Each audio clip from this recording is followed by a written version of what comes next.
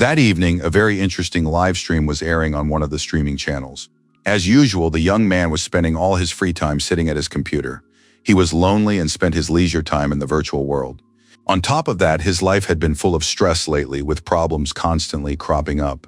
But his younger relatives still saw him as a role model. The world was in the grip of a crisis and high unemployment, and he needed to find a way to make money quickly to make ends meet and take care of his brother and sister, since after their parents' death, all responsibility had fallen on him. He still had his grandmother, but he really didn't want to ask her for money to pay the rent. And the young man, now unemployed, tried to make money through streaming. Of course, no one wanted to listen to such whining. We all have our own problems, but that doesn't mean you have to dump them on others. Unexpectedly, a viewer named Riemann made a donation of 5 million won. The young man jumped to his feet in surprise. He tried to figure out who this person was. It must be some kind of typo. The young man thought that some rich YouTuber had decided to make content out of him, to give a poor guy with 0 subscribers a huge sum of money and film his reaction. But the young man immediately realized he wouldn't be able to return the money.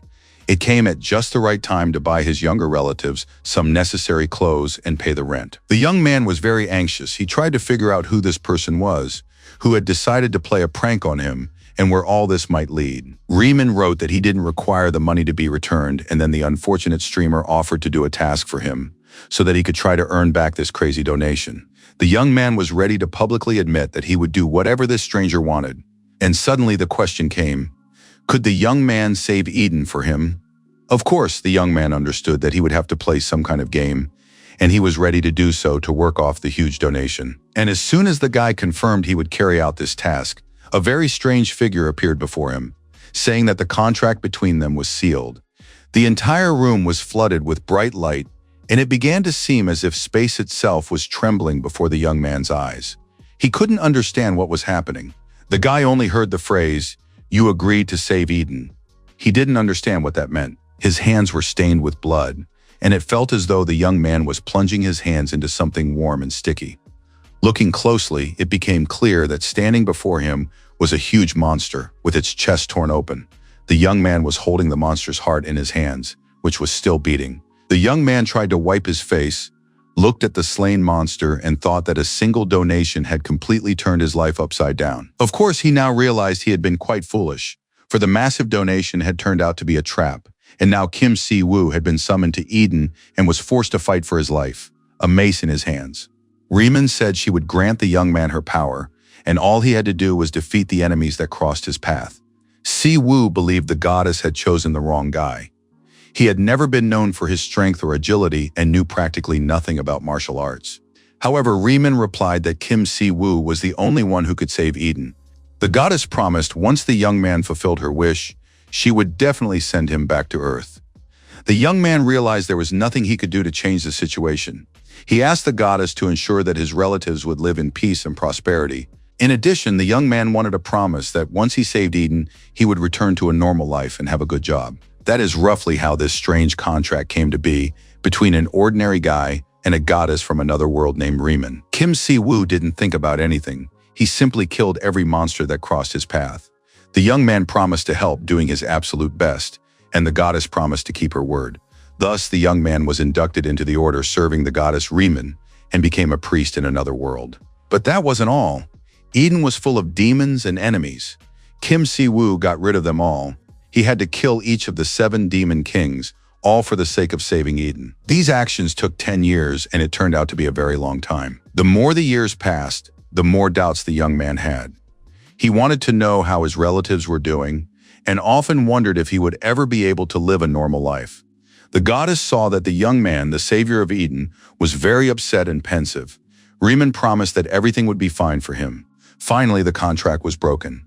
Kim Si-woo had fulfilled his promise and now had to return to the ordinary world to live and work there in peace. The goddess enjoyed strolling through Eden, which had become very beautiful after the young man had rid it of monsters and demons. Kim Si-woo waved goodbye to the goddess and told her that the next time she lured someone in, she should be more shameless and have no regrets. After that, the goddess said she was very grateful to the young man and regretted having distracted him for such a long time. Kim Si-woo was very excited.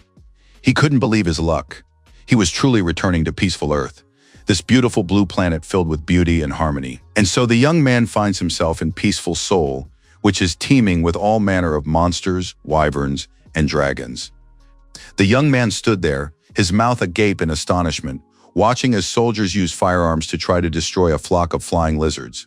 Kim Si-woo had missed his native language and interacting with people terribly, but now all he could hear were the screams and shouts of terrified soldiers demanding reinforcements. Could this really be the beloved Earth, the country and city the young man had dreamed of returning to all these years? At one point, the young man even thought he was asleep or still in Eden, since dragons and monsters were completely uncharacteristic of his peaceful Earth. The young man recalled the goddess Riemann, who had tried to support him and convince him that he hadn't fallen victim to the Queen of Nightmares, since he had killed her with his own hands. The goddess fondly remembers that battle in which Kim Si-woo defeated the Queen of Nightmares, so there's no reason to doubt it. The young man was surprised to see the goddess standing beside him. Could it be that their contract hadn't ended yet? Or was he simply having some kind of vision? Riemann was even a little offended, since it was thanks to her that Kim Si-woo had survived and returned to Earth. He could show some respect for the goddess he had served for several years. But the young man believed that it was Riemann who had lured him into her world. If not for that, he wouldn't have had to fight for his return. But the goddess was certain that the young man would already be dead if he had stayed on Earth.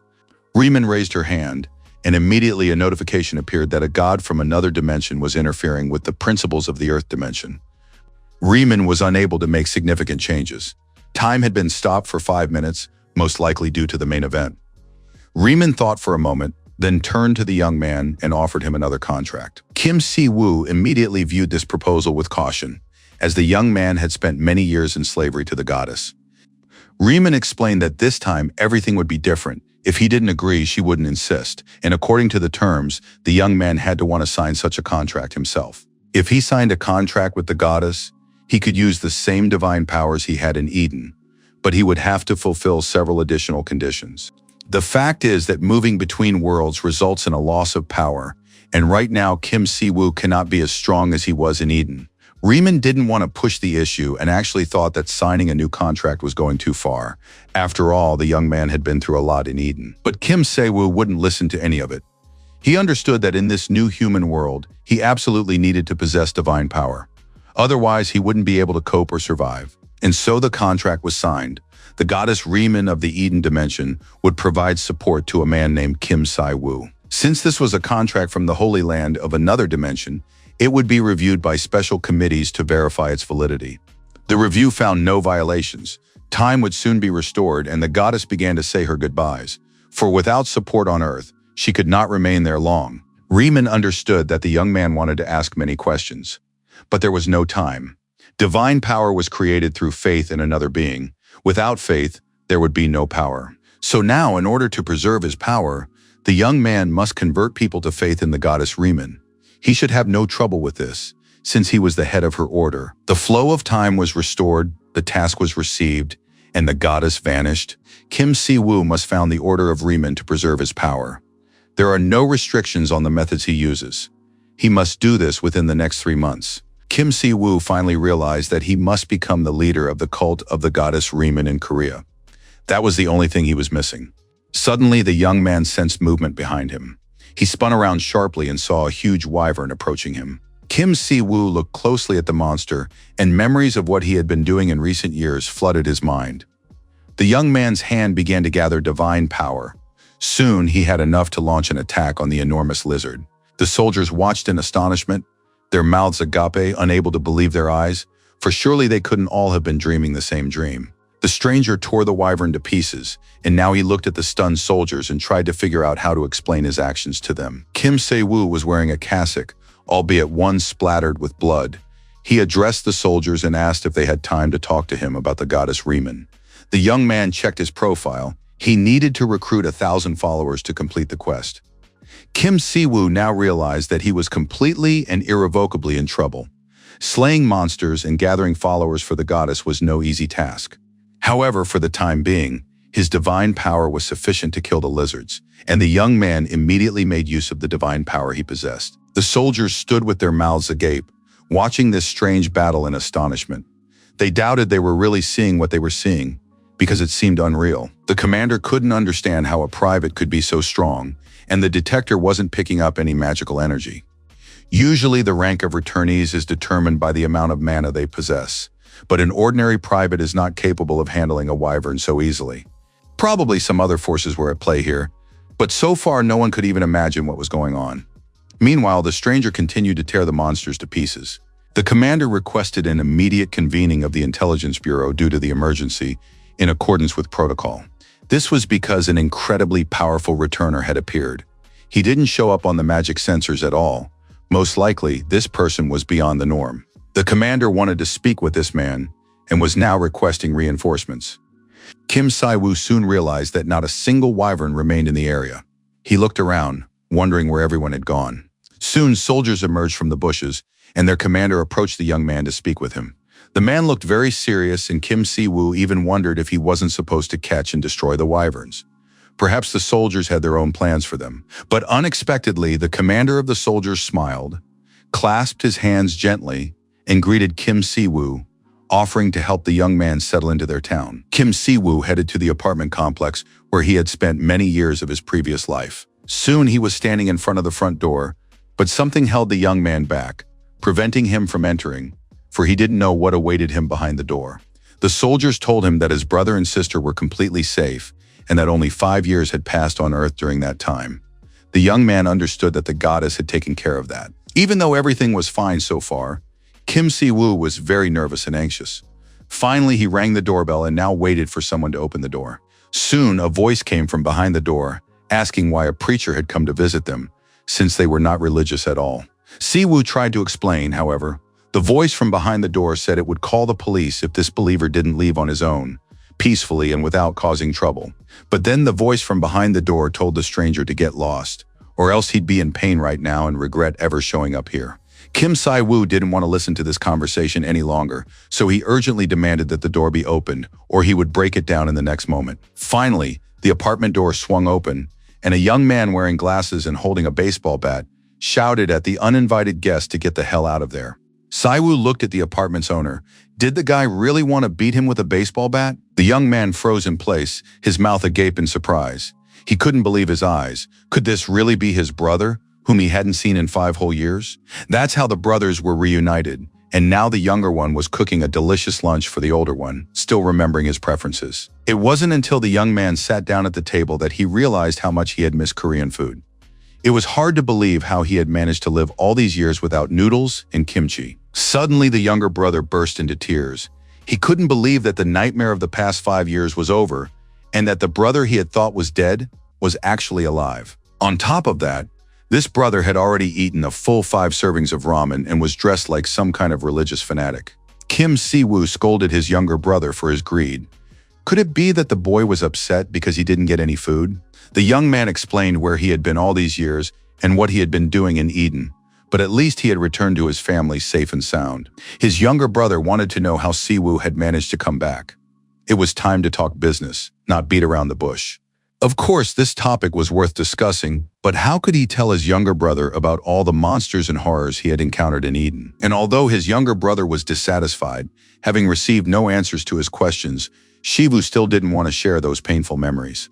Like most sad stories, a world overrun by demons is a terrifying place, and the sheer amount of blood spilled by one's own hands is enough to shock and repel anyone. For many years, Si-woo literally bathed in blood in his quest to return to a peaceful Korea, only to find himself in a hell just as terrible, but this time on Earth.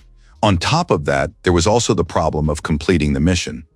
The young man didn't want to lose his power since he had gone through hell to reach his current level. The younger brother realized he wouldn't get an answer and declared in that case he would work, because someone had to earn money, and the young man sat down in front of the monitors. InView explained that he worked as a video editor. Since his older brother had disappeared, this was how he made money. There was quite a lot of work. He was employed by a major YouTuber. Si-woo was impressed by his brother, who had always been interested in video editing and was now making a living from it. The videos looked very realistic. In-woo told his brother that popular people had appeared in their world. They're called players. They deal with portals, dungeons, and the monsters that crawl out of them. These players use system windows and skills. Si-woo had read many novels about this before, so now he could picture what it was all about. Every day, the number of subscribers for these players increases, which means the editor has more work to do. Suddenly, Kim Si-woo shouted, "That's it!" And this startled his younger brother. Si-woo decided he would become a YouTuber, fulfill the goddess's command, and gain subscribers and followers. As soon as these thoughts entered his mind, a notification window popped up right in front of him. But there was nothing useful in it because all the options were still locked. InView guessed that his older brother dreamed of starting his own channel, but it wouldn't work now, so there was no point in even trying. It turned out that to create content featuring players, you needed government permission. But not everyone manages to get it. InView promised to help his brother and explain the various intricacies, since while his older brother had been away from Earth, InView had started making good money doing this. Si-woo listened to the proposal and said that his younger brother shouldn't get too cocky because he actually didn't understand anything. Si-woo recounted how, a few hours earlier, he had been brought to the family residence and thanked for his cooperation during the nighttime investigation. The commander asked what Kim Si-woo now planned to do here. The young man looked the soldier in the eye and said he wanted to expand his order. The commander believed that Korea was a free country with freedom of religion.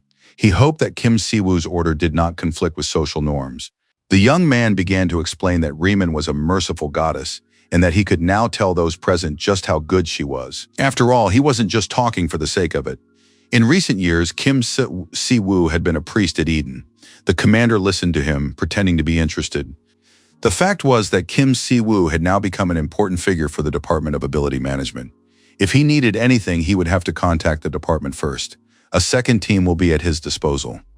And now the Ability Management Department has recognized and announced Korea's first anomaly, the returnee named Kim Si-woo. The younger brother's mouth fell open in surprise when he realized his brother was an anomaly. Si-woo looked very pleased and confident and was now looking at In-woo with interest. In-woo couldn't believe that this man, who had just eaten so many bowls of ramen, had actually come back from the dead.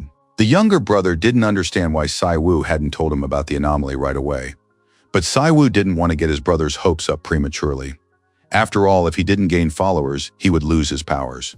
Finally, the long conversation came to an end, and it was now clear that Si-woo was a god. He needed to gain followers, and to do so, he wanted to start a channel on YouTube. In-woo was sure this wouldn't be easy, since his older brother's clothing was rather peculiar, and no one on Earth knew about his goddess. An interesting thought suddenly occurred to Si-woo. What if he could awaken ordinary people, that is, be able to create players? Of course, every powerful nation would hunt down Kim Si-woo for such an ability, but such abilities don't exist. Although if they did, it would be worth a fortune. Kim Si-woo said that the goddess Riemann is the goddess of mercy and charity. All followers of the order would gain more experience thanks to her blessing. In-woo couldn't believe his ears. Could he really become a player? And all he had to do was believe in this goddess. His older brother replied that it wouldn't work just yet. As soon as he gathered the required number of followers, he would gain that ability. Si-woo would be able to awaken anyone. In-woo was more than happy to get involved in this experiment and immediately became his brother's follower. He also started thinking about advertising to attract more followers. Now In-woo was burning with a desire to spread the good news, and the young man clearly couldn't wait to tell everyone about the miracle. Si-woo was amazed at how quickly his younger brother had become a believer, without ever having met the goddess. And now he had forgotten that he used to be an atheist. Kim Si-woo decided to hold online services via a YouTube channel, but the details still needed to be worked out. In-woo, who had recently been editing videos, said he had some ideas, but just then the doorbell rang. In-woo was very pleased. He told his brother that Si-woo would finally take full responsibility, and he could breathe a sigh of relief. Kim Si-woo didn't understand what he was talking about until the silhouette of a girl appeared in the hallway. Kim Si-yeon, his younger sister, was still young, but she had grown significantly since they last saw each other. Si-woo was stunned. Of course, the little girl had turned into a real beauty. Plus, she had grown up a lot and must have missed him terribly. The girl burst into tears because she thought her older brother had died. Si-woo apologized for his sudden disappearance and promised that everything would be fine now. But Si-yeon was a real little girl, and she wept and screamed, paying no attention to anything else. Her sobbing went on for a long time, and soon Si-woo was forced to call his younger brother to save the day. He didn't know where the girl's off switch for her tears was. The next morning, Si-woo walked his sister to school. They agreed to go to a cafe after class. The girl looked very happy. She waved goodbye to her brother and said she knew a nice little spot that served delicious tteokbokki. Yesterday had been very difficult. Si-yeon had been sobbing and wouldn't calm down.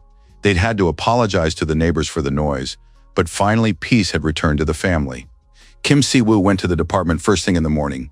He explained that he had spoken with his brother. To maintain activity on the channel, the Awakened one needed a certain degree of recognition. Department representatives confirmed that they would provide Kim Si-woo with everything he needed. The Minister of the Department of Ability Management apologized for finding the returned Kim Si-woo so late.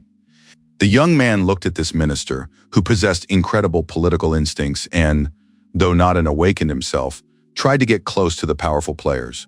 Si-woo explained that the main reason for his activities was missionary work. The department minister stated that there was nothing prohibited about revealing his status as a returnee on YouTube.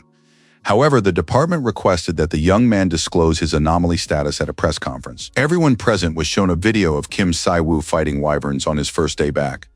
Department representatives explained that they had tried to block the video but failed, and it had gone viral. Yoo Seong-ho understood that the young man would likely not appreciate this, but he planned to assign several agents who would remain nearby without causing Kim Si-woo any trouble. South Korea has never had its own anomaly returnee before, so the Department of Ability Management does not have many specialists. The minister apologized for this, however the young man didn't see any problem with it. Besides, it made perfect sense. Upon returning home, Kim Si-woo had to listen to his grandmother scold him for not contacting her immediately upon his return to the city. The woman praised her eldest grandson for returning alive. She would finish her trip, and Si-woo had to take care of his brother and sister. The young man knew he would return.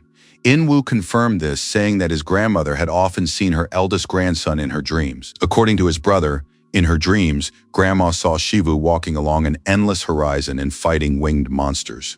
You could say that was simply amazing. Grandma believed her grandson would return based on her feelings and dreams. In-woo, on the other hand, was certain that his older brother had died.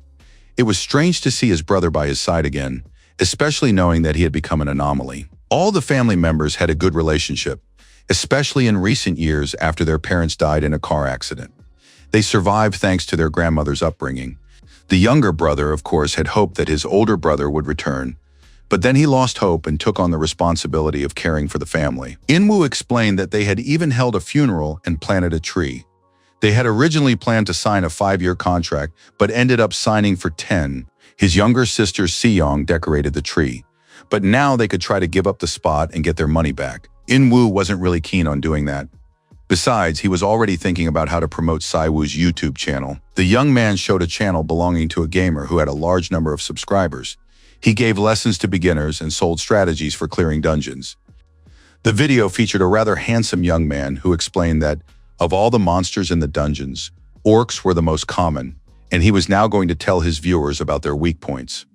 This player had a great outfit, a good-looking appearance, and a smooth way of speaking. Overall, he was quite attractive. Besides, this guy had a kind nature, didn't do anything forbidden, and paid well for services. Right now, they just had a channel. Usually, setting up a channel takes a couple of weeks. InView had already made a test video about faith in the goddess Riemann. The easiest way to gain fame for those who have just started a channel is to secure the support of a large corporation. Right now, the Military Academy for Newcomers is holding an event that would also be worth participating in. Videos like these garnered a huge number of views. They looked exactly the same as in previous years. Minsu created tutorial videos for newbies and attracted new subscribers as a result. Si-woo looked at his younger brother and said that, in reality, this Matuba star looked like a newbie himself. And that's when the younger brother revealed his main idea. He wanted to tell the story of a protagonist who hides his power. The newbie is actually a super powerful anomaly. In-woo showed his brother the script and said that this is exactly the direction their video would take, and that it was the perfect plan. In-woo admitted that he hadn't shared all the details with his employer yet. To start with, he suggested simply conducting an interview. The thing was, Minsu really liked the idea, and he would gladly agree to the interview. Si-woo watched his younger brother and noted with satisfaction how enthusiastic and capable the young man had become. Soon the young men set off for the film set, even though it was quite a distance away. The location was near Mount Magam. The brothers arrived, but there was no one in sight. Si-woo suddenly sensed the presence of demonic energy, the kind possessed by monsters and demons.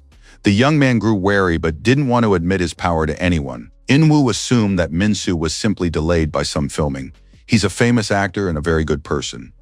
But then his older brother said something terrifying. If he were just an ordinary returnee, they would already be dead here. And those words, spoken by his older brother, sounded very frightening. In-woo didn't want to believe it was true because his employer was a good person. Si-woo was sure that his younger brother was too trusting.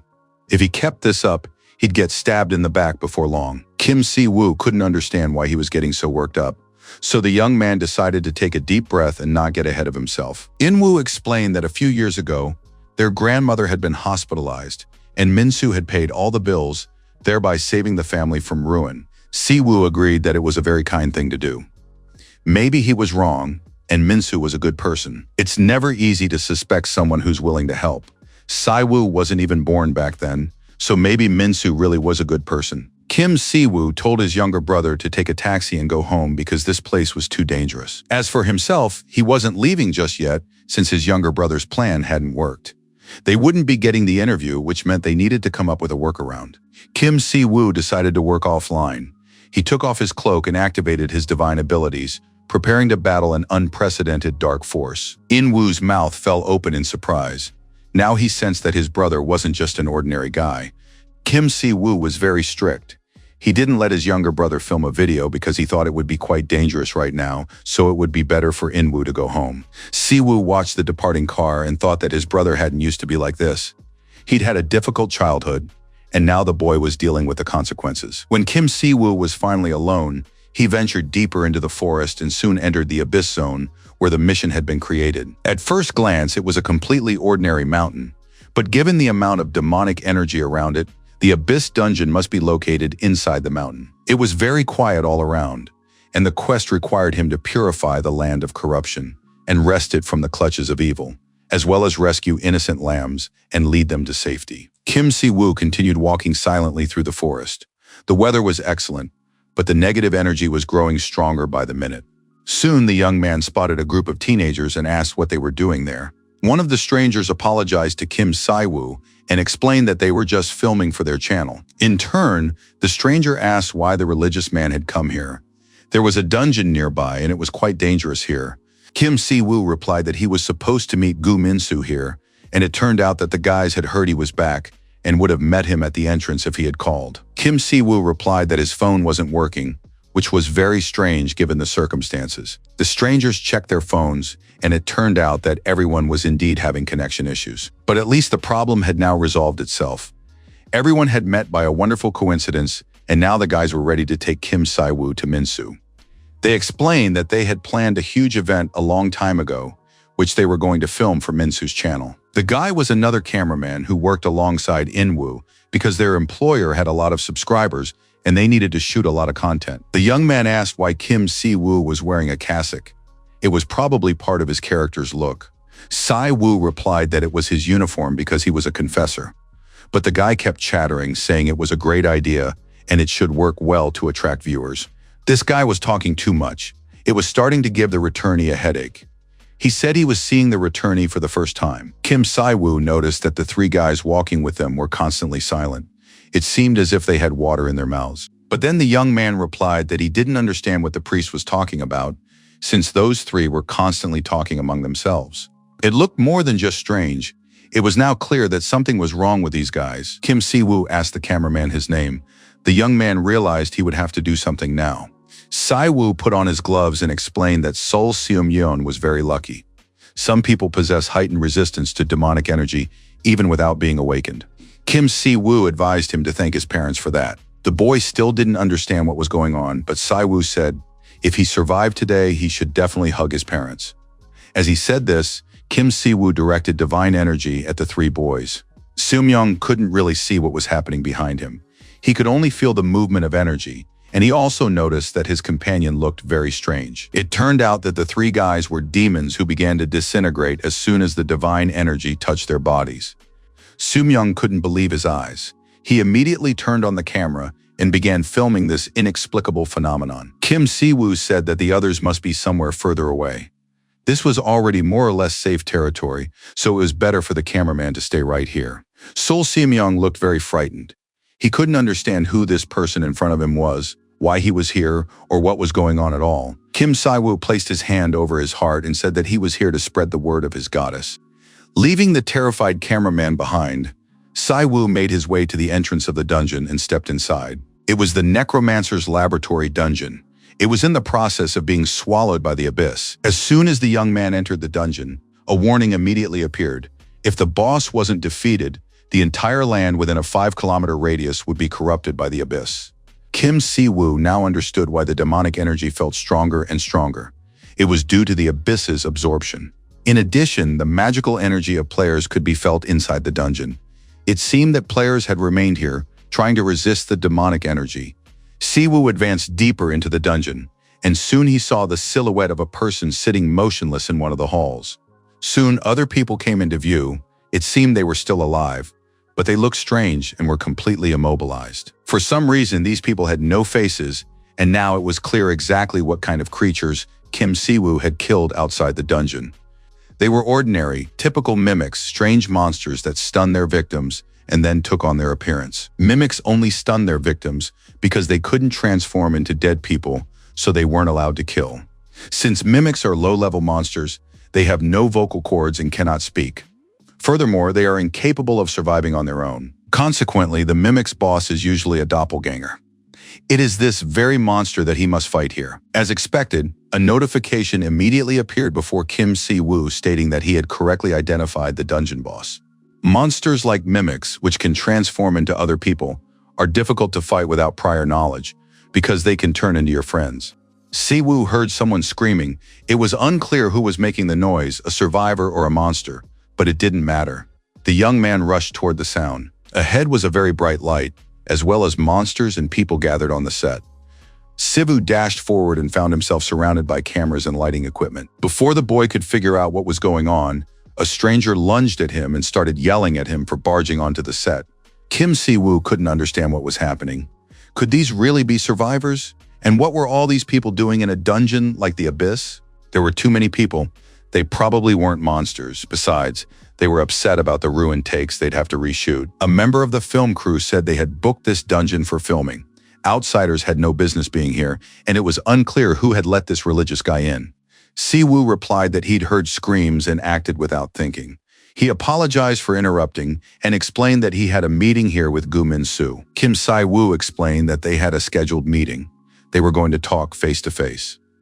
The stranger realized that the person standing before him was the one who had returned, the very person he was supposed to meet. Now it made sense why the guy was dressed so strangely. Kim Si-woo confirmed that it was indeed him. And then the man said that was exactly where they should have started, but they couldn't pass on the information because the walkie-talkie wasn't working. The young man asked one of the crew members to take this religious figure to Min-soo. It was the returnee In-woo's brother. The girl introduced herself and greeted Kim Si-woo. She immediately switched to the informal you and said she would take him to the boss right away. As he walked through the film crew, Si-woo noticed some people who were also faceless. But fortunately, not everyone on this set was affected by the demonic curse. They continued working and discussing plans for the day.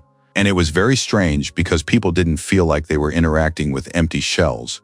Right now, the faceless girl was talking to her companion. Si-woo realized that a group illusion was taking place, created by a doppelganger who was now controlled by the collective knowledge of everyone present and was even speaking on behalf of some of them. It was like a puppet theater, where the doppelganger played the role of the puppeteer and spoke for some of the people who had been left without souls. They are completely subservient to the boss, under his influence, and don't even realize it. If the doppelganger is using such a group illusion, it means he has accumulated a great deal of power. Most likely, this is precisely why demonic energy is seeping out of the dungeon. The young man who had been escorting Kim Si-woo said there was no need to worry about being in the dungeon. This place is under their control. Si-woo wanted to know what that meant, and then the young man explained that they had captured the dungeon boss. Of course, that sounded like complete nonsense. However, the young man said that they were really tough and didn't just film in dungeons, so they shouldn't be underestimated. If the boss were killed, the dungeon would collapse, but letting him roam free was too dangerous, so they had wounded him and bound him with chains. Well, filming is much easier with weakened monsters. Si-woo was very surprised and asked for clarification. It turned out that these players had beaten the boss half to death but left him alive, and they thought it was a brilliant idea. Now it became clear exactly how such cool shoots happen. Players catch the boss, wound him, and then film the content. But this time they were out of luck, because the boss was a doppelganger. Soon the young man led Kim Si-woo to a huge door and said that this was the boss's room and Min-soo must be inside. Si-woo thanked the guy and they said goodbye, hoping to see each other later. However, Kim Si-woo realized that no one was following safety protocols here. The young man entered the room where the boss was located and now watched with interest all the people present there. A conversation was taking place among three people. The editor was explaining that he could edit the video differently, laying out his ideas to the player. Gu Min-soo, and it was indeed him, was confirming what worked for him and what he agreed with. Just at that moment, Kim Si-woo, who had arrived, called out to them. The young man introduced himself and said he was In-woo's older brother and that they had a meeting scheduled to talk. Gu Min-soo warmly greeted Mr. Kim and said he'd heard a lot about him and had been waiting for him to show up. He also noted that Si-woo was very handsome. The guy was simply fantastic. A pleasant voice, handsome, well-mannered, and intelligent. He invited Si-woo to sit down and rest after his journey. Min-soo finished his conversation with his cameramen and editors, saw them off, and said he needed to talk with the gentleman who had arrived. Min-soo brought a cup of hot coffee and said he would have liked to offer something better than instant coffee, but unfortunately there was nothing else here. Si-woo thanked him for the coffee and the hospitality and also explained that he had been brought here by the film crew. There were no problems and there were a lot of people around. Min-soo admitted that realism was very important in his videos, which is why he always invited anyone willing to help. These people were awakened but too weak to become independent hunters, but after all, not all players are the same and here they earn decent money. Si-woo listened with interest to this business project. His younger brother also wanted to become a player. Now it's clear where he got his ideas from. Min-soo asked where In-woo was right now, since he was also planning to come to the dungeon. Could he really be waiting outside? Si-woo lamented that his younger brother had fallen ill and unfortunately had stayed home and couldn't make it. Min-soo confirmed that the young man was in poor health. We should send him some fruit. He's been working on video editing for a long time and gets sick often. The most effective way to strike up a conversation with a stranger is to find common ground. Min-soo was quite sociable. I wonder if he's always been like this or if he's acting this way to boost his image.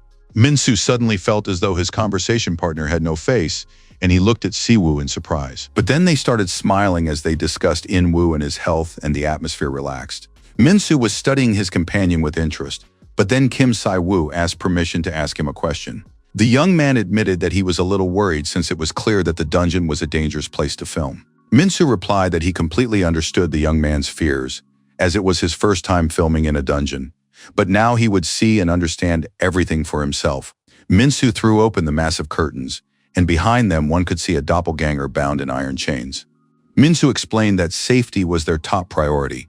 They had several dangerous scenes planned ahead, and they would definitely double-check safety measures several more times. Min-soo explained that several people had indeed left the project, but they hadn't been injured on set. They had fallen ill the day before, and their condition had simply worsened here. Min-soo suggested that his companion take a look around a bit before joining the project. That's perfectly normal for someone who's just returned. Kim Si-woo agreed to take a walk through the basement and look around, finished his coffee, and said goodbye to his companion for a while. But before leaving, Kim Si-woo suggested they shake hands since they were now working together. Min-soo returned the handshake and wished Mr. Kim well in their collaboration. However, the moment their hands touched, a bright, divine glow immediately appeared between them. Min-soo couldn't understand what was happening and tried to pull his hand away. But Si-woo held his counterpart firmly, and the longer it went on, the more frantic Gu Min-soo became. It seemed as though his body was losing its physical form. Kim Si-woo was very pleased. He believed that if only one person was deceiving the other, it wasn't as fun. There had to be an unexpected twist in the plot. Si-woo activated the passive skill Holy Fire, and now, with its help, he was burning away the demonic essence and destroying it. Soon it became impossible to hold on to the creature, which began to change its form under the influence of the Holy Fire. Kim Si-woo grabbed his companion by the shoulder, continuing to burn away his essence, and asked what the professional thought of his acting. Gu Min-soo initially thought this dungeon would be a walk in the park for him, but he soon realized that the boss was a doppelganger. First, the team members ran into trouble, and then the monster overpowered the player and took on his appearance. The outcome was a foregone conclusion. Just then, the players captured the dungeon boss, who was trying to explain to his companions that he was actually Gu Min-soo. Soon, the young man realized that his friends couldn't hear or understand his cries, and that his appearance bore no resemblance to their handsome boss. The doppelganger had completely taken control of the team members' bodies, created mimics, and could now control everyone. He asked the player how Gu Minsu felt when all his friends and comrades looked at him as if he were a monster. The young man didn't understand why the doppelganger hadn't killed him right away and put an end to his suffering.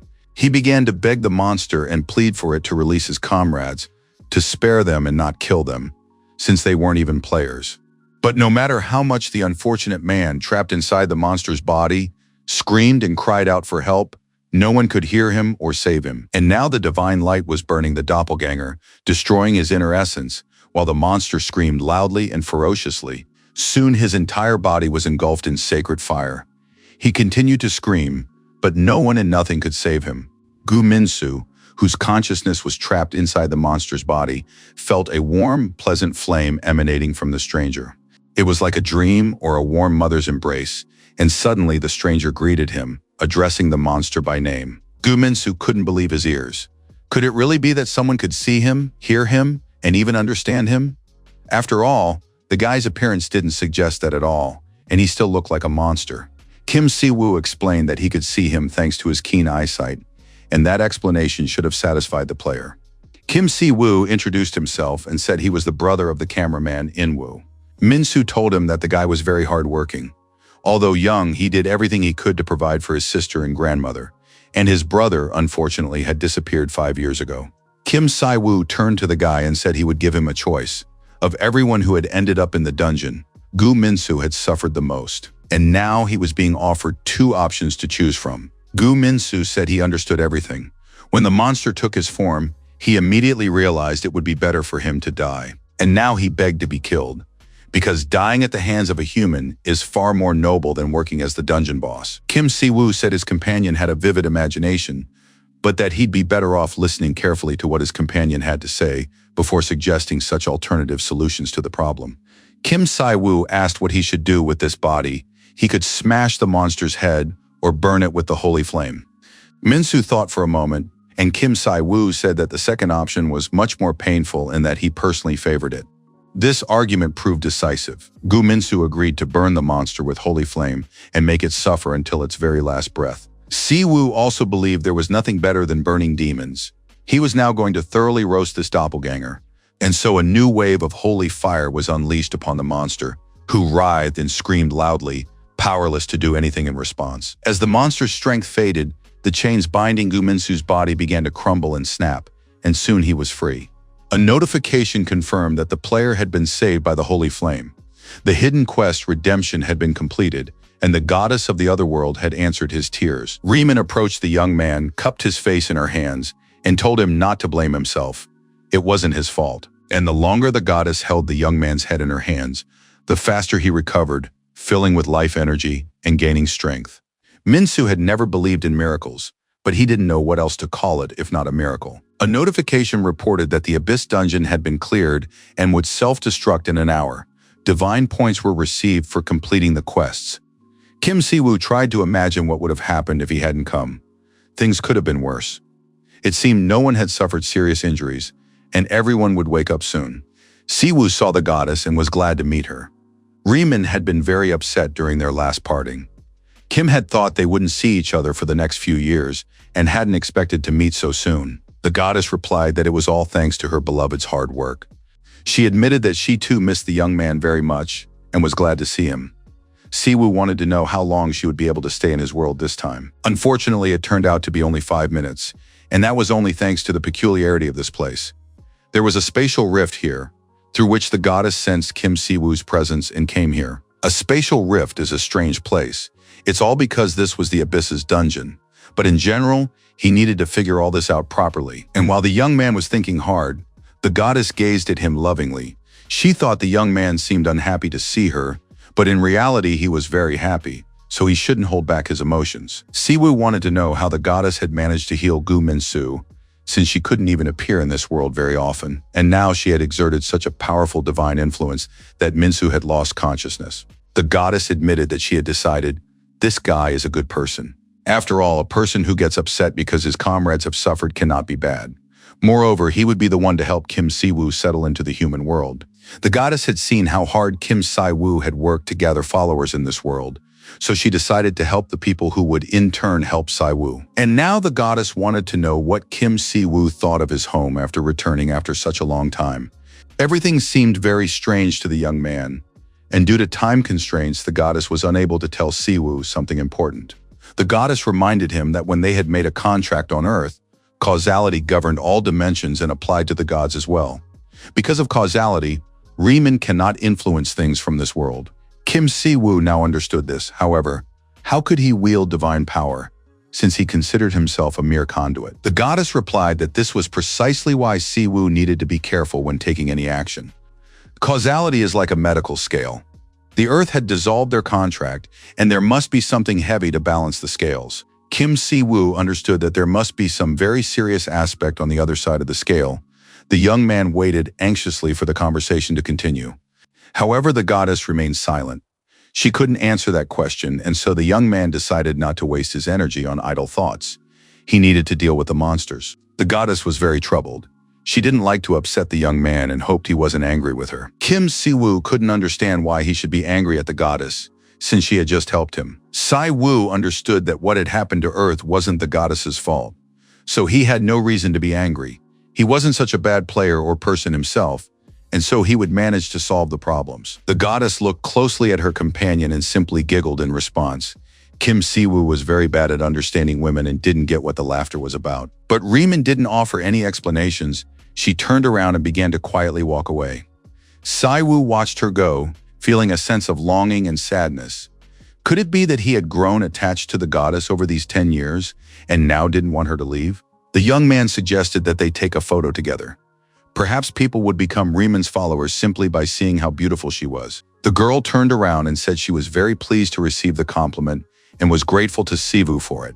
Next time, perhaps, they would meet in a more pleasant place. The goddess told the young man that he knew perfectly well what he needed to do, and when Si-woo started saying he didn't understand what she was talking about, the goddess explained that he needed to build a temple for her so it would be easier for her to incarnate, as well as to gather more followers. As soon as the goddess disappeared, the unfortunate Gu Minsu woke up.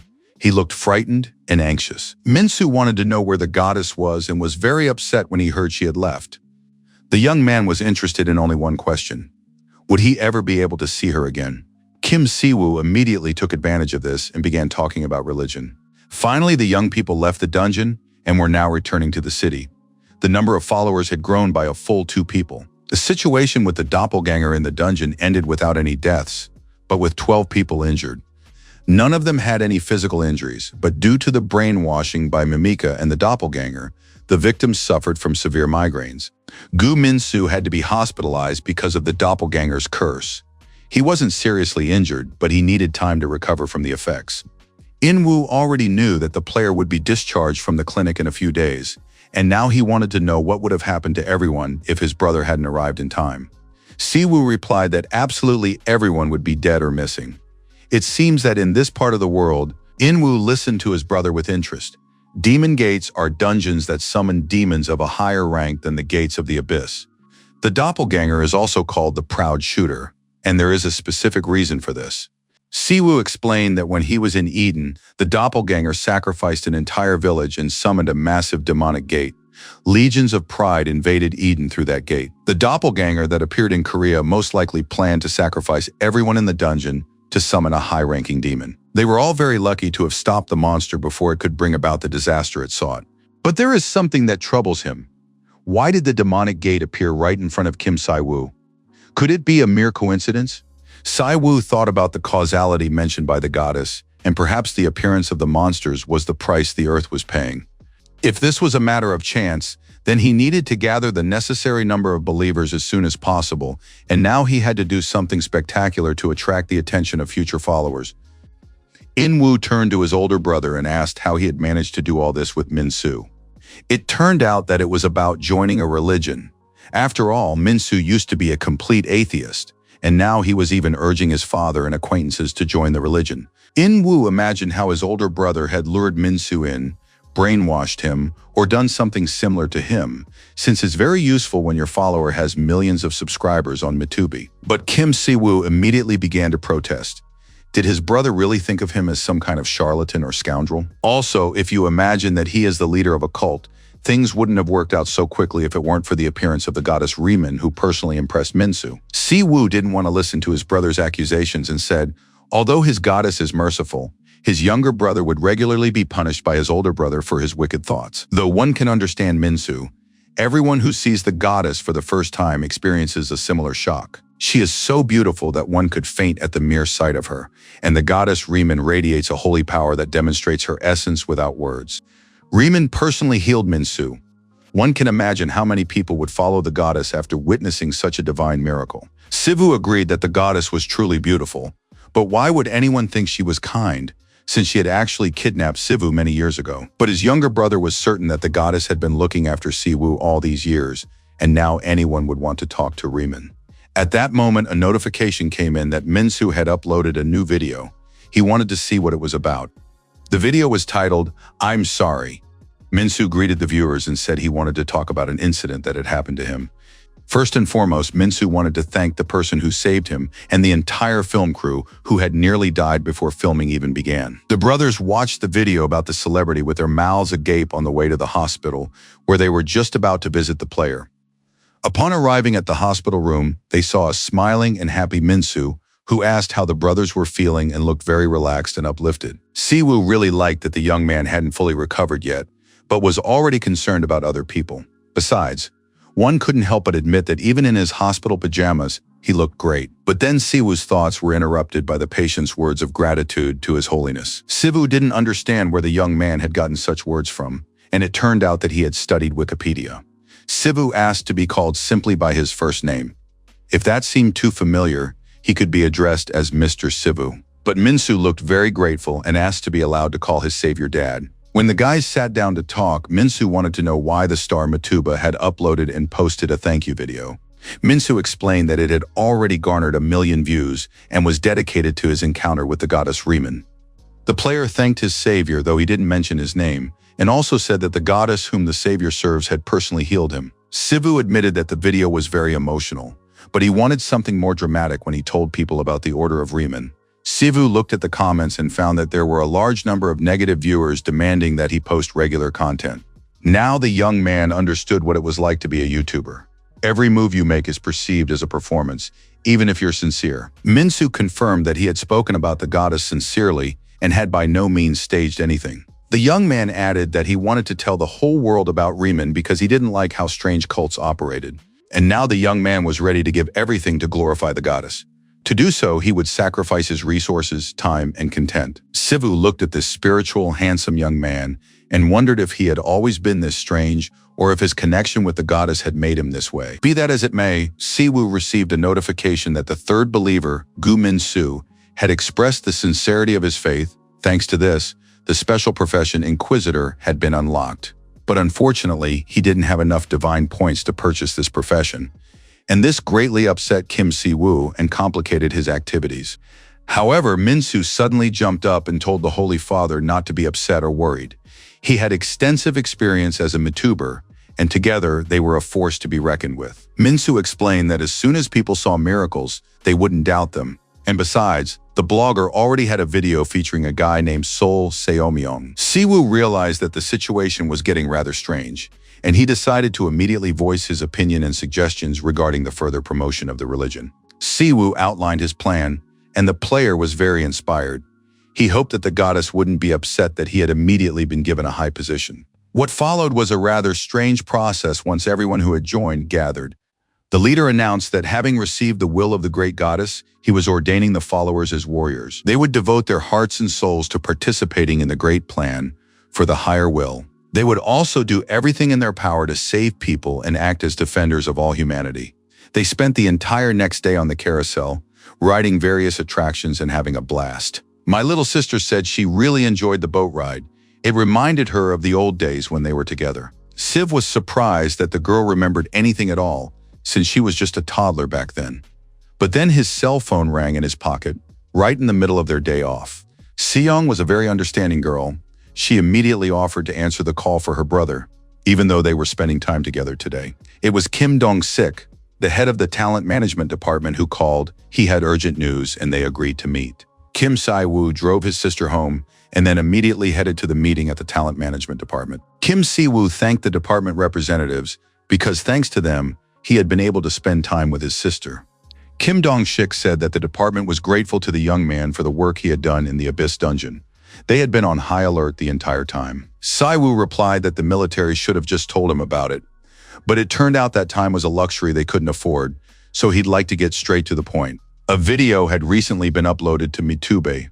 It was a ritual for the initiation of new cult followers. The entire process unfolded before the viewer's eyes, along with the monsters and the warriors fighting them. Dong-shik wanted to know exactly what Si-woo thought about this video, and soon the men agreed that this was definitely some kind of path, and on this point their opinions converged, and one could say they had become colleagues. Si-woo didn't understand why he was shown this video. Did the head of the department really want him to stop working on creating one of these crazy projects?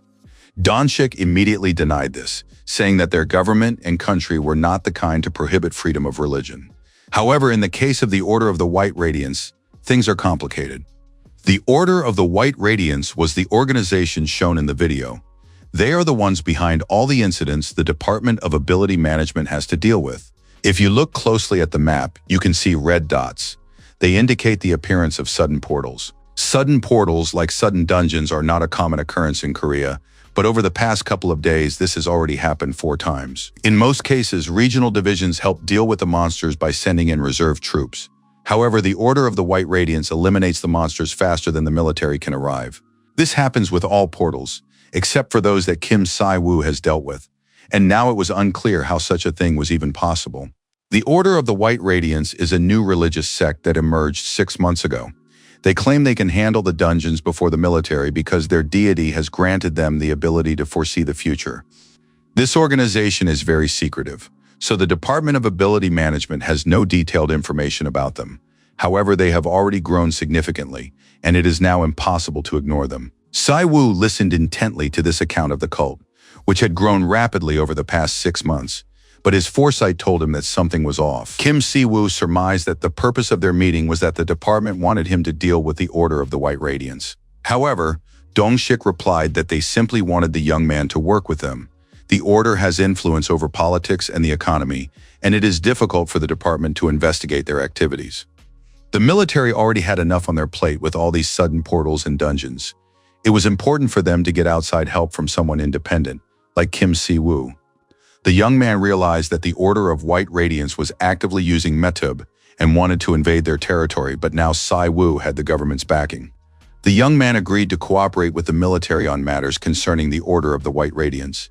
He agreed that the Order and the sudden dungeons might be connected in some way. Kim Dong-shik promised that if the young man helped them with the Order, they would support any of his endeavors.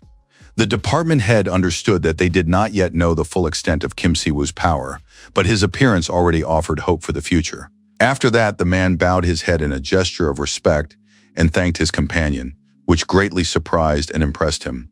Kim Dong-shik, doing all this, looked somehow enlightened, joyful, and happy. It seemed very strange. Si-woo didn't understand what was so joyful about it. However, it was clear that the situation couldn't be taken lightly. Something had happened in his country during the years he had been away. The young man was certain that this wasn't a specific skill of a stealth player. A passive ability was being used to destroy the wyvern. There were no actions indicating the use of a skill, such as incantations or a delay, and the flame in his hands was holy fire. It was effective not only against undead, but even against ordinary monsters. And of course, everyone is curious about who this mysterious man is. He will be invited to the next episode once preparations for the meeting are complete. The broadcast date will be announced at a later time. Si-woo realized that MeTuber's actions had sparked great public interest in him. It's very convenient to have a star with a huge number of followers among your comrades. The plan was absolutely simple. Minsu would draw attention to the mysterious player, and the Department of Ability Management would hold a press conference to put the Order of Riemann on full display. By leveraging a massive following, they could expand the Order and recruit new followers. The plan was simple and perfect. It was even simpler than the protagonist hides his powers trope. Si-woo realized he would complete the mission soon, and this lifted the young man's spirits. His younger brother wasn't so confident in a happy outcome. He thought the plan was rather stupid because it was ill-conceived and primitive. But then both brothers' phones rang and alerts came in, And now the boys looked alarmed and worried. Envy rushed to gather his younger sister because an alert had come in for an immediate evacuation. A medium-sized portal had suddenly appeared near the hospital. Sivu studied the message, since the hospital was where Minsu was currently being treated. All civilians were asked to evacuate to the shelter, and hunters were urged to respond and report for duty. Sivu thought that this was not a mere coincidence, but a consequence of his arrival on Earth. Now a young man, he clearly felt that the problems were his fault. Invu was composed and managed to put on a backpack with essential items, stock up on blankets, and wake his sister. He told his older brother that he would go with the girl to the shelter. The little girl was crying because she had been suddenly woken up, and Sivu had to go help the people. Invu understood that his older brother would definitely go, even if he begged him not to, because he possessed the powers to protect them. At that moment, the front door opened, and the soldiers introduced themselves, saying they were from the Department of Ability Management. They explained that they would take Siwoo's family to the nearest department shelter, and that he himself should go to the head of the department, Kim Dong-shik, as soon as he was ready. The monsters that had appeared in the city were mostly undead, and the core of the gate had not yet been located. The department had restricted access to hunters of rank D and below. Several years had already passed since the Busan tragedy. Back then, a sudden gate had appeared right in the city, and a huge number of civilians had suffered. Kim Si-woo walked through the streets, looking at the civilians who were terrified and in need of medical care and protection. Cries for help could be heard from all around. The players had been divided into rescue teams and were soon to enter the dungeon. Kim Si-woo received a notification that a sinister energy had been detected near the gate. The atmosphere was terrifying and frightening. Si-woo approached the gate and saw small groups of players waiting to be allowed in. In general, the players looked quite relaxed and confident. They grumbled about being torn away from their usual activities, but now they would quickly handle everything. Many were looking forward to the clear and hoped that they hadn't come here for nothing. Sivu realized that the atmosphere near the gate was fairly calm. No one was panicking or causing chaos, as had been the case among civilians. The players were likely part of a guild. Donshik explained that this was always their procedure. Until all zones were divided, the players wouldn't enter or begin clearing. This is especially true in situations involving the sudden appearance of gates or dungeons. For ordinary citizens, a gate means chaos and disaster, but for players, it's a way to make money. And right now, guild representatives are dividing the dungeon into zones of responsibility. Kim Si-woo thought this was simply disgusting. The world had truly changed in recent years, and he wasn't going to put up with it. Si-woo reminded his companion of the promise to provide full support if Si-woo helped with the order. Kim Si-woo said he would handle these gates single-handedly, and that the rest should focus on searching for and rescuing survivors. He would take care of everything related to the battle himself, and Si-woo began to gradually activate his divine power, ignoring Kim Dong-shik's protests. And soon the young man looked like a true pastor, surrounded by divine power. The other players couldn't understand what was happening and didn't feel the influence of any energy emanating from the stranger. The divine power grew stronger and stronger. It illuminated everything around, and it seemed as though the sky was shimmering like the northern lights. Kim Si-woo used the active skill Illumination and restored the land to its original state. This skill affected the immediate area. On the illuminated ground, the power levels of demons and undead were reduced, and weak undead were instantly destroyed. In addition, Si-woo received a notification that the leadership of the causality dimension was watching him. The young man knelt and began to pray. He asked the goddess Riemann to bring down divine punishment upon those attempting to disturb the peace of this land. He also swore to devote his life and body to fighting those who stand in the way of his goddess. And then loud roars, wheezing and screams rang out, and a huge horde of undead surged through the clinic's corridors. Minsu, though armed with a sword, was still in his pajamas, as the young man hadn't had time to recover from his encounter with the doppelganger. Minsu wanted to know where the dungeon boss was hiding, but it turned out they hadn't managed to track him down yet. The young players had gone in search of him, but hadn't returned. Minsu believed they couldn't just sit around and wait.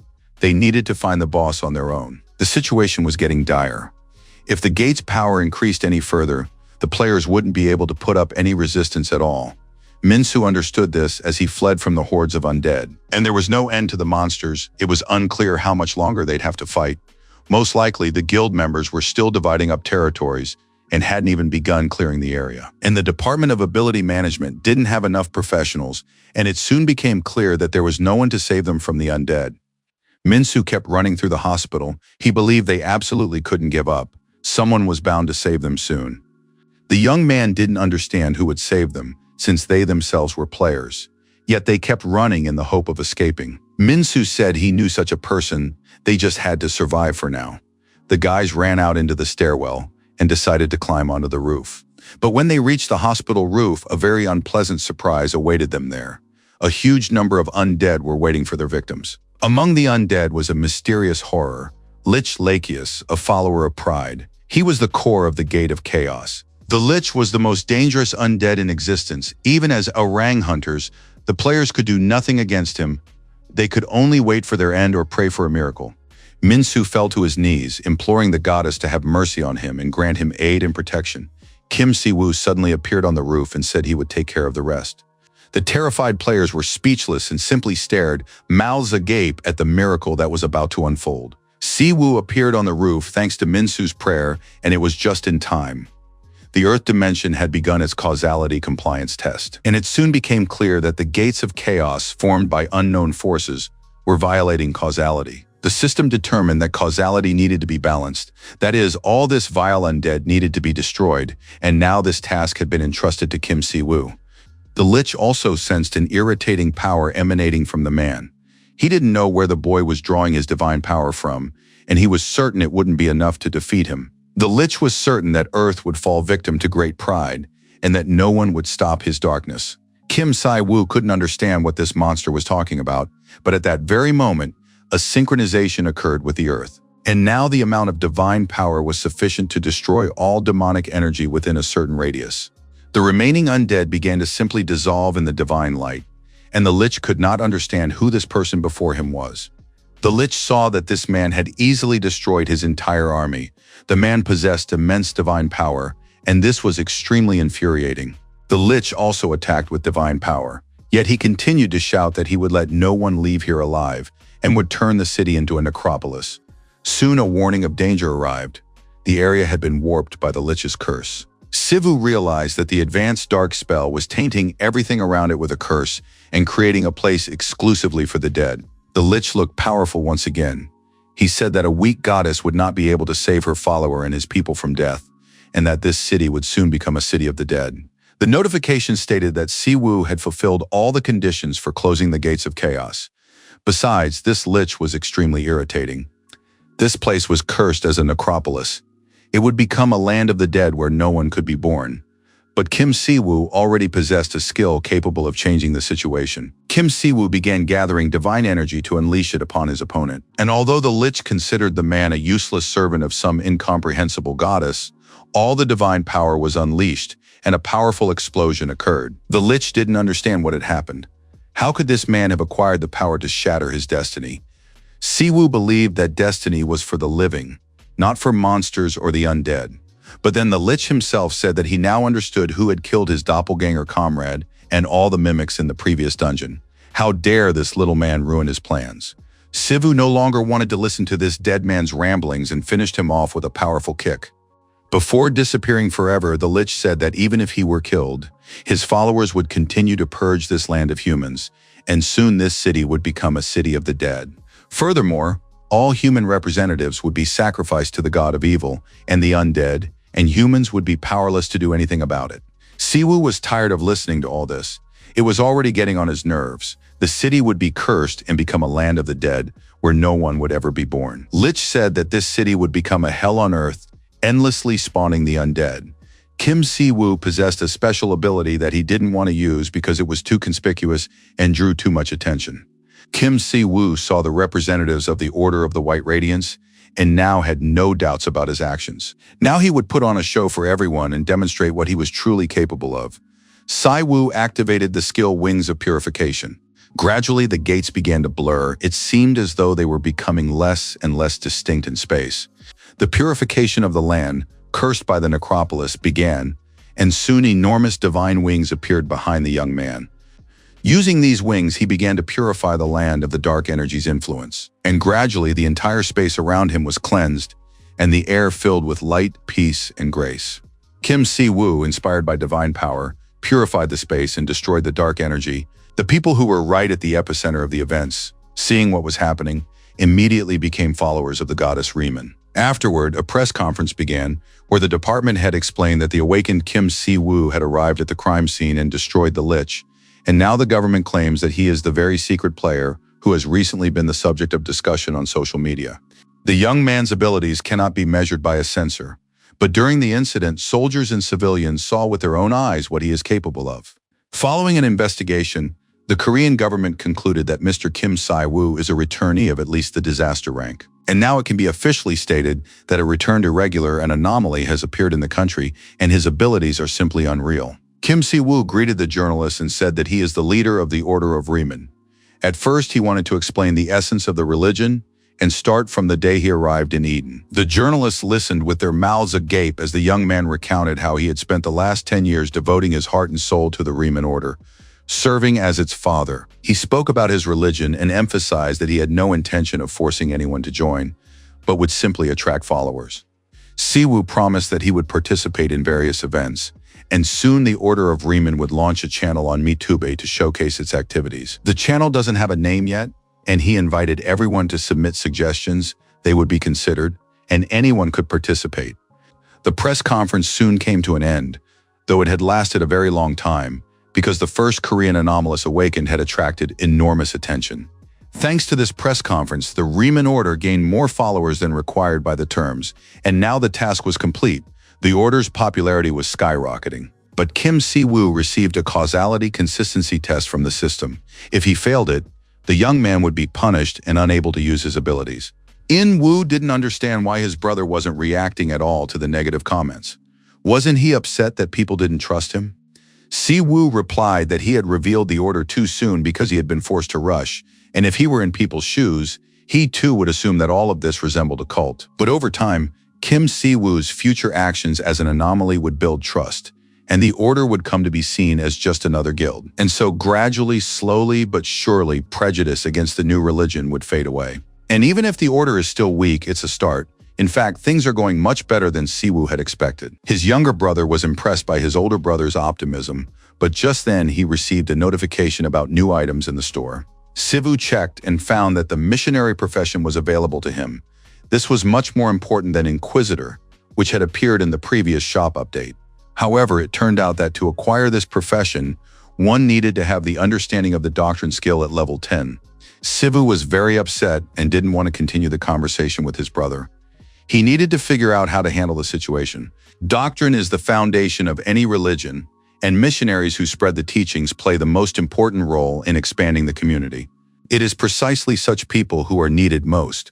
But the younger brother was more interested in the beautiful wings, and he wanted Siv to take them out again and flap them. The notification stated, due to the increase in the number of believers, the goddess's powers have expanded. She is incredibly happy and is granting an oracle. Riemann did not appear physically, but her voice could be heard, and she wanted to speak with Si-woo. This was very unexpected. Si-woo was shocked, and his younger brother thanked the goddess for taking care of his brother. Hearing these words, the goddess Riemann laughed and said that her chief follower had a very good family. Si-woo said that the goddess was mistaken. She hadn't seen how much his younger brother loved to make fun of him, but in any case, it didn't matter. The young man wanted to know why the goddess had appeared. Riemann explained that thanks to his deeds, she could now communicate with Si-woo. He had done an excellent job, and now the goddess could help with the order's administration on Earth. Even when the young man first arrived in Eden, the goddess had promised that she would always help him. And now that he was on Earth, she had also found a way to do so. Kim Si-woo said that this was of course very kind and he was ready to hear what she had prepared for him. Riemann had made arrangements with causality and the dimension. She had passed the causality exam, and soon the young man would receive a system notification. It turned out that Kim Si-woo could summon a missionary from Eden, and it would look just like when the goddess took him to Eden back then. Riemann said that this wasn't about any kind of abduction. She had selected the candidates from among the volunteers. Kim Si-woo soon realized that it had already been decided who would go to Earth as a missionary.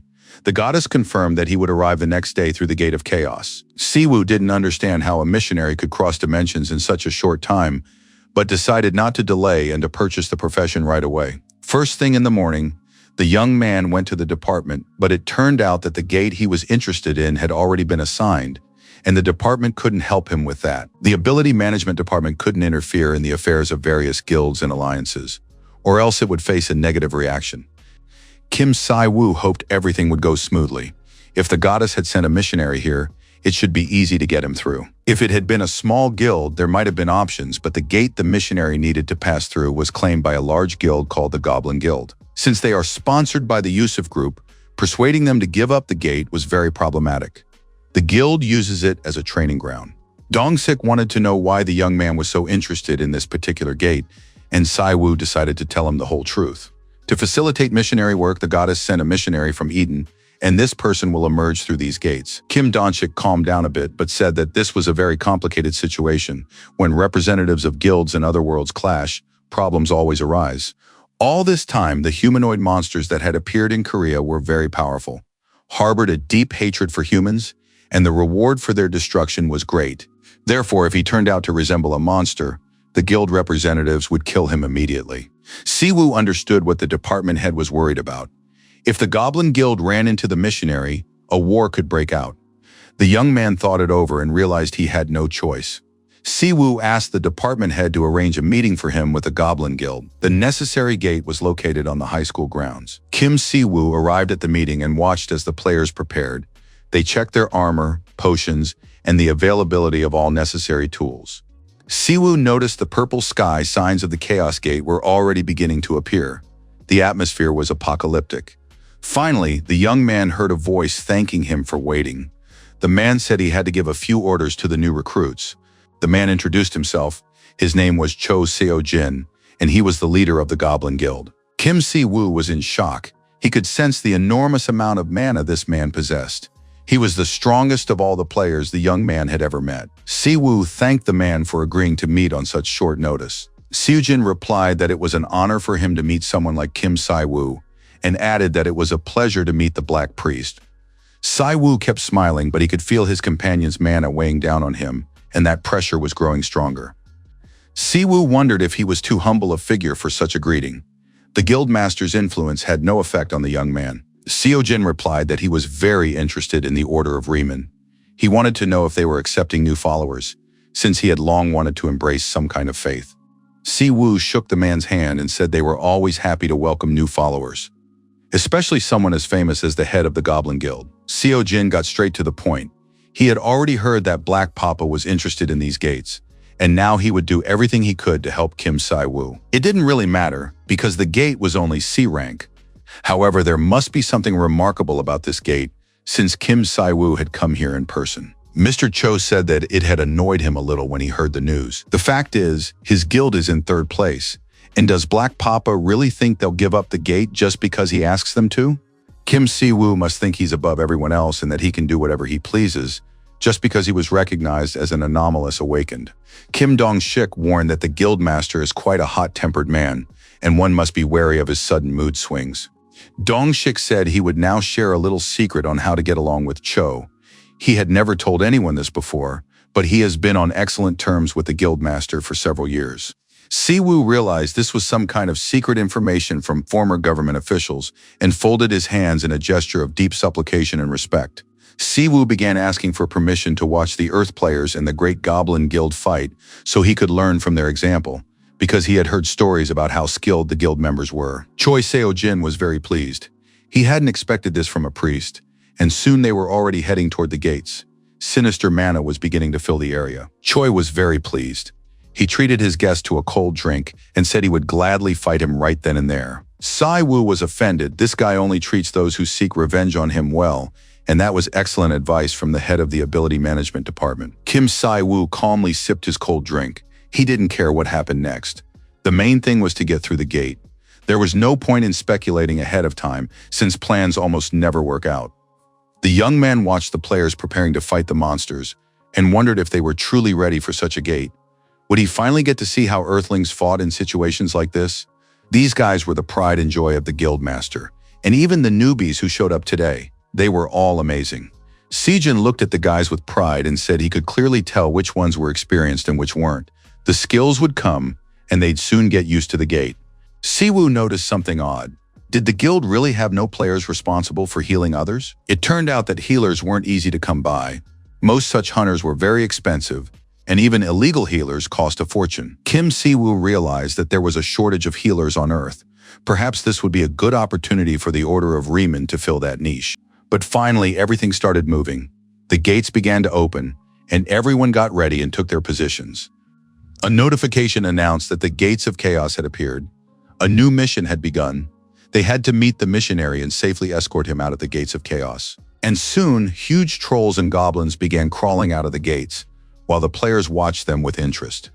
They saw a group of monsters before them, quite terrifying. Their gaze was frightening, and their huge fangs and powerful musculature did not inspire confidence. Experienced players offered advice to their younger comrades.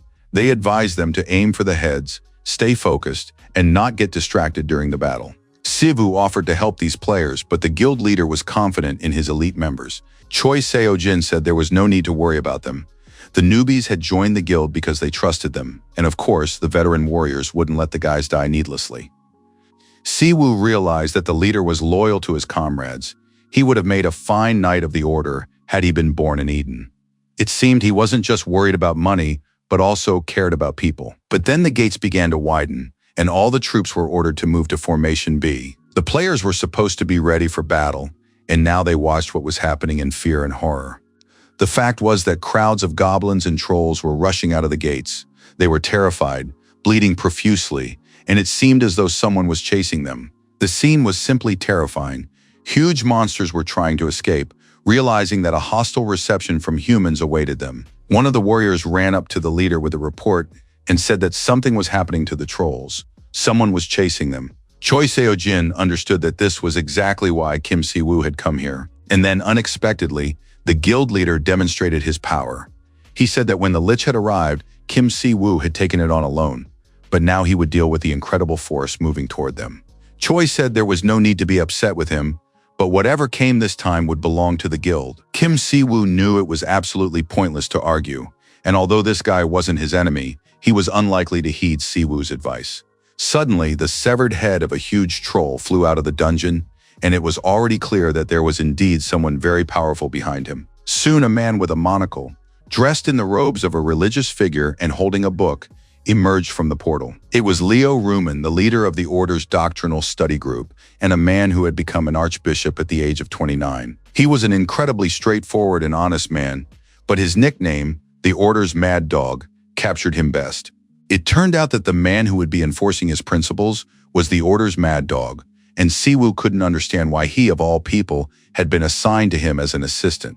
Choi Seo-jin was already racing at full speed to deal with this powerful stranger, who was even taking down trolls and goblins. The guild master shouted that he wouldn't let anyone near the missionary. He would deal with him himself, and he tried to strike with all his might, but his arm was immediately seized and pinned by his opponent. The tension between the opponents was intense, but it soon became clear that Leo Ruman would win. He easily twisted the attacker's arm and simply tossed Seo-jin aside as if he were a small puppy. Kim Si-woo put on a practiced, friendly smile, but inwardly he thought he was in real trouble if he had to work with such a powerful missionary. The guild warriors froze in place, mouths agape, not knowing what to do. Their leader had been defeated, and only his 2 legs were sticking out of the asphalt. Whispers spread among the warriors that the stranger had taken down Choi Seo-jin. The hunter was most likely a nobleman, and now everyone was certain that was exactly the case. The players began passing instructions to one another. They wanted to urgently assess the boss's condition, surround him, and block him off, or else they were finished. But unexpectedly, Leo Ruman addressed the crowd. He called them brothers and suggested they stop this senseless battle. The man admitted that he didn't want to fight them because any battles between people deeply saddened the goddess Riemann. Kim Si-woo couldn't calm down. He called the missionary a true shameless man who had driven a C-rank warrior into the ground in front of all his followers. Si-woo was already thinking about how difficult his conversation with department head Kim would be. At that moment, Leo knelt and greeted his eminence, saying that he was a faithful servant of the goddess and the head of the Society for the Study of Doctrines. He greeted him as His Holiness, the first apostle, the sole representative of the goddess Riemann on earth. Si-woo didn't understand when Leo had managed to learn Korean, but it turned out to be a blessing bestowed by the great goddess.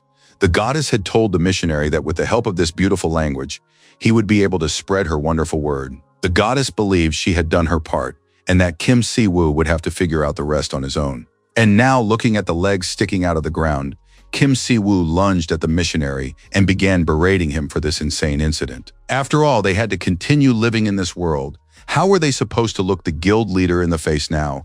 And how would other people treat them if they started off on such a negative note? Si-woo continued to berate the missionary, but at that moment a powerful explosion rang out, and Cho Seo-jin found himself safe and sound before the crowd once again. An archbishop of a religious order must remain faithful to the doctrine, possess a noble character, and be ready to sacrifice himself for others. To become an archbishop, one must pass certain trials and be respected by others. However, Leo was an exception. He belonged to the branch of warrior priests. Si-woo began to push the missionary aside and apologized to the guild leader for the fact that his comrade had treated him rather harshly. Seo-jin was in a combative mood. He asked Kim Si-woo to step aside for a few minutes. He also ordered his warriors and guild members not to approach, since the fun was just beginning and Seo-jin didn't want to be interrupted. Si-woo tried to explain that this was Leo, the bishop of their order, and that there had been a misunderstanding. But the guild leader said that this monster-like cleric was no enemy. But this was a real man's dream to face off against a powerful opponent in battle. Kim Si-woo thought this man had gone mad because he wanted to fulfill some dream of his own that was more important to him than life itself. Leo said that if His Excellency would allow it, he would gladly demonstrate the power of the order of the great goddess Riemann to the mortal warrior. Si-jin replied that they were no longer children, so they didn't need any permission to fight. Si-woo realized he had to let these children play their little war game, and then they could get back to work. Leo Riemann immediately grabbed his opponent by the clothes and pulled him toward him. It was clear that the guild master hadn't expected the fight to go this way. And then everything happened too quickly, and suddenly the priest brought both hands down, doing so very quickly and forcefully. When the smoke and dust cleared, everyone saw two sets of legs sticking out of the ground. Kim Si-woo towered over them. He wanted to know what the brawlers tasted like. They eventually turned their attention to fighting the monsters, and soon the gates of chaos were completely destroyed. Kim Si-woo safely met the missionary and received a reward from Leo Riemann. Kim Dong-sik covered his face with his hands when he surveyed the scene, because Kim Si-woo had simply intended to talk to Cho Seo-jin. The young man honestly replied that he had tried, but the conversation had gone a bit off track. But now everyone looked completely happy and satisfied. Dong-sik pretended none of this had happened, and that everything taken from the gate belonged to the Goblin Guild. The guys agreed that in principle everything was fine. There was nothing wrong with two men beating each other up. Choi suddenly announced that he wanted to propose something to Kim Si-woo. It concerned a treaty between the Goblin Guild and the Riemann Order, but in principle this was impossible, because the Riemann Order was a religious order, not a guild, and moreover, a religious order with two awakened ones capable of defeating a C-rank warrior. Cho didn't argue, but he warned Kim Si-woo that many eyes were now on him, and some of them had already begun to move. Seo-jin felt absolutely amazing. He hadn't experienced such intense emotions in a long time. If the guys needed to think over his proposal for an alliance, they could take as long as they needed. After that, the man said goodbye and, laughing cheerfully, rode off, leaving clouds of dust in his wake. Kim Dong-sik said he would register Leo Riemann as an awakened one and prepare all the necessary documents. Si-woo realized that he was constantly causing the man trouble and inconvenience, and decided to buy him something nice and useful from himself at the first opportunity. Kim Si-woo invited the missionary to his home to introduce him to his family and spend some time together. In-woo prepared a truly sumptuous and delicious home-cooked meal, and now the whole family had gathered to share the food. The sticky rice was very pleasant to the taste. The soybean stew, grandma's fish fillet, and crispy kimchi, everything was incredibly delicious. Leo thanked the hospitable family for the wonderful dinner and for inviting him. In-woo was very worried. If he had known they would be hosting a missionary, he would have just ordered chicken, since this foreigner was most likely not used to Korean food. But Leo turned out to be a great guest. He liked everything, and he also gave the cook many compliments and mentioned that his older brother admires In-woo. Si-yeon confirmed that her brother is an excellent cook and makes everything taste great. The girl wanted to know if Si-woo had said anything about her. Leo Riemann replied that Si-woo had talked about his sweet little sister many times. Si-woo watched what was happening. He liked everything. His younger brother and sister had welcomed the stranger warmly, and he too was behaving with dignity and courtesy toward them. But then Leo reached the island of sauce, and his eyes nearly popped out of his head, and his mouth opened as if he'd swallowed fire. In-woo immediately began to worry. Perhaps he really should have ordered some familiar food, But Leo, on the contrary, asked him to teach him how to cook. Enro felt relieved and expressed his willingness to teach the missionary a few dishes. The guy was really good at preparing national cuisine. Leo just needed to say in advance exactly what he wanted. Maybe salads or stews, and all of that would be explained to him and prepared. And so the evening passed in the family circle, where everyone was completely at ease and the atmosphere remained relaxed. Kim Si-woo thought about how unusual the event that had just taken place was. His family from Korea and his friends from Eden had gathered in one place, and soon Leo would be living in his grandmother's empty room. The thing is, the housing situation in Korea is quite complicated. He had to call his grandmother, and she allowed him to stay in her room. The grandmother herself is still in America. The necklace with a pistachio-colored commemorative stone is one of the sacred relics, blessed by the goddess Riemann herself. Leo brought this relic with him to Earth, and the intentions of the goddess who entrusted him with the necklace are absolutely clear and understandable. It was necessary to continue expanding the community and establish a temple. It was necessary to build a church for the order's followers. A temple is a place of faith, a home where followers come together to strengthen their faith, and now is the most opportune time for this. Sivu received a new holy relic that holds the goddess's power. A temple is critically important for strengthening the order's position. It is a place where people can pray to their deity and deepen their understanding of the teachings. This was the main task, and it showed that the order of the goddess Riemann was moving in the right direction in establishing its faith on Earth. Sivu was lost in thought when, unexpectedly, Chief Missionary Leo Riemann began pacing in front of him, a vacuum cleaner in his hands. For a moment, Kim Si-woo couldn't figure out what was going on or exactly what felt off. But then it dawned on him. Si-woo didn't know when Leo had learned how to use a vacuum cleaner, but it turned out that his younger sister had managed to teach the guest before leaving for school. On top of that, Leo had managed to do all the laundry, and that was thanks to Enro. He'd taught the guest how to use the appliances, the dryer and the dishwasher. Leo knew he'd come to Earth to serve His Holiness, the Pope, and this was the least he could do, so there was no need to worry. And although this Hulk is capable of taking down a C-rank monster or hunter with a single flick of his wrist, he takes housework very seriously. He could be called the perfect assistant. Sivu approached Leo and reminded him that the man had been his right-hand man in Eden. And now Leo had to finish all his chores quickly because Enro would be back soon. He would bring clothes for the guest and they would go about their business together. Leo believed that his main mission was to perform his role flawlessly, but he was still curious about where they were going. The office building in the city center was crowded. Everyone was going about their business. Gu Min-soo apologized for the fact that he personally hated his savior, Kim Si-woo.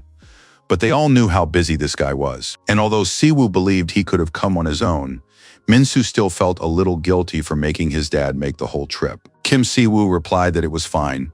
He was very happy to take a walk around Seoul. Si-woo looked around the luxurious building in the city center and remembered that Min-soo was a YouTuber with a huge number of subscribers. So it was no surprise that he could afford such an office. Gu Min-soo explained that since they were considered a guild-approved company, they received some financial support.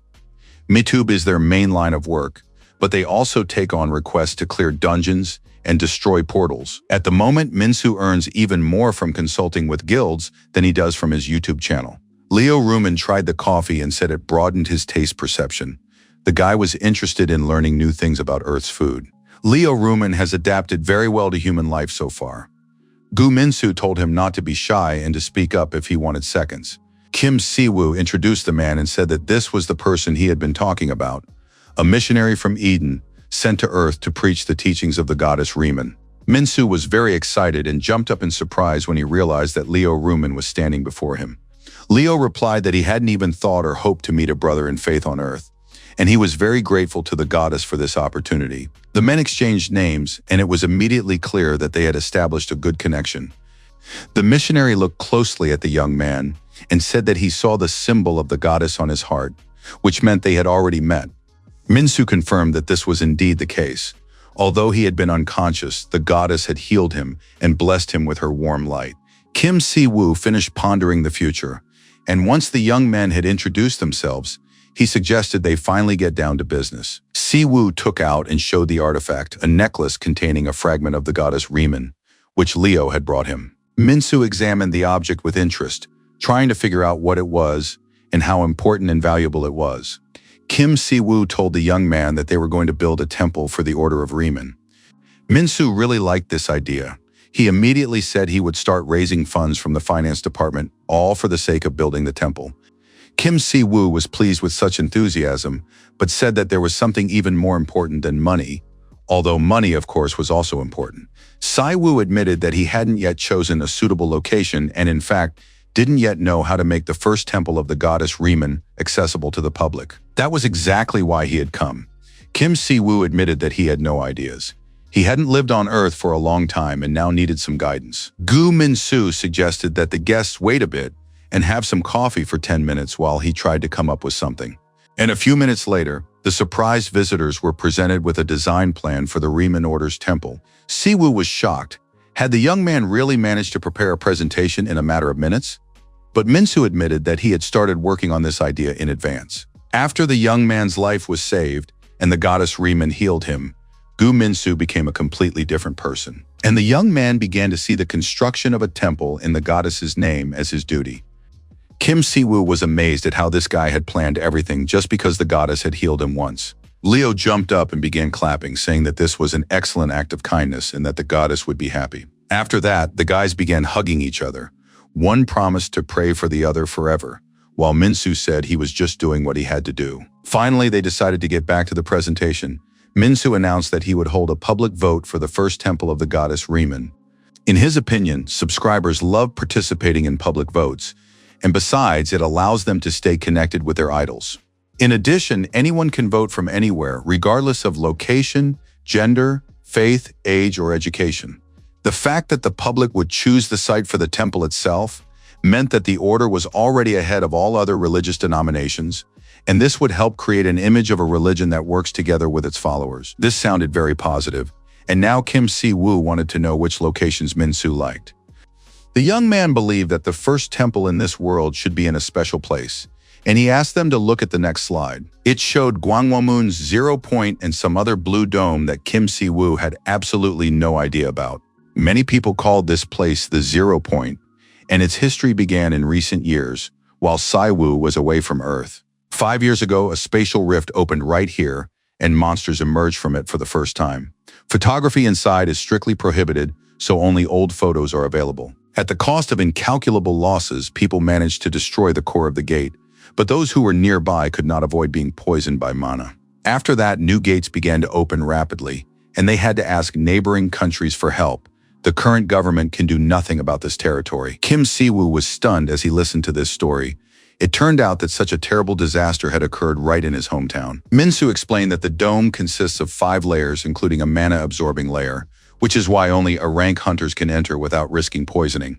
Such a dense concentration of mana goes against the principles of this world, and mana pollution disrupts the status quo. Naturally, destruction ensues, and the mana-contaminated land is unable to sustain life, just like a ruined city. In modern Korea, there are 2 ground zeros, and they remain a painful chapter in the nation's history. Everyone remembers the day when that terrible tragedy occurred. It was precisely in such a place that Gu Min-soo proposed building a temple in honor of their goddess. He believed that if a temple were established at ground zero, the order would gain much as a result. At the very least, it would represent salvation, hope, and comfort, and all of this would have a tangible symbol. Kim Si-woo wasn't at all sure if it was possible to build a temple on a distorted Earth. First and foremost, the land would have to be cleansed. Min-soo agreed since Si-woo had done the same thing after Lich cursed an entire city. We need to ask the goddess for help, and nothing is impossible. Leo Ruman was very pleased with this idea. He said he believed in his new friend, and that they would succeed. Si-woo said that he would certainly try, but the Lich's curse and mana contamination weren't exactly the same thing. Sure, it's cool to make a symbol of the goddess, but there are more important things to discuss.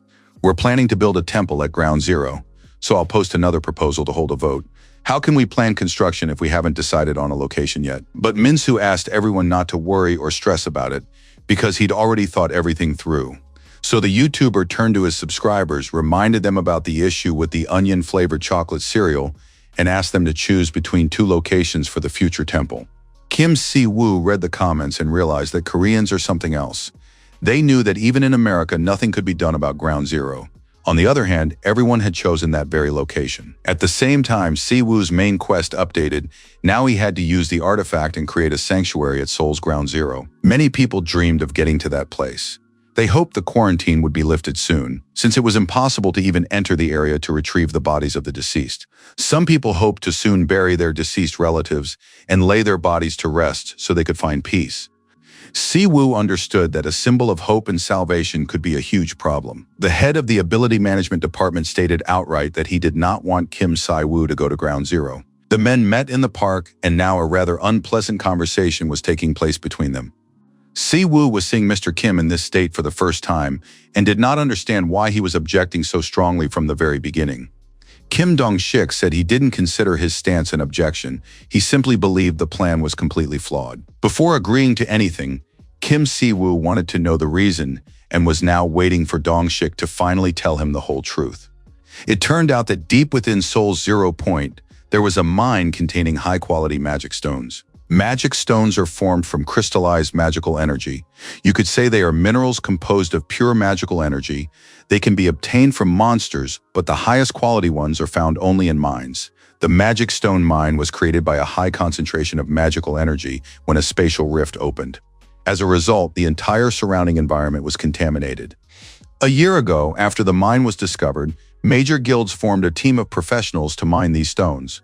Very few people know about this, and of course, Minsu is unaware. Kim Dong-shik admitted that recently, major guilds had been fighting over the magic stone mine.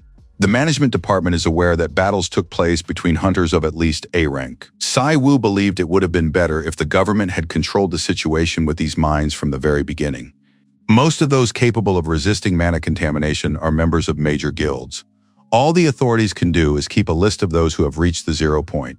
Kim Si-woo understood the main problem. It's not that the government doesn't want to, it's that they can't, because they lack strong members. Kim Dong-shik confirmed this assumption, saying that they were powerless. Once the young man entered the 0 point, the troops would be unable to help him in any way.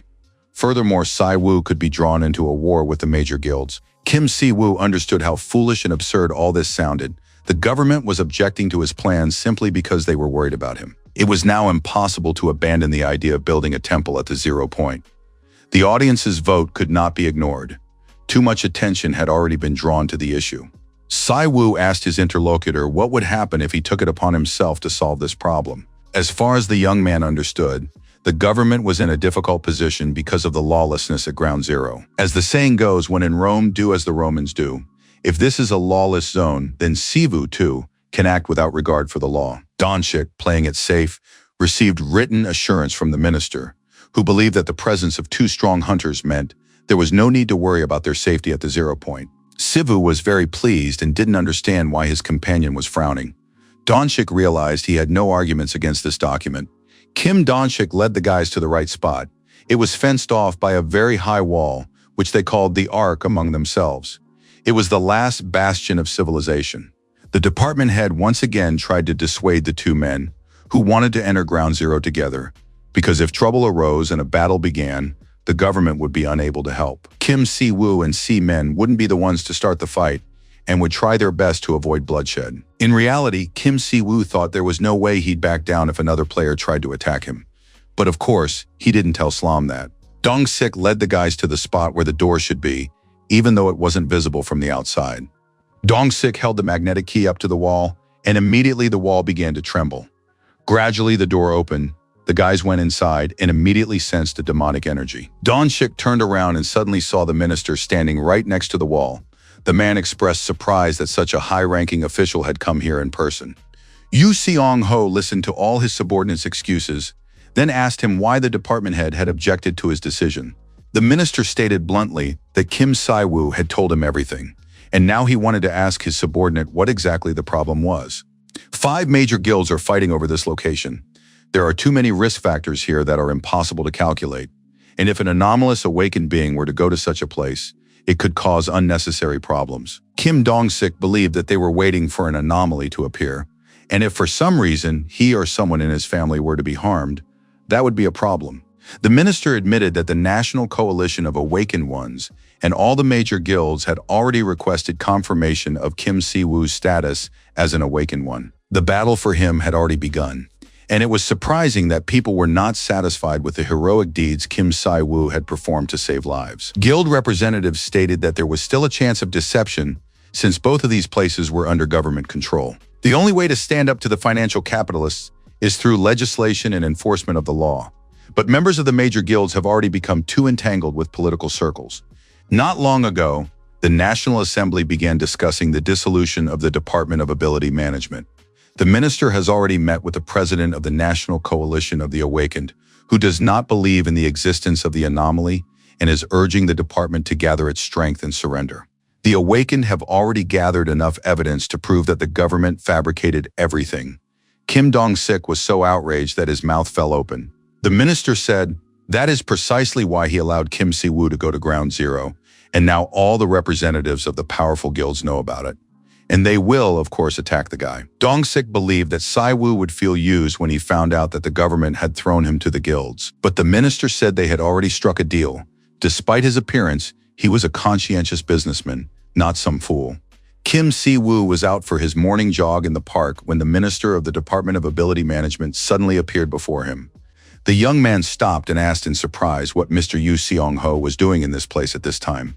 The minister told him about the magic stones in the mine and the struggle between the major guilds, as well as the fact that the government has far less power than it appears to have from the outside. The minister added that the Awakened usually obey whoever pays them best and rarely think about ordinary citizens. The minister told the young man that the Department of Administration would confirm the right to everything Si-woo obtained at the 0 point. But in return, Kim Si-woo would use his power to some extent for the government's benefit. Kim Si-woo paused for a moment to think, then said his answer would be brief and frank. Kim Si-woo promised the minister of the department to clear Ground Zero for his ministry and the government as a whole. In return, the young man demanded the right to a portion of the land at Ground Zero. The fact is, he wanted to build a temple to the goddess Riemann right there. Kim Si-woo promised to ensure the site would be open to the public, since many people have fond memories associated with it. In any case, with the construction permit, the order would strengthen its position as a timely ally of the Department of Ability Management, and the department would gain a strong ally in Kim Si-woo. The minister admitted that the government no longer controls the area. Anarchy reigns there. If something goes wrong, they won't be able to help Si-woo.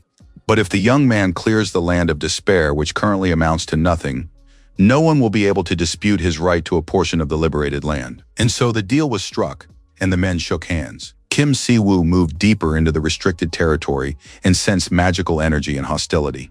Si-woo sensed that about 30 people were hiding nearby.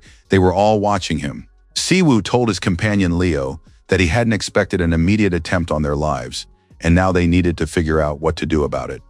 The missionary suggested trying to resolve the matter through conversation first. Violence should always be a last resort. Kim Si-woo decided to heed his assistant's advice. He stepped forward and addressed those who had ambushed him with a proposal. "How about we talk?" After that, he waited a while for a response, and when it became clear there would be none, Kim Si-woo kicked the ground, which caused a massive explosion. The people hiding began coughing, covering their faces and eyes with their hands. Si-woo suggested they come out of hiding while he was still in a good mood, since everyone would benefit from it. It was clear that the guys hiding were very modest, which is why they were wearing masks. But they had nothing to fear. The religious leaders had come to survey the land for the construction of a temple. Kim Si-woo said that he loved his goddess very much and would be happy if everyone moved out of the way right now. The fighters and representatives of the major guilds still didn't know what to do. They clearly hadn't expected to be exposed so quickly. Kim Si-woo heard someone's loud voice ordering them to disperse and realized that his call for negotiations had worked after all. Soon, a man stepped out onto the square. He said he had expected more when he was asked to get rid of the leader of some, and now he sees a boy standing before him. Kim Si-woo smiled at the remark that he was a child and said he hoped the man felt good and confident, since he was, after all, an adult and experienced.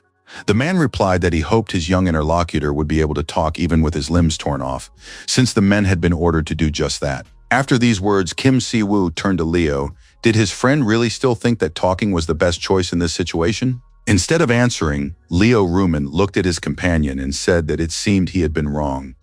The next moment, the missionary was already among those who had ambushed them. He abruptly grabbed one man in his arms. Leo hoisted the man onto his shoulders like a light child, as if he were about to carry a yoke. After that, Leo simply tore the man in two with his bare hands and threw him to the ground, not forgetting to brush off his clothes. Leo doesn't consider himself a cruel man, for he left these people with their mouths intact so they could beg him for mercy. The bandit leader was in shock when he realized his men were unprepared to face such a powerful opponent. He ordered them to attack all at once, and now the assassins were trying to put up some kind of resistance, but they looked ridiculous and completely helpless. The assassins didn't understand what kind of monster was tearing the fighters to pieces, because according to their clients, these YouTube channel owners were nothing but worthless stagehands. But now it immediately became clear that this monster who was tearing the assassins to pieces was actually a very strong fighter. Could the government have been training him in secret? The assassin thought about how this monster had bowed his head to Kim Si-woo just a few minutes ago, which meant that Kim Si-woo was even stronger. But on the other hand, if he managed to take this child hostage, he might somehow find a way out of this situation. Kim Si-woo saw the assassin approaching him at tremendous speed. Knife in hand, the situation was very serious. The assassin was already certain that his victim was trapped and couldn't escape, but suddenly divine fire pierced his body and blood spurted from his eyes. Kim Si-woo used a special skill called Will to Overcome Evil. He detected the hostile intent and eliminated the threat. Choi Se-pil was a wicked man who had committed murder, kidnapping, theft, and other sins. Yet now he lay on the ground begging for mercy. Kim Si-woo realized that the villain wanted a quick death, but that wouldn't happen. It would be unfair to allow it. It turns out that the skill Will to Defeat Evil activates on its own when it senses the presence of those who are true villains. Si-woo stepped on the villain's hand, and he immediately began screaming and confessing that he had been hired by the Chonggak Guild. They had paid him to kill the religious figure. Si-woo understood that this assassin had been sent simply to test him. If the guild representatives thought he had faked all his exploits, they wouldn't have sent one of the most notorious villains and bandits. Si-woo lifted the assassin's head. The man begged for mercy, pleaded not to be beaten, and expressed deep remorse. Kim Si-woo threw the man to the ground and said that forgiving this murderer was not his job, but he could send the bandit to the scales of justice before God. At that moment, a notification arrived that synchronization was complete, and he could now check his stats. The Earth dimension deemed Kim Si-woo chaotic, and removed the causality restriction from him. The second update had begun. The young man examined his panel and realized that nothing had really changed there. Only items related to his stats had been added. However, the removal of causality was a very positive development. It meant he could take more risks in the future. However, the young man was concerned about the second update, which was supposed to improve the system in the near future. At that moment, Leo interrupted his thoughts to inform him that other awakened ones had arrived. Kim Si-woo warned his companion not to be so hostile. It didn't seem like these people wanted to fight. At that moment, one of the men asked in a stuttering voice why Kim Si-woo had come here and who had sent him. Kim Si-woo, looking around, saw a bright light and realized that the mine was right here, which meant he wouldn't have to search for it for long.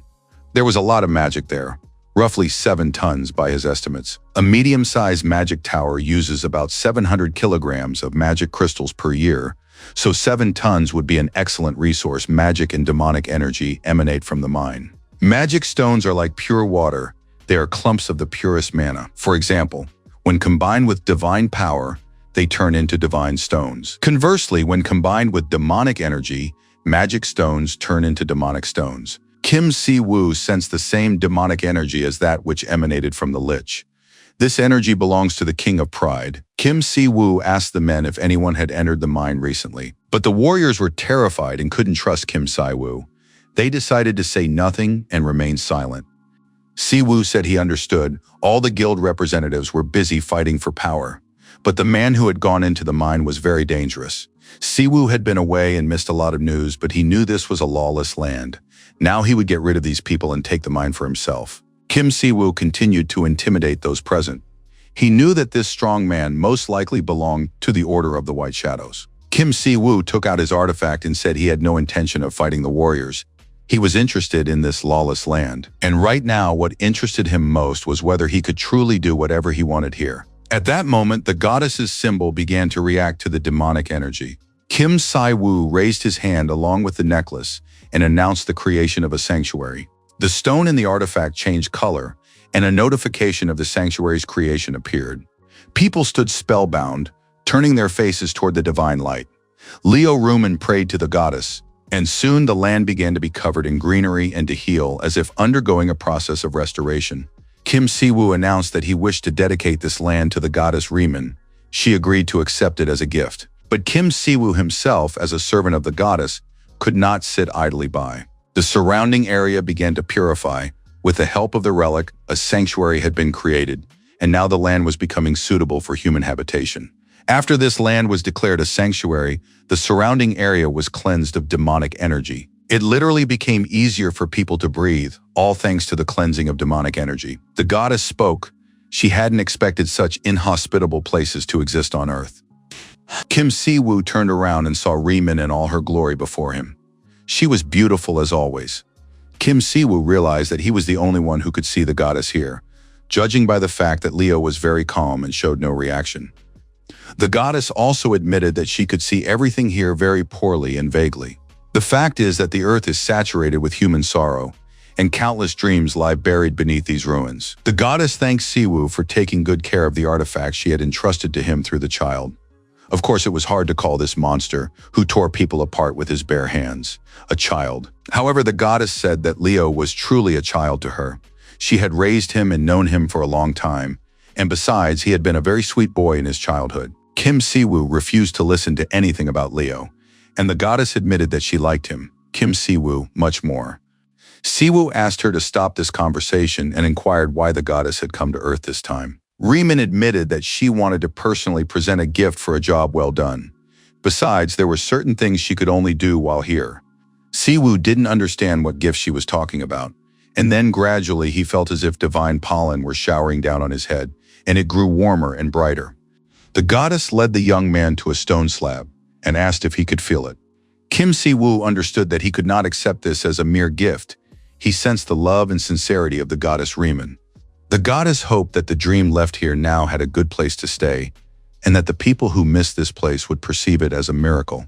Suddenly, the space behind the young man seemed to shake, and a huge building appeared. It was a real temple, erected on holy ground. This was the gift the goddess had bestowed. Kim Si-woo was absolutely thrilled. The temple was stunning, and everyone would surely love it.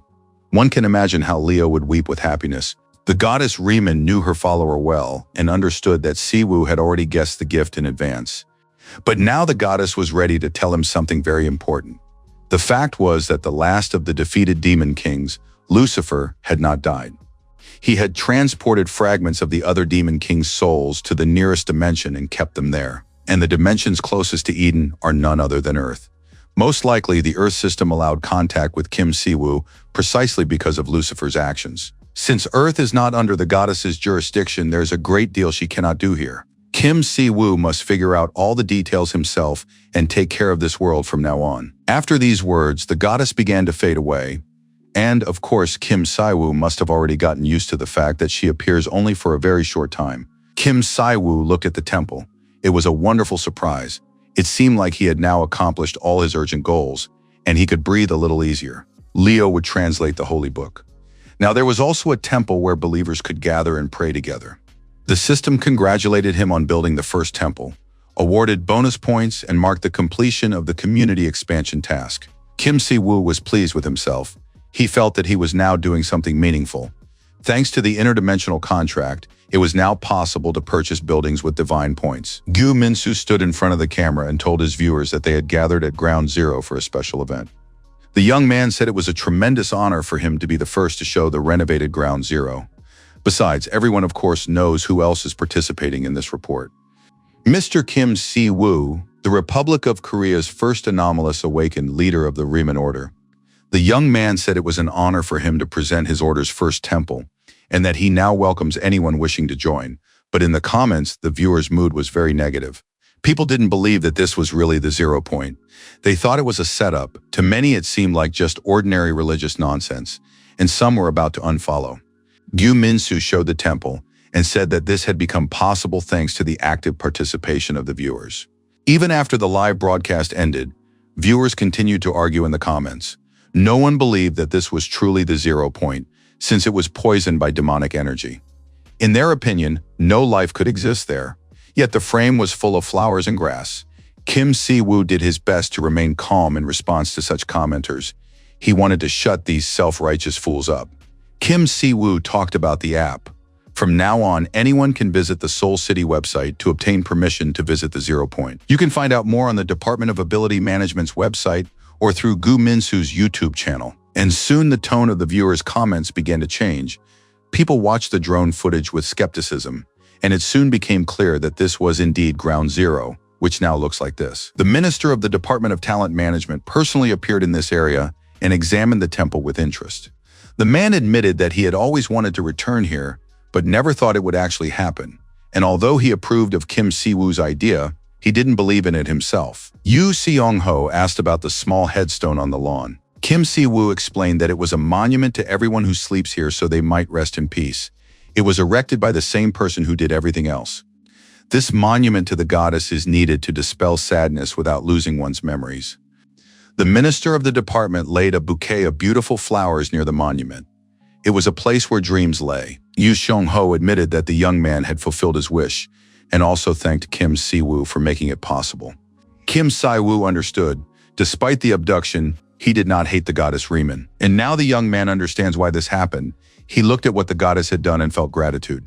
The goddess bestows charity and hope for a better future upon the people around her.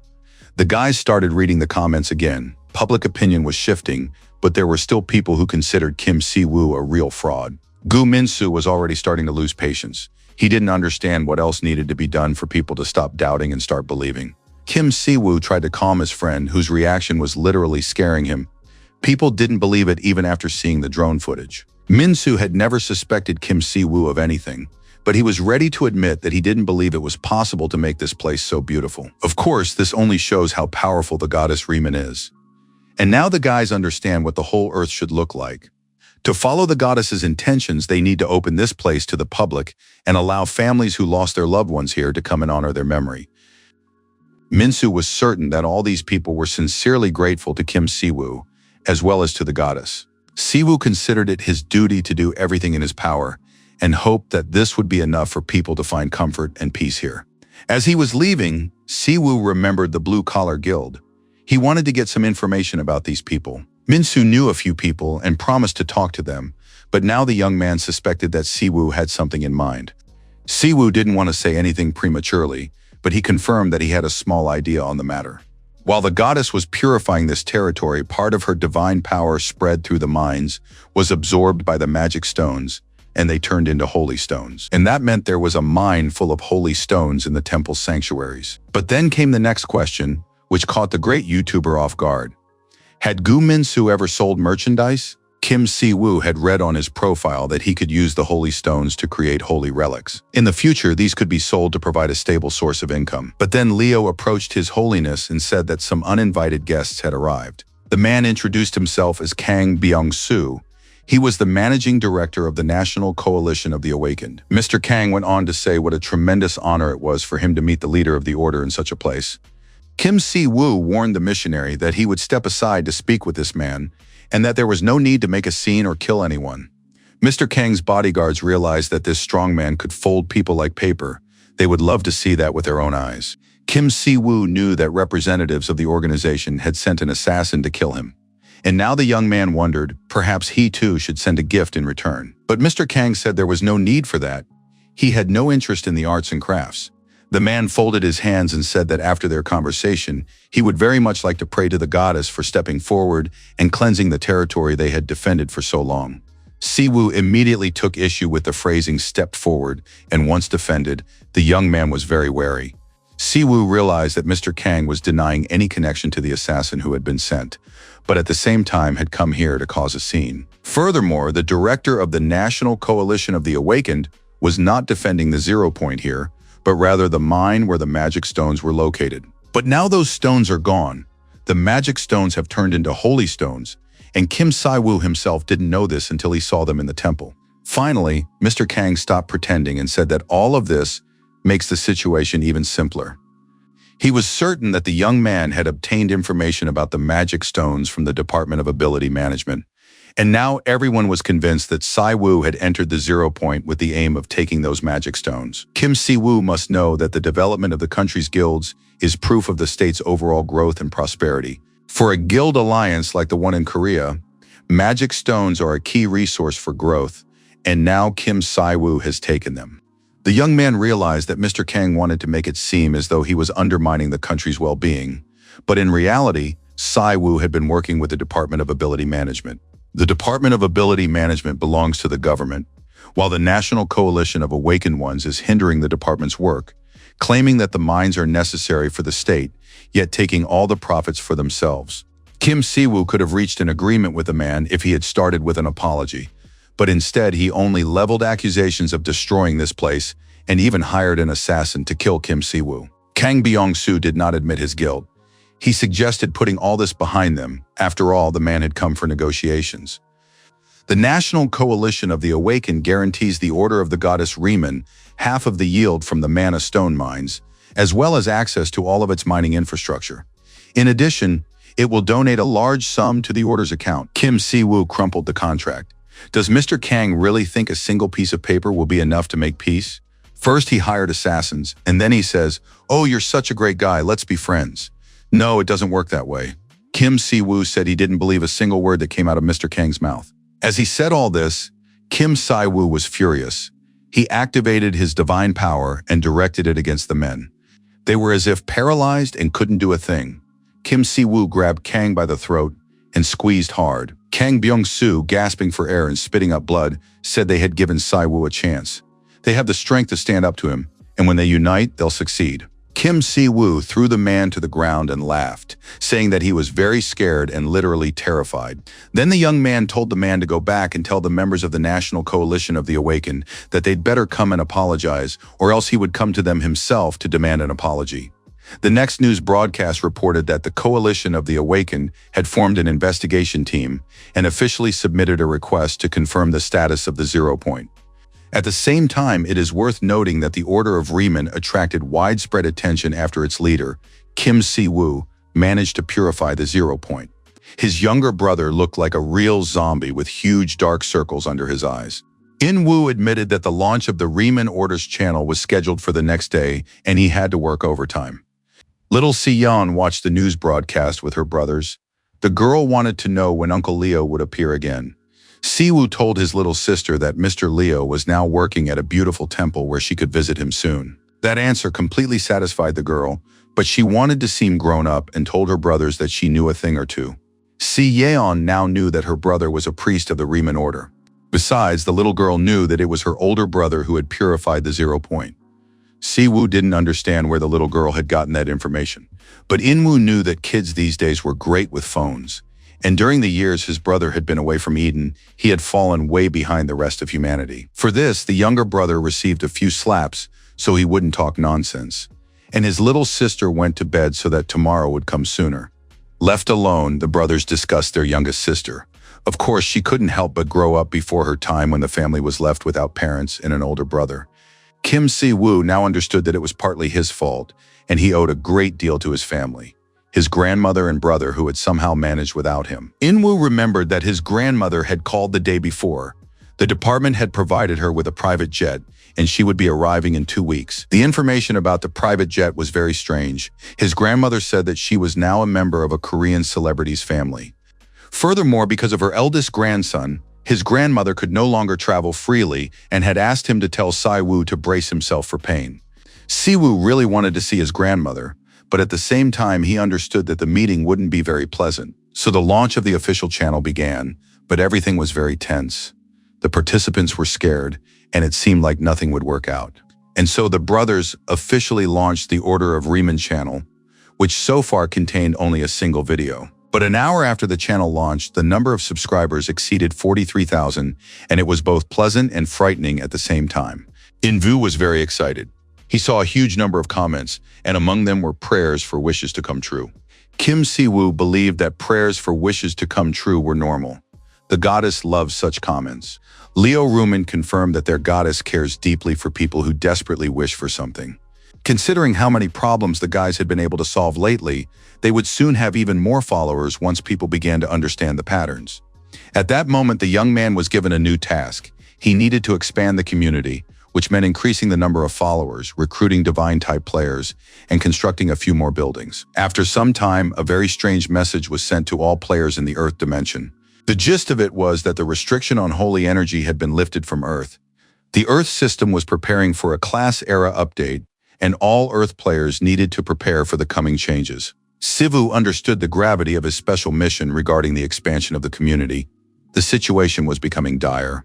He needed to find 500 divine-type players who had chosen the goddess Riemann as their patron. Sivu clutched his head in despair. He wanted to know if there were any other players using divine points. Invu honestly admitted that he had never heard of such a thing. Would they really have to recruit 500 followers, just as they had done with Leo? But then another message appeared, sent to all players in the Earth dimension. After fulfilling certain conditions, the restriction on holy energy had been lifted, and now anyone could become a divine follower. The upcoming changes to the class system could bring all new players and participants to the forefront, and no one could predict in advance who would come out on top. It was reported that a new cataclysm had emerged on Earth. It was linked to preparations for a change in the world, and now journalists wanted to hear the opinions of famous people. They invited a professor from Korea University, various awakened individuals, and a bishop of the Order of White Radiance, who claimed that many of his believers had awakened thanks to the blessing of their deity. Now that divine powers will become accessible, religion will occupy a more important place in everyone's life. If the state recognizes the Riemann order in these strange times, then they will likely have to recognize the religion of the Order of the White Radiance as well and designate it as an official faith. The journalists were interested in how the Order of the White Radiance's awakening works. The bishop said there was nothing special about their methods. The most important thing is sincere faith in their deity, who will save people from weakness. Kim Si-woo was deep in thought. It turned out that the divine players from the Order of the White Radiance did not use demonic powers. Members of the Order of the White Radiance uploaded videos of their battles with demons and never claimed to be on the same side. Si-woo tried to analyze the situation. He didn't recall sensing any demonic energy from the followers of the White Radiance. It turns out there are other organizations unrelated to the White Radiance, but connected to demonic forces. Unexpectedly, as always, the goddess Riemann appeared. She noted that Si-woo was troubled by something, and the young man apologized for distracting her over trivial matters. Riemann knew that Si-woo had worked very hard the day before, that many people had listened to him, and that divinity was now no longer banned on Earth. The entire country was now in chaos. Apparently, some players had now acquired the divine type. Si-woo knew nothing about this, and the goddess began to explain. Divinity is not only a power that Riemann can use, but also a power that enables the creation of miracles. The stronger the faith, the stronger the deity becomes. The stronger the deity, the greater the power with which it can bless its followers. Just as the player's will directly influences their magical abilities, divinity is closely linked to the strength of the faith of the deity's followers, but the awakened can use this power to perform miracles. A deity's power depends on the level of faith it can inspire in its followers. A deity without believers will simply vanish. The Age of Order refers to the gods, but why there had been no divine powers on Earth before, the young man did not yet understand. The goddess explained that the situation was the same as with his mother. On Earth, the system had imposed restrictions on people's potential. Kim Si-woo believed that all restrictions should have simply been lifted immediately, and then such a situation would not have arisen, but the goddess could no longer explain anything. Causality came into play again. The goddess blessed her follower, and all his stats increased by 1 point. Riemann couldn't say much, but at least she could help her chief representative in this way, and he was very pleased. Goddess Riemann in turn turned to the young man and asked him to make her stronger. Kim Si-woo said that he would preach even more to gather more followers for his goddess. The young man wanted to know if it was still possible to send people from Eden to Earth, because the major guilds were already trying to monopolize divine-type players. The goddess said it was unlikely, but she would see what could be done. However, Si-woo wasn't upset. He hoped to continue exploiting the missionary. Si-woo was unconcerned about Leo, believing that the guy would sleep it off in the afterlife, and that now they needed to be ready for the Age of Order. If a similar message had been sent to all players on Earth, then the Earth dimension was in for major changes. Kim Si-woo understood that there was nothing he could do in this situation. He simply had to manage the temple with dignity and continue his sermons. The young man was trying to figure out where to go next, when suddenly his phone rang and he received an urgent message from the department about a huge number of orc tribes that had unexpectedly appeared. 5 years ago, when the young man disappeared, North Korea ceased to exist as a nation due to interdimensional rifts. According to his brother's stories, the northern part of the Korean peninsula is a land of monsters. Choi Seo-jin was furious. Had those damn pigs all gone mad at once and were now marching toward their country? The man found this highly amusing and wanted to know what His Holiness, Papa Kim, thought about it. Representatives from major guilds and departments gathered at the negotiating table. They needed to develop a joint plan of action. Siwoo turned to his neighbor and asked why the Goblin Guild, the largest guild, wasn't sitting nearby with the National Corporation of the Awakened. Seo Jin, taking a bite of a pastry, said that it wasn't his style to cooperate with thugs. He wasn't affiliated with the National Coalition of the Awakened. Kim Siwoo watched this massive man, whose plate of appetizers had vanished in the blink of an eye. Seo Jin said that after this meeting he wanted to go for coffee with Kim Siwoo. He had many questions regarding divine powers. The young man remembered how he'd been knocked out by the divine power Siwoo had used against him. Kang Byung-soo was very nervous. He asked everyone to stop talking and keep their mouths shut because the situation was very serious. Seo Jin hugged the young man and said he was just talking to a friend. There was no need to pick on him. Everyone could sense the dark energy emanating from Mr. Kang. Kang Byung-soo suddenly began accusing the Goblin Guild of having no respect for social norms and of constantly causing trouble with other players. After listening to the accusations, Seo Jin folded his arms across his chest and said they didn't care. Whatever they could do to him, they could shove their complaints somewhere far away. After that, the head of the Goblin Guild asked his opponent, was he really going on a date since he was wearing such cool glasses? But that was understandable. Mr. Kang was still trying to look young. They needed to wrap up this meeting quickly because the girls were getting impatient and wouldn't want to hang out with Mr. Kang afterward. Finally, the door opened and another participant in the negotiations entered. It was the Minister of the Department of Ability Management, Mr. Yu Seong-ho. Apparently, everyone present had been waiting for him. The men exchanged greetings and mutual compliments, preparing to recommend certain mood-boosting supplements and diet drinks to one another. The minister got straight to the point because everyone here was busy and there was no time to waste. The main topic of this meeting concerned the advancing orc horde.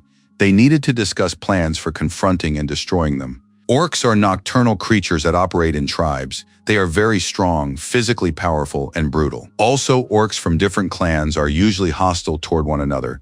But this time, for some reason, 7 tribes have united into a single horde. This is the first time this has happened since monsters first appeared on Earth. According to intelligence reports, something is forcing the orcs to stick together. Kim Si-woo learned that nothing like this had ever happened on Earth before, but he had encountered such orcs in Eden. It was an orc born with the power to subdue other orcs, a monster capable of channeling the orcs' unbridled rage into a single force. The military dubbed this monster the Lord of the Orcs, and now they have fairly accurate information about him. According to reports, the Orc Lord has gathered some 100,000 orcs under his command, and a level 1 alert has therefore been declared. Everyone present jumped to their feet in horror upon hearing that staggering number, 100,000 orcs. In addition, intelligence has also noted that the orcs are carving tribal tattoos on their arms. 7 different tribal tattoos are now visible. Kim Si-woo explained that the Lord of the Orcs significantly surpasses any other orc in all attributes. The young man said he had already fought one such orc. Upon his appearance, the orcs destroy their tribal hierarchy, and therefore all orcs from different tribes follow the Lord. As soon as a great lord appears among the orcs, the rest of the orcs instinctively swear allegiance to him. One of the guild leaders said that Kim Si-woo had only just returned and didn't understand earthly monsters. Instead of smugly declaring how to fight them, it's better to leave everything to the professionals and just sit quietly.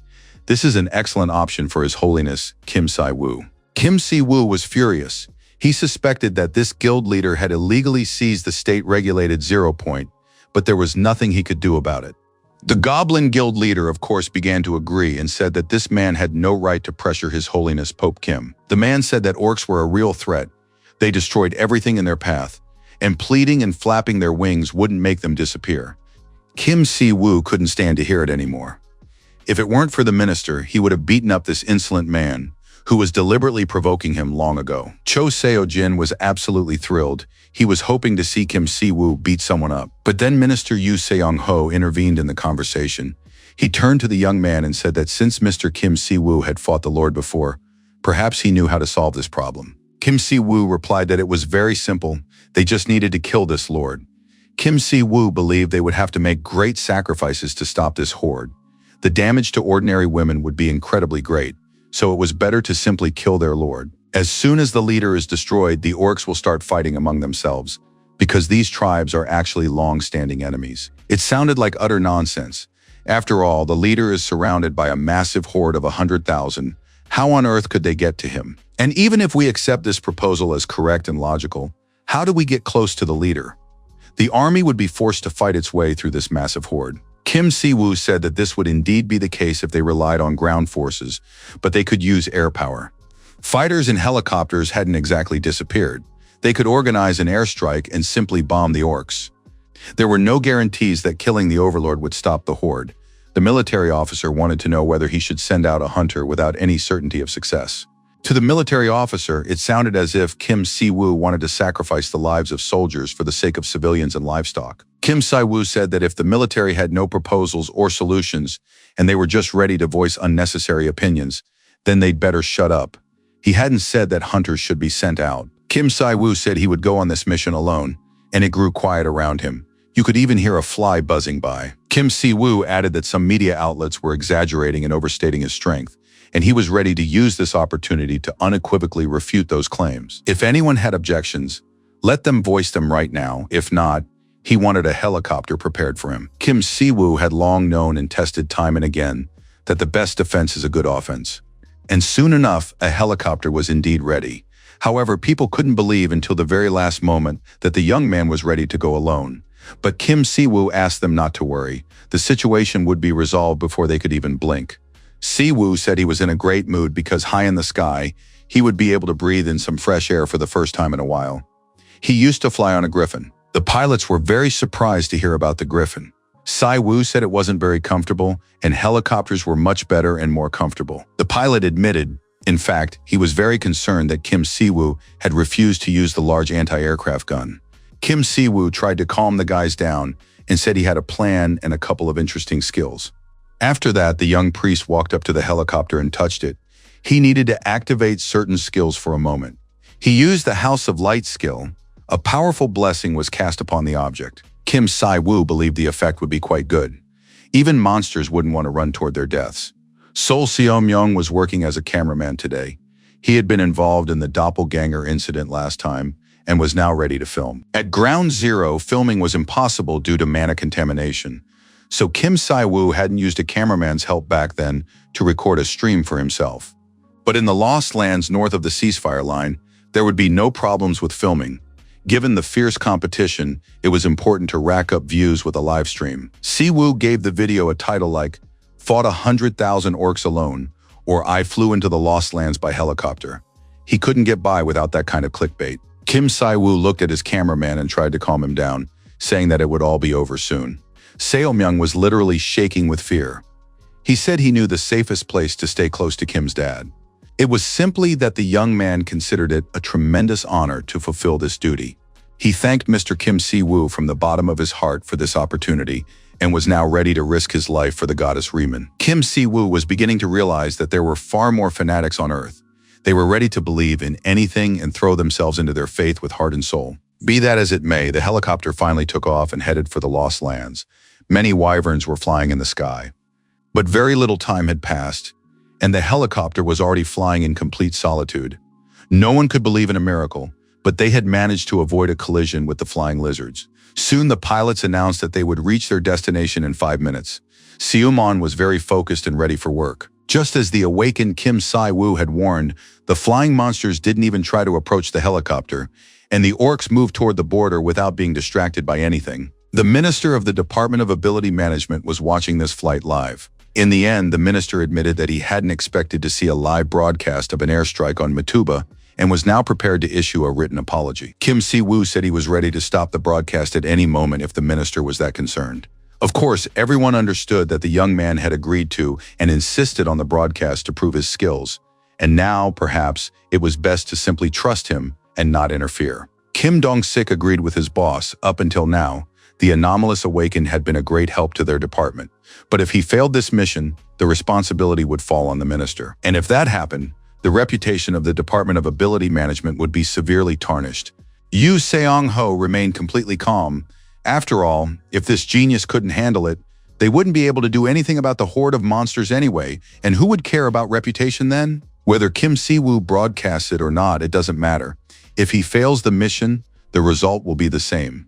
So why shouldn't they raise the stakes now? Many years have passed since the awakened of large private guilds surpassed the government's awakened in power. The country lacks the resources to keep the national coalition of awakened under control, and it certainly lacks the strength to avoid the coalition's influence. Kim Si-woo is not an employee of the Department of Ability Management, nor is he a member of the Awakens Corporation. First and foremost, one should consider why each side independently classifies the returnees, especially those with a catastrophe rank. After all, they could simply be called S-rank players. But this is not done. Catastrophe rank returnees are people who play a major role in their own worlds. Before returning to Earth, it doesn't matter whether they are good or evil, but they are all very powerful and can influence the world order. And it's understandable that they have absolutely no interest in and no desire to submit to the authorities after returning to their homeland. Of course, all people are different, and that is why potential conflicts within the country are avoided. That is precisely why such people are called catastrophes. However, even the power of the returned catastrophe class can be measured, whereas with the players known as anomalies, the situation is completely unpredictable. And so conflict is inevitable. It is the duty of government organizations to channel this conflict in accordance with national interests. Kim Dong-sik realized that the boss was suggesting using Kim Si-woo to keep the corporation of the Awakened in check. But the minister didn't consider this exploitation. After all, Si-woo himself had chosen to help them rather than join forces with other players. In reality, the government is currently completely powerless, so it is forced to do whatever it can and must not give up on anything. After that, the men read viewers' comments during the live broadcast. They didn't believe it was possible to deal with the hordes of monsters and were already starting to panic. The minister understood that they had no way out. They simply had to humbly accept the outcome, whatever it might be, and hope that Kim Si-woo would succeed in his mission. Meanwhile, the helicopter arrived at the operation zone, and soon a unique orc, the Great Lord, was spotted. Kim Si-woo showed the Great Lord to the viewers and said that this monster was very dangerous and significantly different from ordinary orcs. Standing in the helicopter, Kim Si-woo told the viewers that he would now descend and show them the orc up close. The young man also promoted the official channel of the Riemann Order, encouraging viewers to comment, like, and hit the bell icon. And then, without putting on a parachute, Kim Si-woo jumped out of the helicopter and now looked like a shooting star. Who among us didn't recall the little prince from the fairy tale? The smoke cleared, and the savior walked the earth safe and sound. The young man felt that his knees were no longer what they had been in his early youth, and decided to pay attention to this in the future. Si-woo looked at the enormous orc, who turned out to be even taller than he had previously assumed. However, the young man noted that this Lord of the Orcs looked very familiar. At that moment, the Lord of the Orcs himself spoke. He didn't understand what was happening. In the future foretold to him, there had been no mention of a war involving someone like Kim Si-woo. And now he sees a player radiating a repulsive energy hostile to all orcs. Kim Si-woo had heard something like this before. He realized that lords like this don't appear on their own. They are created by an alien demonic energy. First there was the Wyvern, then the Lich and the Doppelganger. Now it could be said with certainty that this was Lucifer's demonic energy. He had been the king of pride last time, but now he was the king of the demons of wrath. The Lord of the Orcs did not wish to answer the question of why the kings of the demons were trying to come to Earth.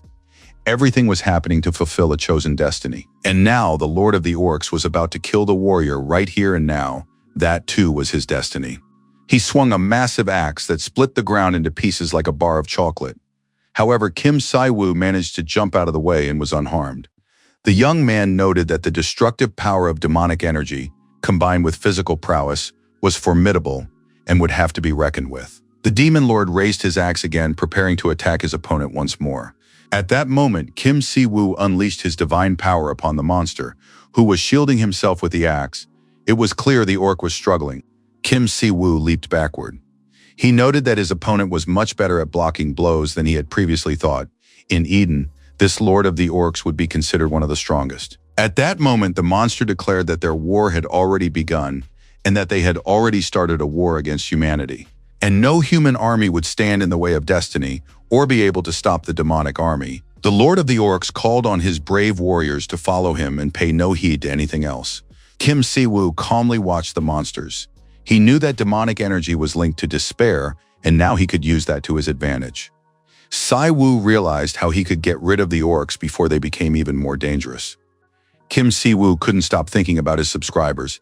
He really wanted to rack up 10 million views, so he decided to take a quick photo for the preview. The Lord of the Orcs addressed the young man and called him over. Finally, the monster had met a worthy opponent who wasn't afraid to stand in his way, and now the Lord of the Orcs would personally destroy this man. Kim Si-woo asked him not to rush, because he was filming a video here. He likes long, spectacular scenes, but today and on this set, he wanted to film different orcs for his subscribers. But looking at the orcs' dumb faces, Kim Si-woo realized that this backdrop was only ruining the impression. They were too ugly. Actually, Si-woo had nothing against cowardice. After all, he wasn't a warrior, and fear is natural not only to humans, but also to animals and monsters. The young man gathered divine energy, and its power grew stronger and stronger. Using the skill defied causality, so it had been modified to avoid breaking the rules. And now the Tomb of the Holy Spear skill was activated by the player. This powerful divine spear crashed down on everyone present, illuminating everything around with a bright light, and it was unclear if anyone could survive such an impact. Space shook so violently that the temple's arch seemed to collapse, unable to withstand the strain. The divine light struck like a multitude of blades, piercing through everything in its path. Kim In-woo sat with his mouth agape in front of the computer screen.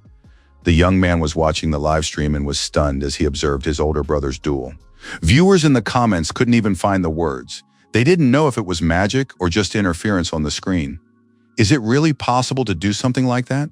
Watching the broadcast, viewers must realize that everyone is equal in the face of overwhelming power. Kim Si-woo suggested that his younger brother make a soybean stew for dinner, but In-woo replied that he was missing some ingredients.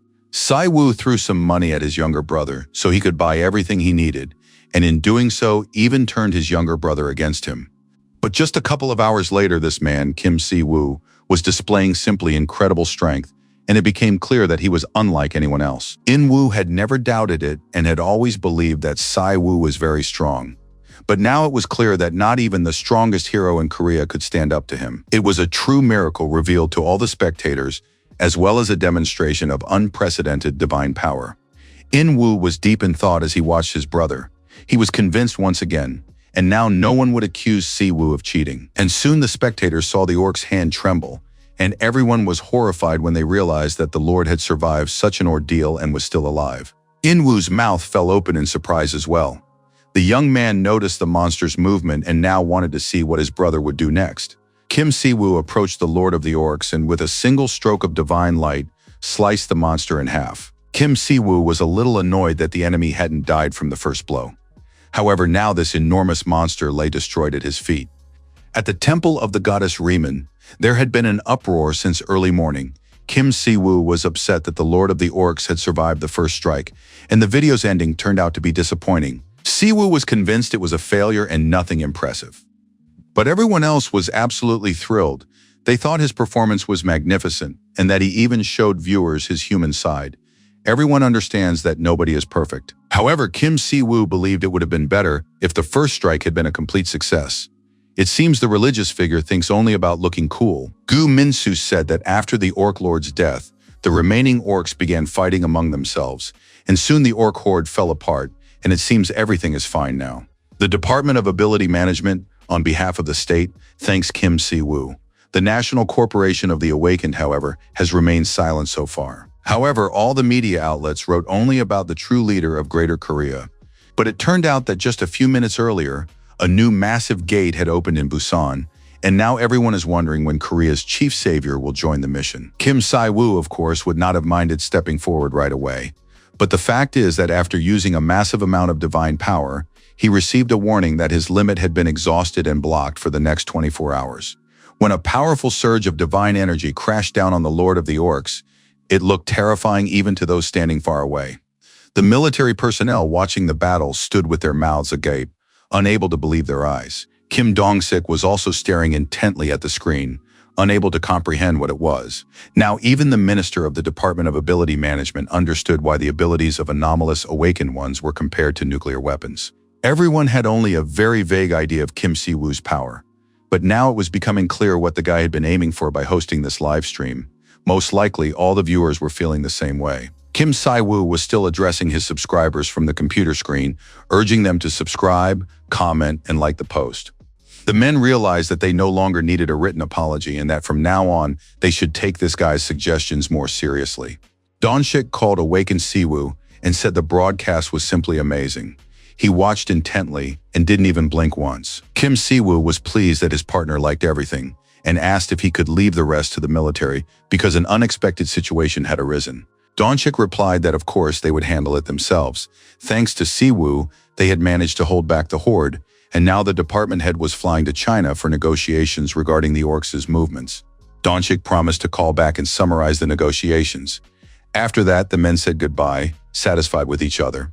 As soon as Kim Siwoo ended the call, he immediately began reading the comments under his video. The news reported that a group of orcs who had lost their leader had been spotted heading north, and that all players were being mobilized. There were many provocative headlines such as, "The first anomalous awakened has stopped promoting his religion and is doing nothing in the current situation." Enro was stunned that his older brother was still falling for such provocation and was ready to prove he was right to everyone. Judging by the comments, it seemed that all of Kim Siwoo's actions had already been forgotten.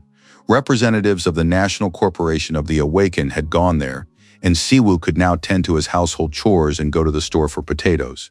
Siwoo raised his fist and reminded his younger brother that only part of his power was blocked, and he could still give his younger brother a good beating.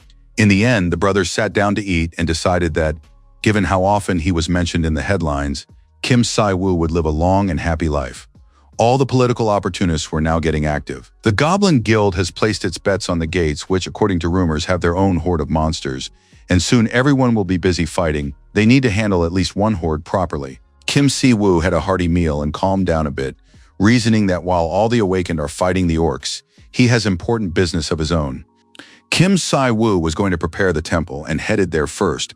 Besides, he needed to check his status after the duel with the Lord of the Orcs. The young man had completed a secret mission related to the monster horde. He had protected the allied forces while the Earth was undergoing renewal and was in danger. The young man had earned many divine power points, but there were still nearly 7 hours left until the restriction on using holy power was lifted. Kim Siwoo began studying the religious order. He felt relieved that he had managed to earn divine points before the Earth's reorganization. Of course, the final goal was still a long way off, but nevertheless, the number of followers was constantly growing, and he wanted to know how they were coming. The brothers noticed the commotion and saw the missionary Leo, who was telling people about the goddess's religion. He greeted the head of the order and said that after the monster horde, many people had appeared who wished to become official followers. Leo Ruman was very proud that they now had brothers and sisters on Earth. Kim Siwoo looked at these people who were expressing their support and admiration for him. Many of them had watched yesterday's stream on YouTube and were now enthusiastically discussing the recent battle. Others shared that their relatives had been buried at this ground zero and that they could finally visit their graves. Kim Siwoo thanked his new followers for choosing his religion and said that the goddess Riemann would be very pleased with them. Siwoo understood that it was precisely for this moment that he had brought the missionary Leo to this land. Leo was very skilled at teaching others and had become an excellent preacher. Kim Siwoo told the people that Leo was the archbishop of the Order of Riemann. From now on, he would teach the people the goddess's commandments. The head of the order said that he had complete trust in the archbishop, and if people had any questions related to religion, they could turn to Leo. Siwoo quietly asked his bishop if he knew how to teach. Leo confirmed that he did, but there were too many people, almost 250,000. Kim Siwoo smiled upon hearing that number, for he understood that it was still quite a small number. Siwoo decided not to scare the missionary, and not to mention that he would have to teach about 200 more groups like this. Leo could read his leader's thoughts and said that according to Korean law, the work week consists of 5 days, and the workday cannot last longer than 8 hours. Siwoo reassured Leo, saying that the goddess had promised to send more people from Eden to help with the training of new believers, so they just needed to hold on a little longer. Inwoo could sense perfectly well when his older brother was lying, and now all these words about new missionaries and reinforcements sounded like the most blatant lies. Besides, there was the financial issue. More and more people were arriving, and the religion needed money. Inwoo knew that living expenses and administration would require a lot of money, and Mituba might eventually hit a ceiling and stop generating a stable income. Kim Siwoo said he had no intention of taking money from Mituba, and his younger brother had already imagined them holding out their hands on the street to collect donations. Siwoo insisted that he would accept donations. From the very beginning, he had planned to replenish his religion's budget in this way. His younger brother looked very worried. He didn't want to dampen Siwoo's spirits, but his sister's tuition and other expenses were substantial. Siwoo understood that his brother was very concerned, and in principle, his fears were logical and justified. Of course, he didn't want to reveal the secret prematurely, but Sivu decided to share some information with his brother in order to reassure him and avoid hearing such insinuations in the future. It is unknown what Sivu whispered in his brother's ear, but Invu's expression spoke volumes. He was clearly surprised by his older brother's words. Inwu wanted to know how legal all this was, since it was already beyond the norm and a real business, not a religion. Sivu asked his younger brother not to blaspheme, because if Leo caught them, both brothers would hardly get off with just a scare. Siwu explained that with the help of holy stones, one could create holy relics that could be blessed in the House of Illumination, and then these items would become sacred relics. Kim Siwu set about building the House of Illumination and spent 5,000 divine points on it. Soon, the House of Enlightenment appeared before the brothers. It belonged to the temple, and holy relics could be created there. Kim Inwoo now fully understood where his older brother would be crafting the health bracelets. The man examined the holy stones and was absolutely delighted, as he had never seen anything like them before. The head of the Craftsmen's Guild said that this was a completely new material, and they were very curious to work with the holy stones. Kim Si-woo explained that he had met a great man and was able to find holy stones that do not explode like mana stones, so they are completely safe. Si-woo wanted the craftsman to fulfill his order using these holy stones. The man said that with his skills it would be a piece of cake. It was also a tremendous honor for the Craftsmen's Guild to work with the famous Riemann Order, and the guild master assured him that he would justify the trust placed in him with excellent results. And soon a contract for the extraction of holy stones was concluded and signed between the two partners. Sivu was very pleased and believed that things were going perfectly, although his brother saw it as a masterful scam. Soon the Order of Riemann's greatest creation was ready, a bracelet with a sacred stone that enhanced the wearer's natural recovery. With such an item on the market, there was no longer any need to worry about money. The bracelet helped relieve fatigue, improved blood circulation, and alleviated pain. Sivu could agree that this item resembled the pseudo-scientific bracelets that regularly became popular and were sold in various countries. Invu continued to look at his older brother, realizing that he was completely hopeless because he was a terrible PR person. The younger brother suspected that the new religion selling health bracelets might look like some kind of fraudulent pyramid scheme to outsiders. Siwu was certain that wasn't the case because his bracelet actually worked. It was imbued with a blessing that reduced fatigue and performed other functions, but it was crucial that the bracelet be blessed by a priest. Now they could send their younger sister to any school or academy she wanted. The world was descending into chaos, and the Order of Riemann was gradually becoming just another cult. Suddenly, Kim Siwoo realized that he couldn't bless these bracelets right now because his use of divine power was limited. And that's when missionary Leo came to the rescue again, able to take on this part of the business project as well.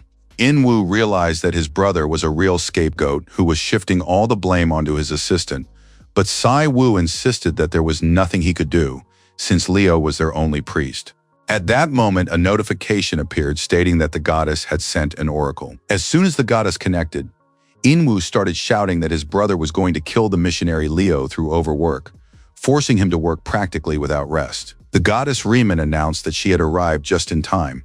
Her preparations were already complete, and soon she would send one of the holy knights in the same way Leo had appeared.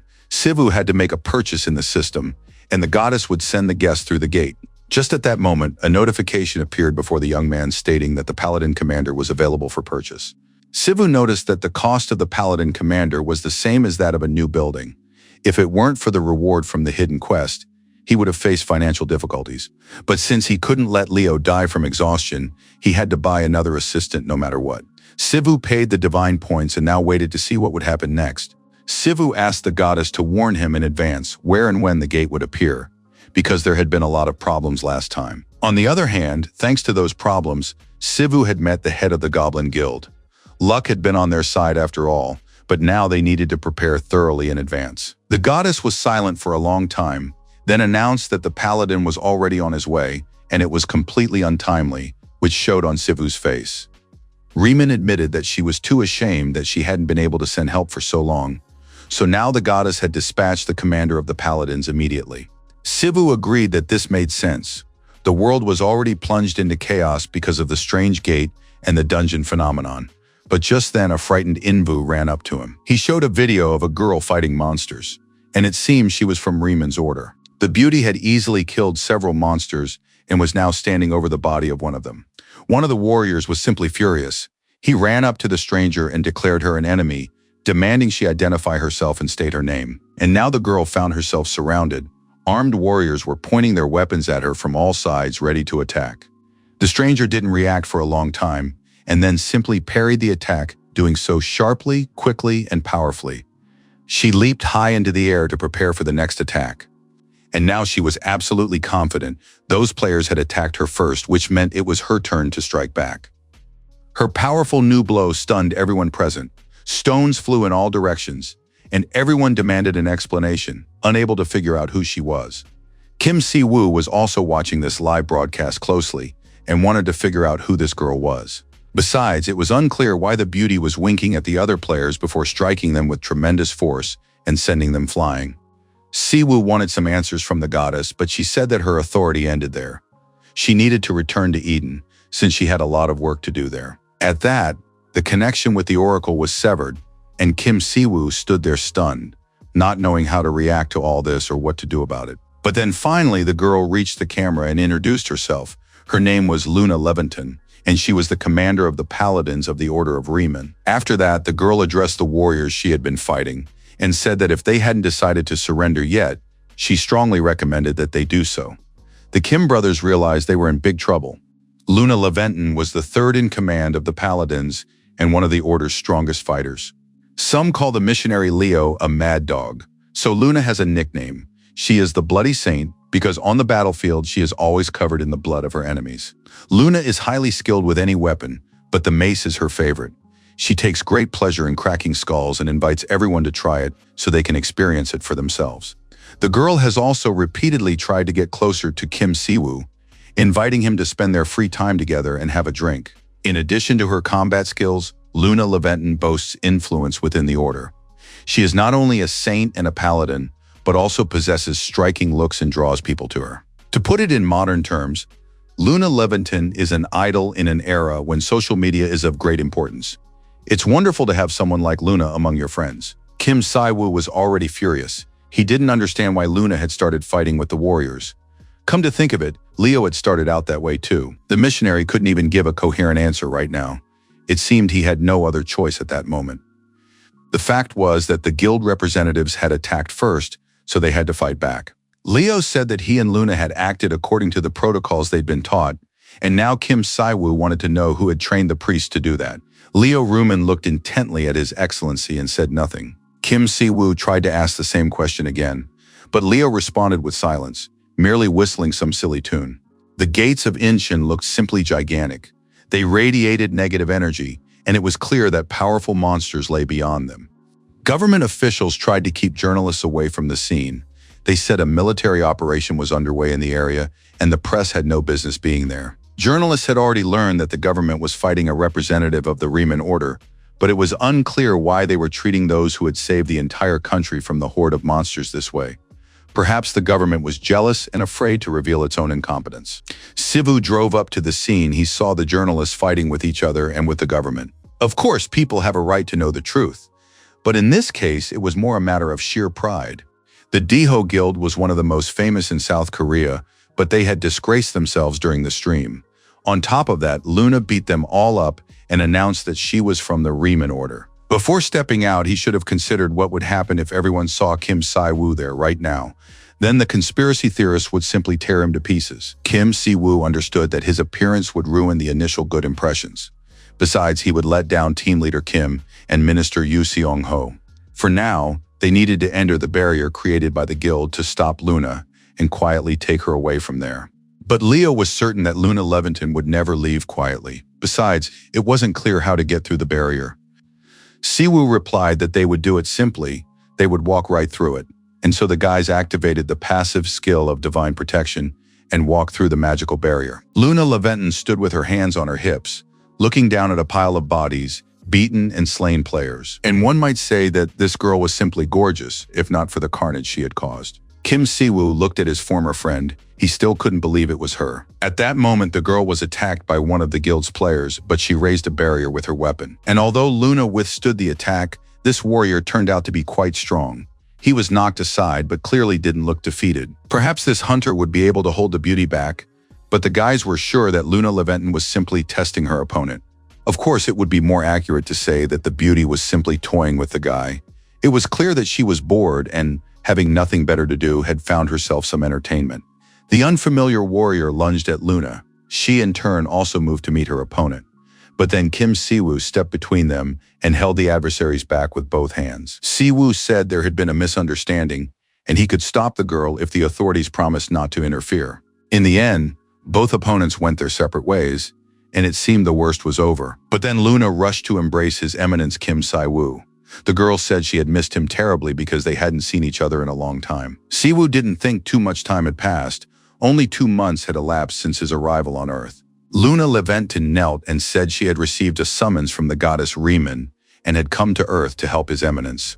Kim Si-woo told the girl that he understood perfectly well. It was his fault that Luna had arrived so late, but now they had to figure everything out together. How was His Excellency supposed to fix everything the girl had already caused? Why did she have to beat up all those warriors? Life doesn't always go according to plan. However, sometimes unplanned events only improve the situation. Team leader Oh Chun-woo told his commanders that they needed to take partial responsibility for what had happened. His commanders clearly did not expect such a recommendation and demanded that he repeat himself. The young man was very indignant. They had followed a special act regarding abilities and attacked the unknown entity that had emerged from the gate. However, it was they who had attacked first, despite several warnings, and now the commander believed they should apologize to the Riemann Order, since the entity from the gate had declared its unwillingness to fight, and it had spoken in Korean. And despite its desire to negotiate, the military attacked, which was surprising, since those were exactly the arguments Kim Si-woo had intended to use. The Order's leader suggested that Luna Leventon had brainwashed this guy, and he had started taking their side. But the girl said that unfortunately she didn't possess such abilities, and if she did, she would have used them on Kim Si-woo. At that moment, the missionary Leo approached them and began explaining to the girl that she shouldn't have been so harsh with the local population. But Luna was absolutely thrilled to see Leo. Had he really not missed her at all? The girl noticed that Leo had lost weight. She touched Leo, checked his muscles, wanting to know what he was doing here. Kim Si-woo was surprised by such intimacy and couldn't understand where this tenderness in their relationship was coming from. Luna said that they were all holy servants of the same order, and that made them kin. Soon, Leo could no longer tolerate these embraces and asked His Excellency for help and protection. The subordinates couldn't understand what had happened to their team leader. Of course, Mr. O was the guild leader's right-hand man, but now his intentions were utter nonsense. Oh Chun-woo didn't claim to be right and was ready to accept any punishment if his decision turned out to be wrong. But he believed they needed to apologize. The commander looked at the beautiful girl, walked up to her, and addressed her with a rather unusual speech. Oh Chun-woo apologized for the fact that he and his subordinates had greeted the girl so aggressively and thanked her for the lesson they had learned. After that, the squad commander asked if Luna Leventon would mind meeting with him sometime after work to discuss everything again. Luna was very pleased. She said that the guy was much better than he seemed, and if he corrected a couple of mistakes in his fencing, he would be even cooler. Oh Chun-woo was very embarrassed and couldn't take his flushed face off Luna. Kim Si-woo told the young man if he was so interested in further collaboration, he could visit them at the temple. Luna Leventon would be happy to teach the young man. Hearing these words, the warrior began to thank him for the invitation with a trembling voice. As soon as Oh Chun-woo heard that he would have a great time with Luna, he immediately promised that he would definitely visit their temple. Kim Si-woo was already calculating if he played his cards right, they would have one more S-rank follower. Luna commented on His Eminence's words, saying that, as always, he had devious plans. And the missionary Leo stated that the leader of the order was already starting to scare him, and that it reminded him of the past. After that, everyone decided it was time to go home, because the main purpose of the trip had already been accomplished. They had met the goddess's messenger. But the next day, the news was full of reports about the conflict between the girl and the guilds. The official channel on Mitube was flooded with questions about Luna Leventon, and even in the comments under the news articles, people wanted to know everything about the new member of the Riemann Order. Her undeniable beauty and her ability to fight even against the strongest warriors from the guild immediately made the girl a media personality on par with an idol. Mitube was still the primary means of advertising, and therefore someone as attention-grabbing as Luna was a huge advantage for the entire order. However, there was still one problem that could not be ignored. Kim Si-woo entered the room where the red-haired beauty was lying on the sofa. The girl was absolutely thrilled with Earth and was now upset that she hadn't come here sooner. Kim Si-woo realized that Luna's temperament could cause them problems. The girl was watching her videos again and had already concluded that next time she needed to pose better, pay attention to her appearance, and smile regularly at the viewers. Luna Leventon said that every time she lived in Eden and Kim Si-woo rejected her, she believed that Earth had different standards of beauty. But now, seeing the public's reaction, the beauty realized that it wasn't about her at all. Si-woo noticed that Luna was wasting her time. He had no idea when she had learned to use a phone. It turned out that all of this was made possible by Riemann's blessing, which allowed her to learn how to use various gadgets and devices. And indeed, if you studied the passive skill blessing closely, the blessed person could use anything. Tools, weapons, devices, their possibilities were limitless. Even while still in Eden, Siv understood that this skill would be too aggressive, but now it turned out that it even taught how to use a phone on Earth. This skill had become even stronger. Luna wanted to know if His Eminence was pleased that she had appeared on Earth, since he had wanted to meet her. Sivu was ready to admit that seeing the beauty again had indeed been a pleasant moment. But if he tried to dodge the question, she would keep wasting his time until she got an answer. Sivu suggested, why not go to a military base when the opportunity arose to find out if the blessing worked on helicopters and airplanes. At that moment, Leo entered the room with a mop and a rag. He had seen the pair chatting amiably and felt out of place.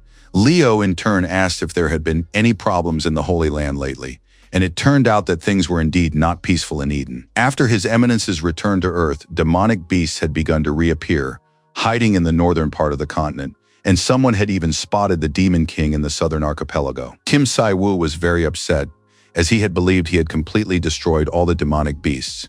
Now it was clear why the goddess had been so busy. He asked if the situation was so turbulent, wouldn't it have been better for Luna to stay? But the girl believed that helping His Eminence was her duty. It was he who had saved Eden, and there was no need to feel guilty now. Kim Si-woo was sincerely grateful for such kind words coming from the beauty. After that, Luna suggested everyone have a drink. She was curious to try earthly alcohol. She immediately explained that any saint must know how to drink in order to keep an eye on those who don't. And she unambiguously pointed at Leo, who was the weakest of the heavenly knights when it came to drinking. At that moment, the voice of the younger sister rang out. She was delighted by the incredibly beautiful girl who had appeared in the apartment. Invu was also very embarrassed and amazed. He began scolding his older brother for not warning him about such a lovely guest. Luna immediately realized that she was facing His Excellency's younger brother, who moreover was talented and said she had heard a lot about him. Si-woo immediately demanded that she not call his younger brother a heartthrob, and now the girl noted that His Excellency was very cute when he was jealous. Of course, Luna immediately declared that she didn't want to be the cause of a conflict between the two brothers, and hid behind her younger sister. Kim Si-woo felt like he was starting to go crazy over this girl. The last thing he needed was for them to start arguing here. Si-woo looked furious, but his brother, on the contrary, thought that Luna was not only beautiful, but also sweet and funny. She was already smiling at the whole family and formally introduced herself. She said her name was Luna Leventon, that they could call her sister, and that she wanted to get to know everyone better. To her stunned and surprised younger brother, the beauty said not to be shy, since she'd heard constantly in Eden about what a wonderful and talented video editor he was. The last shreds of common sense told the young man that they didn't shoot videos in Eden. But at that moment, Luna asked if Invu would mind if she stayed with them for a short while. Seong had also relaxed by then and asked if she could call the beautiful woman her sister, to which she was immediately given permission. Although Leo felt that Luna was more of an aunt than a sister to the girl, Leo didn't understand why in that case he had become an uncle, while Kim Si-woo surveyed the entire group. This was the moment when his family from Earth met their closest relatives from Eden. In such a peaceful and pleasant atmosphere, the young people spent the entire evening. And of course, everyone wanted this harmony to last as long as possible. But at that very moment, representatives of the demonic circles demanded to be accepted, to be served, and to be obeyed. The warriors tried to fight against this monster, but it soon became clear that the forces were unequal, and they had to flee. There was one warrior who continued the battle no matter what, Mr. Cho Seo-jin, the head of the Goblin Guild. His subordinates believed they should retreat. They were certain that no attack could get past this monster. But the guild leader believed that if this continued, their guild would be destroyed. He would take on the monster himself and let the men escape. However, the man asked his subordinates that once they were safe, they should ask the head of the Riemann Order, Kim Si-woo, for help. The warriors fled at tremendous speed away from the monster. The best thing they could do now was to bring Kim Si-woo. Choi Seo-jin understood that Earth's primary scenario had been updated, and now divine light was coming to the forefront. No one could have predicted this before, so all the warriors had been building up their physical strength without paying attention to the divine aspect. Now, the main scenario on Earth is the Age of the Awakened. Given the amount of mana, many considered the emergence of holy power to be an incredibly late development. However, Christianity, Buddhism, and other existing religions, even those no one had heard of before, such as the Order of the White Radiance, began reporting on players capable of using holy power. After Luna Leventon's arrival, a large number of new players joined the Order, and one cause for concern was alleviated. Sivu noticed that a hierarchy was beginning to emerge within their order, a sign of good coordinated work. Luna addressed the people and said that, although they had not been on Earth for long, they were grateful to those who had decided to join the Order of the Goddess Riemann. Kim Si-woo was looking over the new members when a child suddenly caught his attention. The boy was standing in a group of people, his hands clasped in prayer, and he seemed very absorbed in the moment. Leo explained that the boy's name was Son-woo. He had recently joined the Order along with his father and expressed gratitude that Kim Si-woo had dealt with the gates. Leo believed that the head of the Order had also already noticed. This boy was destined to become a prophet. Kim Si-woo hadn't expected to see someone with such pure faith in his order so soon. The Order's history on Earth was still too short, and the boy was no older than Si-yeon.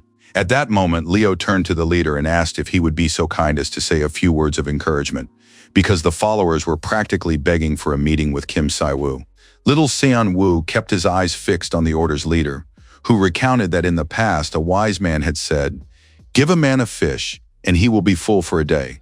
Teach him to fish, and he will be full for a lifetime." Kim Si-woo said he would not make false promises, like other orders and religions do, just to raise money. Instead, they would teach the followers how to properly use and develop the holy power. Kim Si-woo was not here to perform miracles for the flock, but to show them how they themselves could one day perform miracles. Kim Si-woo believed that his order would never disappoint people. They must believe in the goddess and in themselves. Luna and Leo were very pleased with these words spoken to the congregation, and their leader's expression was deeply spiritual. Suddenly, a cry rang out, and a stranger burst into the temple. Ignoring the warnings, he continued to push his way toward the leader, Kim Si-woo. Si-woo looked at the warrior and immediately realized that standing before him was one of the Goblin Guild's men. The stranger fell to his knees and began begging for help. The young man spoke very incoherently, but it soon became clear that something terrible had happened. He explained that the leader, Choi Seo-jin, was in grave danger. He was currently at the 0 point in Busan, but was most likely already dead. The young man begged Kim Si-woo to drop everything and save the guild leader. There were 3 0 points on Korean territory. The 0 point in Seoul, where the goddess's temple was currently located, had been cleared by Kim Si-woo and his followers. The next 0 points were located in Daejeon and Busan. Of course, everyone knows about the gate breach in Busan 3 years ago, and the 0 point in Busan is a consequence of that breach. Although the mana contamination in Busan wasn't as severe as in Seoul, this place is very dangerous because it's located in a major city.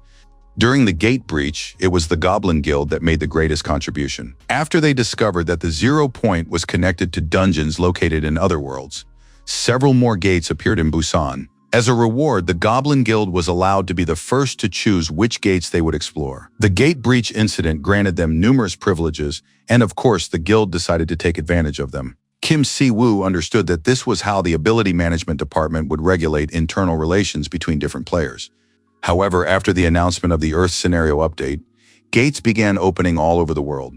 They opened in Busan as well, but the players of the Goblin Guild weren't too concerned about it, as they were already used to such occurrences.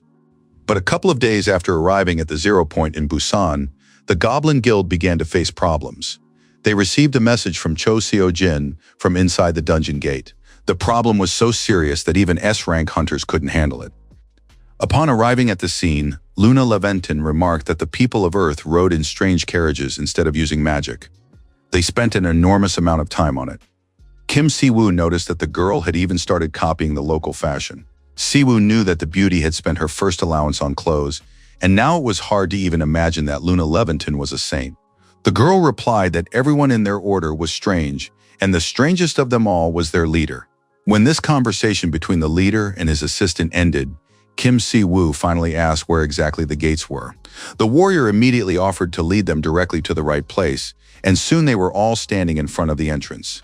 Kim Si-woo sensed a terrible energy. He felt a familiar sensation, yet at the same time it was new. Now it was clear why Cho Seo-jin had asked for help. Luna Levinton, looking around, also guessed what they were about to face, and Kim Si-woo confirmed her guess. Before them lay none other than the holy land of heretics. Kim Si-woo said he could already feel the unpleasant holy power emanating from this place.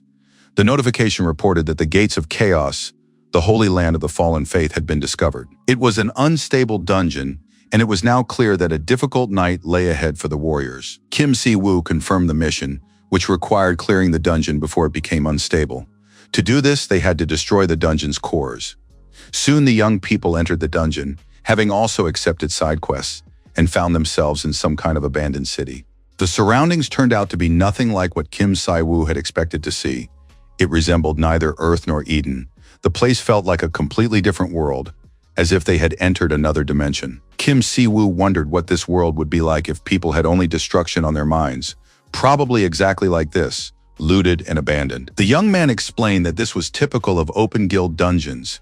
Since it was a pseudo-space, everything here was much larger than one might expect. The young man understood that the leader of the order must sense the holy power, and now, perhaps, he senses where the main monster of this dungeon is. But Kim Si-woo replied that the only holy power he could control was the power created by faith in the true goddess Riemann. If the local holy power were based on the power of the goddess Riemann, finding the guild leader would be quite simple, but now they had to explore the area on their own. But Luna thought this didn't resemble the sex from Eden, and wanted to know if it could be some kind of deity from Earth. Kim Si-woo said that there were no active religions on Earth with temples like this. Not to mention that the holy power had only appeared on Earth a month ago, and it couldn't have been established so quickly. Not enough time had passed for people to have worshipped the god and then abandoned the place. Most likely it was the holy land of a god from another dimension, who no longer has a name. The holy power is the power of a living being's true faith in someone or something. Therefore, faith cannot exist without life, but for some reason the holy power is felt in this place. Somewhere here there is life that believes in a god from another dimension. If they find him, they will find an explanation for this power. Suddenly, a noise caught Si-woo and Luna's attention, and they looked anxiously toward the source of the sound. Soon they saw a large number of ghosts that had appeared out of nowhere. Luna looked around carefully and said that everything was happening just as she had predicted. Now there were a great many ghosts, and they stood literally in every doorway of these strange buildings. It turned out that the most undesirable events were unfolding right around Kim Si-woo. A rather interesting situation arose 3 years after Kim Si-woo's arrival in Eden, when endless battles, homesickness, and the desire to return to his family began to weigh heavily on the young man. It was very hard for him. The young man asked if a being like a god could die. The goddess asked if the young man really wanted to kill her. Riemann didn't want to believe that the young man was still upset because the goddess had forced him to sign the contract. And then the goddess explained that gods like her could only exist thanks to people's faith in them, but would vanish as soon as people forgot about them. Kim Si-woo wanted to know what would happen if people forgot about the gods. Riemann explained, only then can one become a true god. It's hard to understand now, but someday, Si-woo would realize what the goddess meant. 7 whole years had passed since then, and the young man still didn't understand the end of divinity. However, as the goddess Riemann had once explained to him, the young man now understood that these ghosts had failed their divine completion. Luna began swearing to the leader that she had never seen such suspicious creatures.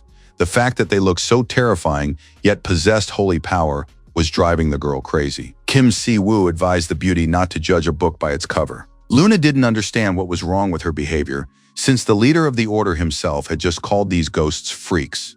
Kim Si-woo was certain, if their goddess saw these ghosts, she might get angry, but she would still feel pity for them and would not condemn them. This temple had been here so long that it had already fallen into ruins.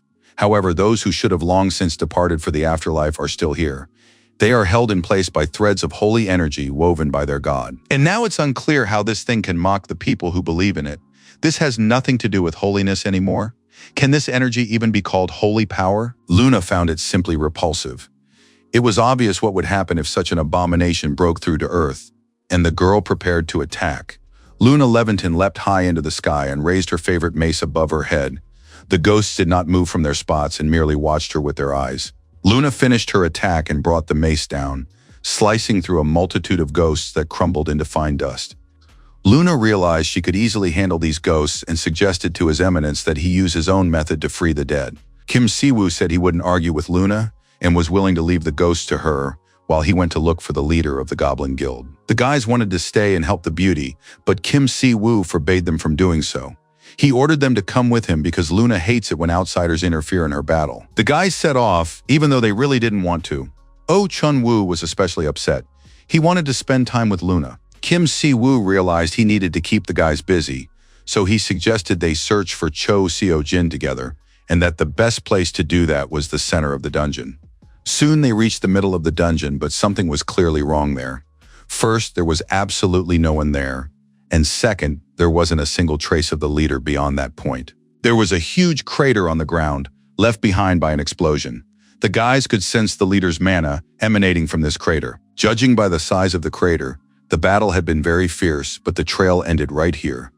And Kim Si-woo found this very suspicious. Si-woo sensed the presence of divine power with his hand and told the guys that he would go on alone, although the young men insisted that they would continue searching for their leader. Kim Si-woo was grateful to these warriors, but the best thing they could do right now was to stay where they were. Ordinary hunters would quickly have their minds washed in the place he was heading. Kim Si-woo activated the passive skill Divine Protection and neutralized the Holy Barrier. It soon became clear that a spatial barrier had been created in this place, concealing another space within the dungeon. The warriors didn't know how to deal with this place or what to do next. They looked around in surprise. Kim Si-woo told them not to worry, he would handle everything and bring their leader back. After that, His Eminence plunged into the subspace. At first, it seemed as though he were descending there via an invisible staircase, and then it looked as if Kim Si-woo had dived into deep waters. The young man passed through the holy barrier and saw groups of people armed with swords. Kim Si-woo sensed that the guildmaster was here and most likely still alive. The young man landed abruptly in the middle of a strange space. Soon he heard laughter and a voice that informed him that Papa Kim wasn't exactly in a hurry to save him. Choi Seo-jin was still alive. Some tubes were attached to his body. The young man said he had already begun to fear that Papa Kim wouldn't show up at all. And now he was pleased to note that Papa Kim had landed with great flair, only he could pull that off. And it was now clear that he hadn't called him for nothing. Kim Si-woo looked at the man and couldn't understand how he could even smile given the state Cho was in. Kim Si-woo understood perfectly well. If he had delayed even a little longer, the guild leader would already be dead. Besides, Cho Seo-jin seemed to have trained his comrades poorly. The fact was that the group of players, also bound by mysterious restraints, looked as if they wanted to kill their leader. The guild leader said that for some of these guys, this was their first dungeon. He couldn't harm them, but he couldn't leave them here either, lest they become followers of some obscure dead god. Kim Si-woo realized that Seo-jin simply had an incredibly strong spirit. Everyone else had already been brainwashed, but he was still holding on. If the leader had been alone in the dungeon, he would have been able to escape from here long ago. Kim Si-woo decided first and foremost to find out who they were up against. Cho replied that he had only heard its voice. The creature had said something like, "Accept me, serve me, obey me." The guild leader himself hadn't listened to it, but the others hadn't been able to ignore it. Kim Si-woo realized that Cho had summoned him to rescue these guys, and obviously he would have to pay him well for such a job. Choi Seo-jin was very serious. He looked Kim Si-woo in the eyes and said he would give him his life. The guild master was too serious and it sounded like he was going overboard. Kim Si-woo said that if they needed a hunting dog, he would be one, though he preferred cats. After hearing this, Mr. Cho bowed his head before the young man and began begging him to save his people. Kim Si-woo thought that personally, he had nothing against people like Cho Seo-jin.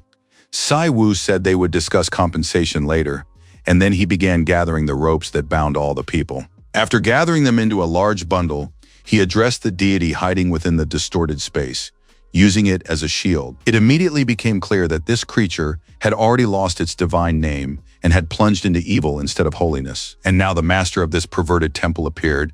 He had been forcibly summoned and was the dungeon boss. Kim Si-woo continued to gather the divine energy that had been channeled into this room by the mysterious creature. The young man unleashed divine power against the boss, who looked like a giant octopus and demanded submission and worship. The creature claimed that it was the only true God, the only one worthy of prayer, the only savior. After that, it repeated again that people must serve it, that they must accept it, and all that sort of thing. Kim Si-woo couldn't stand listening to this nonsense any longer and demanded that it shut up. Kim Si-woo said that the creature was brainwashing people and forcing them to trust it. But in reality, it wanted to turn people into heretics who would serve it to preserve its divinity. But the creature insisted that it was a god, and although it was on the verge of oblivion, it was still a god for now. The people of Earth had never encountered holy energy before and had nothing with which to oppose the creature. Choi Seo-jin asked not to kill this vile octopus just yet, but to first find out if his people could return to normal if the creature were killed. Kim Si-woo noted once again just how admirable this Goblin Guild leader really was. He cared about his people and wanted them to stay alive. Kim Si-woo was confident that restoring these people would not be particularly difficult. But for now, with the help of holy power and light, he continued to destroy the creature. He had to use an overwhelming amount of holy power to erase the existence of this incomprehensible deity and all its followers. Kim Si-woo felt he had expended too much divine power. The process was progressing, but too slowly and was energy-intensive. There was just a little bit left. The divine power was incinerating the creature, and it soon became clear that the end was near. Kim Si-woo had finally found the symbol of divinity, the holy artifact, and grabbed it with his hand. This object turned out to be a tainted birthstone, and the longer Kim Si-woo clenched it in his hand, the louder the creature screamed and thrashed. This holy artifact contained within it the birth of a certain god, and once it held the desperate hopes of the people, but those hopes are no more. Kim Si-woo decided not to hold back or be modest, and he shattered the stone into tiny pieces. With the core destroyed, the dungeon was cleared, and the quest related to this dungeon was completed. The holy artifact was upgraded, and he gained the ability to use holy artifact points, which were earned by collecting artifacts from other dimensions. Kim Si-woo thought he had never seen such a notification before. This meant he could exchange artifacts from other dimensions for artifacts of the Riemann order. Choi Seo-jin was still trying to revive his guys. He hoped these beloved idiots would wake up soon. Kim Si-woo began looking around, and soon everything around him began to change its energetic composition. It seemed as though space was blooming. The young man saw a girl who had approached the stone pyramid. She placed another stone and addressed an unknown entity, asking to be allowed to be happy. Now it became clear where the birthstone and the myth associated with it had come from. It turns out that in the beginning there was a simple prayer from an ordinary little girl, and that turned out to be the moment of her God's creation. It's very strange to realize that sometimes such ordinary and primitive phenomena can lead to serious consequences and influence a reevaluation of values in the future. Finally, the warriors of the Goblin Guild came to their senses, and now they didn't understand what had happened to them or where they were. The men were surprised to see their leader's face covered in wounds. One of the warriors couldn't understand why he had aimed his sword at Mr. Cho. The more the fighters looked around, the more anxious and flustered they became, apologizing for having beaten their leader and failing to protect him properly.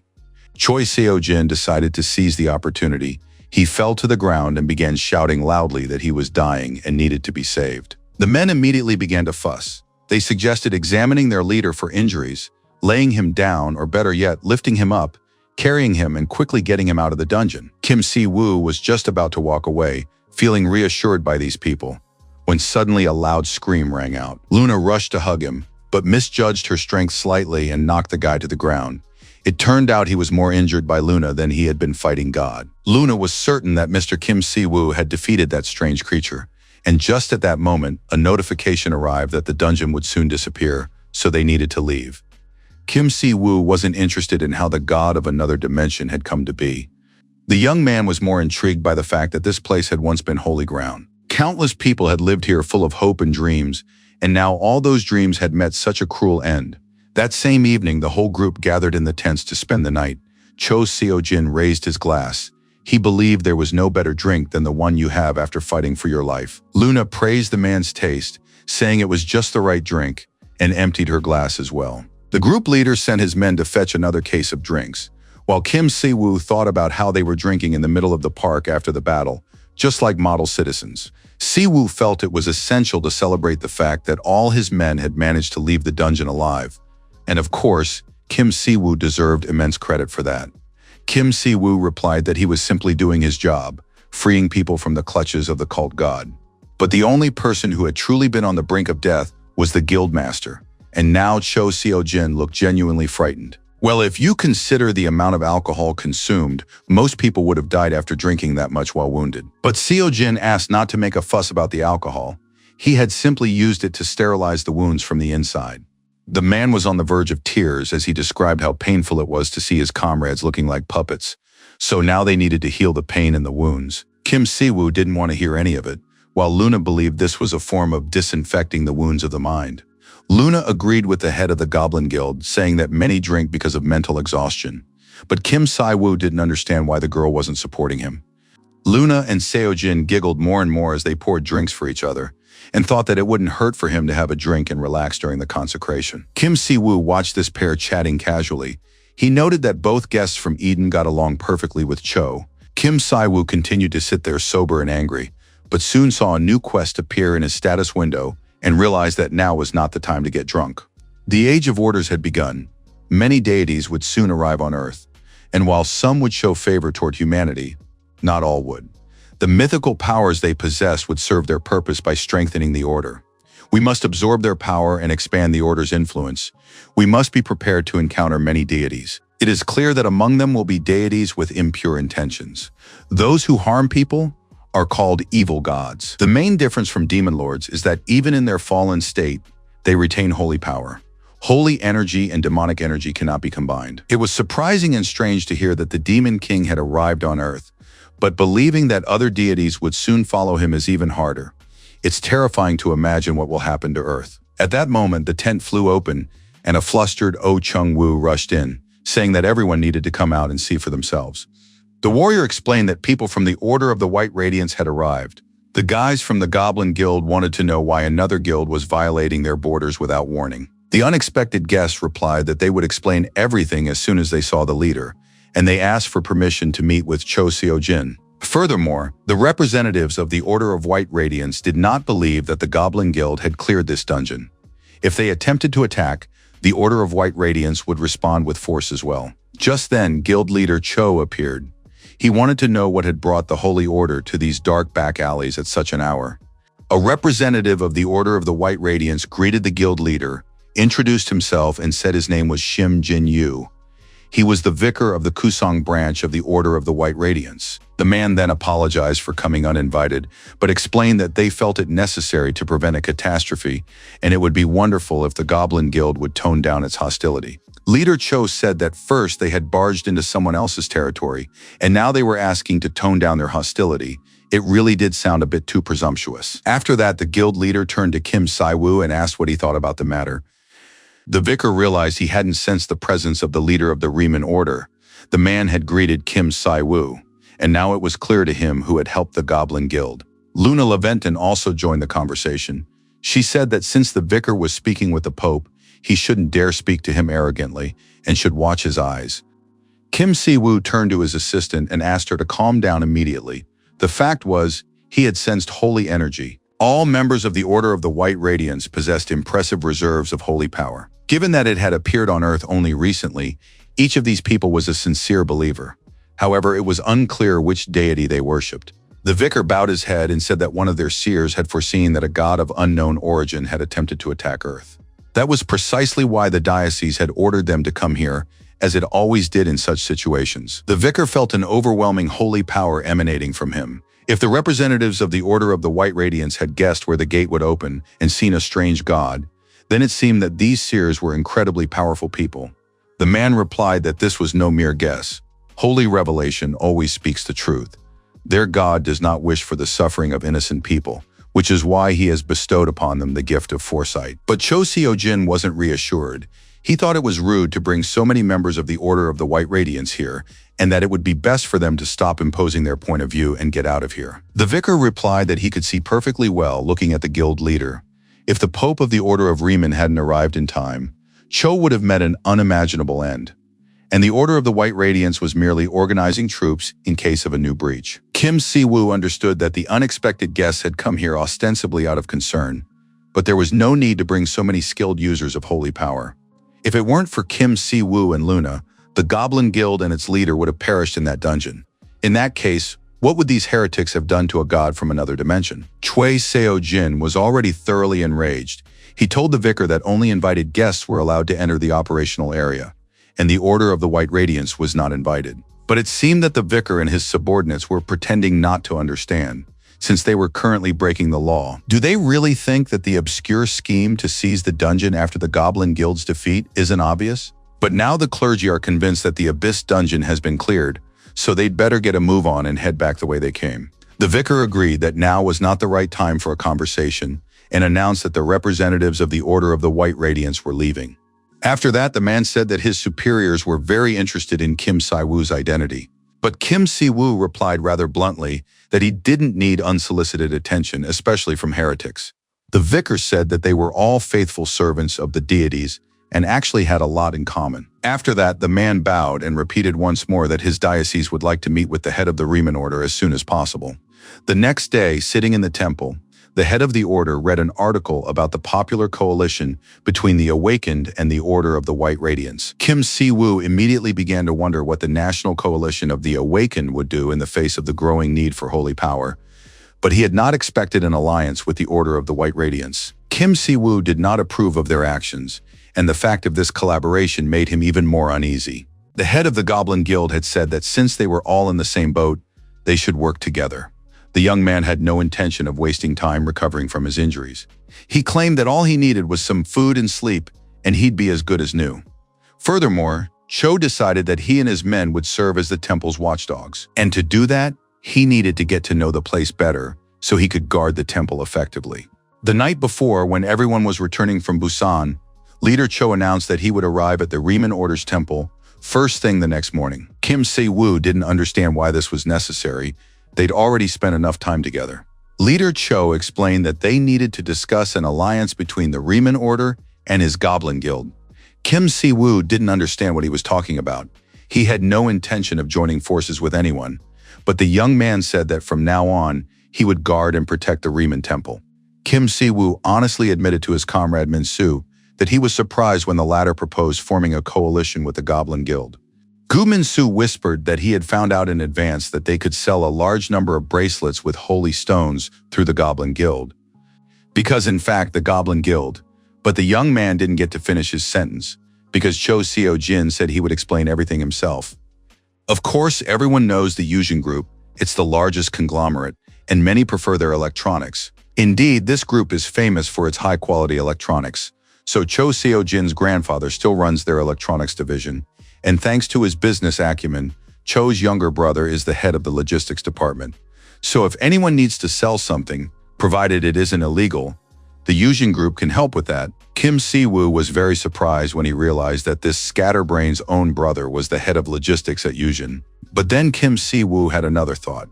After all, if he understood correctly, Yuzhin was one of the 5 largest conglomerates in the country. And if he followed that line of thought to its conclusion, it turned out that this muscular brute, Cho Seo-jin, was a member of the Yuzhin family. Now it made sense why the Goblin Guild continued to thrive while remaining independent. Luna reported that their new friend was the most likely member of the conglomerate to have committed the murder. Choi didn't deny receiving help from his relatives, but he had still built the Goblin Guild from the ground up with his own men, rather than simply buying his way into the leadership. Kim Si-woo had no intention of thinking along those lines. He had recently seen firsthand how the leader worried about his men. Kim Si-woo extended his hand to this hulking man and said they would work together. Whether Seo-jin wanted to be a watchdog or a friend, they would be on good terms. Kim Si-woo believed it was very beneficial to have wealthy people in his circle, and now he would interact normally with this Hulk. Kim Si-woo summoned Missionary Leo, and now that everyone was present, they needed to develop and approve a plan. Kim Si-woo looked at his closest aides. Just a short while ago, he had been completely alone and didn't know where to start. Now, however, it was time to announce the start of the first official meeting. Kim Si-woo said that, as the Pope of the Order of Riemann, he planned to declare the Order of White Radiance their enemy, and it was very strange to hear. Heretics are those whose beliefs run counter to our own. There were many gods, and the Order of the Goddess Riemann was allied with some of them. Since they shared a common enemy, the Demon King, the goddess had always maintained that faith is born not of pressure or fear, but solely of loyalty. Kim Si-woo didn't want his loved ones to go through that. Therefore, their order must coexist with other orders, with the exception of certain aggressive heretics, and that would be better for all of them. However, heretics who harm ordinary citizens were silenced by the Inquisitors. Luna couldn't wait for the end of this story. She wanted to get the address so she and Leo could wipe the floor with these heretics. But Leo said that such aggressive behavior went against their teachings, for the goddess Riemann had said that whoever wanted to be respected must respect others. But then Luna interrupted her companion, who had spoken very gently of the heretics who had tried to kill His Eminence and leader Cho. But then she lost her temper, and he proposed declaring a holy war against the heretics. He himself, Archbishop Leo Riemann, would spare no effort to destroy these heretics on the battlefield. Choi Seo-jin was absolutely thrilled. He was eager to join the holy war, as it was a perfect chance to wipe out those stupid religious fanatics. Passions were running high. Gu Min-soo wanted to host a joint stream between the Riemann Order and the Goblin Guild. Kim Si-woo was very pleased with the commotion he had managed to stir up among the members of his coalition. Some time passed, and to everyone's surprise, Kim Si-woo began to laugh loudly, drawing the attention of his comrades. The young man announced that as the leader of the Riemann Order, he was declaring the Order of the White Radiance an enemy of the Order. A few minutes passed and Gu Min-soo wondered if Kim Si-woo was acting hastily, and perhaps there had simply been a misunderstanding with the Order of the White Radiance. Kim Si-woo, despite his companion's suspicions and fears, understood. The Order of White Radiance's actions were straightforward but suspicious, and there was currently no clear evidence of their wrongdoing. However, what would have happened if Kim Si-woo and Luna hadn't appeared during the gate incident in Busan? After all, it's immediately clear that the representatives of the Order of White Radiance wouldn't have simply left this territory. They would have killed the members of the Goblin Guild to achieve their goals. And of course, there is still no absolute certainty as to what kind of organization the Order of White Radiance actually is. But these suspicions arose when it became clear that they knew about gods from other dimensions. What if we assume that the god of the Order of the White Radiance is a hostile god from another dimension? Luna believed that even if they had no direct evidence, if the head of the order, Kim Si-woo, considered them a threat, then they should heed his word. Kim Si-woo was the first follower of the goddess Riemann and her sole representative on Earth. Gu Min-soo apologized to those present. He had thought that maintaining neutrality would be best for his channel, but now he felt ashamed. Luna believed he had nothing to be ashamed of, since such caution could be of great benefit. Besides, Min-soo was a real heartthrob, and that was great, and even if he knew nothing about their goddess's teachings, she would personally tell him everything. Kim Si-woo watched as the couple began to gently hold hands and decided he would no longer organize joint group meetings. The head of the order raised his hand and summed up. So the Order of the White Radiance is their enemy. They will sever all ties with them, including trade relations. The same applies to any organizations associated with the Order of the White Radiance. That's all. The main thing is not to forget what has been said. The Order needs to aggressively recruit followers, and perhaps it's time to discuss selling bracelets, as well as improving the Order's funding. Leo said they currently have about 500 sacred bracelets in stock. Kim Si-woo opened a beautiful velvet box containing a very beautiful sacred bracelet. The Order's leader explained that this was a bracelet with a high-quality holy stone from the temple. In fact, it turned out even more beautiful than expected. This bracelet can help people with any chronic illness. In addition, it helps those suffering from hair loss. The sacred bracelet solves many health problems. Sejin listened carefully, then asked if he could try the bracelet out. The young man took out his knife and made a deep cut on his forearm. Blood flowed immediately. After that, Seo-jin put on the bracelet, and the wound closed up right before his eyes. It turned out to be even cooler than the potions of those damned alchemists. Kim Si-woo explained that the bracelet merely enhances the body's natural healing abilities, so the speed of regeneration depends on each individual. And once the holy energy runs out, the bracelet would simply be a pretty piece of jewelry. Choi Seo-jin thought for a moment and said that it would be difficult for him to help distribute these bracelets. The fact was that the young man had decided to buy up absolutely all the available bracelets for his guild. The bracelets increase players' survivability, and such healing abilities are very rare. Increasing players' survivability is a long-standing problem for all guilds. Even a player with excellent potential can simply die on their very first quest. Furthermore, aside from healing abilities which are very rare, it's difficult to recruit a sufficient number of users. Kim Si-woo asked exactly how many bracelets his new companion needed, but the guild leader didn't want to take them for free. Kim Si-woo realized he hadn't actually decided on a price for the bracelets yet, and numbers began dancing in the young man's head as he tried to come up with a price. Kim Si-woo thought for a moment and said he was willing to sell them for 100 million won each. The response was stunning. Cho said he would pay 100 million won for each bracelet and buy up the entire stock. However, he demanded a promise that all bracelets produced in the future would be sold exclusively to the Goblin Guild. Kim Si-woo said he already had about 500 bracelets ready, but that didn't stop Cho Seo-jin either. He said that as soon as they signed the contract, he would immediately transfer the money to the order's account. Kim Si-woo didn't understand why the guy was buying the bracelets at an inflated price. Could it really be out of gratitude for saving his life? But Seo-jin said that, as the guild leader, he knew for certain that these bracelets were worth much more. In fact, there are many people willing to pay that amount in exchange for a chance at survival. Kim Si-woo wasn't listening to his companion anymore. He could never have imagined such a huge sum. And why hadn't he thought of selling the bracelets to the guild right away? Si-woo once again sincerely thanked the leader for cooperating with his order. The head of the order shook the man's hand and said he would very much like to cement their friendship with a calculator. Kim Si-woo told his companions that the guild leader had left because he needed to raise 50 billion won. It was simply a staggering amount. Luna realized that they had accidentally solved all their financial problems, but she didn't want making bracelets to take up most of their time. Leo believed they should have kept some of the holy stones they found under the temple for themselves. As long as gods from other dimensions existed, it would be a good idea to keep high-quality holy stones. Of course it was a good idea, but why hadn't anyone thought of it before the sale took place? Kim Si-woo said he needed to find someone who understood financial management better than they did, because the Order of White Radiance was outpacing them in terms of expansion. The Order of White Radiance has merged with the National Corporation of the Awakened. Now there are many more of them, and they are the biggest threat.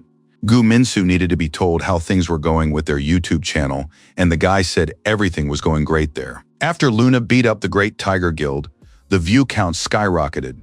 Many are asking for a new video featuring Miss Luna. Luna's debut was simply mesmerizing. Her performance turned out to be stunning, and now this handsome couple will be promoting the order on MeTube. Kim Si-woo was confident that they would become more popular than the Order of White Radiance and would soon completely crush them online. Minsu was convinced that they needed to convert this interest into new players. Kim Si-woo agreed to host a live stream on the Order of Reman's official channel and introduce Luna and Leo during the broadcast. In addition, they could demonstrate training with the Ability Management Department, showcasing holy power and combat abilities. Minsu agreed, immediately scheduled a meeting, and within hours, a stream with the Ability Management Department was announced. But suddenly it turned out that the Ability Management Department building had been attacked by unknown assailants. It wasn't yet clear what was behind it, whether it was something magical or a terrorist act. It was unlikely that the department was planning to build a bonfire. Luna was absolutely thrilled. She knew she wouldn't be bored.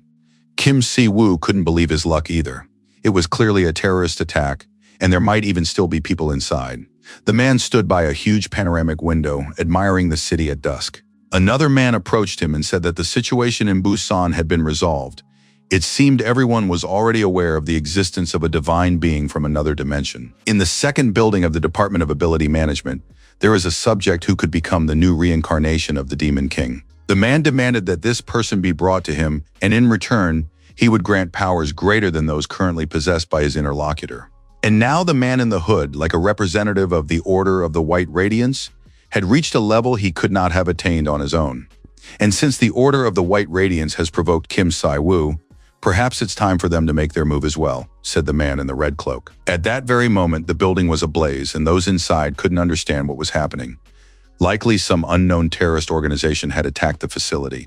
Kim Si-woo realized that, quite by accident, they had broadcast a terrorist attack live, without even starting to greet the viewers. Minsu admitted that nothing like this had ever happened before.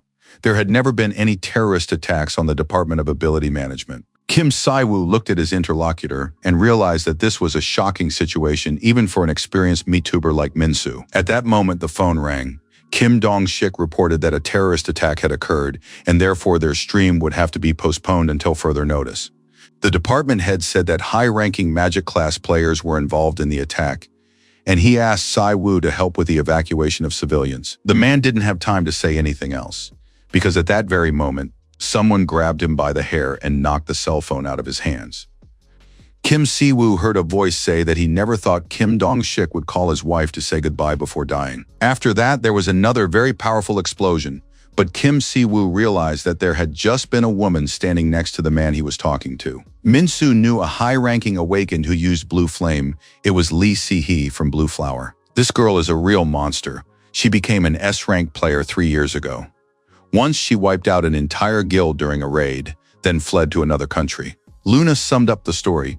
It seems she's a powerful villain who carried out a terrorist attack. But there was something else strange. The fact was that Luna could sense mana emanating from the second building of the ability management department. Kim Si-woo confirmed these sensations. Although they were faint, they were distinctly perceptible. Kim Si-woo initially thought the Order of the White Radiance was behind it, but they emitted holy energy, and it was now clear that another organization was involved in the terrorist attack. Luna and Leo offered to clear the way for His Eminence together. Leo was in complete agreement with the girl, and they were ready to rush into battle. It had been a long time since they'd had any interesting battles. Leo was certain that going to Earth had turned out to be a good idea. Kim Si-woo looked at the pair and recalled the early days of the Riemann Order. But before losing himself in memories, the Order's leader said he would return soon and instructed Minsu to organize the evacuation of civilians. Take care of yourselves. They'll finish the stream later. Inside the building, the situation was actually dire and tragic. Countless wounded people lay scattered right in the hallways. Some of the people were dead, and walking among them was Lee Si-hee, the villain and murderer. The girl had already managed to kill absolutely everyone. She had tied up the department staff and was now bored because she had no one to fight. The situation was too boring. If Lee Si-hee had known there were only ordinary people here, she would never have come to this place. The man in the hood and mask said there were more ordinary people in the building than awakened ones. But even among the governments awakened, there were almost none who could rival Lee Si-hee. Their goal was to retrieve the vessel from the detention room on the top floor. If anything happened or went off course, he wouldn't forgive anyone. Lee Si-hee was truly crazy. She said that since it was boring anyway, perhaps killing one of her companion's friends would cheer the girl up. In the end, she was even ready to fight her companion because she didn't think madness was a bad thing after all. It's better to be crazy than weak. Lee Si-hee crouched down next to the bound Dong-sik, took his name tag, and began to read, "Who is he?" The girl learned that Kim Dong-sik was from the Special Intelligence Division, which meant he must know this building well, since the Special Intelligence Division is the headquarters of the Department of Ability Management. The situation was turning out perfectly. They had found the man who knew where Kang Che was. Kang Che was one of the last S-rank hunters serving the government. Why on earth would these gangsters and murderers need him? Dong-sik replied that he didn't know where Kang Che was. He was just an ordinary office worker and didn't keep track of high-ranking hunters. Lee Si-hee, of course, didn't believe him and said that in that case she had no choice but to kill Dong-sik. She had heard that being burned alive was the most painful death a living creature could experience. Dong-sik confirmed once again that most officials know nothing about their own department, and he truly had no idea where Kang Che was. Lee Si-hee jumped to her feet, blue flames literally radiating from her. She said that Dong-sik was very amusing, which meant she would simply kill him now.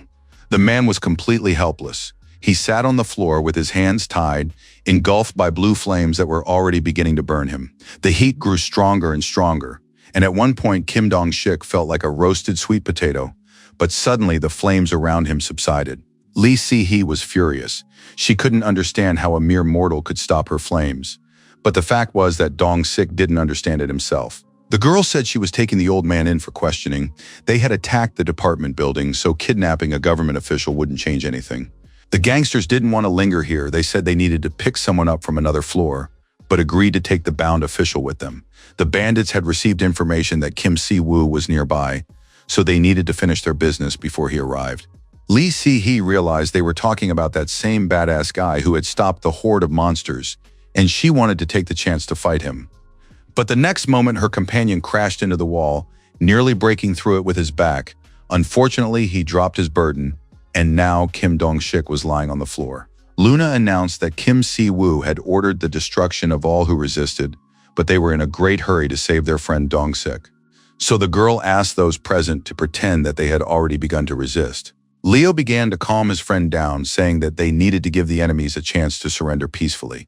However, Luna reminded Leo Riemann of how he had crumpled up those who surrendered like paper the very first time he appeared before people.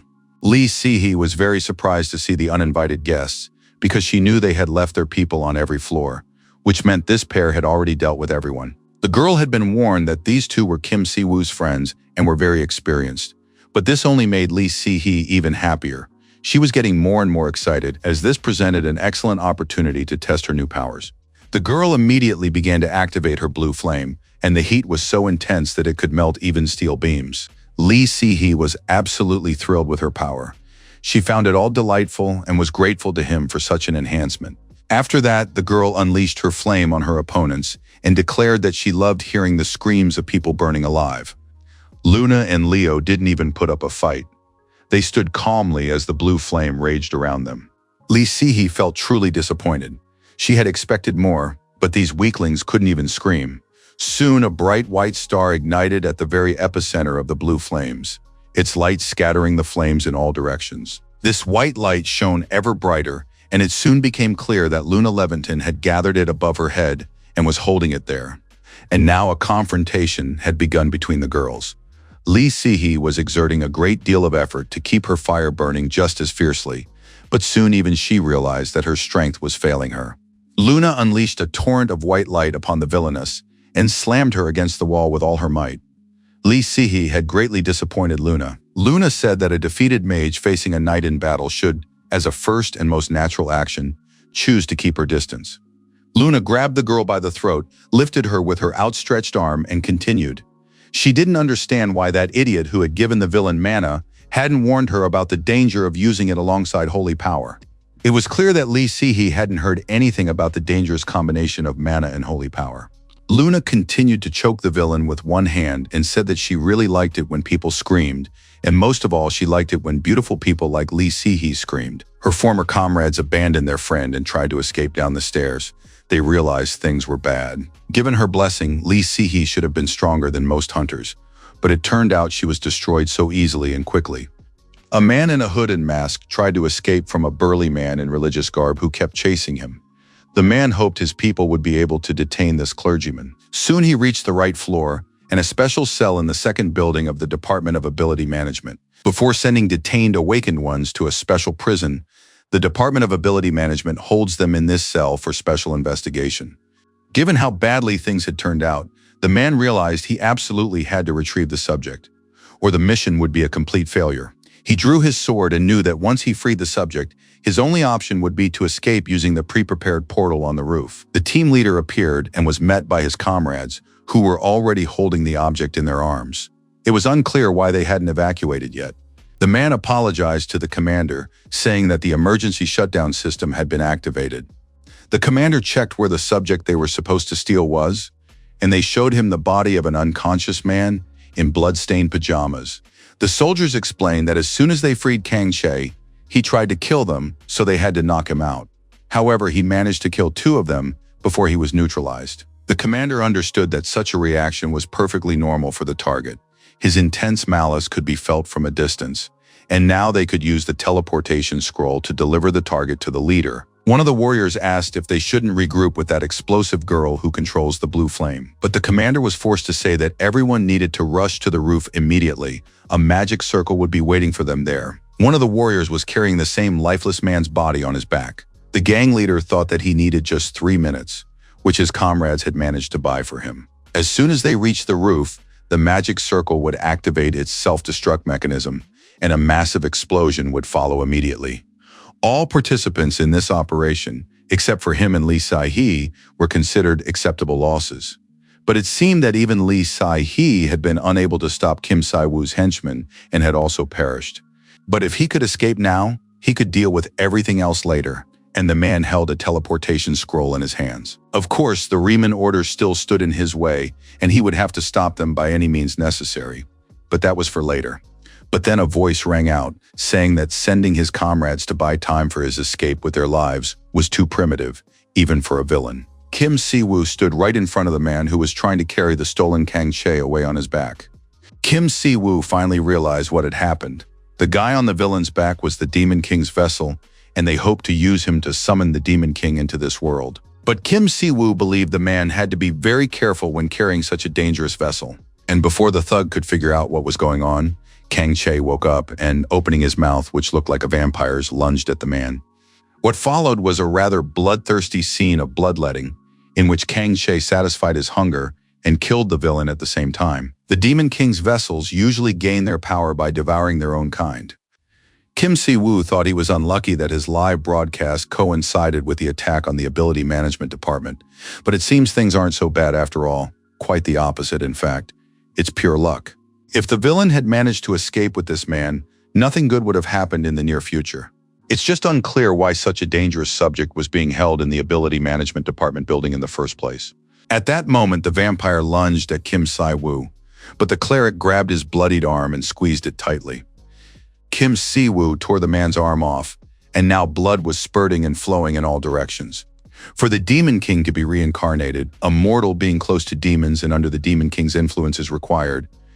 Through such vessels, the Demon King travels to other worlds, and to begin the process of becoming, the vessel must start showing signs of losing its humanity. One such sign is cannibalism.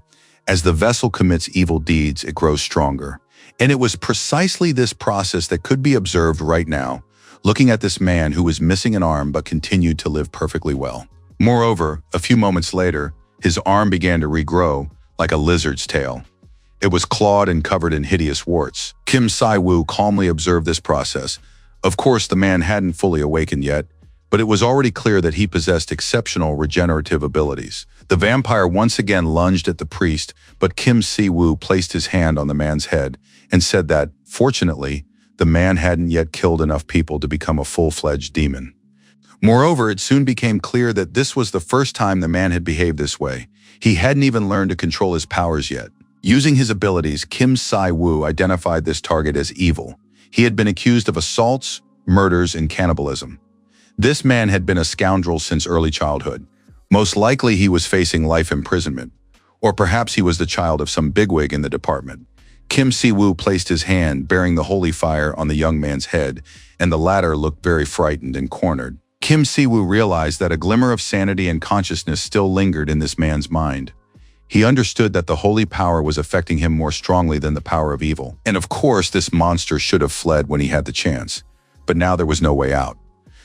Kim Si-woo intensified the holy fire's effect on the young man, who continued to resist, consumed by evil energy. In the end, Kim Si-woo was forced to activate his abilities. He channeled his power and prepared for a powerful attack. For a while, the vessel was still able to put up a fight, but soon it began to falter, though it did not perish. He managed to leap aside and was now preparing to attack.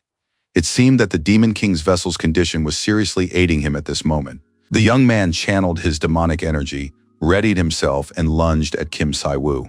The leader of the Riemann Order erected a holy barrier around himself, and the vampire's claws couldn't even scratch it. The longer the vampire clung to the holy barrier, the more pain he felt because holy energy was the complete opposite of mana. Moreover, the difference between the opponents was significant. And finally, Kim Si-woo grabbed the villain by the throat and was about to teach him a lesson. Kim Si-woo held the vampire at arm's length, preparing to purify him with holy energy. However, demonic power suddenly began to surge in from all sides. Si-woo realized that the demon was trying to take the talents of its vessel in order to later transfer them to the next host. Kim Si-woo believed that the Demon King should have chosen an opponent he could handle. Had he really learned nothing after being beaten in Eden? The Demon King continued to destroy his own follower, even though that wasn't his job. Kim Si-woo decided, since that was the case and he didn't need to deal with this vampire, he would end it all right here and now. And the young man activated his passive skill, Holy Fire. And now his holy fire had destroyed the demonic forces that were trying to strip the vessel of its talents. In the end, the demon was still too weak in this world. He could no longer resist, and now the department building was bathed in divine light. Soon the mana began to dissipate, and this was noticeable to everyone who possessed and sensed it. Kim Si-woo was certain. All who cause evil eventually become the cause of their own downfall. Just at that moment, Leo Riemann appeared. He reported that they had managed to stop the villains who were heading for the roof, and they had also succeeded in deactivating the dark magic circles. The magic circle used a human body to trigger a powerful explosion. If they hadn't managed to stop the people, the explosion would have destroyed the entire building. Kim Si-woo thanked Leo and said that the man had saved a huge number of lives today, and Leo wanted to know who that person was, who had literally vanished before his eyes. Leo, of course, remembered Satan, the Demon King of Wrath who had been in Eden. He could not forget the battle with the Demon King in his home world.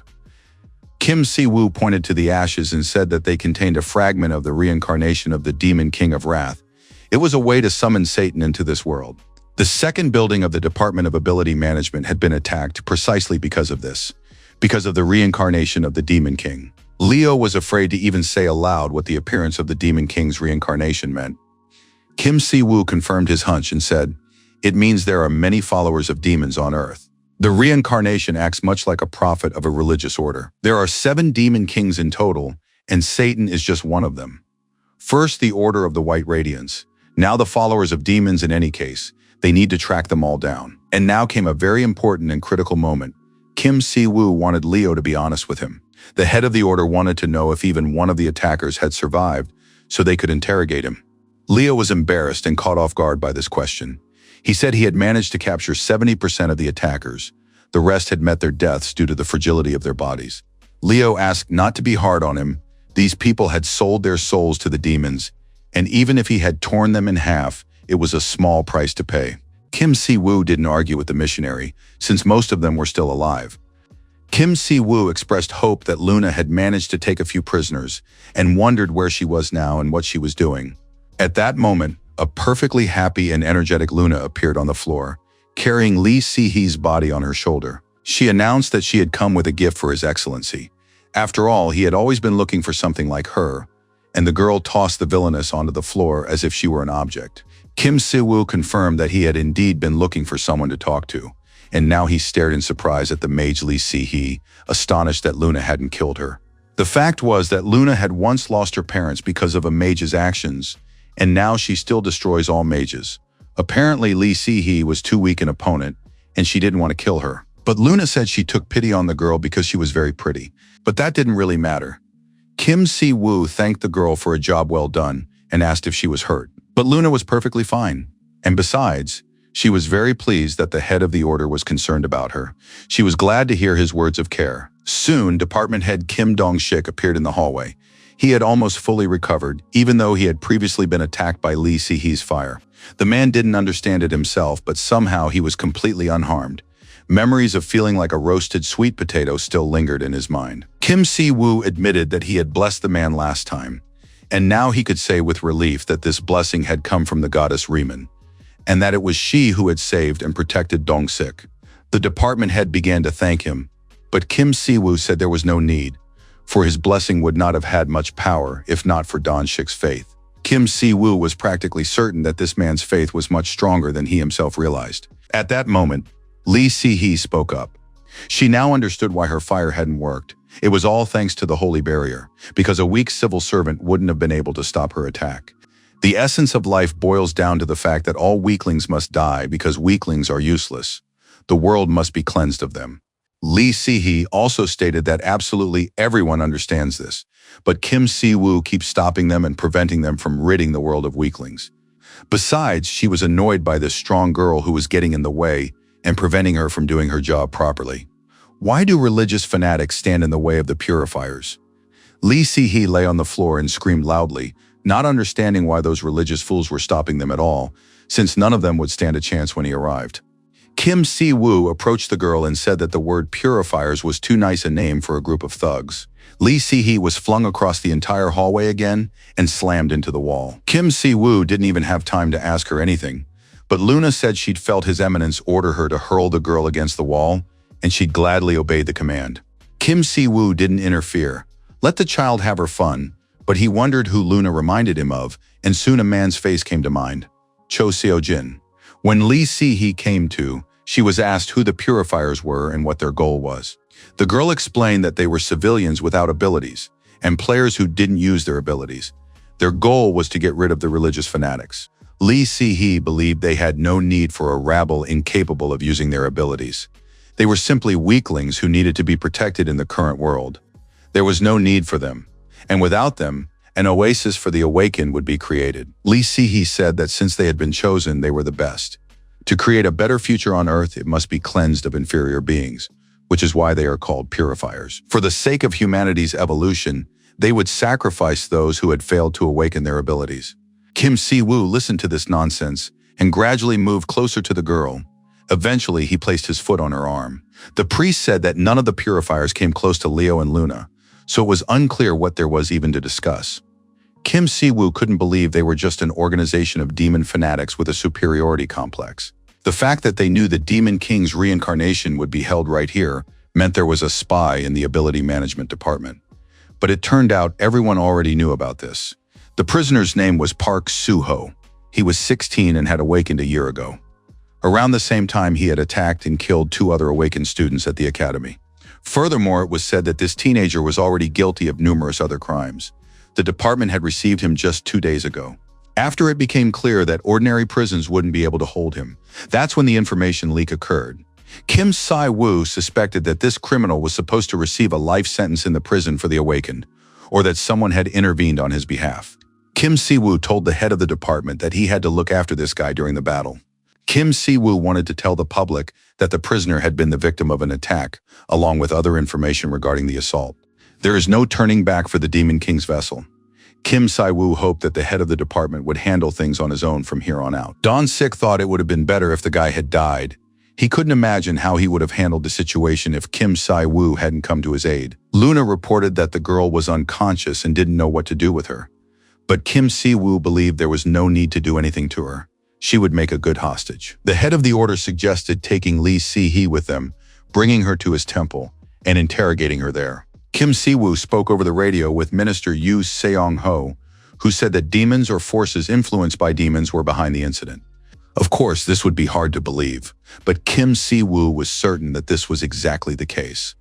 However, it turned out that the minister could believe this without a second thought. 5 years ago, after the opening of interdimensional rifts on Earth, anything became possible. People accepted this fact and tried to adapt, while those who couldn't were reduced to dust. The minister himself believed every word Kim Si-woo said. The order's leader was surprised at how this man without abilities had adapted so well to the era of change. He possesses a certain aura that suits his position. Thanks to such responsible officials, the terrorist superiority complex seems even more ridiculous and trivial. The order plans to interrogate Lee Si-hee, one of the terrorists who participated in the recent attack.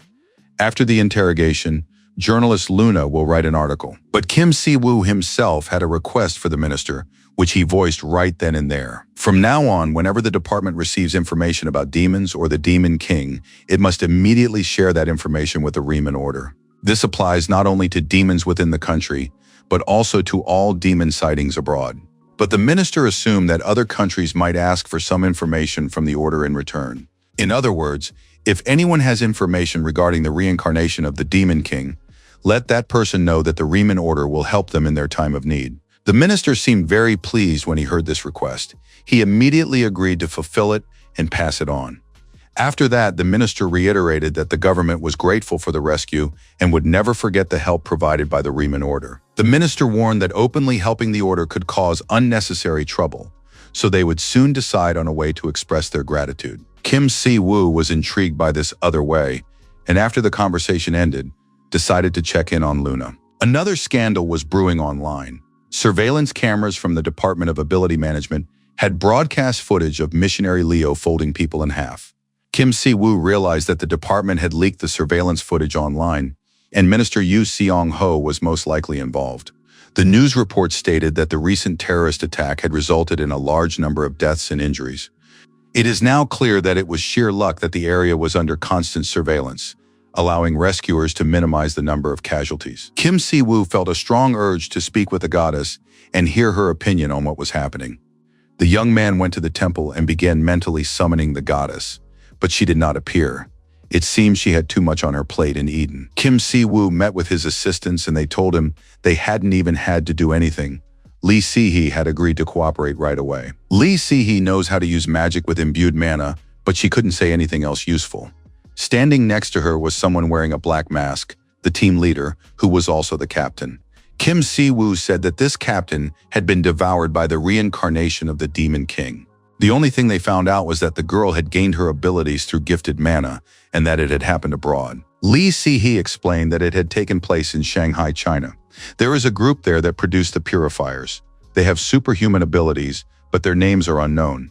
Although the girl received mana, she doesn't even know the branch head and doesn't know the location of that group. Luna suggested going to China to find out everything there, but Kim Si-woo believed that strangers wouldn't be treated well there. Si-woo explained that East Asian countries are always very wary of one another. You can't just go there not because he doesn't want to, but because it's physically impossible. Kim Si-woo explained, until they're called, there's nothing they can do, People like them are treated like nuclear weapons and aren't allowed across the border. Luna was very upset that she couldn't just raze China to the ground. Why all these complications? Leo realized that his religious soul was incapable of listening to talk of destroying entire countries. Leo reminded his comrades that they belonged to an order that loved peace and tranquility. And anyway, Lee Si-hee needs to stop pretending because everyone knows she's conscious. Kim Si-woo told the girl that from now on she would become an ordinary person, unawakened, and then be transferred to the Department of Ability Management. The young man added that he could purge her mana, but didn't want to do that to her. Kim Si-woo placed his hand on Lee Si-hee's head and activated the effect of the will to destroy evil. The girl screamed and begged him not to do this to her.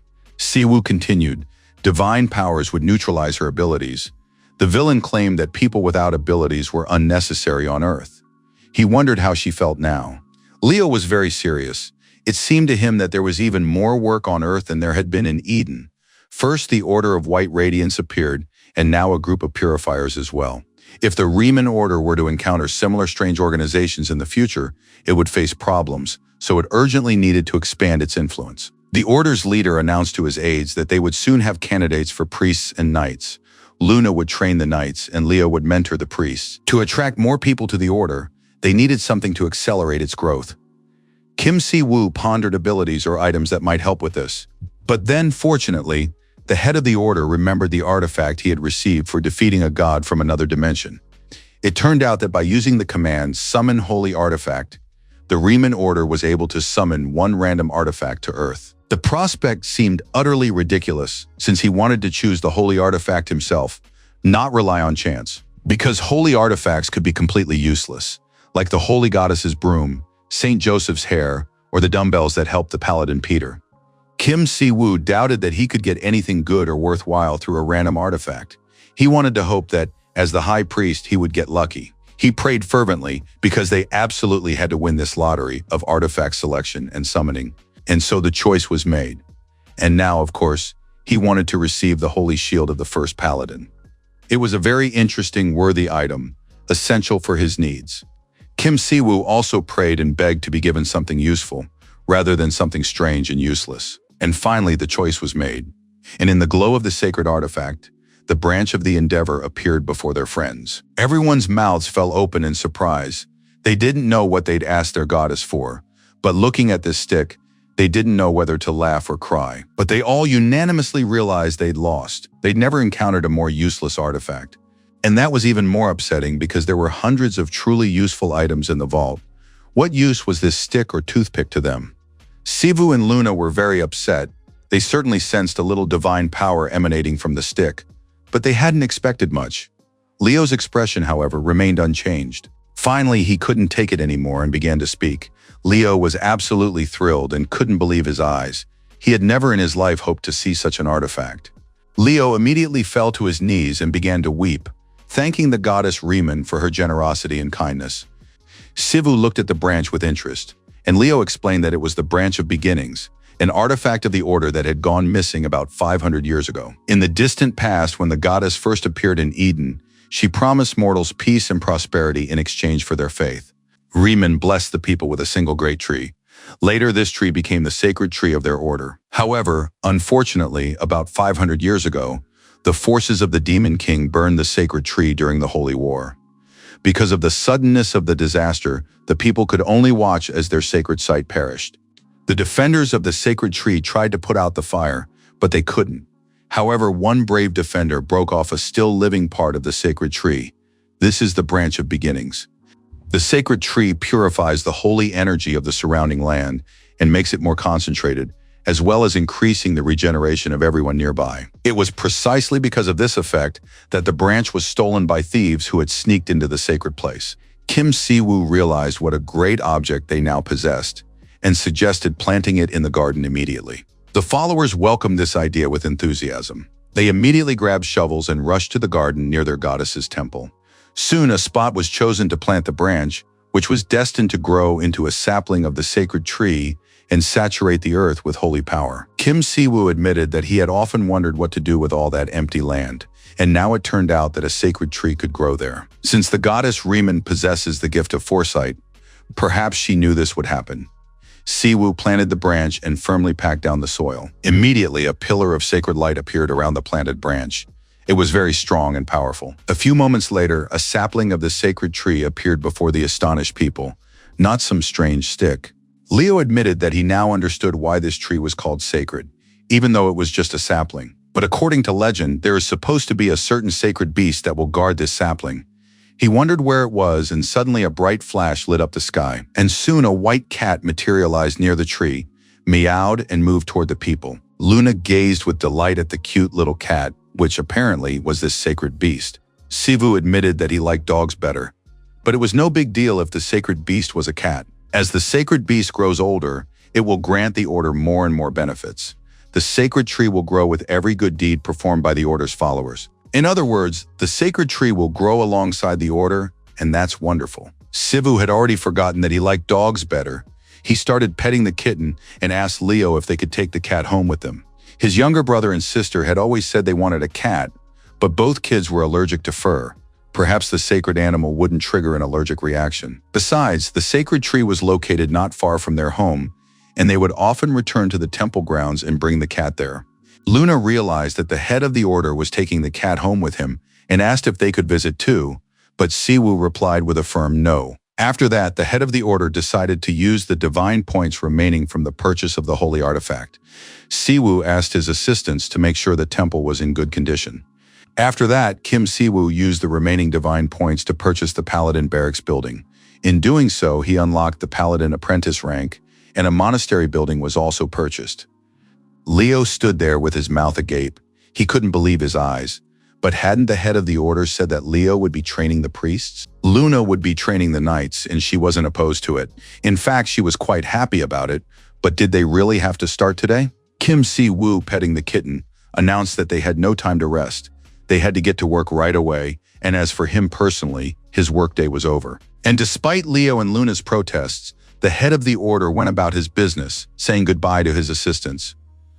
The young man hadn't gone far when he received a phone call from his younger brother, who delivered some very unexpected news. It turned out that something terrible had happened. Grandma was returning to Korea. At that very moment, a meeting was taking place in one of the skyscrapers in the city of Sejong. Due to the appearance of a disaster-class monster off the coast of Miyagi, as reported by the intelligence agencies of the United States and Japan, they needed to send their awakened one there. It was very strange that these nations were requesting assistance from another country. With the appearance of a disaster-class monster, they must have some strict conditions. The man said that America planned to send Aiden Howard, better known by the nickname Barbarian, to carry out the operation. Barbarian's favorite weapon was a two-handed axe. He was a returner who had appeared on Earth 3 years ago. They say he spent 12 years in continuous battles in another dimension. After the rank of Anomalous Awakened appeared, charlatans began popping up everywhere. Howard challenged anyone who called themselves an anomaly to a fight. If a returnee didn't live up to that title, their life ended very quickly, because Barbarian would destroy that warrior. The Americans sent the Barbarian, and Japan requested Kim Siwoo. They want to test the first Korean Anomalous Awakened. Of course, the men couldn't be pleased with this situation, but their personal opinions, of course, carried no weight. The men acknowledged that, unlike China or America, they had no way to control Kim Siwoo and therefore needed to ask him directly. If control proved impossible, then a deal had to be struck. This was a method they used all the time. The man was very pleased. He greatly loved and respected Minister Yu Seong-ho, who was able to find a way to approach anyone. The minister said he would personally visit Kim Siwoo, using the pretext that he wanted to express his gratitude to the hero who had once again defended the people. Before the stranger left the office, he decided to ask the minister one rather personal question. If Barbarian were to fight Kim Siwoo, which of them would win, in the opinion of the Minister of the Department of Ability Management? Yu Seong-ho gave a clear and very quick answer. He had no doubt that victory would be Kim Siwoo's, and that Barbarian wouldn't even touch him. Kim Siwoo was sitting on the couch in his pajamas and slippers. He had just woken up and decided to watch the news.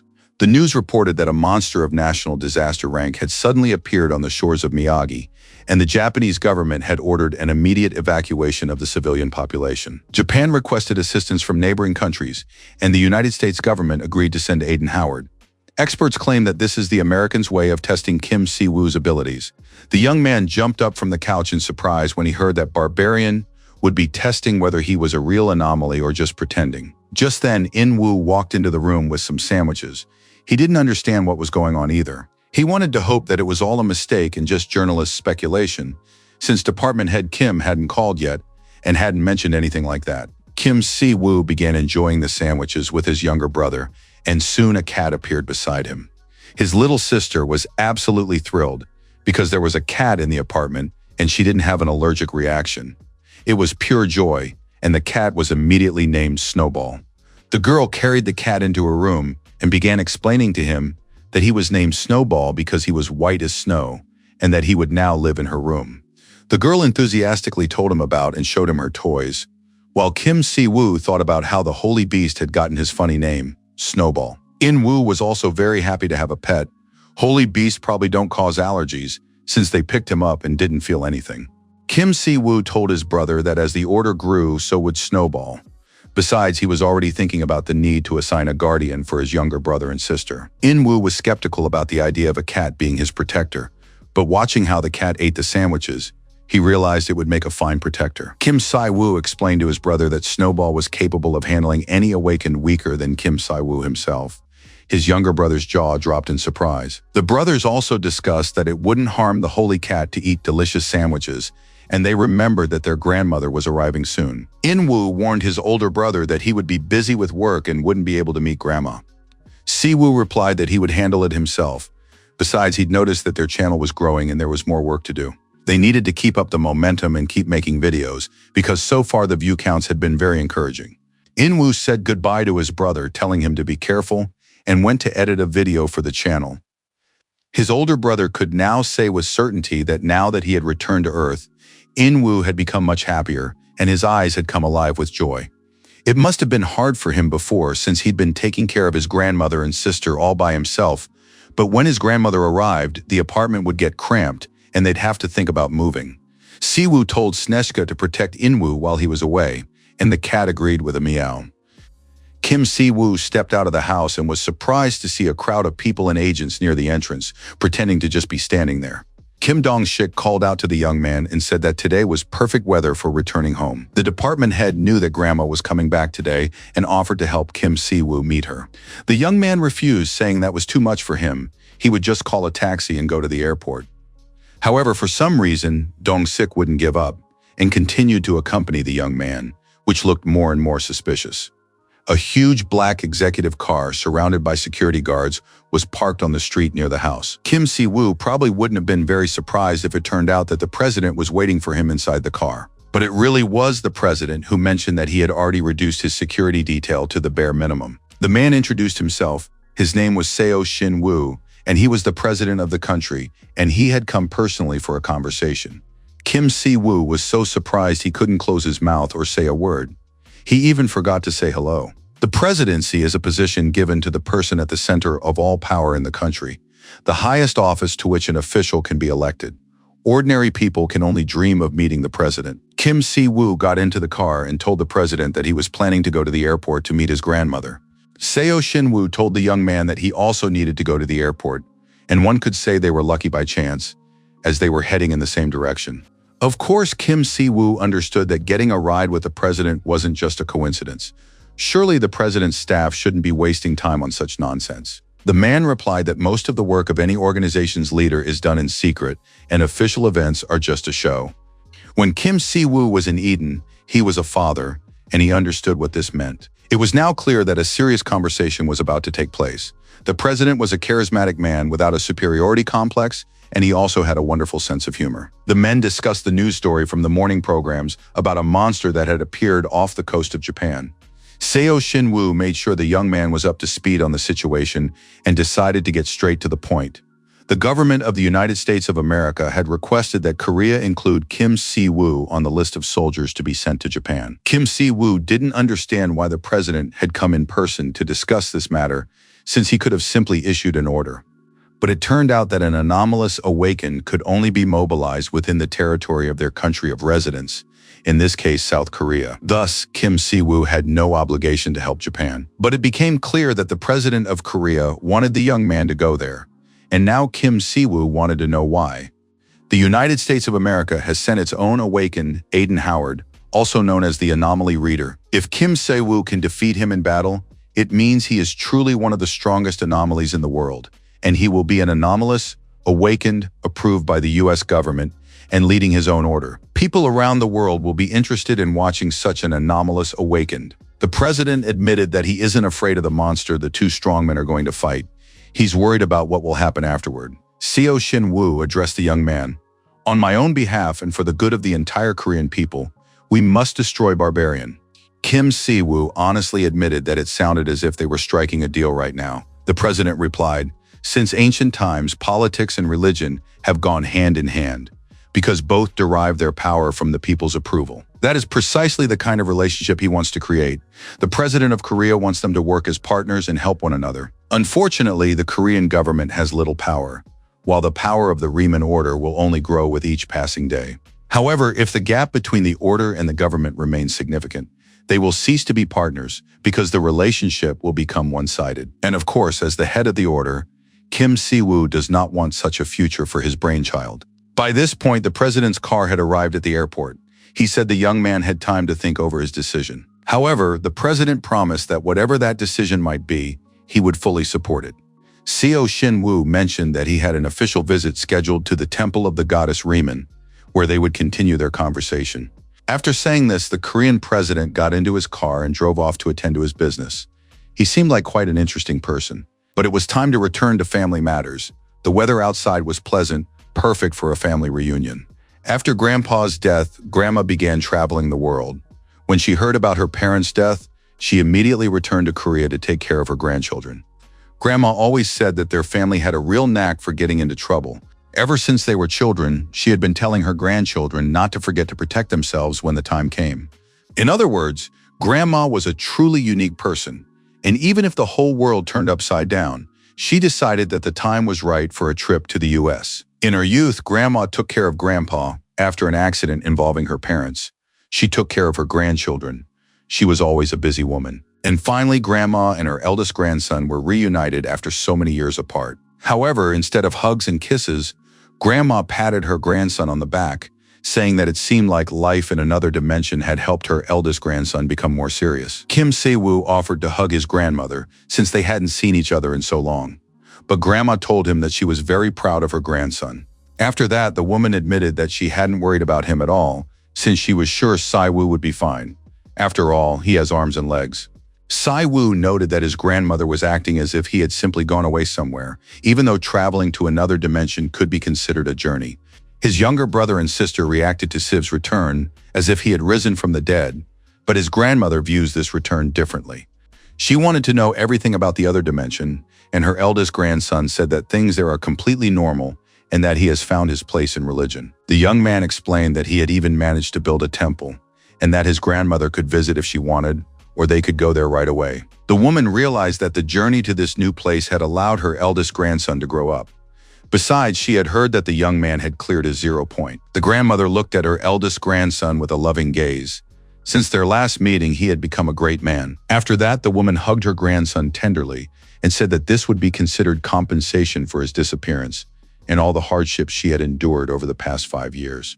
Se-woo confessed to his grandmother that he had been very worried when he found out she wasn't planning to return to Korea after he showed up at home. The young man was afraid that his grandmother didn't want to see him at all. But the woman explained that her trip had been paid for in advance, and she didn't want to lose the money, so she had no intention of cutting her trip short. Moreover, thanks to her eldest grandson, the grandmother had the best flight of her life. She flew in on a private jet, and it was amazing. It turned out that Grandma hadn't returned from America alone, but with a friend. But some men in black had taken the friend aside and hadn't let her go yet. This friend really wanted to meet and get to know Se-woo. She's a pretty decent old lady, so there's no need to worry. Se-woo remembered how he had arrived at the airport with the president of Korea, who admitted he had personal business at the airport. Of course, it looked and sounded very strange, and coincidences like that don't happen. But it seems Grandma brought along some relative of the president. The first thing they did after leaving the airport was head to the temple of the goddess Riemann. The woman thanked Luna and Leo for taking care of her grandson in another dimension. But the young people placed their hands over their hearts and said that it was Kim Se-woo who had taken care of everyone, and that was why they had reciprocated his kindness. Luna cheerfully complimented the grandmother, saying she looked beautiful and young, and the girl even thought that the woman wasn't a grandmother, but Kim Si-woo's aunt. As it turned out, Luna was excellent at getting along with absolutely everyone. She said she was His Eminence's trusted advisor, and in essence, Kim Si-woo's grandmother was their grandmother too. The woman was very pleased to hear such words, and she was happy to have a grandson and granddaughter she could rely on. Kim Si-woo could no longer listen calmly to this sweet talk. He reminded her about his friend who had flown in from America and was supposed to have already arrived at the temple. Grandmother said she wasn't very tired, and besides, she wanted to meet his friends, and his friend was indeed due to arrive here soon. Besides, grandmother was very eager to meet the goddess her grandson believed in right away. The woman examined the statue closely and realized it had no face. Most likely, the statue's lack of a face had a specific meaning. Riemann believed that sometimes what you cannot see is more significant. For some, this figure is a praying mother. For others, an image of a father. Since the faces of everyone we consider close and dear to us are different, a faceless statue becomes universal for everyone. The grandmother asked if she could pray in this temple. Kim Si-woo replied that his goddess loved everyone more than anyone else. She would love the grandmother. The woman admitted that she had never liked going to church since childhood and had never thought things would turn out this way. The woman turned to the goddess and thanked her for taking care of her grandson and bringing him back. The grandmother prayed for her grandson, who still had much to learn in order to overcome all the trials the world had in store for him. And now she asked the goddess to help him on this path. Leo turned to the leader of the order and said that the priest must give the woman his blessing. Kim Si-woo even forgot that this was his primary duty, and he immediately activated his sacred power. After that, the young man knelt beside the grandmother, already dressed in his sacred robes, and gave her the goddess's blessing. After that, the young man helped the old woman to her feet, and she said that the gardens near the entrance were magnificent, and she would like to look around. To her grandson's surprise, the old woman declared that she wanted to take a walk with Luna and Leo. She had many questions for the two of them. Smiling, the woman hinted that a great leader should give his subordinates the opportunity to discuss him freely. In short, it became clear to the grandson that his grandmother wanted to gossip about him with his subordinates. He had to meet his grandmother's friend, keep her company, and talk. Kim Si-woo didn't quite understand what was going on. His grandmother, who hadn't seen him in years, had left with his friends, and he was supposed to meet some mysterious woman.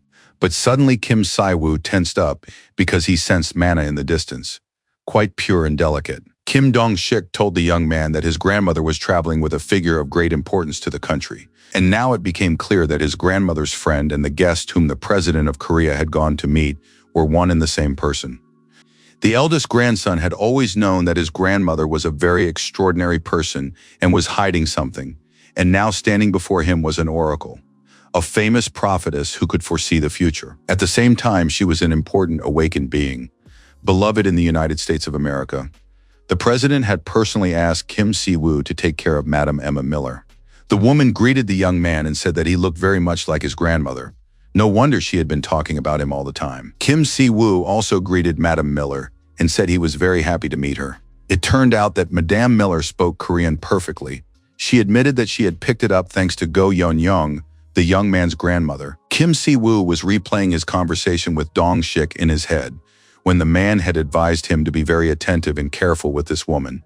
If anything happened to Madame Miller, it would be an international scandal. Madame Miller was an awakened one from the United States. Who would have thought that such a person would become his grandmother's friend? The young man was curious what it was like to be an S-rank awakened and see the future. The woman immediately told Kim Si-woo that she was here as his grandmother's friend and had no particular secrets. Even now, she wasn't reading minds. It was simply the intuition of someone who had lived many years. Kim Si-woo was still confused. He didn't understand where the women had met, how they had become friends, or what the president had to do with it. Si-woo decided not to beat around the bush and immediately said that he knew Madame Miller had wanted to meet with him. And now the young man surmised that Emma Miller had befriended his grandmother in order to get to him and arrange this meeting. The woman tried to explain sincerely so he wouldn't misunderstand her. She had befriended his grandmother by chance. Although some people would call this situation fate, and at that moment the woman's gaze became piercing. And Kim Si-woo received numerous warnings from the system about the danger. Madame Emma's ability is somewhat related to this entire system. Just as Kim Si-woo was a representative of the goddess Riemann, Emma Miller represented the system that watches over Earth. Ms. Miller's ability to foresee the future was granted to her when she was chosen as the system's representative. This ability is available only to her since those who are part of the system cannot use it. Including the awakened or those living by different standards, such as Kim Si-woo, it was now clear why the system windows remained empty. This is because those who have returned to Earth are subject to the same rules as the awakened, but the source of their power lies in a different universe. That is precisely why the woman, even after revealing her ability, has nothing to share with Kim Si-woo. She would be better described as an observer rather than a prophet. Madam Miller worked on behalf of the system to read the flow of events in this world and share her observations. In this endless stream, the goddess Riemann and the entity the woman serves are intertwined. That is precisely why Madame Miller wanted to see for herself what kind of person Kim Si-woo was. Kim Si-woo was curious to hear what the woman thought of him after their personal meeting. The woman smiled mysteriously and said that he had built a beautiful temple. And now she could say with certainty that the young man still loved this world. Kim Si-woo realized that Ms. Miller didn't view him favorably, but that didn't mean she was hostile toward him. The young man admitted that, of all the awakened he had met on Earth, Emma Miller was the most interesting to him. Had she really traveled all that way just to see him? The woman giggled and replied that it was just an old woman's little hobby. And now that she had visited this temple and met Kim Si-woo in person, she didn't plan to return to the US right away. She wanted to travel around Korea. Madam Miller named a few Korean dishes her friend had told her about, and now she wanted to try them. Madam Miller had fallen in love with Korean cuisine and might now stay in the country a little longer. The main thing was not to provoke a war between Korea and the US with her delay. After that, Mrs. Miller thanked the young man for his company and said she would be back soon. But for now, she was leaving her grandson with his grandmother, because she could be terrifying when angry. Kim Si-woo couldn't imagine how his grandmother could possibly scare the awakened one. And now he watched in surprise as Mrs. Miller walked away, having not really told him anything. But suddenly the woman stopped and said that the entities from beyond the boundaries would bring darkness with them. Kim Si-woo and his goddess had brought light with them, and one had to hope that this would be enough to dispel the deep darkness. Kim Si-woo listened carefully to these words and realized that he had accumulated enough questions that he would like to ask the goddess Riemann. Then again, he always had countless questions. Si-woo wanted to know what his goddess was up to right now. Si-woo told his younger brother and sister that he'd had a wonderful time with Grandma and that she'd be coming to visit them tomorrow. For now, Grandma had returned from America with a friend, and they'd gone out for a walk and to enjoy some Korean cuisine. Si-woo asked his little sister if she wanted to see Grandma sooner so she could spend some time with the ladies. But the girl replied in all seriousness that there was nothing she could do about it. After all, the desire to hang out with friends isn't just for kids. Adults feel it too. Besides, Grandma had promised to spend some time with her granddaughter, so everything was fine. They just had to wait for her. After that, the girl finished folding her clothes and went to her room with Snowball to play with the kitten. Si-woo was shocked by his younger sister's maturity. It seemed as though this little girl had grown up a decade while he was away. Si-woo turned his attention to his younger brother and asked if the boy knew who their grandmother's friend was. After that, the young man explained that she was an oracle and seer from America, Emma Miller. In-View had often read about Emma Miller in various magazines, but now it turned out that this woman was indeed their grandmother's friend. In-woo looked at his older brother with disbelief and advised him not to joke about such things, since their grandmother wasn't an awakened one, and an oracle was the most important person in the US. The wealthiest people in the world begged Ms. Miller to spend even a little time with them, but they are turned down every time. Si-woo tried to convince his younger brother that he was telling the truth, because the younger brother already believed that it wasn't like his older brother to lie. But In-woo had absolutely no intention of believing this nonsense about Emma Miller being their grandmother's friend. Si-woo decided to reveal a little more of the truth, such as the fact that the president had recently given him a ride and had personally asked him to go to Japan to help. Si-woo did indeed tell his brother that he was planning to go to Japan, and now he wanted to know his opinion. But In-woo remained adamant. He was certain that headlines would soon appear in the newspapers declaring that the head of the Riemann Order was a complete liar. His older brother gave him a few slaps, and soon the bump on his younger brother's head made him believe and take the words seriously. Since a monster threatening national security had appeared, it would be quite natural to go to Japan's aid. Of course, inviting an anomalous, awakened one wasn't the wisest choice. However, Korea's political influence has weakened recently, so if Kim Si-woo goes to Japan, the country will be able to make its presence felt again. In-woo was confident that the number of people watching the channel on MeTube would increase. All these viewers would feel national pride when they realized that their idol had saved humanity. Early the next morning, Kim Si-woo headed to the Department of Talent Management. The young man confirmed to Minister Yoo Seong-ho that he planned to join the team traveling to Japan. The minister was very pleased. He said the president would be delighted to hear of this decision. After Kim Si-woo agreed to join the team, the government issued an official statement announcing the news. A support team was formed, and among those assigned to travel to Japan was Kang Chae, also known as the greatest of all government-awakened individuals. The team flew to Japan that same evening. The news reported that the Japanese government was thanking Korea, that relations between the US and Korea were strengthening, and that everyone was eagerly awaiting the meeting between Barbarian and Papa. Kim Si-woo was browsing forums, and although he was flying on a private jet provided by the Japanese government, everyone was only discussing his anticipated battle with Barbar. After landing, the entire team headed to the operation zone under the guidance of officials from the Japanese Department of Ability Management. Dong-sik once again offered a lot of advice and recommendations and suddenly realized that Kim Si-woo wasn't listening to him. The young man confirmed that he was paying full attention. Kim Si-woo went on this trip alone without bringing his companions. Leo and Luna decided to stay at the temple and begin training new followers. In addition, they were working on making bracelets. Dong-sik admitted that he too dreamed of having such a bracelet, since, judging by the conversations, it was supposed to help with baldness. Kim Si-woo promised to give one bracelet to a man who hoped it would help him regain his beauty and confidence. Meanwhile, Si-woo was thinking about his assistants, how Luna was managing on her own, but he was still confident that Minsu would be able to take care of them. Kim Si-woo had no intention of leaving alone, but everyone at the temple was thrilled about his departure, believing they would get a great chance to look after the new followers without their leader. Luna believed they should visit Japan if such an opportunity arose, and they would use the chance to train their first followers. Si-woo understood if this couple caused any trouble while he was abroad, unfortunately there was nothing he could do to help them. But then the young man's thoughts were interrupted by a girl who approached and greeted the awakened Kim Si-woo. She introduced herself as Kang Chae, a member of the Awakened Corps under the direct jurisdiction of the Ministry of Defense. As captain of the reinforcement squad, Chae decided to greet Kim Si-woo before the mission began. The order's leader stood up and in turn greeted the girl. Kim Si-woo thought of Lee Si-hee and realized that this terrorist felt inferior to the girl. There was a great deal of mana surrounding Kang Chae. It was simply incomparable to that of the terrorists.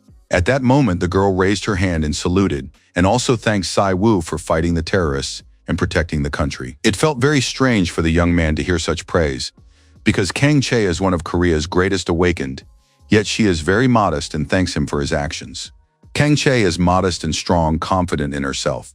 It is thanks to her that the Department of Ability Management has endured all these years. The girl said that during the mission in Japan, she would do her utmost to provide support in battle. Kim Si-woo thanked her and thought that Kang Chae was more like a soldier than an awakened. Kim Si-woo decided to get closer to the girl and admitted that although he had been to another world, he had never been to other countries. Kang Chae replied that it was an honor for her to be with him on his first trip abroad. A few hours later, the plane landed in Japan, but a far from welcoming reception awaited them there. People were shouting for the Korean representatives to get lost. One of the government representatives tried to explain to the people that reinforcements had arrived from Korea and they needed to clear the way since the plane had been sent by the Japanese government. But the people refused to leave. They believed that Japan could defeat the Japanese monster on its own, and there was no need to invite Koreans or Americans to do so. Kim Si-woo was very surprised. He hadn't expected the Japanese to be so strongly opposed to foreign intervention. Kang Chae hadn't expected such a reception either. She could see that these people were absolutely certain they could handle the situation on their own. Kim Dong-sik decided that some kind of mistake had occurred and went to speak with the protesters. Dong-sik introduced himself, saying he was the head of the Department of Ability Management and wanted to speak with a representative of Japan's Awakened. But in the very next moment, Kim Dong-sik was flying through the airport building, hurled by some incredible force. Si-woo and Chae caught the man before he could fall and suffer serious injury. One of the Japanese Awakens said he hadn't intended to harm anyone, but had simply reacted to a man who had suddenly rushed toward him. At the same time, however, the Japanese Awakened were confident they could handle the situation on their own, even though people had already been injured by the monster. And now it's unclear why the Awakened reacted this way. Maybe it's related to their background, or perhaps they're so afraid that their pride will be hurt. Kim Si-woo recalled that a similar situation had occurred near the hospital when guild representatives were busy dividing up territory instead of saving people. Kim Si-woo was very angry at this representative from Japan because a man had approached him to talk peacefully, yet he dared to use his abilities against a human. Usually Kim Si-woo used his skill against heretics and unbelievers who wouldn't listen to him, but now he decided that his teaching skill could suppress this man's power. Dong-sik really didn't want an international scandal to break out, and he tried to hold the guy back. But at that moment, a voice rang out, apologizing for the rudeness. A stranger stepped out of the crowd and said that it was their mistake. Their extreme nationalism had blinded them, preventing them from seeing the true intentions of the visiting guests. The man introduced himself. His name was Ryu In-young, and he was from the Japanese Department of Ability Management. Mr. Ryu asked how Dong-sik was feeling, and Si-woo was surprised at how fluent this Japanese representative's Korean was. After that, Ryu In-young reported that the awakened ones from the US had already arrived at the camp, and now they would all travel there together. On the way to the camp in the car, Mr. Kim and Ryu greeted each other. It turned out they had known each other for quite some time. Ryu In-young once again personally apologized to Mr. Kim Si-woo for the mistake. Si-woo said it wasn't necessary, everything was fine now, and also noted that this man was acquainted with the team leader. Si-woo recalled that he had recently read an article stating that Mr. Ryu, as a Japanese citizen, was willing to come to Korea and defend the people. After that, he had been called a liar and a traitor. However, now, looking at this sincere man, Kim Si-woo didn't feel that he seemed irresponsible. Kang Chae took advantage of the situation and asked Ryu how his mother was doing. It turned out that after arriving in Japan, the woman had stayed on Dema Island, saying she could see the coast of Busan in the distance. Kim Si-woo realized that these two had known each other for a long time and were close enough to discuss families and relatives. But then flowers appeared all around. Birds began to chirp and the air filled with melodramatic vibes. It seemed there had once been something between these two. Most likely, Ryu In-young had no other option but to move to Japan. He would need to find out all the details from Dong-sik later. The awakened camp was set up in a local school. Residents of the surrounding areas had already been evacuated, so they could use the empty building. Ryu escorted his Korean guests inside and said that the discussion of the plan would begin shortly. For this mission, the Korean and American teams would be combined. Ryu remained outside the building, saying that this meeting was exclusively for the reinforcement forces. If he was needed, he could always be invited in. Kim Si-woo and Kang Chae entered the room and were greeted with phrases like, "You're finally here." In the gym, right behind the ping pong table, sat a group of people they would be working with going forward. There was no need for unnecessary introductions. It was immediately clear who among those present was Barbar. Kim Si-woo immediately felt an unknown force bearing down on him. It was not mana, not magic, and not holy power, but a force generated by will. Only one person on Earth could radiate this power. An interpreter was sitting next to him, but it turned out that his services were not needed. Kim Si-woo activated his gift of tongues and could now converse comfortably in English. Aiden Howard was very intrigued. He heard his companion speaking Korean, yet at the same time understood the words in English. Si-woo admitted that this was one of the blessings the goddess had bestowed upon him. The young man thought that Barbar looked and sounded as if he had just stepped out of the Middle Ages. Barbar approached Si-woo and said that it seemed his goddess was very kind and generous. Kim Si-woo continued to feel the powerful pressure of the force upon him and said that his goddess was not always kind to those who did not know her. The barbarian said nothing, but his thoughts conveyed, "I've always believed that the gods of your world were nothing but nonsense. That's why I killed them all." At that moment, everyone present felt as if their eardrums were about to burst and their brains explode. They couldn't understand how this religious man could carry on a calm conversation while under such terrifying pressure. Si-woo looked at his interlocutor and tried to guess. Was Barbarian testing him, or did he want to knock him out of the game right away? At that moment, Barbarian stated that it seemed he and Kim Si-woo would be more than enough to complete this task. The Japanese representative said he was grateful, but still considered it natural for the awakened from every nation to contribute their efforts. Varvar thought this was foolish. Why risk the lives of others when there was enough strength to defeat the enemy? Barbarian declared that he did not want to have the deaths of unnecessary Japanese awakened on his conscience. The Japanese representative said he would not insist on this plan. If everyone else agreed, they could resolve any disagreements through discussion and change the plan. Of course, they now had two weapons of mass destruction at their disposal, so the presence of the other awakened on the battlefield would be pointless. After that, the meeting continued. Kim Si-woo noted that the barbarian had spoken on his behalf as well, However, he agreed completely with all the arguments. Killing an entity on the verge of ascending to divinity is no easy task. This is especially true for those like Riemann, entities that have reached certain levels of divinity.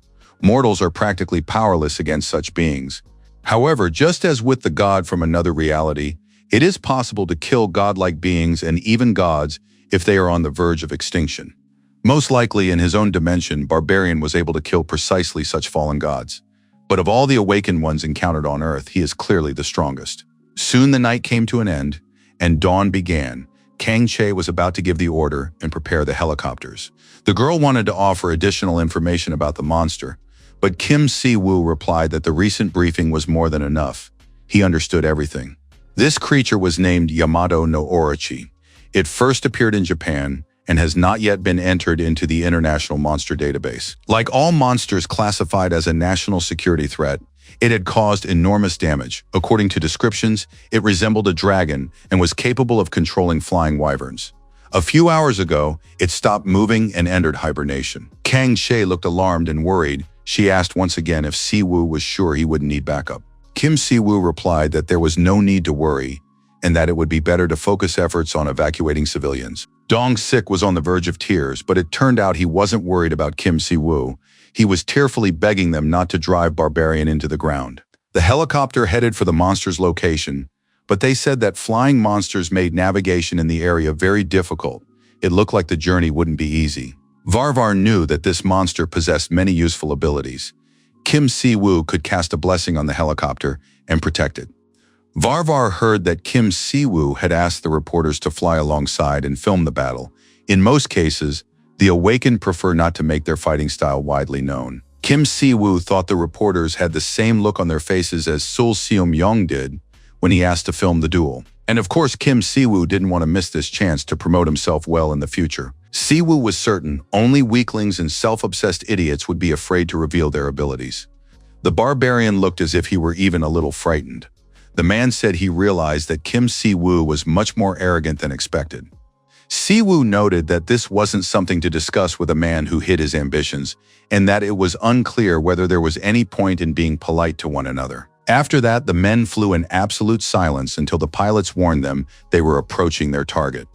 Kim Si-woo received a warning that the divine protection skill had been neutralized by the concentrated poison in the air. This creature was absorbing an enormous amount of divine power, and now it was clear why it was considered a threat to national security. Black flames and a massive amount of poison. The void poison harms not only the awakened, but also ordinary people.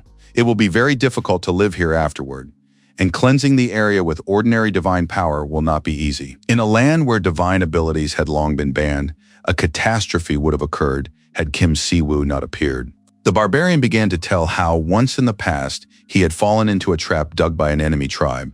That tribe loved to use poisons as their primary weapon.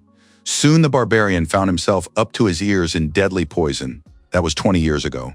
But since then, no poison has affected him. The Barbarian laughed and pounded his chest with his fist, saying that such poisons were like fresh air to him. Kim Si-woo realized that this ambitious brute had some kind of childhood trauma. Now he was definitely the strongest at everything, and even poison had no effect on him. As the helicopter approached the bridge, people noticed that the monster was beginning to stir and slowly rise. Soon, the enormous creature opened its jaws and let out a loud roar that echoed across the entire area. After that, various other monsters began moving toward the monster from all sides. They were clearly visible in the clouds of poison. The Barbarian stood on board the helicopter and said that he used to be very upset that there were no dragons in his world. Kim Si-woo didn't want to compare the dragons from the world of Eden to this particular monster, because right now they had to deal with something entirely different. Si-woo replied, "If the lizard spreading the black mist were stronger than the Demon King, then he, Kim Si-woo, would be of no use to Eden." The Barbarian just laughed in response and said that they would definitely fight each other after they dealt with this creature, and drawing his axe was ready to attack. A powerful flash illuminated the helicopter, and the Barbarian was already charging into the attack. The enormous lizard-like creature spat poison in the direction of the flying machine. The Barbarian was already swinging his axe and declaring that he would be the first and only one to destroy the monster.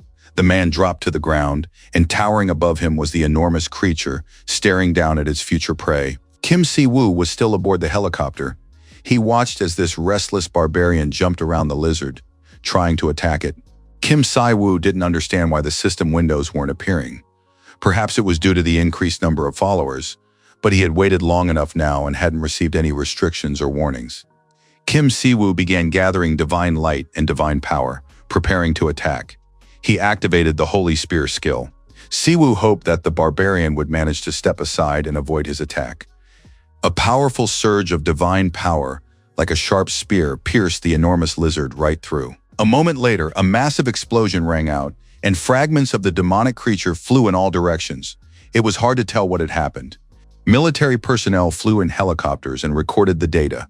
The monster showed no signs of life. The battle lasted 1 minute and 12 seconds. The monster, classified as a national security threat, had been defeated. The military noted that there were no casualties, and thanks to the skill of the Korean awakened, Kim Si-woo, the situation had been resolved. Absolutely everyone was watching the battle unfold, and now even the Prime Minister jumped out of his chair, trying to figure out what was happening. It turned out that two anomaly-level awakened individuals had started fighting each other. More precisely, one of them was dragging the other by his long hair. The Prime Minister was furious when he saw these idiots fighting each other. Kim Si-woo didn't yet realize that he would become a star after he brought down the Holy Spear on the enormous monster. The barbarian considered it sheer cowardice on the part of the Korean awakened one, who dared to use ranged attacks. The man considered it a complete lack of martial honor and shook his fist at the departing helicopter. Kim Si-woo thought he'd heard something like this before, and now it became clear that this Hulk would fit right in with the orcs. Kim Si-woo descended to the ground. He didn't understand why the barbarian disliked ranged attacks, but if he wanted close combat, they'd give him what he wanted. Kim Si-woo began gathering divine energy again and said, "Why wait when they could already start what they'd come here to do?" But it seemed the barbarian had already backed down. He said he'd merely been trying to determine whether Kim Si-woo was the real deal or just another pretender. The barbarian admitted that he had been ordered to find the strongest person in Korea and try to befriend him, so there was no point in fighting. He had previously said that an honest battle was the best way to get to know each other. The gods in barbarians' world were pitiful, but now he can say that Kim Si-woo serves an incredible being and asks permission to show respect to the goddess Riemann. Barbarian spoke, "I, Aiden Howard, an anomalous awakened of the United States of America, acknowledge Kim Si-woo as the strongest awakened in South Korea. From now on, we will be great friends." After that, Barbar suggested that Si-woo put down that divine spear and join him for a traditional visit to the bathhouse. Kim Si-woo agreed that he was ready to befriend this huge and strong man on one condition. Barbarian must withstand his attack and survive their friendly duel. After that, Kim Si-woo rushed after Barbarian, who was running away at full speed with his mouth wide open. Kim Si-woo told his new friend not to be afraid, and soon everything was bathed in a sacred light. The soldiers in the helicopters watched as the two awakened ones fought each other, but it soon became clear to them that one was beating the other. Now everyone was certain that these guys were complete idiots. Even those who wanted to use Japan as a testing ground for someone so powerful and strong were idiots. And now it turned out that a single man was able to destroy a giant monster that all of Japan's awakened had failed to defeat. Thus, Kim Si-woo achieved a true triumph, and it was seen live not only by Japan but by the whole world. The Japanese Prime Minister assumed that the South Korean president knew this would happen, which is why he suggested broadcasting it live. And now no one has any doubts. The South Korean anomaly is significantly stronger than the American one. At the very least, everyone saw what this man is capable of. The Japanese Prime Minister decided to act quickly and immediately ordered a connection with the Korean president. A huge audience watched the broadcast of the fight between Kim Si-woo and Barbarian. In the comments, they couldn't believe their eyes that Papa was beating up the American. Viewers jokingly asked Papa Kim not to hurt the American Barbarian. They never thought they'd have to worry about this Hulk's health. Gradually, the poisonous cloud began to dissipate, for it was pierced by divine light. Soon, enormous angelic wings formed in the air, capable of covering the entire area and protecting it from the poison's effects. The American anomalous awakened being, his mouth agape, watched what was happening. He had never seen anything like it. Now everyone understood that Kim Si-woo had spread his wings to purify the contaminated area. The journalists wanted to know what this ability was called. The journalists didn't understand why Kim Si-woo had started cleansing the area, since he'd simply been asked to help destroy the monster. Everyone wanted to know what agreement existed between Kim Si-woo and the Japanese government. Taking advantage of the opportune moment in the presence of journalists, Barbar said that he and Kim Si-woo had decided to become best friends from now on. And now all of Kim Si-woo's enemies are Barbar's personal enemies. He also plans to visit his friend in Korea to build trust. Kim Si-woo thought that Barbar had become a leader thanks to his brute strength, but it turned out that he had climbed to the top through politics. Journalists wanted to know how relations between Korea, America, and Japan would develop, and whether this meant a strengthening of relations between Korea and America. Kim Si-woo promised to answer all these questions at an upcoming press conference. But right now, this is more important than any personal circumstances or international relations. Because of the monster's appearance, many have lost their homes and lives. And now everyone needs to pray and hope for the best for these people and their families. Kim Si-woo didn't want people to forget about the unfortunate victims because of his fame. After that, the head of the order called on everyone present to pray together. He hoped that the goddess would lead all people to a cozy place where they would be safe and at peace. That is how the incident with this terrible monster ended. For a time, it had terrified the entire Japanese and global communities. Si-woo received a notification that he had expended too much divine power in clearing the area. Dong-sik wept tears of joy and thanked the great Kim Si-woo for completing this mission, and moreover for not tormenting the barbarian too much. Kang Chae was still in awe. The girl now fully understood why Kim Si-woo hadn't needed her help. By the end of all these events, Korea had greatly increased its international power and influence. Chae was very happy that such a moment had occurred in her country's history. She realized that Kim Si-woo needed some rest. He must be very tired, so she went to her room, ready to come out at a moment's notice. Si-woo thanked her for everything and told her to rest as well. But whenever he was with Chae, he couldn't shake the feeling that she was a soldier. Dong-sik mentioned that Ryu and Young would be coming to visit him soon with some people. But for now, they could have some coffee and just chat. Si-woo kept thinking about the Department of Ability Management. He wanted to ask a lot of questions and find out details about Ryu and Chae. Si-woo asked his companion if Ryu had been a member of the Korean office and why he was now working for the Japanese government. The news reported that Ryu had once intended to defend Korea but then defected to Japan. Yet he didn't seem like the type of person who was irresponsible or quick to change his stance. Dong-sik explained that Ryu In-young had never once renounced his homeland, South Korea. Ryu was a mage who had returned from another dimension. The young man had spent 15 years in the magic tower, mastered all forms of magic, and then returned to Earth. After his return, he reflected and stated in interviews that friends and family were waiting for him in Korea, and before he could reach them, Ryu underwent numerous trials. Traveling between dimensions was not accessible to mere mortals, which meant his teacher was someone who had attained divinity in his own dimension. Si-woo understood this perfectly well, because he too was only able to return home thanks to the goddess Riemann. Immediately after his return, Ryu began working as a government-affiliated awakened. He even trained some of them, such as Kang Chae. Even compared to the department head or Kang Chae, Ryu was an unrivaled mage, and thanks to him, many awakened began working for the government. At that time, Ryu was considered a true hero. When new gates opened in Korea, mages joined the troops, and they operated as a unified system. It was the golden age of government-affiliated awakened ones. But soon Ryu In-young had to move to Japan, and this happened against his will. Sometime in the mid-2000s, a massive gate opened in the city of Busan, and the government decided to concentrate all its forces there. However, 2 hours after all forces had been pulled into Busan, an even larger gate opened in Daejeon. These were gateways to another dimension. Similar in scale, in other words, 2 gates of chaos opened almost simultaneously. The 0 points of Busan and Daejeon serve as evidence of what happened then. Kim Si-woo understood. While he was in Eden, the Korean nation had found itself on the brink of annihilation. The government had already mobilized all the best awakened in Busan, and so they had to strike a deal with the National Corporation of the Awakened. It was less a deal than a threat. In exchange for assistance in the area of the Daejeon Gate, the government promised to expel Ryu In-young from Korea. It was simply a terrible and shameful deal.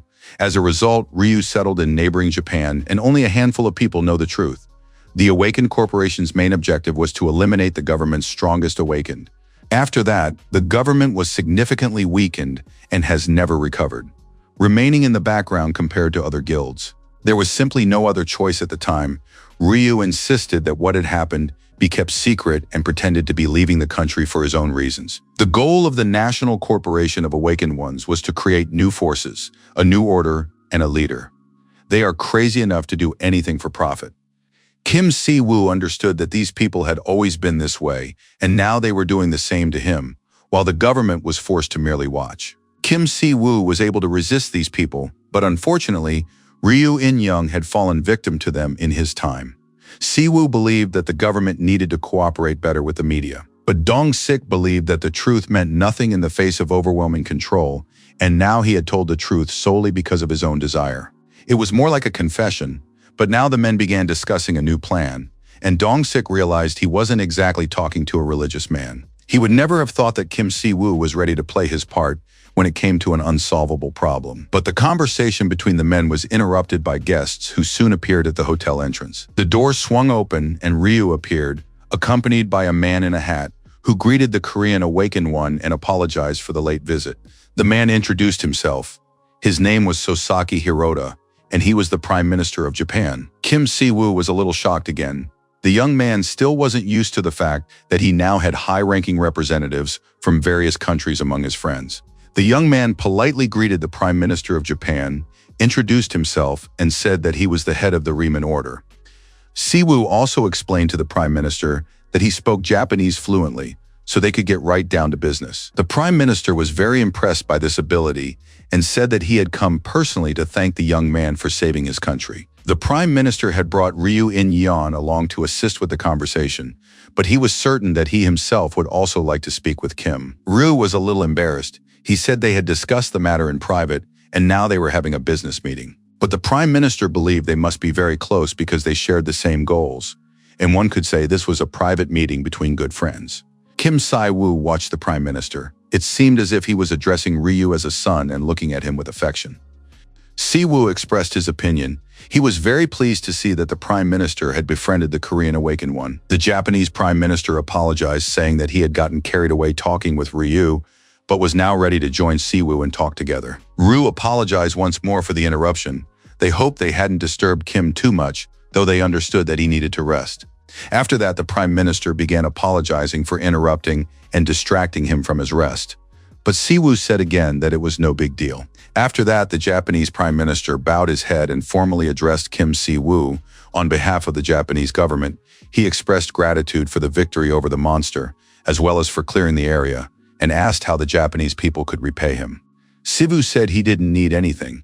He couldn't allow ordinary people to suffer for no reason, and it didn't matter to him whether they were Korean or Japanese. But now he wanted to echo the words of his president, Seo Shin-woo, to be a leader of the people means to do all that is important in secret. And now the young man wanted to know what the Prime Minister planned to propose to him, having appeared in his room late at night. The Prime Minister was forced to admit that his interlocutor was very perceptive.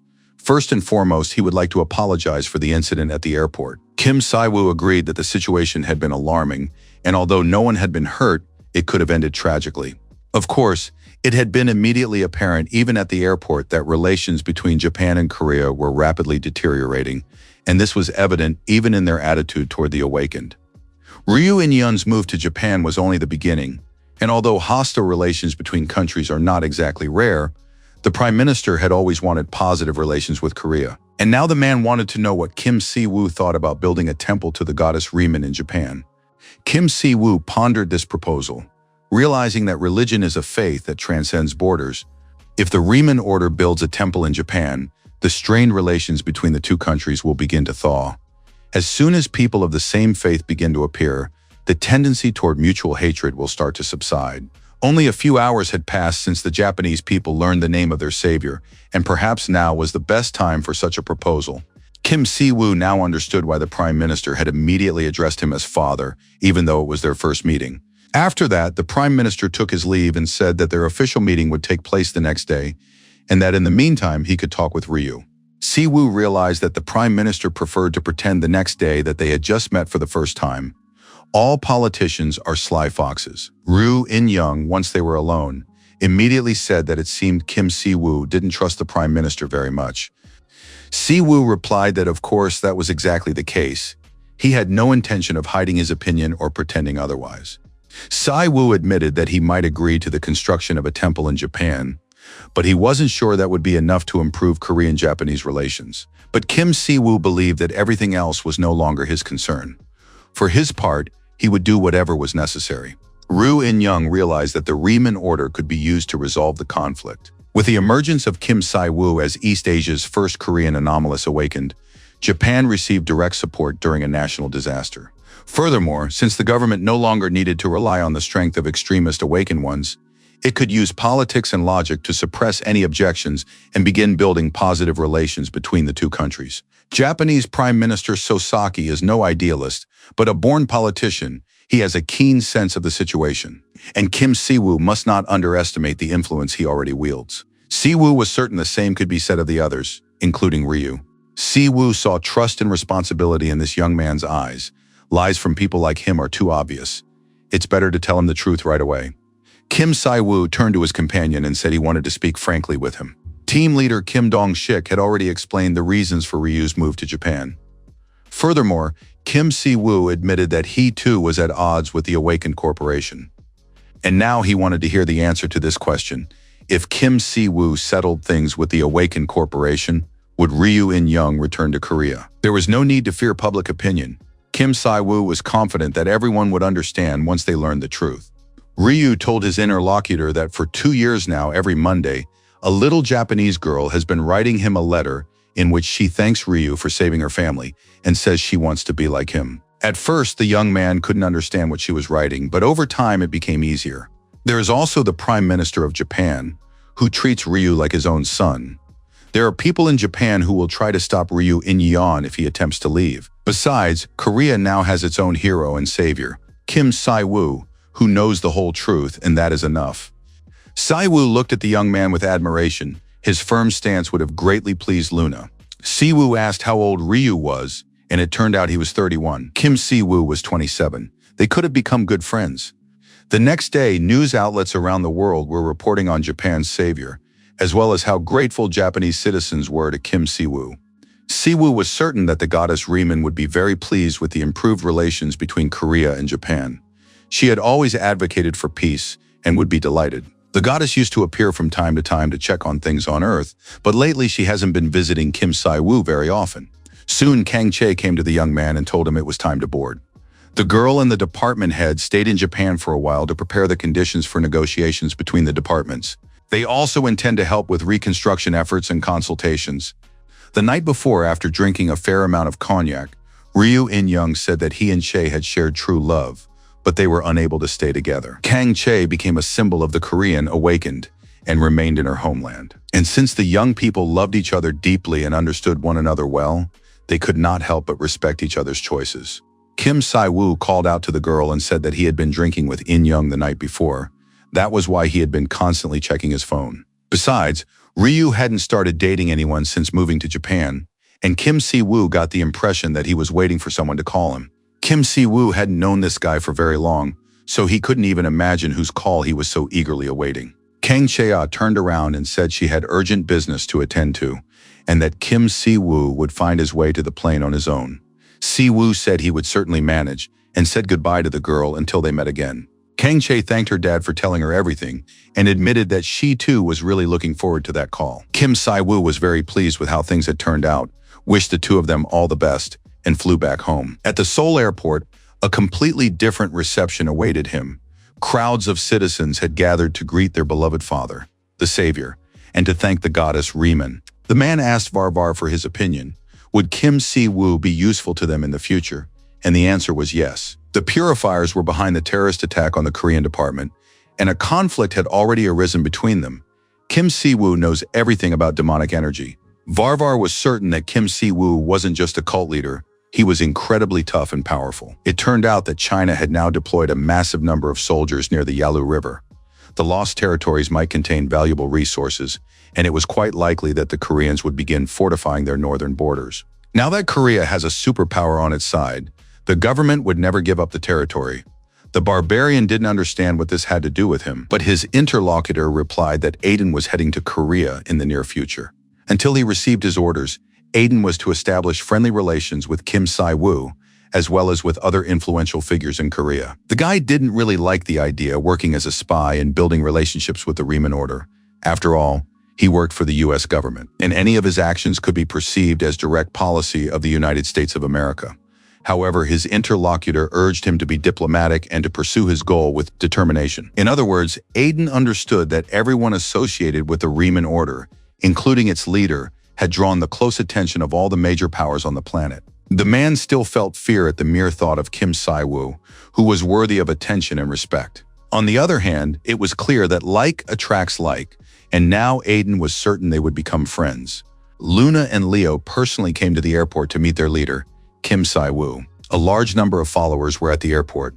They bowed their heads and greeted their leader, as well as congratulated him on his safe return. Kim Si-woo couldn't believe his eyes. This didn't really look like Korea. It seemed as though he had landed in Eden, and soon people would start calling him Sir. Only one person could have orchestrated this with all the parishioners, and that, of course, was Luna's doing. The girl said that upon joining the order, serving His Highness, the goddess's representative on Earth, becomes a natural thing, and this is a common duty in any religious community. Luna explained that during his absence, she and Leo had been teaching the new followers the sacred doctrine. The girl wanted to know how much fun Kim Si-woo had had in Japan without her, and whether he had managed to spread the goddess's word in that country. Si-woo had hoped that Leo would be able to stop Luna in his absence, but Leo said he was powerless to do so, and that it was actually a good thing things hadn't gone any further, because it was impossible to hold Luna back. Kim Si-woo was shocked to learn that Luna had rented a bus to bring all those followers to the airport.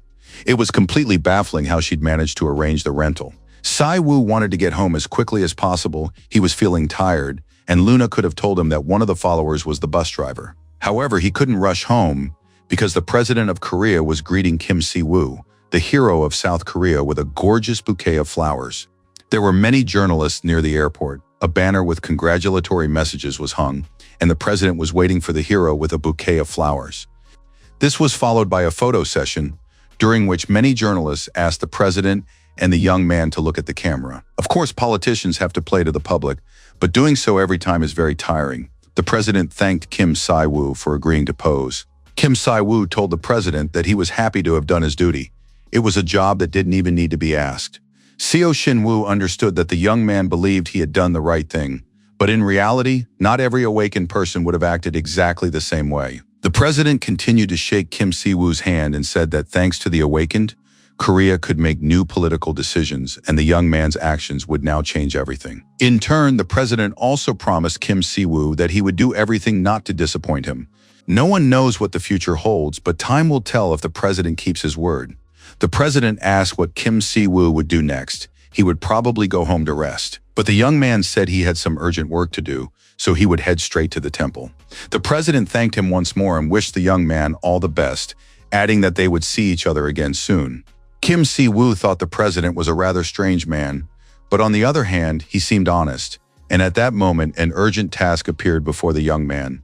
He needed to spread the faith in Japan. Kim Si-woo finally made it to his temple, but immediately ran into a group of followers who bowed their heads, greeting their master. Kim Si-woo didn't understand what they were doing, but Luna explained that they were expressing love and compassion, the most essential qualities in the order. Kim Si-woo didn't want to scold these people, whom Luna had already teased, so he simply let them go. After that, Luna immediately set about providing a brief report on the new followers.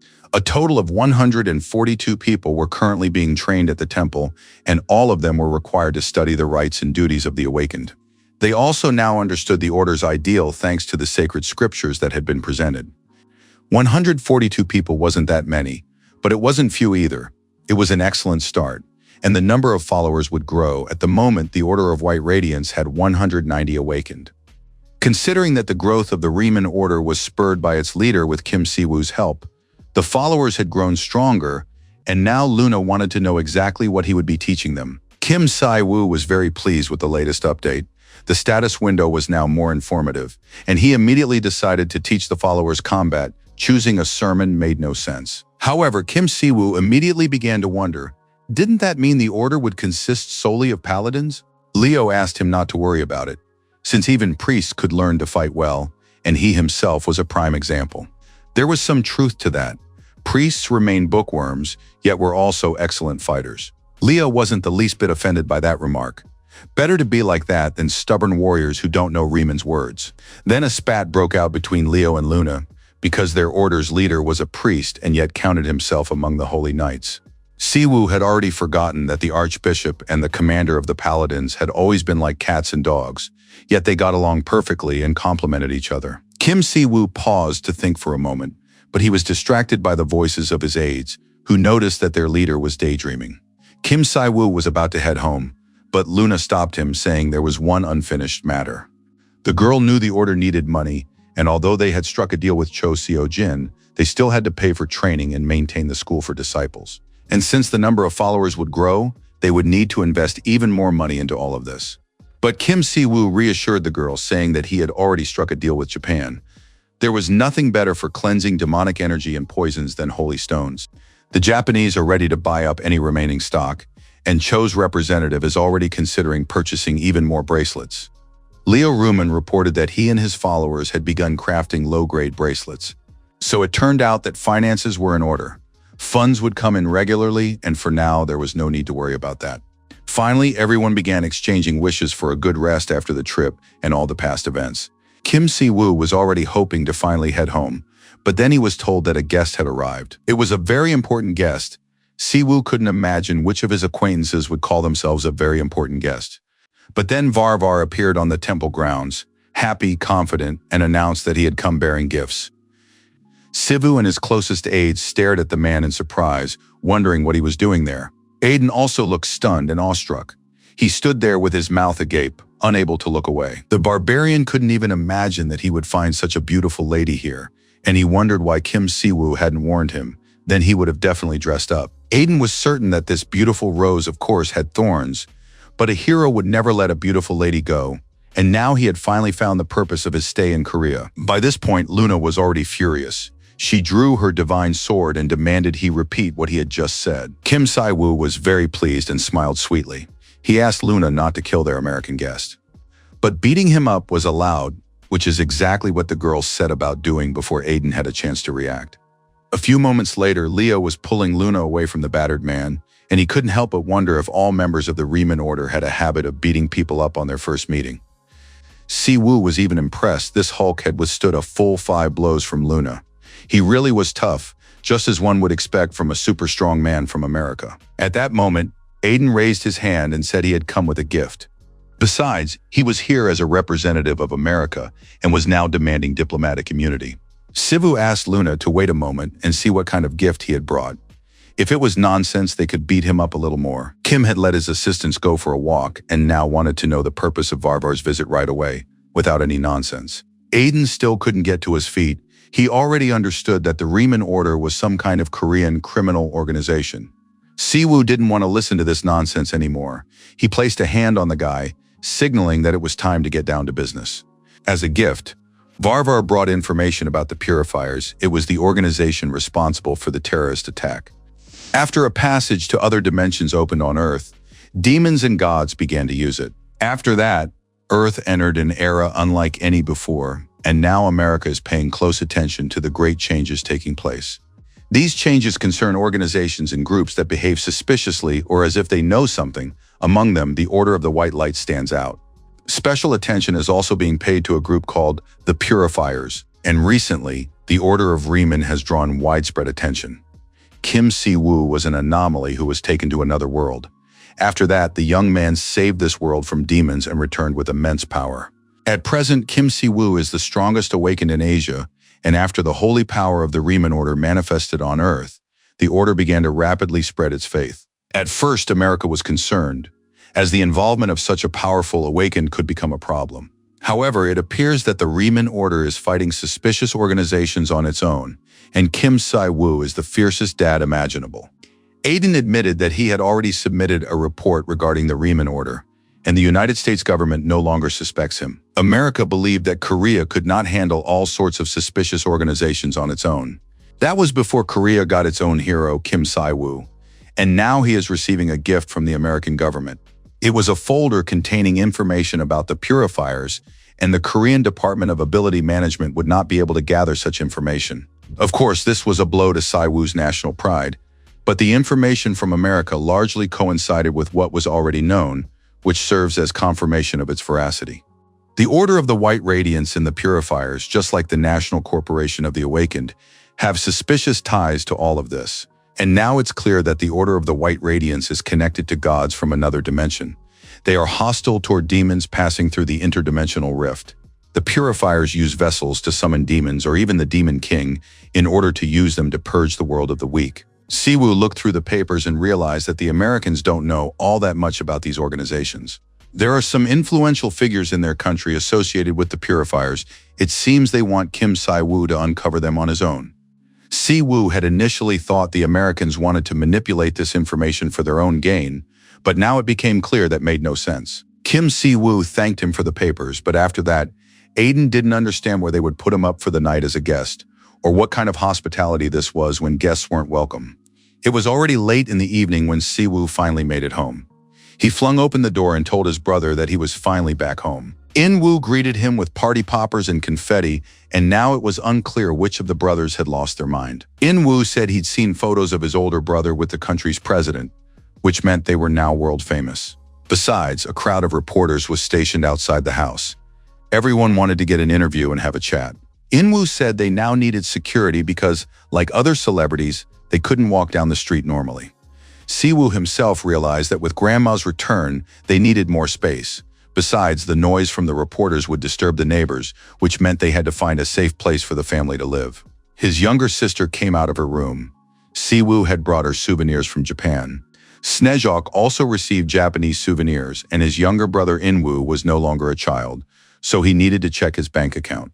In-woo checked the balance in his account, saw 7-digit numbers there, and was very pleased. After that, he turned to his older brother and said, "What would you like for dinner tonight, sir?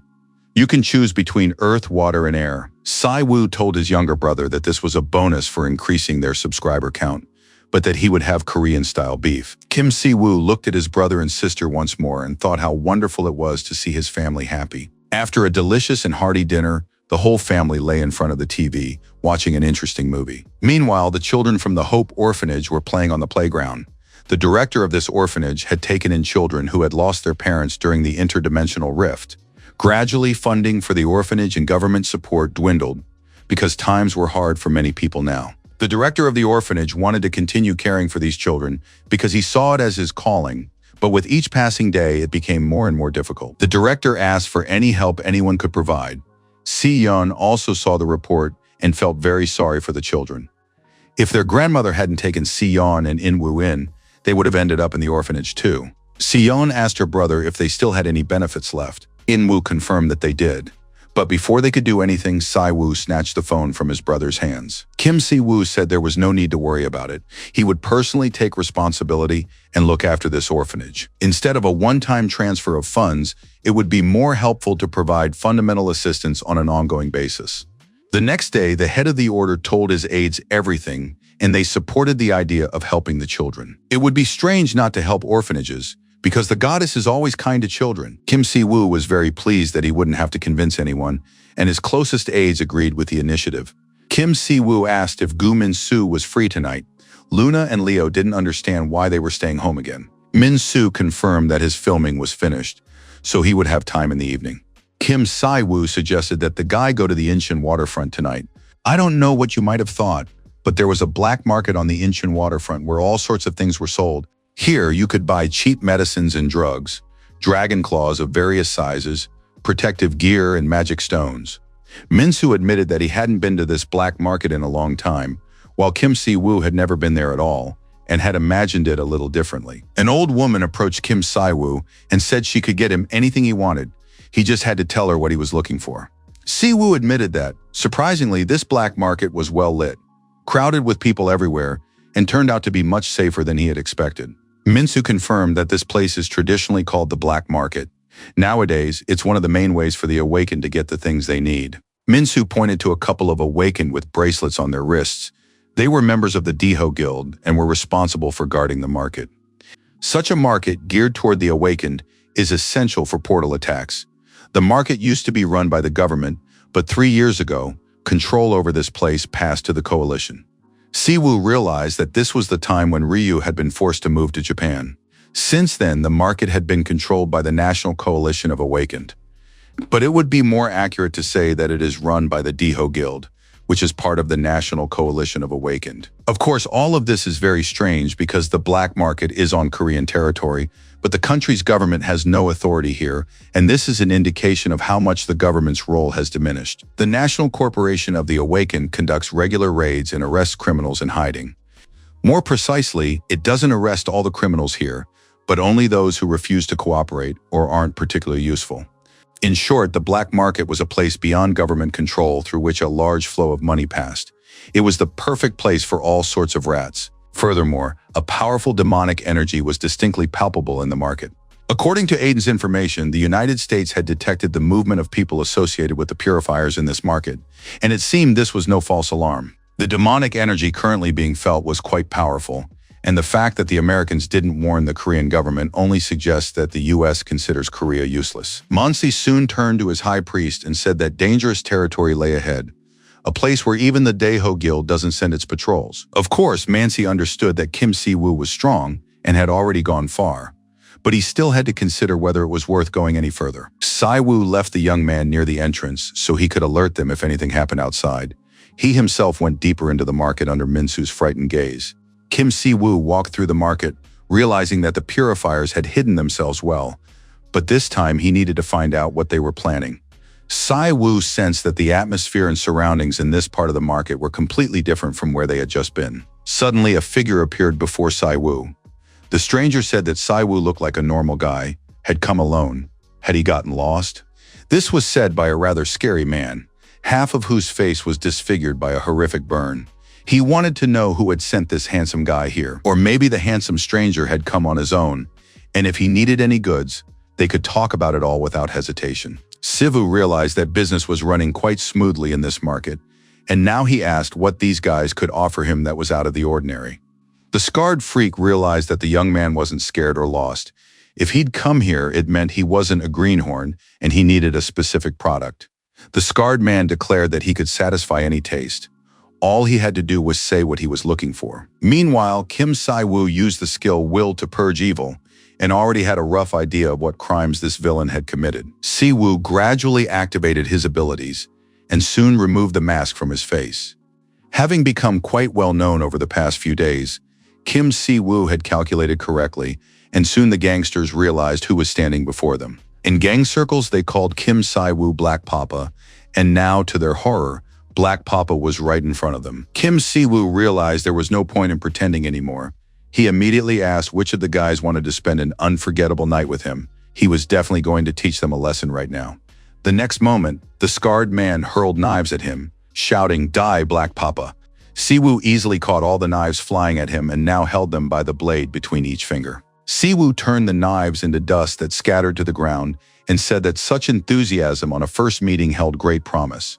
The villain tried to calm Black Papa down. He stammered and begged to be left alone, promising to do anything. Si-woo had already begun using his divine power against the thug and said that he had a pretty silly nickname, Two-Faced. Maybe it really was worth sawing him in half. The villain was terrified and begged for forgiveness, promising to reform and asking for mercy. Kim Si-woo said that he doesn't usually kill people for no reason. His religion is very peaceful. After that, he asked the villain to take him to a store that sells the best merchandise. And so, after some time, the two-faced gangster led the customer to a special store. Behind the counter stood a woman who said she had never seen this customer before, but Two-Face confirmed that he was a good acquaintance of his, while Kim Si-woo held a finger imbued with divine power against the villain's back. That recommendation proved sufficient, and the saleswoman wanted to know exactly what this customer was looking for. Si-woo ordered the very best, and the woman was pleased, saying that something special had recently arrived. The woman pointed to a child, a boy of about 7. This young product was completely healthy, had no parents, and was free of any illnesses. Kim Si-woo couldn't contain himself, realizing what they were offering him to buy. Have these bastards completely lost their minds? Si-woo immediately activated his holy power to unleash it against these scoundrels. The saleswoman instantly realized that a dark priest stood before her and rushed to attack him, though Si-woo knew there was nothing he could do. Si-woo gathered divine energy, and he could see that his opponent was using dark magic and demonic energy, just like Lee Si-hee. As soon as the villainess approached the black priest, he delivered a powerful blow to her body, and that was enough to knock her out. The saleswoman lay on the floor in a pool of her own blood, and there was still a bit of demonic energy lingering around her. Kim Si-woo approached the woman and delivered a final punch to stop any attempts she might make to recover. The two-faced thug, the boy, and his uncle watched the scene unfold and saw blood spilling in all directions. This villainess had hoped to grow stronger by harnessing demonic energy, but it was sheer folly. Si-woo recognized the director of the orphanage who had come to sell the boy and ordered him to stay put. If he tried to run away, Si-woo would do to him something far worse than he could ever imagine. Kim Si-woo soon realized that he needed to go down into the basement because the source of the demonic energy spreading through the black market was somewhere down there. The deeper the young man descended into the basement, the louder he heard the voices of people pleading for help, screams, and moans. Kim Si-woo reached the bottom of the basement and soon saw an unusual glow in the depths of the darkness. For the moment, it was unclear to whom it belonged, but soon a huge toothy maw and sharp claws emerged from the darkness. They belonged to some incomprehensible creature. Si-woo used his divine power to create a protective barrier around himself. First and foremost, the young man wanted to figure out who was in front of him. Kim Si-woo realized that these purifiers had already managed to summon magical beasts, and now he needed to figure out exactly what these damn creatures were up to underground. When Aiden gave him the papers about the purifiers, he of course knew about this organization too and had told him a few things. It turns out that under the command of the purifiers, there are various organizations called altars. For example, the group that attacked the Department of Ability Management was from one of these altars. The Americans don't know how many altars are currently active in Korea. Perhaps Kim Si-woo will be able to find that out. And now the young man was looking around. He saw cages where people were locked up, begging to be saved. In the center of the room was a magic circle, and there lay the bodies of people who had been killed earlier. It turned out that this was literally an altar, a place for performing sacrifices. Deep in the basement stood a demon with a glowing gaze, dressed in white, and several lizards were near him. Si-woo realized that the demons were responsible for creating this altar. Could it be that someone was planning to summon the Demon King using human sacrifices? Kim Si-woo couldn't believe that such a thing was happening in his hometown. A group of demonic beasts tried to approach and attack Kim Si-woo. The demon had set them on the unexpected guest. Si-woo was completely calm and confident in his abilities. He used divine energy to cut these monsters to pieces. After that, the demon spoke. He said he had already heard about the Awakened One who had destroyed the altar, the one seeking a vessel for incarnation. The Demon King's vessel is the best way to preserve him after summoning, and this was a very unfortunate loss. But the locals are already on the demon's side, and the demons are completely at ease, because the high priest from another world, Kim Si-woo, was late. Si-woo understood that in Eden he was called the high priest, which meant that the demon had also made its way here from Eden. The demon said that ever since Si-woo's arrival in Eden, his position there had been significantly weakened. And if he hadn't brought them here, they would already have been destroyed. But upon arriving here on Earth, the demon realized that this place was the priest's homeland. This world is full of chaos, evil, and suffering, but in the demon's eyes, it is a beautiful world. Even in times when they should unite, these people point their weapons at one another, and as soon as you feed their greed, they willingly make generous sacrifices. Si-woo quickly analyzed what he had heard and found no demons from Eden on Earth. Could some misfortune have befallen Eden again? Si-woo turned to the demon and asked where the villain was whom he spoke of with such enthusiasm. Si-woo demanded that the demon confess to him before he killed him, but all he heard in response was laughter. The demon said that his mission ends here in any case, and although they had lost in Eden, this world is doomed and will serve as their revenge. These foolish humans fight each other for profit, and even the cursed goddess Riemann won't be able to help this time. Kim Si-woo realized that the demon knew communication between him and the goddess had been severed. Si-woo grabbed the demon by the throat and demanded an explanation for why he was so confident and what else he knew. The demon said that this place was different from Eden. Here, the priest was merely defending himself against demons, and now they knew the future. No matter how fiercely the priest fought, he would not be able to stop what was to come. And of course, it was very foolish to think that the goddess did not know the future that awaited Earth. And after that, the demon left this world of his own accord, before Si-woo had a chance to ask him a multitude of questions. Suddenly, the young man noticed that he was standing in the center of a magic circle, and demonic energy was beginning to circulate around him, growing stronger with every passing moment. The space around the demonic circle seemed to be teeming with all manner of monsters. Kim Si-woo could only look around, but there was nothing he could do about it. But soon all that demonic energy dissolved into the void. It was a voluntary self-sacrifice. Although Kim Si-woo had destroyed most of the magical beasts, a peaceful approach to this problem was no longer possible. Suddenly, Si-woo was snapped out of his thoughts and realized that there were still survivors in the basement. The young man realized that his duty was, first and foremost, to save these people. And Si-woo clasped his hands to summon divine power. And soon the magic circle, which until very recently had been used as an altar for sacrifices, was consecrated by a sacred light. As the light spread, Si-woo realized that there were 13 living people in these cellars. About half of them were small children. Most likely, they had been brought here from somewhere to be sold, just like that boy from the orphanage. Kim Si-woo felt sick to his stomach looking at these children. He apologized to them for being late and promised to get them out of there right away. Of course, it was clear that these children were not well, for they had witnessed people being sacrificed right before their eyes. Who could remain sane after something like that?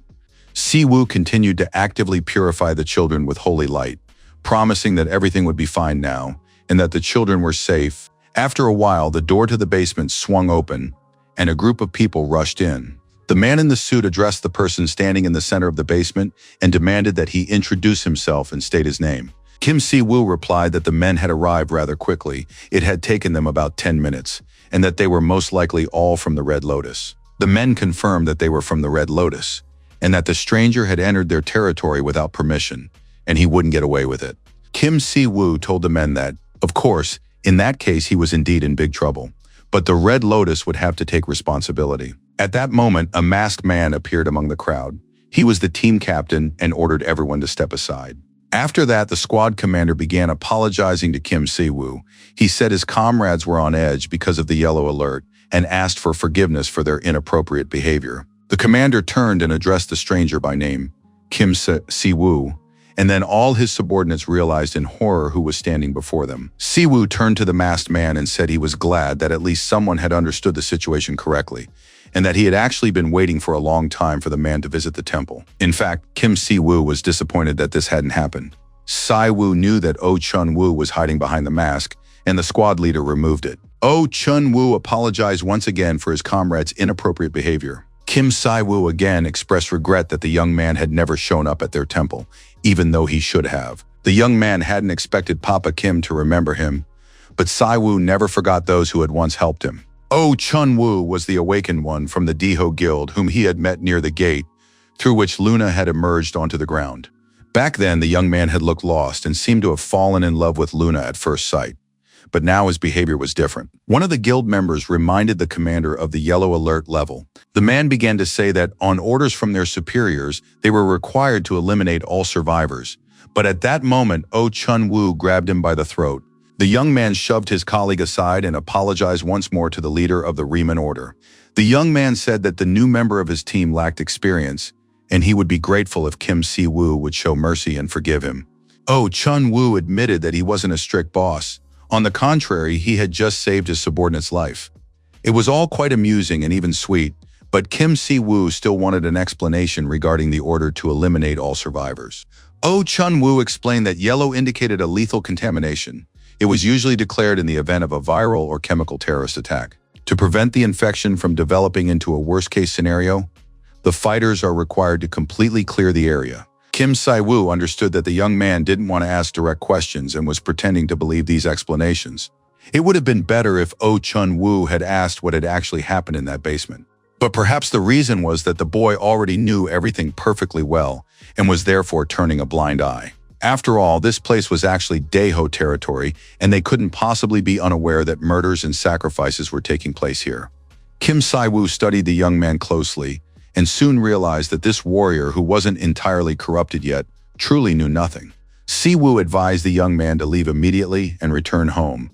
He had already summoned the Department of Ability Management, which would restore order here. Kim Si-woo understood that at this stage, the young man was not yet guilty. The situation had simply cast him in a bad light. Si-woo detected nothing suspicious using his source of evil ability, and besides, Luna also took a favorable view of the young man, sensing his humanity. Seeing the young man's concern, Kim Si-woo turned to him and said he could offer him some good advice. Si-woo reaffirmed his offer, which still stood, and advised Oh Chun-woo to visit the temple in his free time. Whenever Oh Chun-woo started to feel anxious, they would talk again. Kim Si-woo knew that destruction begins with a small crack, and now he watched the young man walk away, unsure if he would follow the path he hoped to see. It was terrifying to think that a nightmare involving human sacrifices had occurred in the capital region. Representatives from the Department of Ability Management were clearing the area, hauling away the bodies of the living and the dead, and everyone was in shock. Most likely, in addition to the people discovered today, there were many more victims. Si-woo said that the order would pray for these people. Dong-sik reported that 12 survivors had been found in the basement, and they had rescued them all. This was very strange because Kim Si-woo was certain there had been 13 people in that basement when he was there. Those in the temple listened to a broadcast stating that the people must no longer be deceived. Oh Chun-woo planned to reveal everything he knew about corruption within the Jeonggak Alliance. The young man was sincerely grateful to the person who had given him the advice and the resolve to stand before the cameras today. After that, the press conference with the newly awakened Oh Chun-woo came to a close. Si-woo, of course, expected the young man to take some kind of action, but he never imagined it would be so swift and powerful. The next report covered the director of an orphanage who had been selling children, and this situation would cause a major public outcry in the future. The minister announced plans to introduce a special law regarding anomalous awakened individuals, and this could become a serious problem. The Daeho Guild had been turning a blind eye to what was happening in the depths of the black market. The revelations Oh Chun-woo made about that guild, which was a pillar of the Jeonggak Alliance, and the fact that he was a hunter also played a role.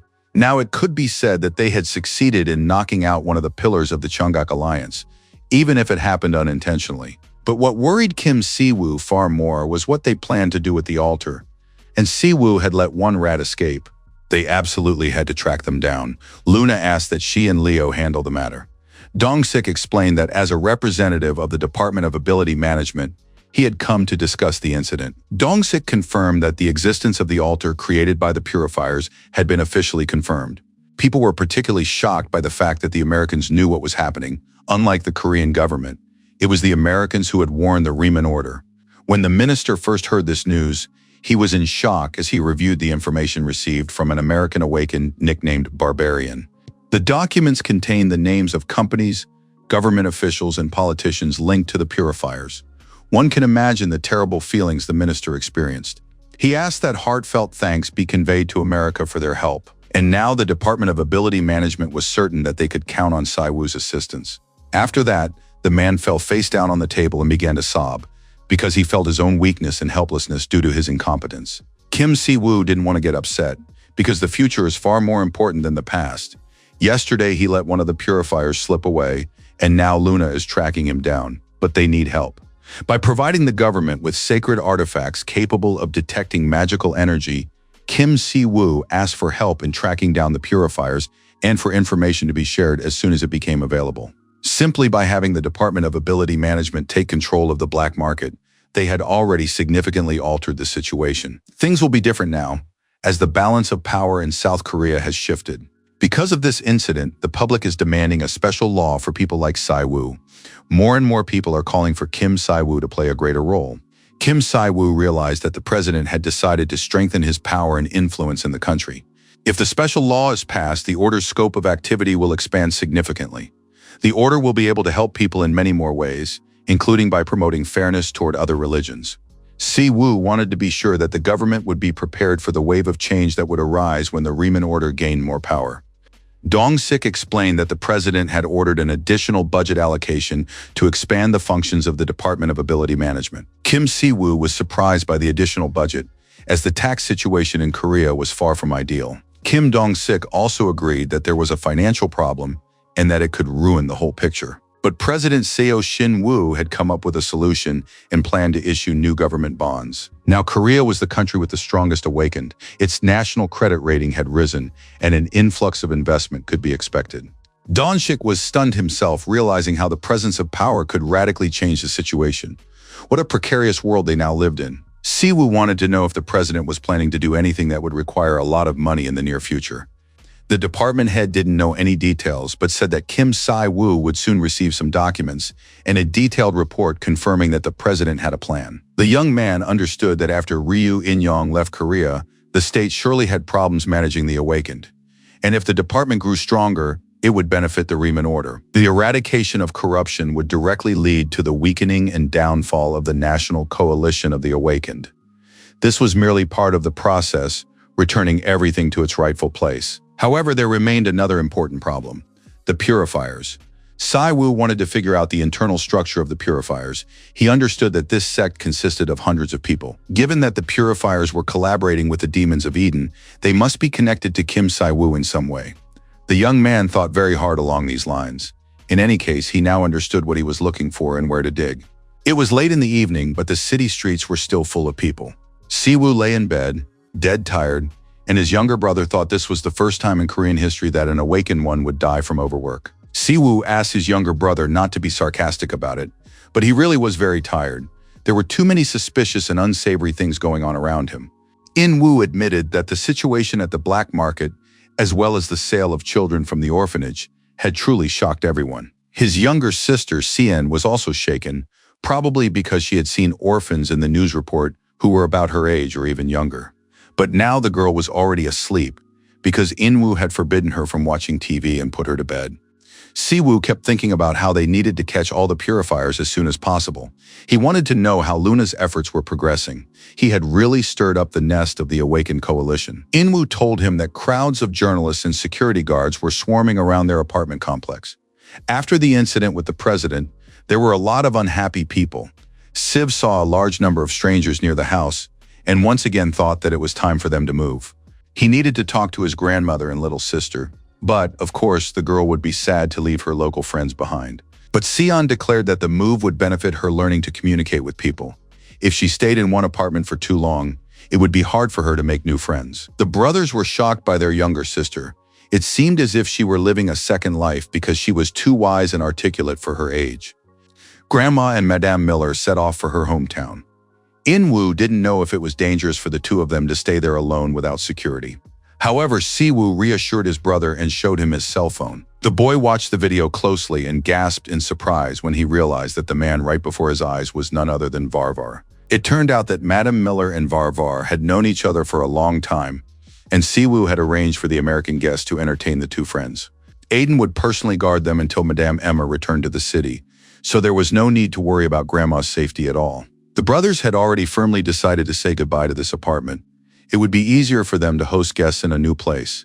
Leo and Luna would visit them more often, and they would have a good time after work. After all, it doesn't matter where you live, because home is where your family is. The streets of the ordinary city weren't clean and clear. It seemed as though demonic energy was present everywhere. People were constantly coughing and feeling unwell, both adults and children. Luna was amazed when she saw the land. She realized that this place was more developed than Eden, and it seemed that in such a place, no one would have to worry about how to earn a living. But it turned out that this was absolutely not the case. A world where everyone is equal and happy probably doesn't exist. And if it did exist, there would be no need for religion in such a world. Luna, looking at the homeless children, remembered her own childhood and realized she had gotten too emotional and that she needed to stop. Soon the girl reached a church, around which she sensed a demonic energy. Luna thought the building looked suspicious and knocked on the door. A rather pleasant woman opened the door. She informed her that some kind of plague was roaming their neighborhood, so it would be better not to walk the streets, but to leave the area. Luna froze in place, and the movement of the demonic energy intensified.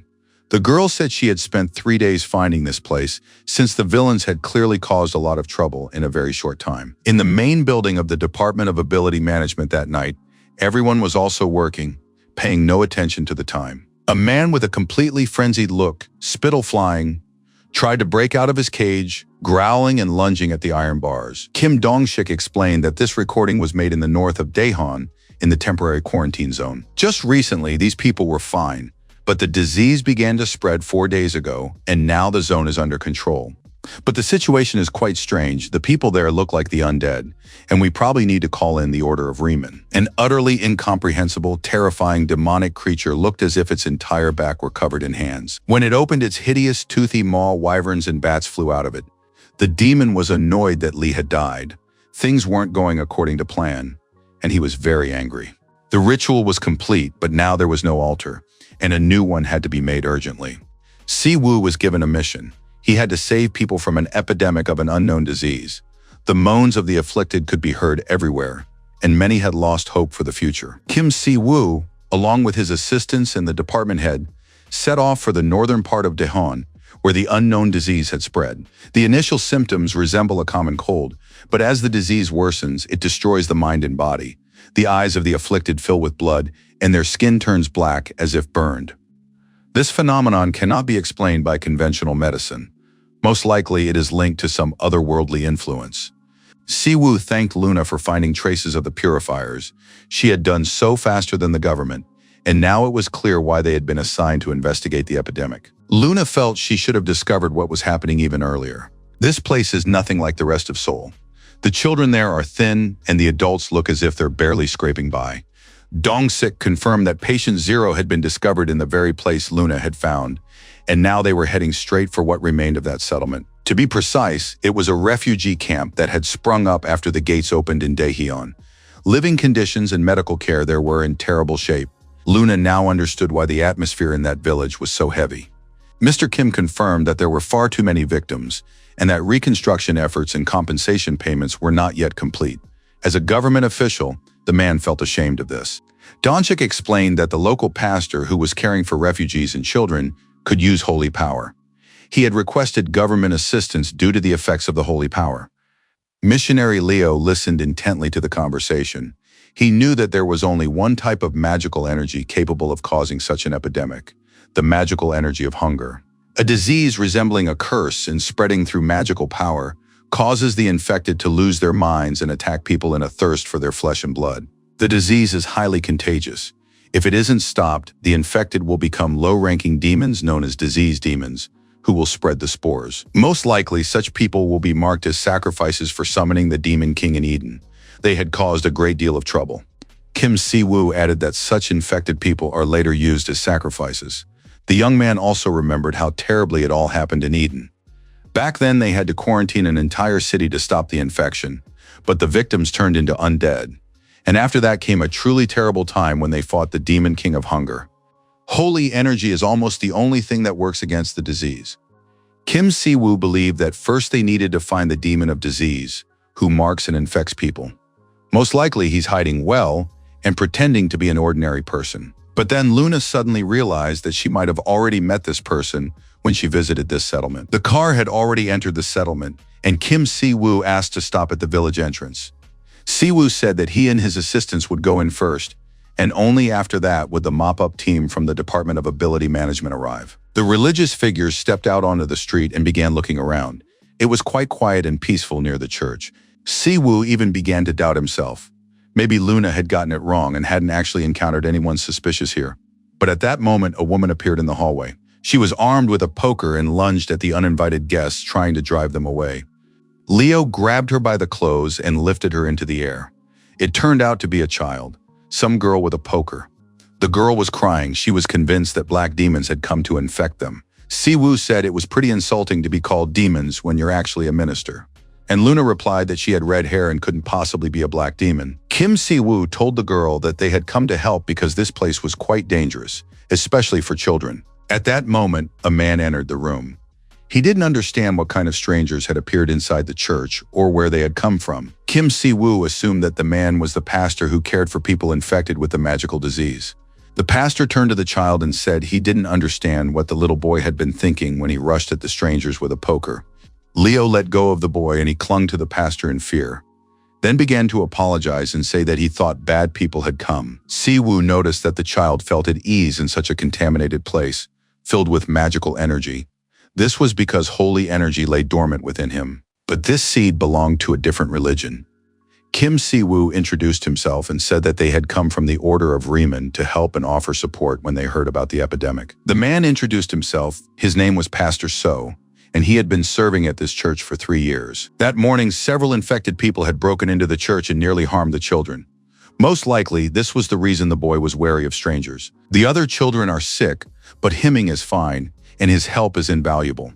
Si-woo asked permission to look around the premises. Of course, this sounded very strange, but So didn't object and led the guests inside. There were beds in the church with sick people lying on them. These children had lost their parents due to the epidemic, but they couldn't be transferred to better hospitals because the area was under quarantine. At first glance, it was clear that the children weren't in the best condition. They ate very little and were barely conscious. Kim Si-woo immediately sensed a powerful magical energy emanating from these children. Si-woo asked the pastor who was helping him care for these patients constantly, around the clock. Pastor So replied that volunteers sometimes came by. There was also a deacon. He had been living at the church for a long time, and together with the pastor looked after the refugee camp. The deacon doesn't get sick either. Just like Hyman, it seems she has immunity. But the pastor knows there is a reason why God has given them this trial. At the same time, however, the pastor periodically feels indignant, and he wants to do more than he is currently able to. Kim Si-woo reassured the pastor and said that the man had done everything in his power. He simply wasn't able to solve this particular problem. Si-woo asked if anyone had visited the church recently or if the children had gone outside. The pastor replied that a young man had recently come to volunteer, but he hadn't even interacted with the children and had left shortly after. Kim Si-woo approached the crib of one of the sick children, placed his hand imbued with divine power on the child, and began to draw the demonic energy out of him. Soon, all the black energy had gathered in Kim Si-woo's hand, and he examined it with interest. The curse, the mark of hunger, had been lifted, and now the child looked like a perfectly healthy person. Pastor So was shocked by what he saw. The man realized that the children had been healed and immediately fell to his knees before Kim Si-woo. Pastor So began to thank him for his help. He was surprised and happy that the illness had been so easily overcome. Soon a woman entered the church building. It was the deaconess. She said she had brought some fever-reducing medicine from home. The woman looked around and recognized Luna, who had recently been attending their church. Pastor So told the woman that the children's condition had improved significantly, but he still didn't know how it had happened. However, he was certain that their guests had helped. The deacon was overjoyed. She began thanking God for the wonderful news and the healing, and also offered to change the children's clothes, which had become damp with sweat during their illness. The woman reached out to one of the little ones, intending to wake him up and change his clothes. But suddenly Luna grabbed her hand, and the two women stared at each other in silence. Then Luna activated the divine power in her palm and asked if the deacon wanted to say something. But Luna didn't wait for any words. She simply punched the deacon in the face with all her might. The woman flew across the room, offering no resistance. Luna looked very serious and combative. She asked how this woman dared to touch the children. After all, she was actually a real brazen demon. Si-woo thought that perhaps his assistant was being overly harsh, but Luna was certain she hadn't started it. At that moment, the pastor rushed toward the deacon, trying to support her. The man was certain she urgently needed to go to a clinic or hospital and didn't understand why these strange people had treated her that way. But in the next instant, Pastor So received a powerful blow that sent him flying across the entire building and crashing into the wall, where he lost consciousness. And the deacon finally took on her true form. Various arms emerged from her back, and it was now clear that she was a demon. In the end, Luna called Pastor So a complete idiot.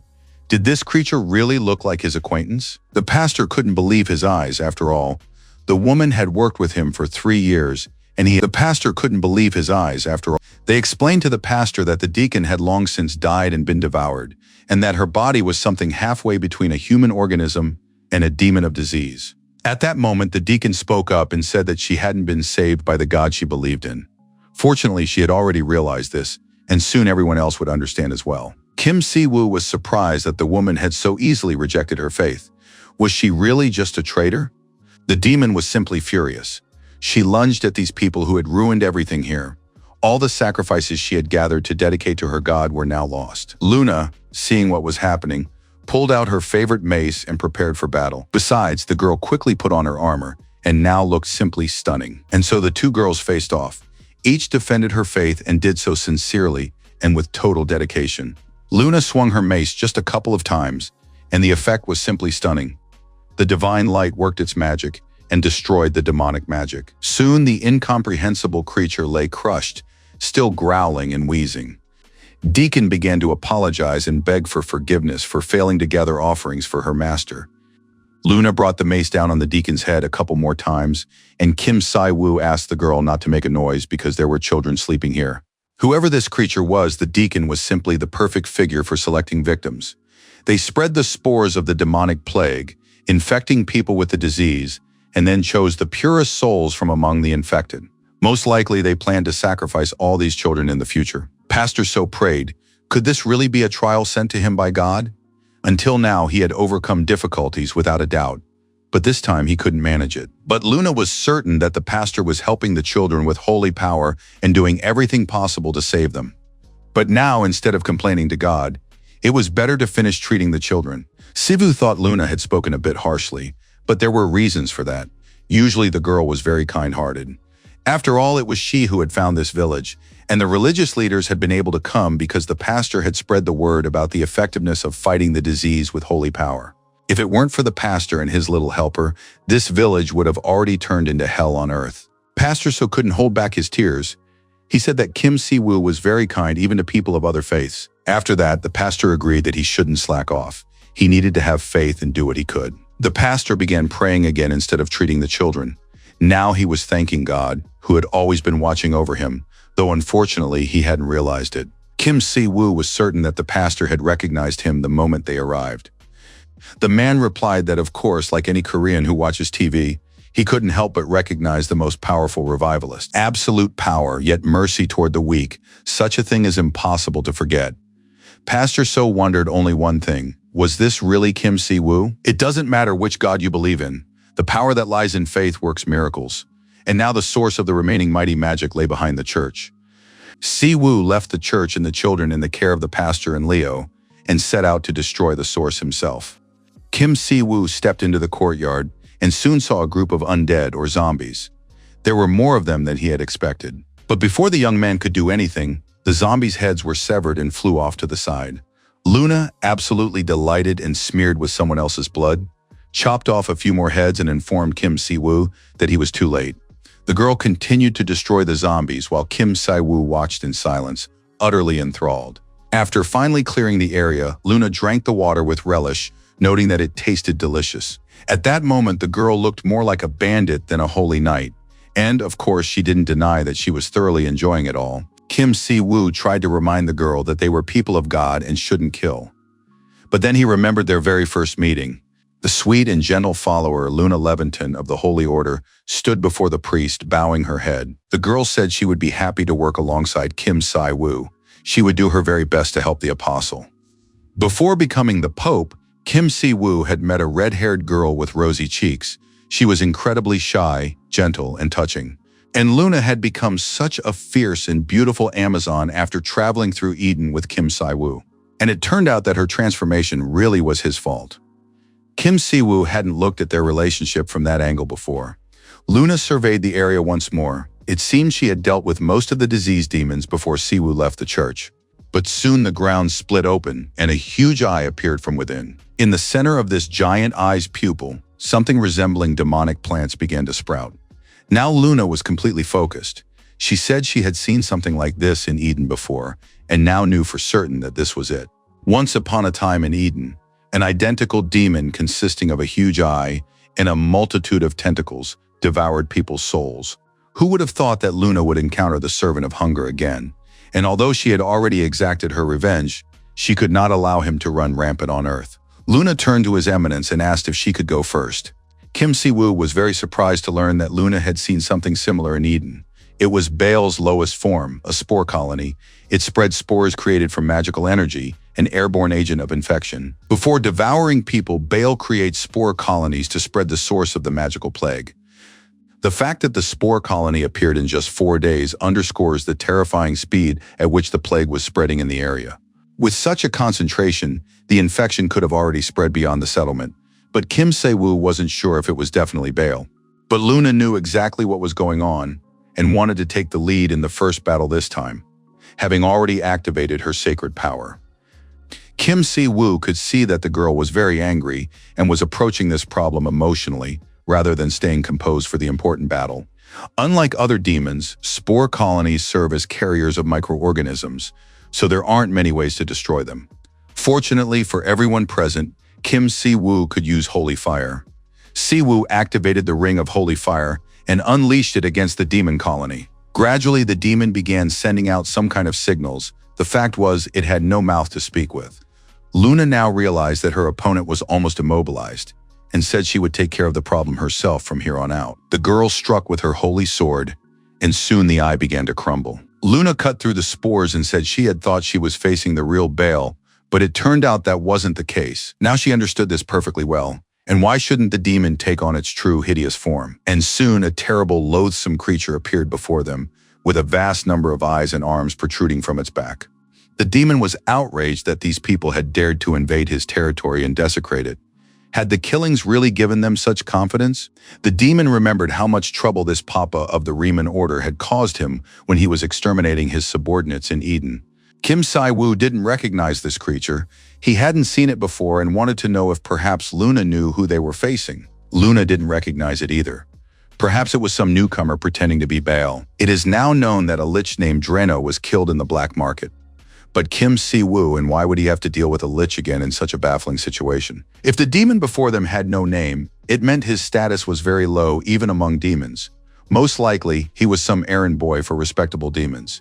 The monster could no longer calmly listen to such provocative accusations against him and immediately lunged at Kim Si-woo. The monster intended to present him with the holy man's corpse and claim the name Baal for himself. But then Luna stepped into the spotlight. The demon turned out to be a real dimwit and didn't realize that she was the one fighting here first. The girl activated the sacred energy around her weapon once more and prepared to strike. The enormous monster opened its jaws wide and screamed loudly when it took the first blow of sacred light. Luna looked simply stunning. She wasn't intimidated by this demon, and she worked her mace without stopping.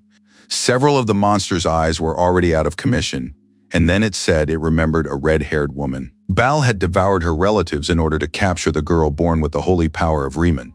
Back then, the girl was a nobody, a frightened child, and her life depended on them. But now Luna didn't want to listen to what the monster was trying to tell her. She drew the sacred light into her mace and raised it high above her head. After that, she unleashed all that sacred power upon the monster, which was still writhing but clearly could no longer speak. In Eden, this monster was an insignificant, nameless demon.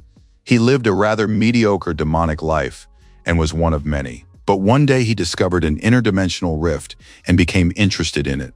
Suddenly he heard a voice that was addressed to him, to the demon who had neither a name nor a home. The unfamiliar voice asked if he could lend him his power. After that, the demon heard a promise. If he followed these words, he would one day become the king of the demons of gluttony. And now, before dying, the nameless demon said that his name was Baal after all, or at least that was what he wished.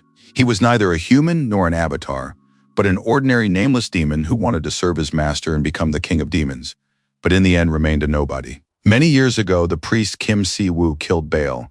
The king of gluttony demons sealed him within a holy barrier and burned him alive for 4 days, and he burned for all those days. Almost the entire elven forest was consumed by fire back then in order to destroy that demonic abomination. And this weakling who appeared on earth has neither a name nor greed, yet he wants to call himself Baal.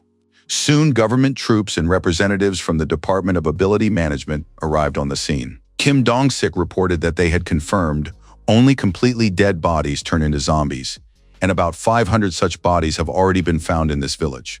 There are still patients on the verge of turning into zombies, but with the help of holy power, they will soon recover. The government has requested assistance from other holy awakened ones. They will arrive soon, but until then, the Riemann Order's help is needed. We also need to ask them to take care of the patients after their purification. Kim Si-woo promised that they would continue to help the infected people. Besides, they have a pastor and his young assistant who will also be helping. Missionary Leo wanted to know how Luna managed to kill such a large number of zombies, but the girl said she is capable of identifying and destroying them, even in chaotic conditions. Kim Si-woo confirmed that Luna had been simply magnificent today and had done an excellent job this time. The girl asked for a bonus as compensation so she could buy herself some girly goodies. But first and foremost, of course, they needed to focus on the cleanup, so Luna spent her bonuses on special supplies. Leo tried to tell the girl she shouldn't be blackmailing their leader for money, but Luna insisted she wasn't threatening him. She was just showing how small and defenseless she was. Kim Si-woo surveyed the area which had gone through hard times, and now he couldn't just walk past these suffering people. The goddess certainly wouldn't want that. After the purification, efforts would need to be made toward restoration. The people would be able to rebuild their village themselves if they helped one another. Kim Si-woo used his active skill, Wings of Purification, and spread them over the entire village to drive out the magical energy completely. Luna once again recalled herself as a young girl who had gone through exactly the same process. Back then, a priest of the goddess Riemann appeared beside her. He protected her from the Demon King and spread his angelic wings. Kim Si-woo was satisfied with the process, but didn't realize that the purification would soon be over. However, warning windows suddenly popped up. Kim Si-woo had interfered in the lives of hundreds of people, and this action carried a high probability of disrupting the system.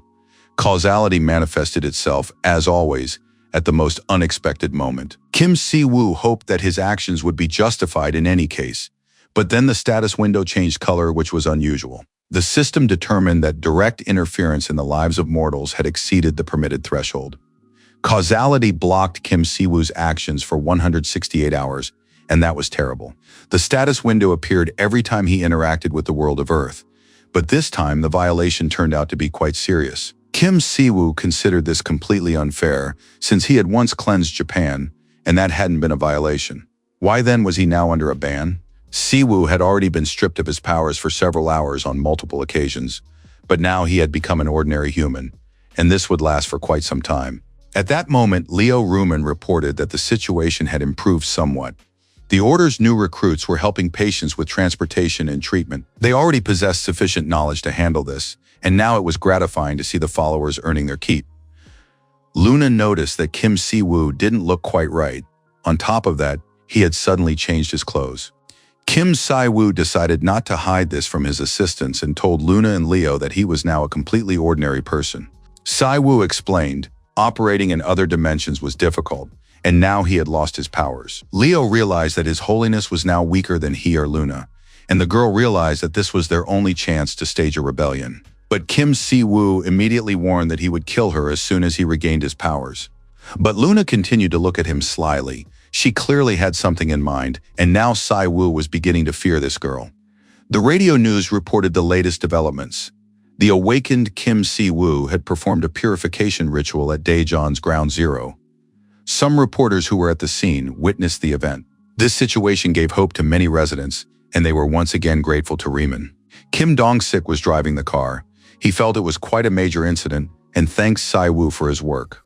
The entire village is the most contaminated place in Korea. The settlement has been completely decontaminated. The result is simply amazing. Kim Si-woo said that we shouldn't forget the people who helped the villagers.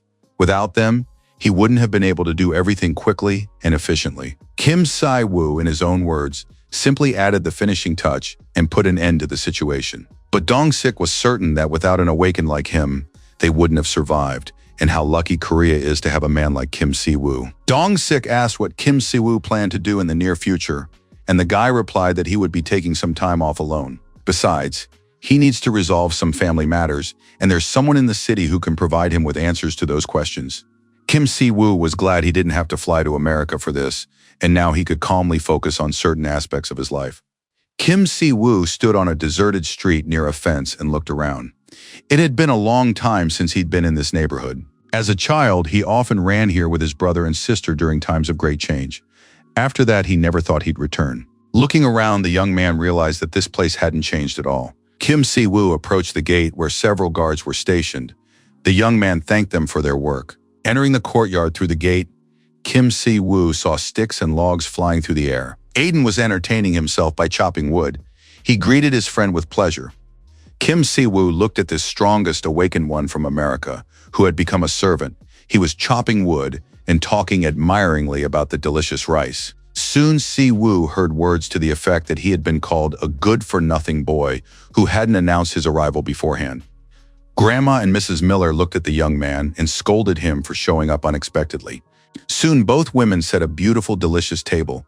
They treated the young men, served them seconds, and generally took care of these strong men. Grandma kept grumbling that she usually didn't see her grandson for months, and now he'd just shown up. He must have some business to attend to. In the end, Grandma admitted that if she'd known Siv was coming, she would have run to the stores and cooked up something tasty. But the young man tried to reassure her, saying that she had already laid out a feast and there was no need to worry about it. Chewing on another piece of meat, Aiden mentioned that they had just eaten a wild boar he'd hunted, since a tribal chief must be a skilled hunter. Kim Si-woo ate the wild boar meat and listened to the hunting story. This was the first time he'd had such a meal, but his grandmother was always a good cook. Gradually, Kim Si-woo felt a certain anger or even resentment that his own grandmother was taking care of this American.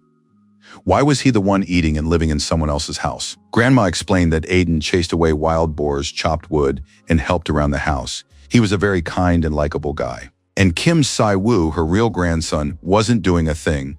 He just sat there feeling jealous. Aiden Howard was very pleased. He started saying that his friend's grandmother was his grandmother. After that, the young man promised Kim Si-woo that as long as he was in Korea, he would protect his family, and there was no need to worry. The grandmother kept adding fuel to the fire. She said that Aiden was much better than her own relatives, who didn't even visit her. Si-woo suspected that the grandmother was training Aiden, exerting her influence over him, using the guy as a workhorse to be put to work. If you really thought about it, Aiden could make an excellent servant of great use to the two old ladies. Suddenly, Aiden turned serious. He'd heard about the magical plague on the news and now asked why Si-woo didn't go there. Si-woo explained that he had just returned from there, had already fixed the whole situation, and now everything was in perfect order. Kim Si-woo decided to move on to the main purpose of his visit. He said that Madam Miller, of course, should have been informed of his arrival in advance. Mrs. Miller replied that she couldn't predict the future, but simply thought that Si-woo might have accumulated a lot of questions by now. Si-woo caught himself feeling that every time he spoke with her, it was as if he were solving riddles. At that moment, a powerful blow to the back snapped the young man out of his thoughts. It was his grandmother who had slapped him with all her might for talking about work at the table. When lunch was finally over and his grandmother went for a walk with Aiden, Si-woo had the opportunity to talk with Mrs. Miller. The young man was certain she understood why he had come. Si-woo wanted to learn more about the reasons, or rather about the vague standards for assessing compliance with causality. A world where anything can happen at any time, and yet Kim Si-woo cannot use his powers to their full extent. Causality didn't issue a penalty when Si-woo used purification at the hospital or in Japan. If one were to compare the scale, the wings of purification he used in Japan were much stronger, but Si-woo only received a restriction this time, and now he wanted to know what determined it. Emma Miller stood up and said she really hoped Si-woo would figure all this out beforehand. The woman said that unfortunately, she couldn't fully explain causality's evaluation system. Ms. Miller began performing certain actions to illustrate the situation, and soon a huge set of scales appeared between them, which could be used to understand the standards of causality. Miller said that the restriction had been imposed this time because Kim Si-woo had directly interfered with the fates of numerous people. Si-woo was certain that in Japan he had used the wings of purification even more intensely than he had in Daejeon. Ms. Miller said that intervening before something happened and intervening after it had already happened were two completely different things. Si-woo was already getting very nervous. He asked the woman not to beat around the bush, but to simply explain everything in plain words. The woman suggested looking at those Si-woo had saved last time. Without his intervention, most of the children and adults would have died of the plague. In other words, their fate was sealed the moment they contracted the disease. But after that, Si-woo changed their fate by directly saving countless lives. He performed a miracle, a feat difficult even for an absolute being. Causality cannot simply ignore such an absolute external force, for its task is to maintain the balance of the world. But if all these people had come to believe in the goddess Riemann on their own, then the creation of the miracle might not have caused a deviation from causality. Divine power places the faith of mortals on one side of the scales, and the miracles of the god receiving that faith on the other. When there is enough faith, the balance is maintained. But this time, Si-woo had changed the fates of too many people, so the miracles tipped the scales. Si-woo realized that the system would not turn a blind eye to him saving everyone in sight, but it still seemed that the system was overly interested in him. But Ms. Miller said that this meant the system simply knows about Siv, since Siv is a very significant person. Siv understood that the problem with the purifiers was not yet resolved, and now causality was tormenting him as well. These problems needed to be resolved as soon as possible. The purifiers are connected to the entities that arrive from Eden. Their actions since the opening of the interdimensional rift have been highly suspicious. But the woman said sadly that she knew absolutely nothing about the purifiers, other than that this group commits evil deeds. But Madame Miller is absolutely certain that the system is not the enemy of the purifiers. The woman could add nothing more. Mrs. Miller was certain that as the influence of the Order of Riemann causality spread, it would become increasingly lenient. And when that happened, they would meet again, and the woman would be able to provide more information. Mrs. Miller suddenly remembered a problem because of the restriction that had been imposed.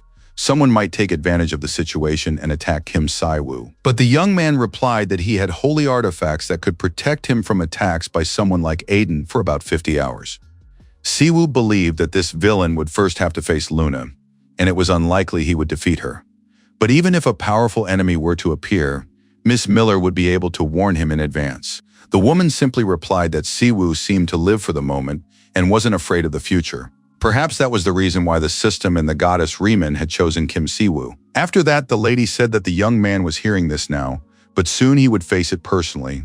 The woman said that such was the fate of people like Si-woo, and he would inevitably have to live through it. Miss Miller believed this was a unique trait that Si-woo possessed. The young man didn't understand much, but he thanked her for the advice. The woman warned that she would be staying in Korea for a while longer, and if the young man had any questions, he could ask her. One day, while strolling along the seashore, Ms. Miller met someone similar to herself, who soon became her friend. Drawn by her intuition, Emma Miller flew to Korea and discovered that her friend's grandson was an awakened one with absolute power. Could such a series of incredible coincidences really have occurred without the system's intervention? Every day, countless coincidences and connections are intertwined. We call such phenomena fate. In the endless flow of the world, the goddess whom Kim Si-woo serves and the one whom Emma Miller serves are also connected. At that moment, Aiden entered the courtyard. He said that Mrs. Go Yeon-young had immediately gone to the kitchen to prepare a meal for her beloved grandson. Mrs. Miller thought this family had a very warm relationship, and Aiden agreed, saying he almost envied them. Aiden Howard was a returnee under close government surveillance. He had the greatest potential to become a villain. But now Mrs. Miller noted that the young man had changed dramatically. He used to be like a ticking time bomb, but now he lives with Kim Si-woo and his family. Aiden completely agreed with the woman's opinion. He had indeed become much better and calmer. Si-woo also saw in this huge American a truly compassionate being, and for that reason alone, he couldn't help but trust him. Emma Miller was very pleased with the guys. She said that for their sake, she would have to stay here a little longer. Aiden said he didn't think the Oracle should stay in Korea for no reason. If America had agreed, it meant the woman had seen in the future what would happen right here. Emma replied that she hadn't seen the future, but rather something that wasn't the future, most likely the present and immense despair. Variables from another world, grown from seeds scattered by the system administrator, they had all converged in one place. And now the woman understood that to make sense of this situation, she needed people exactly like Kim Si-woo. As soon as the opportunity arose, everyone gathered again at the temple. Kim Si-woo had returned after speaking with the grandmother, and his assistants had finished their business in Daejeon. They reported that they had completed the treatment of all those affected by the plague, and their young priest had also been working tirelessly. The local pastor once again asked them to convey his gratitude to Kim Si-woo and wanted to know if there was any new information regarding the purifiers. Luna explained that during the treatment, she had heard something alarming from one boy who had remained conscious. Apparently, before the epidemic began, a young man had visited the church. He stopped by very briefly, and the child saw him through the window. The boy said that at first it was just an ordinary day. And then he saw a young man approach the deaconess, who was hanging up the laundry. He didn't attend their church and was a stranger to the child. After speaking with this stranger, the deaconess looked as if her gaze had clouded over. Before leaving, the stranger approached the boy, who had been watching everything intently, and asked him to pass something on to his high priest. The stranger was grateful that Kim Si-woo had banished the Demon King from Eden, for thanks to that, he had been able to easily gather power. Thanks to the grace bestowed upon him, all of this had come to pass, and now he was close to completion. The boy couldn't remember anything else because shortly after that, he fell ill. Most likely, it was because of that scoundrel that all this happened, and he is somehow directly connected to the purifiers. Kim Si-woo was upset. He didn't like what he had heard from that stranger. Clearly, a man who sacrifices children to summon demons is clearly out of his mind. Si-woo realized that thanks to the information Aiden had given him, they had managed to stop the purifiers before they could fully summon the Demon King. It was unclear how that would have ended, but there were plenty of problems now as well, since the restriction caused by causality wouldn't be lifted anytime soon. The power was blocked, and the incidents continued. Kim Si-woo decided to take his mind off these problems and turned his attention to the priests. Were they really training? Leo and Luna were training with them with all their might, and soon the priests would be sufficiently prepared to begin their practice in the dungeons. At that moment, a man appeared in the temple, another guest. Luna began to smile sweetly. It was immediately clear who was coming. Oh, Chun-Woo had joined the Riemann order in order to teach the priests how to fight monsters. The young man thanked Kim Si-woo for inviting him to his temple, and also honestly admitted that after being exposed in the Diho Guild, he could no longer stay there. Luna added that they were indeed short-handed, and she was very grateful to the hunter Chun-Woo for joining them. The young man immediately blushed and promised Lady Luna that he would work as hard as he could. Si-woo tasked the girl with training this new recruit because he could be very useful to them for now. Leo hoped that in time, he would be able to cut back on his overtime once someone came along who could replace him. Kim Si-woo understood that the National Corporation of the Awakened had lost a great deal when Oh Chun-Woo left. The young man replied that he had wanted to do this for a long time, ever since Ryu In-young was forced to leave for Japan. But in any case, Chun-Woo now felt only relief. After all, he could finally tell himself and others that he had returned to the path he had wanted to follow. It just turned out that the people he trusted had actually been leading him in the opposite direction. The man was simply furious and slammed his fist down on the table so hard that cracks spread across the surface. He hated that upstart Kim Si-woo, who had already ruined a huge number of plans. Everyone else seemed completely useless because they hadn't been able to recruit a single person. Kim Si-woo was the strongest in Korea, and his inner circle was close to S rank. Recruiting him or striking a deal with him proved impossible. We couldn't even find a way to pressure him, as we had with Ryu Yi, and we could lose everything because of a single holy man with abnormally immense power. If they lost power now, they wouldn't be able to recover. The man couldn't fathom how they could overcome such a massive disparity in strength. A man in a red cloak stood slightly apart from the others. He said that everyone understood the situation perfectly and was drawing the right conclusions. According to this unknown man, Kim Si-woo was close to the limits of a mortal being. Even the American barbarian was no match for him, and compared to him, ordinary awakened ones weren't even insects, and it would remain that way until these people accepted power from the man in the cloak. He grabbed one of the people present by the face. After that, he exerted some pressure on him and asked if the man would now serve him and do as he was told. After that, the stranger in the red cloak took out a small sphere resembling a pill or a capsule. He popped it into the man's mouth and forced him to swallow it. Soon the man who had swallowed the pill felt a terrible pressure in his chest. Demonic energy appeared around him, and he fell, unable to stand on his feet. It seemed as though the man had been completely saturated with demonic energy, and his gaze no longer looked human. The man in the cloak was very pleased. He said this was the last chance he was giving. The alarm clock had been ringing non-stop for quite some time, but no one had turned it off. In-woo ran into the room and pulled the blanket off his brother. After all, they had agreed to spend time together. How could Si-woo be sleeping at a time like this? Si-woo lay completely relaxed and didn't understand why his younger brother was bothering him. He had finally gotten the chance to rest.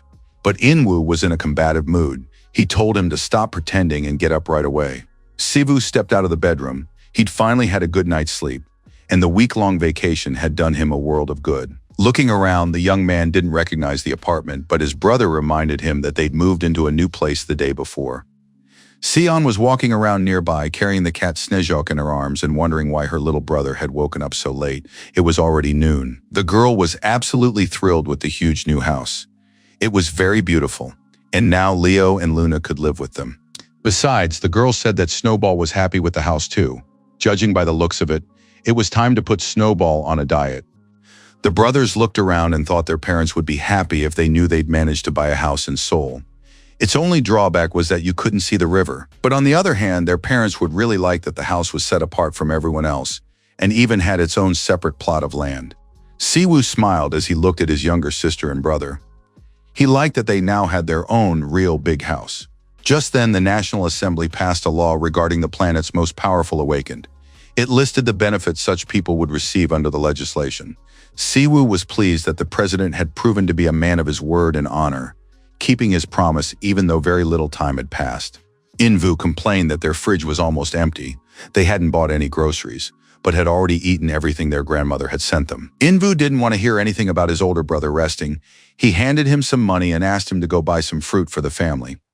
The thing was, Luna had blabbed about Si-woo's temporary weakness, and now his younger brother had decided he could take advantage of it. But Si-woo still had enough strength to give his younger brother a good thrashing. In the end, Si-woo was forced to take off his pajamas, get himself together, and head to the store, borrowing his sister's cat, Snezhka. The boy walked along looking around. He wanted to explore the neighborhood, and so far he liked everything. The houses were neat, the streets were clean, and it was much safer than their old place. On the street, a stranger approached Kim Si-woo. She greeted him as they met, and he replied. On the street, people were constantly approaching Si-woo, thanking him for his help, and telling him how much better their lives had become after attending church. Suddenly, an unfamiliar young man wearing glasses called out to him. He apologized and asked if he had a moment as he would like to speak with him. The young man said he wanted to discuss the doctrines of the Riemann order and the church he was currently attending. Kim Si-woo didn't want to have any conversations, so he told the young man he was very busy, while wondering to himself why the security detail wasn't doing anything. But the stranger continued to follow close behind. He explained that he himself was a believer, and that a believer's duty was to guide those who had strayed. The stranger still wanted to talk to Kim Si-woo for a moment, but a knife appeared in his hands, and he was completely enveloped in demonic energy. Soon the stranger called out to Kim Si-woo in a loud voice, and the young man froze in place, realizing that a major problem was unfolding. Kim Si-woo turned around and saw several knives flying toward him, yet he was still powerless to do anything about it. And just as the knives were about to reach Kim Si-woo, the cat Snezhok appeared between him and the weapons, using divine power to deflect the attack. The knives crashed to the ground with a loud clatter, and the stranger realized his attack had failed. Kim Si-woo was completely helpless in this situation. He was unable to even react or simply hide, and found himself completely at the villain's mercy. But fortunately, the divine cat Snowball was with him and saved his master. The man was furious when he realized that Kim Si-woo could summon minions. He didn't understand why no one had reported this to him. The man was certain that all he had to do was get close to Kim Si-woo, and he would easily be able to kill him. Unfortunately, the stranger realized that this was his last chance to deliver the decisive blow, so he would have to take the blame for why everything fell apart. But now the man couldn't even handle this white, fluffy cat, which turned out to be a very strong defender. The man shouted, realizing he had lost. Because of Kim Si-woo, they had lost everything. As soon as he appeared on Earth, everything they had before, power, honor, and authority, all of it slipped through their fingers. This problem arose because of a suddenly appearing holy man who possessed immense divine power. Kim Si-woo was genuinely frightened and alarmed. If he hadn't brought Snowball with him today, he would have been in serious trouble. No one must know that he is helpless right now. Kim Si-woo turned to the man and said that, by all accounts, this man was the head of Daeho, though they hadn't met in person yet. The young man spoke loudly to the man on purpose to attract the attention of the neighborhood residents, and they immediately reported the matter to the Department of Ability Management. Kim Si-woo had to stall for time with conversation, so he began asking the man how they planned to deal with the consequences of having expelled Ryu to Japan, threatened the department, and exploited the black market. But the guild leader was furious. He began gathering his power again because he didn't want to listen to any words or accusations from this sanctimonious hypocrite. Kim Si-woo said that if the man wanted to preserve his honor, he shouldn't have allied himself with the forces of evil. After that, Si-woo pointed at the guild leader and ordered Snow to attack him. It wasn't for nothing that the cat had been eating canned food at Kim Si-woo's house lately. He had become strong and powerful and landed several serious blows on the guild leader. Now Kim Si-woo was almost at ease. Snowball had dealt with the danger. Besides, the guild leader turned out to be weaker than one of his own men. Oh Chun-woo, for example. Si-woo deeply regretted that he was currently unable to land a few blows on this scoundrel himself. But Snowball had already activated his skill, and now divine chains had appeared around the man. These chains tightly bound and shackled the man's arms and legs. Si-woo said he would now contact department head Kim Dong-shik, since everyone knows that fighting in the city among civilians is strictly prohibited. As soon as the department head arrived with his team, they would send the guild leader to a detention center, and as the investigation progressed, the man would end up in a prison deep in the mountains. Thus, the national coalition of the Awakened would come to an end. Kim Si-woo turned his attention to his savior, who turned out to be a very powerful cat, even though he hadn't played the role of a divine beast in a long time. In reality, they had gone to the store for fruit, but now it was better for them to wait for Kim's team leader. However, the guild leader had no intention of giving up, and it seemed he had received a new surge of demonic energy. The man began convulsing and soon managed to spit out a black pill or pellet that the stranger in the red cloak had shoved into his mouth. Kim Si-woo realized that this was pure demonic energy, but he hadn't sensed it until now.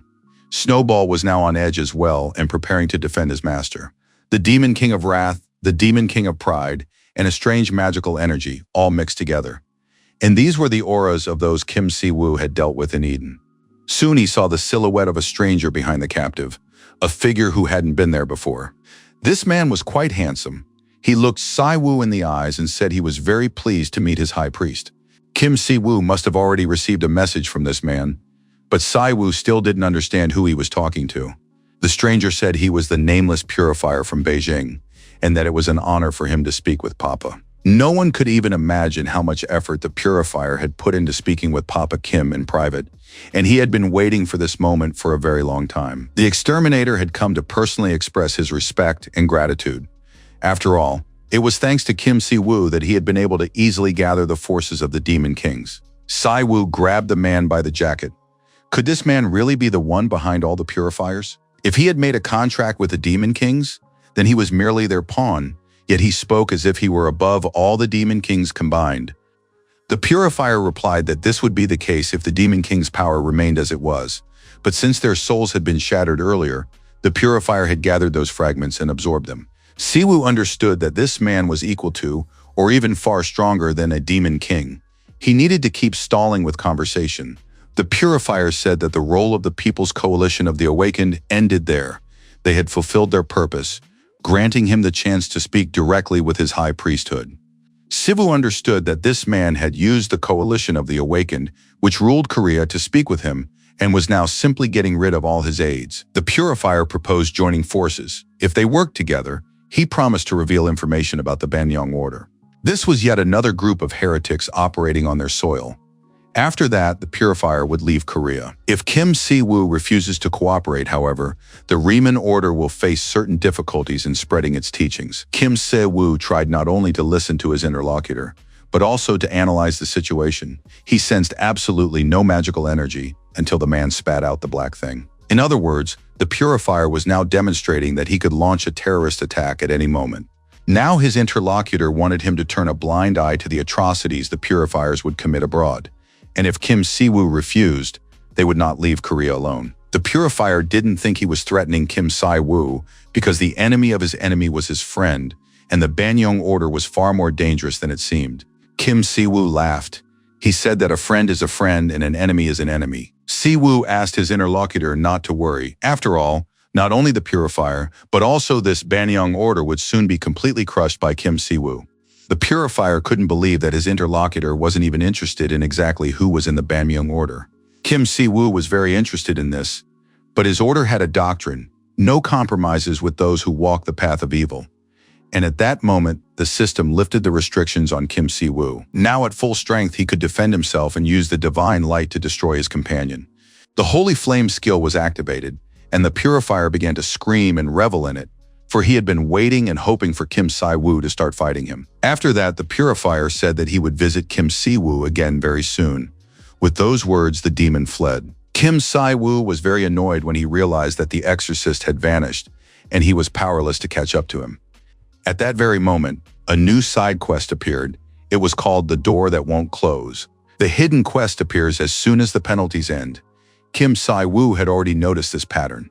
Perhaps causality was hinting at something. She wanted to say that she had nothing against Kim Si-woo and was willing to give him a chance to earn points. The young man stayed on the street with his cat, Snowball, to wait for the Department of Ability Management to arrive. Less than half an hour later, cars and rescue workers arrived, ready to protect civilians.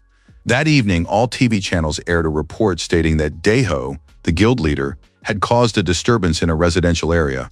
Thanks to Kim Si-woo's quick and decisive actions, no casualties were reported. The incident shows that the introduction of a special law can have positive consequences.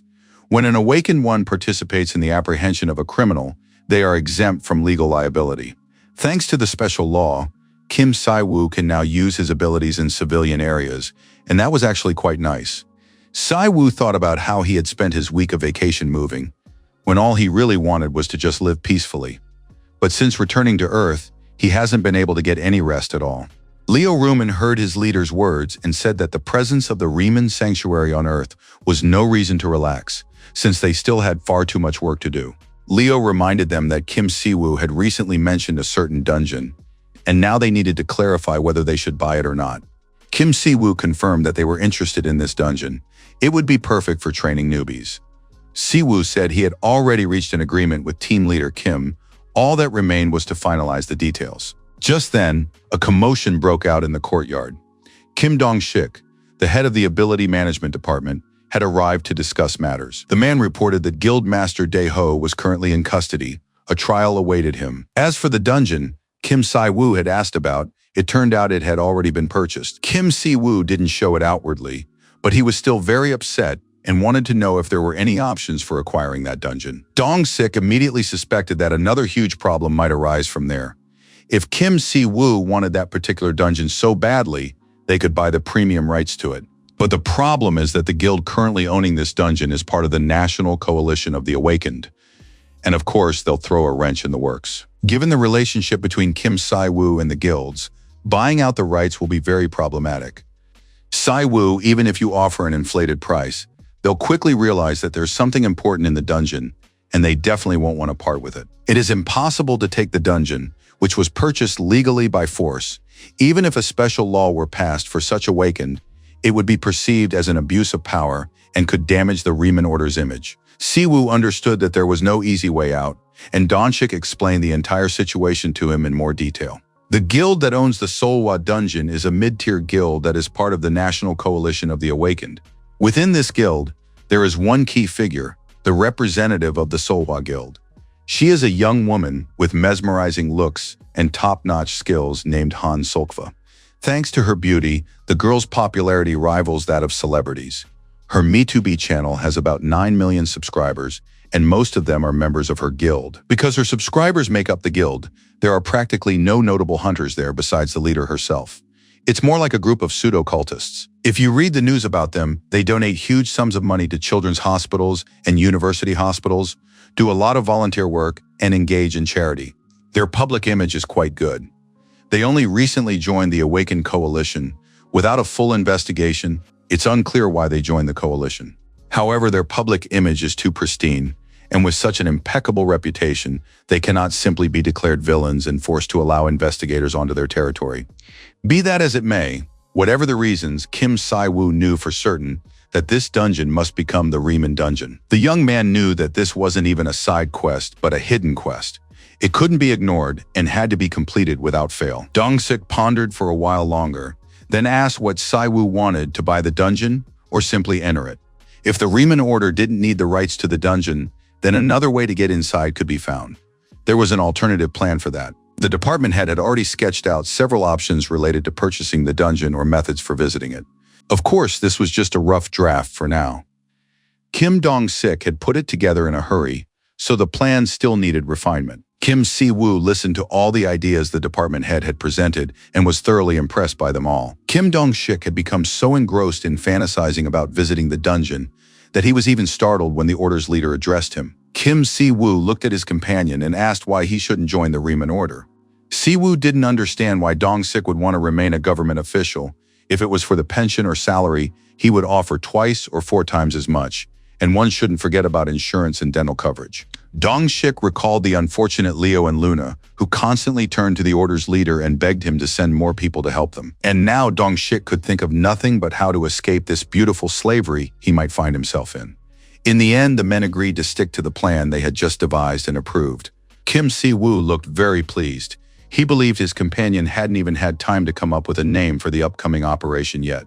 Dong-sik suggested calling the operation Undercover, and it was a perfect name in the style of a spy movie. Mount Gumasan was located in the city of Gumi in the northern part of the province. It was already evening, and a group of people was walking through the forest at the foot of the mountain. They were in a great hurry to make it in time for the start of the operation and the mission. Soon, one of the men noticed a teenager wearing glasses and carrying a backpack. The boy said he was a porter. He'd been told to come here for work, but it seemed he'd gotten lost. The man looked at him very suspiciously and stopped the boy to check the newcomer's papers. After that, the man told him where the porters were gathering and that once the check was complete, he should go there and wait until someone told him exactly what to do. Dong-sik gave the boy an amulet enchanted with an illusion. With its help, the wearer's identity could be concealed with minimal mana expenditure. This method is used by spies when infiltrating various groups, and Kim Si-woo put on this amulet. Dong-sik praised the guy and said he looked good. He really did look great, but now it was Kim In-woo, at least on the outside. An hour earlier, a car with tinted windows had pulled up to Mount Gumasan. Si-woo had arrived in the car with Dong-shik, who had driven him to the entrance of the dungeon. According to the plan for Operation Undercover, they had to use an illusion spell to change their appearance.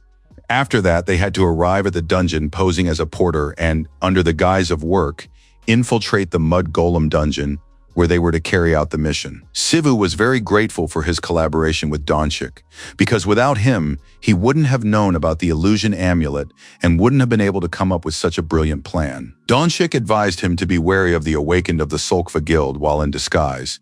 They could sense even a small amount of mana in the amulet. To ensure no one suspected anything, he needed to take on the appearance of an ordinary person with no connection to the Awakened. His younger brother came in handy for this. Si-woo was pleased to have In-woo's appearance at his disposal. Perhaps he wouldn't sue him, since that would be a real crime. Dong-shik had also warned that the treatment of hired workers, especially porters, was even worse than one could imagine. Si-woo already understood that working conditions hadn't changed since the rift to another dimension had opened. Often porters are players with weak combat abilities or ordinary people who desperately need money.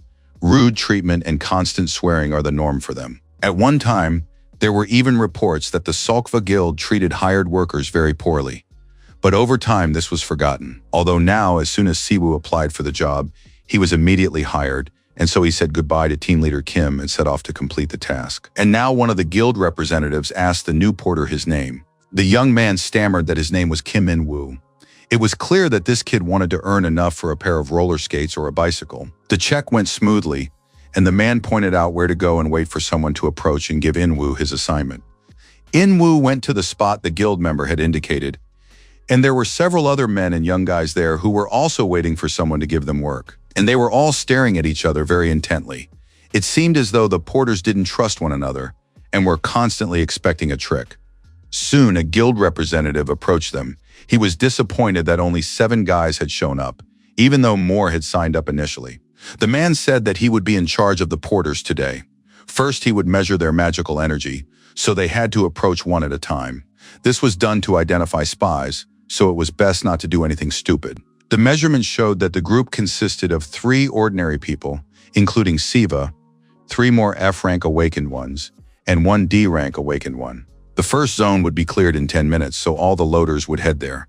The porters need to remember, if they don't meet the quota, the shortfall will be deducted from their daily pay, so they need to work quickly and efficiently. The porters were very unhappy since the guild representatives hadn't mentioned anything about a pay cut beforehand.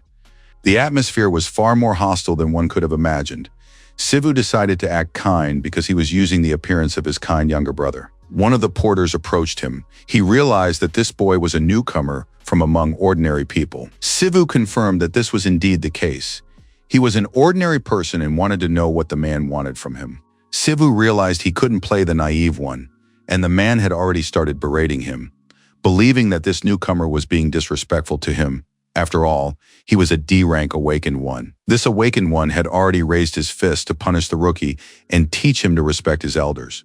The man smacked Si-woo on the forehead and told the little shit to understand what he'd get for showing off in front of serious guys. After that, the man turned around and decided that this little newbie had had enough training for now and that he'd better go to Mr. Pak, who would tell him what to do. The man also said that the rookie would carry all their gear once they entered the dungeon, and he'd better learn this lesson right away. Si-woo looked at these men. He knew that a person's weakness didn't mean they were a good person, just as strength didn't mean they were bad. People aren't simple creatures who can be divided into strong villains and weak do-gooders, and it's best not to view the world through a pessimistic lens. At that moment, Si-woo's philosophical musings were interrupted by a man who asked how the young man was doing, if he was okay. The man handed him a bottle of water and offered him a drink, figuring he must have felt sick from the climb up the hill. The stranger advised him not to worry. After all, everyone gets nervous before entering a dungeon, and not to take that guy's words to heart. Besides, this was a D-rank dungeon, so there wouldn't be much loot today, and there was no need to worry. After that, the man extended his hand and said his name was Baek Chun-soo. Si-woo introduced himself as well, saying his name was Kim In-woo. The men shook hands, and that's when true magic happened. Si-woo sensed this man's faith in the goddess Riemann, and of course, it was fate, not a coincidence. Kim Si-woo greeted the man and said he was very pleased to meet him. And finally, the portal entrance appeared and opened wide enough. As soon as Si-woo entered the dungeon, his quest was complete. He had entered the Cave of Mud Golem's dungeon. After that, a very strange and suspicious window appeared before the young man. The quest description stated that it would update as he progressed. It looked especially suspicious after his conversation with Ms. Emma. It seemed the system had a specific reason for bringing Si-woo to this exact place. But at the same time, he didn't sense anything unusual. He needs to keep pretending to be a porter and then escape at the first opportunity. Trespassing into someone else's dungeon without permission could cause a commotion and unnecessary trouble. Meanwhile, the guild representative began clapping his hands, keeping up the pace so the porters would move faster. The first sweep had already been completed. The porter's task was to collect the cores of mud golems and low-quality magic stones. If the porters pocketed anything, they had no idea what would happen to them for it. The golem cores were quite heavy. A single core the size of a fist weighed about 10 kilograms. For ordinary people, this kind of work is very hard, and indeed, the porters were experiencing immense fatigue and strain. After a while, the weaker porters could barely stay on their feet from exhaustion. Si-woo realized he couldn't draw attention to himself, so he started carrying a golem core too. Suddenly, someone turned to him and asked if it was hard for him to carry it. It was Baek Chun-soo. He told the young man that the cores were very heavy, and he needed to take care of his back. If he filled a sack completely, it would be impossible to lift. So it was better to make several trips than to haul everything in one go. The man advised him to take care of his back, not to be greedy, and to think about his health. The man promised that once he had carried his own sack, he would come back and definitely help In-woo, since the boy was a newcomer. This man was very kind. Si-woo looked at the man and silently blessed him. Seeing such kind people made his faith in humanity grow. But suddenly, right in front of the young man, the awakened one appeared. He didn't understand why this newcomer was loafing around here. The man decided to teach the newcomer a lesson and ordered him to pick up his backpack and carry it behind him. Just at that moment, Chun-soo returned. He tried to tell the guy that today was the newcomer's first day on the job, and he didn't know much yet. The awakened one said that he would now take charge of training this newbie, and that it would be best not to get involved so as not to get into trouble. Of course, they've known each other for a very long time, but Chun-soo still needs to know his place and show respect. Hearing the commotion of this argument, one of the guild representatives approached. He wanted to know what was going on here. The awakened one immediately started smiling at the boss and explaining that nothing serious had happened. The newbie just didn't know any better, and he was showing him the ropes. Si-woo watched this coward who was speaking so sweetly to the boss, and of course he wanted to beat the hell out of that scoundrel. The guild representative said that he would turn a blind eye this time, but there was no need to make a fuss anymore, since there were already so few porters. They didn't want to discourage others from coming to work. The guy said he understood everything and would do his best, since this was his 7th time here, and he knew the ropes. After that, the awakened one told Lee Combe that he was close to the bosses, so it was better not to provoke him, and that everyone should do their job, or else they'd end up getting their pay cut. After that, the awakened one turned to the new guy and told him to come over.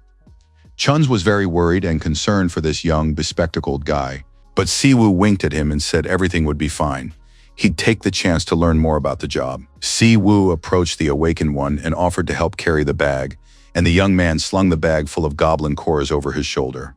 The man's mouth dropped open in surprise, for he knew the bag weighed about 100 kilograms.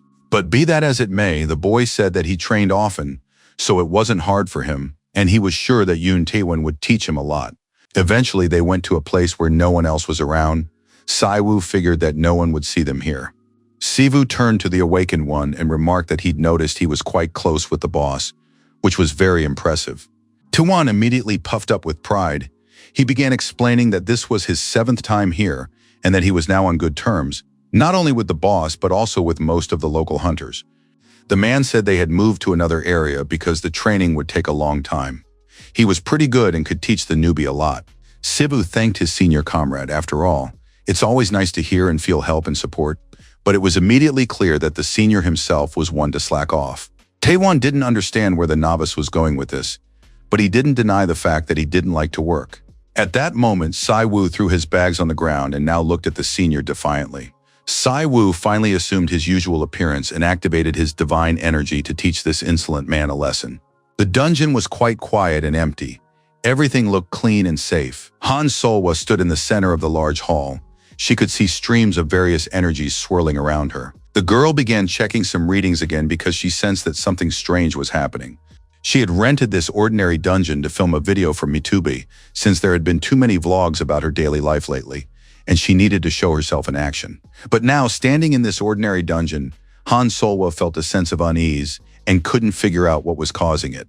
It was very strange, because she was an S-rank hunter, and this dungeon was a piece of cake for her. On top of that, the scouting party still hadn't returned. The scouts weren't responding, and it didn't seem to be a communication issue. It looked like the scouts themselves had run into some serious trouble. Han Solwa was now definitely alarmed. It wasn't for nothing that she'd felt a sense of unease. The girl was very tense and immediately fired a blast of ice at the spot from which she sensed the threat. Soon the entire area was frozen, but the feeling didn't go away. The sense of unease remained. Something was wrong with this dungeon. Some kind of substance was absorbing the magic. The girl ordered her assistant to contact the Order of the White Radiance. They were handling all the strange occurrences that had taken place recently. Eugene tried to say that it was just a simple dungeon. However, her leader was furious and demanded that she follow orders, not voice her opinion. Eugene immediately headed to the surface to carry out the order, but suddenly her leader called her back. And as soon as the girl stopped, Han Solwa unleashed an ice attack on her and activated the ice prison skill. Eugene didn't understand what was happening. She called out to her mentor, but for some reason found herself trapped in an ice prison. Trying to stop Solwa, she screamed from within the ice until she had no strength left. But gradually the cold and the ice took their toll, and now the last drops of life had left this young body, which was completely frozen. After that, a powerful stream spurted from the girl's mouth. It seemed as though she wanted to melt the ice with it. And soon the icy prison was completely covered in black energy from the inside. Khan Solkva watched the events unfold with interest. The next moment she received a notification. A critical error had occurred in the dungeon. An invasion from another world had taken place, and the entrance to the dungeon had been forcibly sealed. Until the danger was eliminated, it was impossible to exit the dungeon, and an unknown passage had opened somewhere inside it. The girl had never received such messages before. She was alarmed and didn't understand what was happening. At that moment, she heard a loud crack, and the icy prison shattered into tiny fragments. After that, everything was covered in smoke, and someone said that a little mistake had happened. He had only planned to crack the wall a little. Sivu began to cough, having inhaled the smoke. He said that all of this was the fault of the awakened porter. It was a rather strange scene. The awakened porter had his head stuck in the ground, and a bespectacled newbie was standing over him, saying that the previous training session had been pretty useless, so there was no need to even lift his head. Sivu spotted a girl watching them and said she shouldn't pay them any mind. They were just ordinary porters who would quietly go about their business here and then move on. Han Solwa was very frightened. She didn't understand what kind of monsters or creatures had appeared before her. Sivu yelled at the Awakened One that he didn't like the guy's posture, and the Awakened One promised to stand up right away, straighten his back, and not upset his young comrade anymore. Siwu just wanted to punch a hole in the wall through which he sensed magical energy, but the wall collapsed, and he stumbled upon the only person from the Solkva guild worth fearing. The girl looked very combative. She clearly wasn't in the mood for small talk, and Siv thought he had a real problem with luck. He was clearly out of luck. Sivu turned to the girl and said that she must be on good terms with her guildmates. Judging by what he'd seen, the girl liked to play ice tag with her assistants. Sivu began telling the girl that he too used to play tag with his younger sister. At that moment, she hurled an icy spear at him. Sivu, of course, dodged the spear, which froze part of the dungeon. The young man assumed that Solva wanted to play tag with him too. Han Solwa was very alarmed. She realized she was facing someone strong and serious, but didn't know who he was or what he was doing in her dungeon. Siwu said he was a mercenary porter named Kim In-woo. He had come here with the Solwa Guild, and this was the senior member demonstrating how to follow orders. The girl didn't want to listen to this nonsense and demanded that he shut up. But Siwu asked her not to worry, and instead to take care of her frozen friend, who was standing behind her. It seemed someone had thawed her out. And indeed, Eugene already looked like a real zombie. Half her body had thawed and looked terrible. And Eugene began to gather her demonic energy, and at that moment, representatives of the guild burst into the dungeon. It turned out to be a reconnaissance group, and they had all turned into monsters and were now like real zombies. Han Solwa attacked them with an ice spell and created an icy prison that held the monsters back, at least for a while. But the ice magic was very weak, and the demon-possessed begged the girl to become their prophet and join them. The awakened Yoon began to sob and ran away. He didn't want to die at the hands of these ghosts and was afraid of the monsters. The ghosts called out to Han Solwa and asked her to join them in great words and deeds. The girl tried to reason with them. She shouted for these idiots to come to their senses. Had they eaten something wrong in the dungeon? But the situation was not going in her favor. Siwoo kept teasing the girl. He said that at home she was like she was playing tag, but this game was more like a game of musical chairs. And on top of that, Lady Solwa didn't stand on ceremony with her subordinates at all. The girl didn't know who was standing next to her, but she told him to shut up and stop being sarcastic, or else he'd get a good beating too. Siwoo thought that in the videos on her channel, the girl said much nicer things. Besides, the contrast between her words and actions was obvious. She had absolutely no intention of saving or showing mercy to her people. Siwoo took a close look at the enemy and realized that, even though he already had experience dealing with such beings, it was clear that something quite dangerous was currently in the dungeon. It was a corrupted desire, akin to magical energy, an unpleasant holy power that creates mad fanatics. Siwoo tried to conceal his identity, quietly complete the mission, and slip away unnoticed, but, as expected, divine beings from other dimensions are difficult to defeat without holy power. Han Solka continued to hold back the onslaught of her crazed comrades, but she could already feel her strength running out. At that moment, the unfamiliar guy who had been trying to joke around asked if she needed help. Kim Si-woo said that later. Han Solhwa would tell her viewers that they had agreed to cooperate beforehand, and he would be able to help her get out of the dungeon. The girl was furious. She realized that this scoundrel had known from the very beginning that there would be some strange creatures in this dungeon. Kim Si-woo said that he actually knew nothing, but had simply come to complete a mission, and it just so happened that the mission took place in a dungeon that had been purchased by the Solhwa Guild, so he had simply slipped inside. But since the situation had turned out this way, he understood that without his help, the girl wouldn't be able to get out of this dungeon. Han Solhwa asked him to help her with these mysterious ghosts, and ultimately to remove this ridiculous disguise from her. The girl said she had figured him out long ago. After all, he was the only one of his kind in the entire country. Besides, he was the only one in the whole world capable of using holy power. And only the absolute dumbest idiots didn't know or understand that. Siwoo was very pleased that he didn't have to die of disappointment. After that, the young man finally took on his usual appearance. He was very pleased that he could go hunting for cultists. The girl watched the transformation with delight and didn't understand why Kim Siwoo hadn't added a scene of his transformation to the intro on MeTube. After all, it would have been very impressive. Siwoo admitted that he would have loved to, but he was still too shy and modest to post such a blatantly clickbait video. The subordinates continued to reach out toward their leader, and soon ropes shot out from them, binding the girl's body. Kim Siwoo gathered these ropes in his hand and addressed everyone present. Had they really fallen into these nets so easily? Did these people really believe their eyes were open? It was just some pathetic little god who had blinded and deafened them. Kim Si-woo said he wasn't a god. He was merely a priest. After that, the young man pulled all the ropes loose and began tearing them apart. Then he directed the holy light at everyone who was in the dungeon at that moment. They continued to scream and writhe in agony from the holy light. Han Solhwa herself sat there, bewildered and lost. Kim Si-woo promised that her companions would wake up soon and that they would talk outside later, once all this was over. The girl saw Siwoo heading deeper into the dungeon and asked him to take her with him, because she wanted to see the face of the creature that had done this to her people. Siwoo was surprised. After all, there were rumors that the guild exploited the laborers, but things turned out not to be so bad. Solka had no intention of justifying herself to anyone. She said that people only wrote nasty things online all the time, so the young man could think whatever he wanted. Kim Si-woo was surprised as he looked at the beauty. She was very calm and hadn't activated her will to destroy evil, which meant that his consciousness didn't sense any evil in her. Siwoo understood that even within the national corporation of the Awakened, there were all kinds of people. Not everyone was a scoundrel or a villain. But the young man didn't have time to think about anything else, because Solhwa called out to him and said they needed to hurry or else they might be late. Passing through the next corridors, they encountered a new group of people who were in a brainwashed state. They were urging their leader to join them. Siwoo noticed that even some of the porters had already become fanatics of some incomprehensible deity. They really did need to hurry. Khan Solkva said that the strange occurrences had begun at the spot where the reconnaissance team had disappeared and suggested they go there first.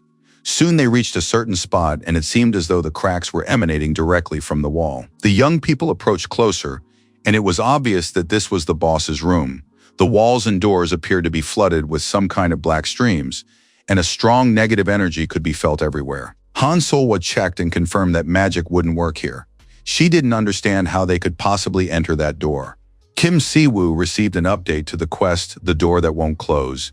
It led to another world, and corrupted holy power was seeping through it, trying to penetrate this world. They had to close this door to thwart the entity's plans and prevent it from escaping.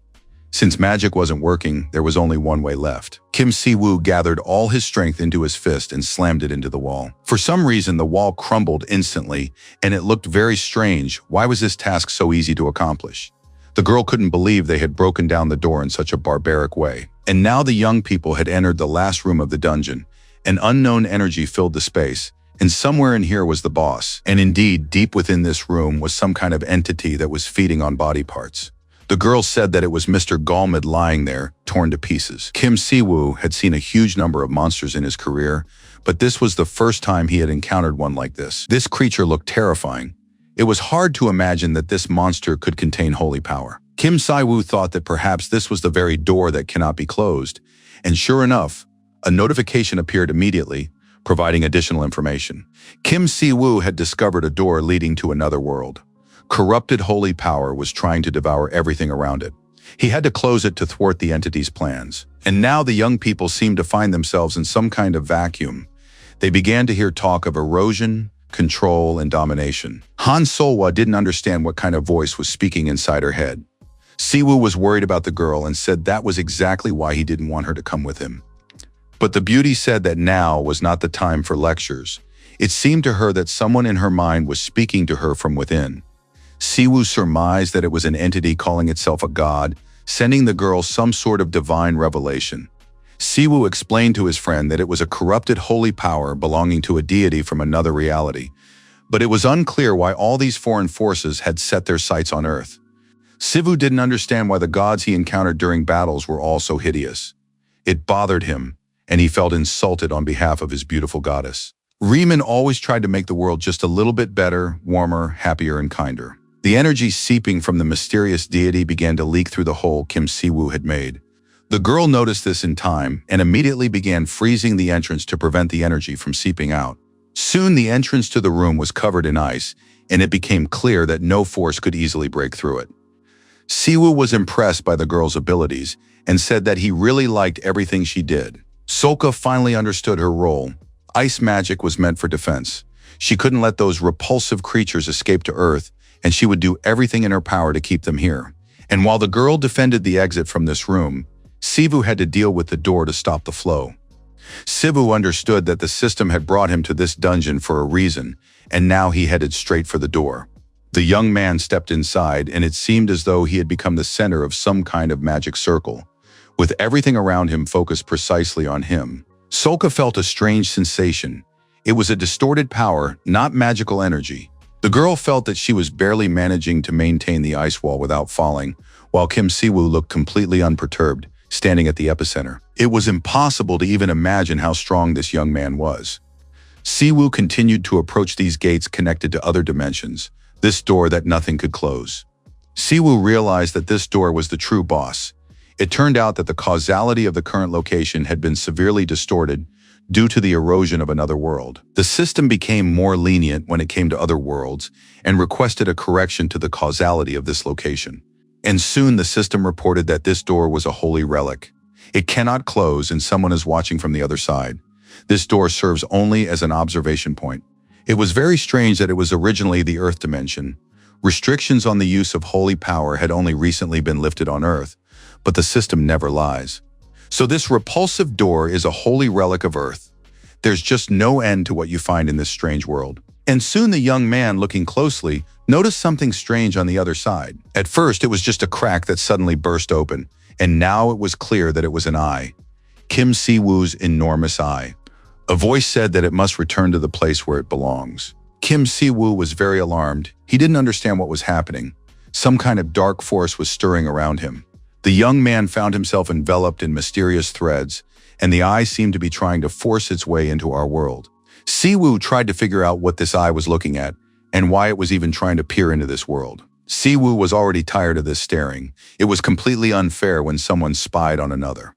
The young man grabbed the edges of this enormous door, and although he had activated his defensive abilities, he felt terrible pain as he began to gradually pull the door shut, trying to close it. Siwoo continued to pull the door shut and told the unknown entity that he was the first apostle of the Riemann order and must maintain his purity for the sake of his goddess. And even if you couldn't tell by looking at him, deep down Kim Siwoo knew that he was a true romantic and a man of one love. Kim Siwoo would never betray his goddess and would not allow other deities to rule this earth. A voice also appeared in the young man's head, saying that it remembered him and had recognized him. But at that moment, he completed the task, and a notification confirmed that the door that cannot close had closed. The mission's conditions had been met, and as a reward, he received a writhing peace. Furthermore, Kim Siwoo had completed the mission without disrupting causality, and for this he was granted an additional bonus, namely a few minutes of communication with his goddess. Han Solwa was still freezing the exit from this room, but now she saw the goddess Riemann and wanted to know who she was. A very pleasant light appeared in the room, and soon a special warmth spread around. The goddess Riemann began to descend toward her priest, who looked at her with delight and admiration. They hadn't seen each other in so long and had missed each other. Siwoo wanted to know how the goddess was doing. Riemann lowered her eyes and saw the young man's wounded hands. It had been so long since she'd seen her priest injured, but he said it wasn't worth paying attention to. Riemann touched the young man's hands, and immediately the wounds vanished completely and healed. Kim Siwoo rubbed his hands and said that he could have healed himself, since he had long since grown accustomed to his wounds and learned to cope with them. Riemann admitted that she had come here because she was worried about her apostle. Siwoo was very pleased to hear that the goddess was concerned about him. But if she was so worried, she could have shown up more often, though that was said more as a reproach. Kim Siwoo remembered that he shouldn't spoil the girl's mood. He knew she hadn't been able to contact him because she was busy. The goddess confirmed that she really did have a lot on her plate, matters that couldn't be resolved without her direct intervention. Just a few minutes ago, Siwoo had closed the interdimensional door through which a deity from another world had been trying to enter. In some parts of Eden, spatial erosion is also occurring, leading to attempts by other deities to penetrate Eden. Usually this doesn't happen in Eden because it is a closed dimension. Perhaps they were able to secretly slip through the dimensional passage she created when she took Siwoo into her world. Unfortunately, it's impossible to completely seal the passage. If she did that, they would definitely be unable to communicate and would never see each other again. But it seems that incidents like this will continue to occur. That disgusting mirror that Kim Siwoo destroyed was left behind by one of the ancient deities. They are all very powerful, and Kim Siwoo hasn't reached that level yet. Riemann unfortunately can't help him with everything, but at least now he knows who his enemy is. Their meeting was already coming to an end, and they hadn't even really had a chance to talk properly, but that was all they had. Siwoo was happy that the goddess had appeared here and that the system had allowed them to be together, even if only briefly. Riemann promised that she would always watch over the young man. After that, they said goodbye, and the goddess vanished. Today, the young man learned a lot. Riemann is not the chief deity of Earth. Her power is limited to Eden. The young man understood that the goddess had gone to great lengths for him, simply to allow him to use his abilities on Earth. But for now, it was enough that he understood much more about the ancient gods. He would have to figure out the rest on his own. Kim Siwoo saw a shiny object where the door had been just moments ago. He pulled a small bottle out of the sticky substance, inside which was a writhing creature. Siwoo approached the girl who was lying there almost without strength.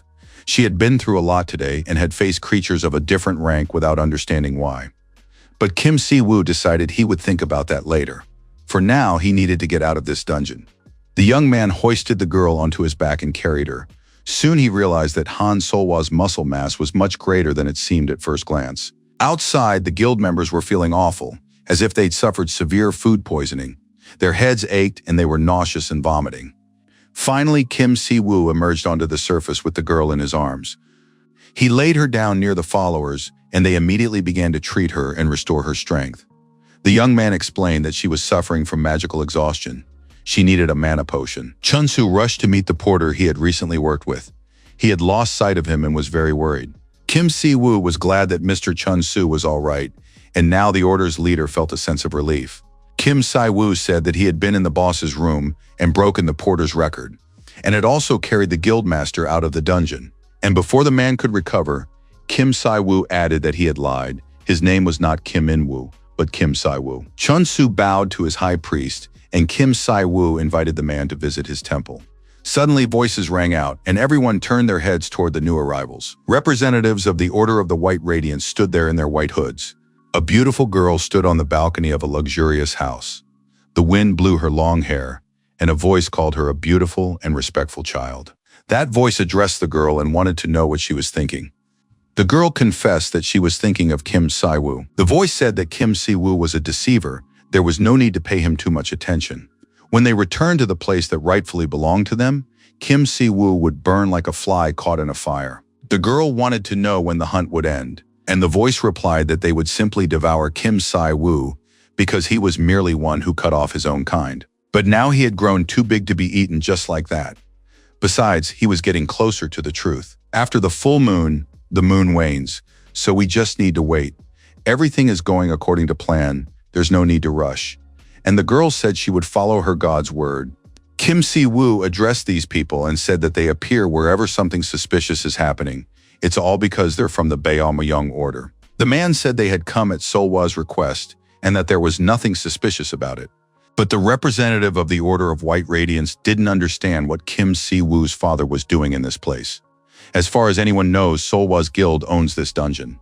The man said that the item found in the dungeon was of great importance to their order, so they would be very grateful if Kim Si-woo returned it to them. Kim Si-woo thought for a moment, then smiled and said he didn't want to do that. At that moment, Han Solhwa approached the group. The girl had already regained her composure. She said she had asked the Order of the White Radiance for help, but Kim Si-woo had resolved all the issues, and the Order of the White Radiance had no authority over this dungeon. A representative of the Order of White Radiance began to say that she had summoned them herself, but the girl replied that it wasn't her fault because they had arrived too late.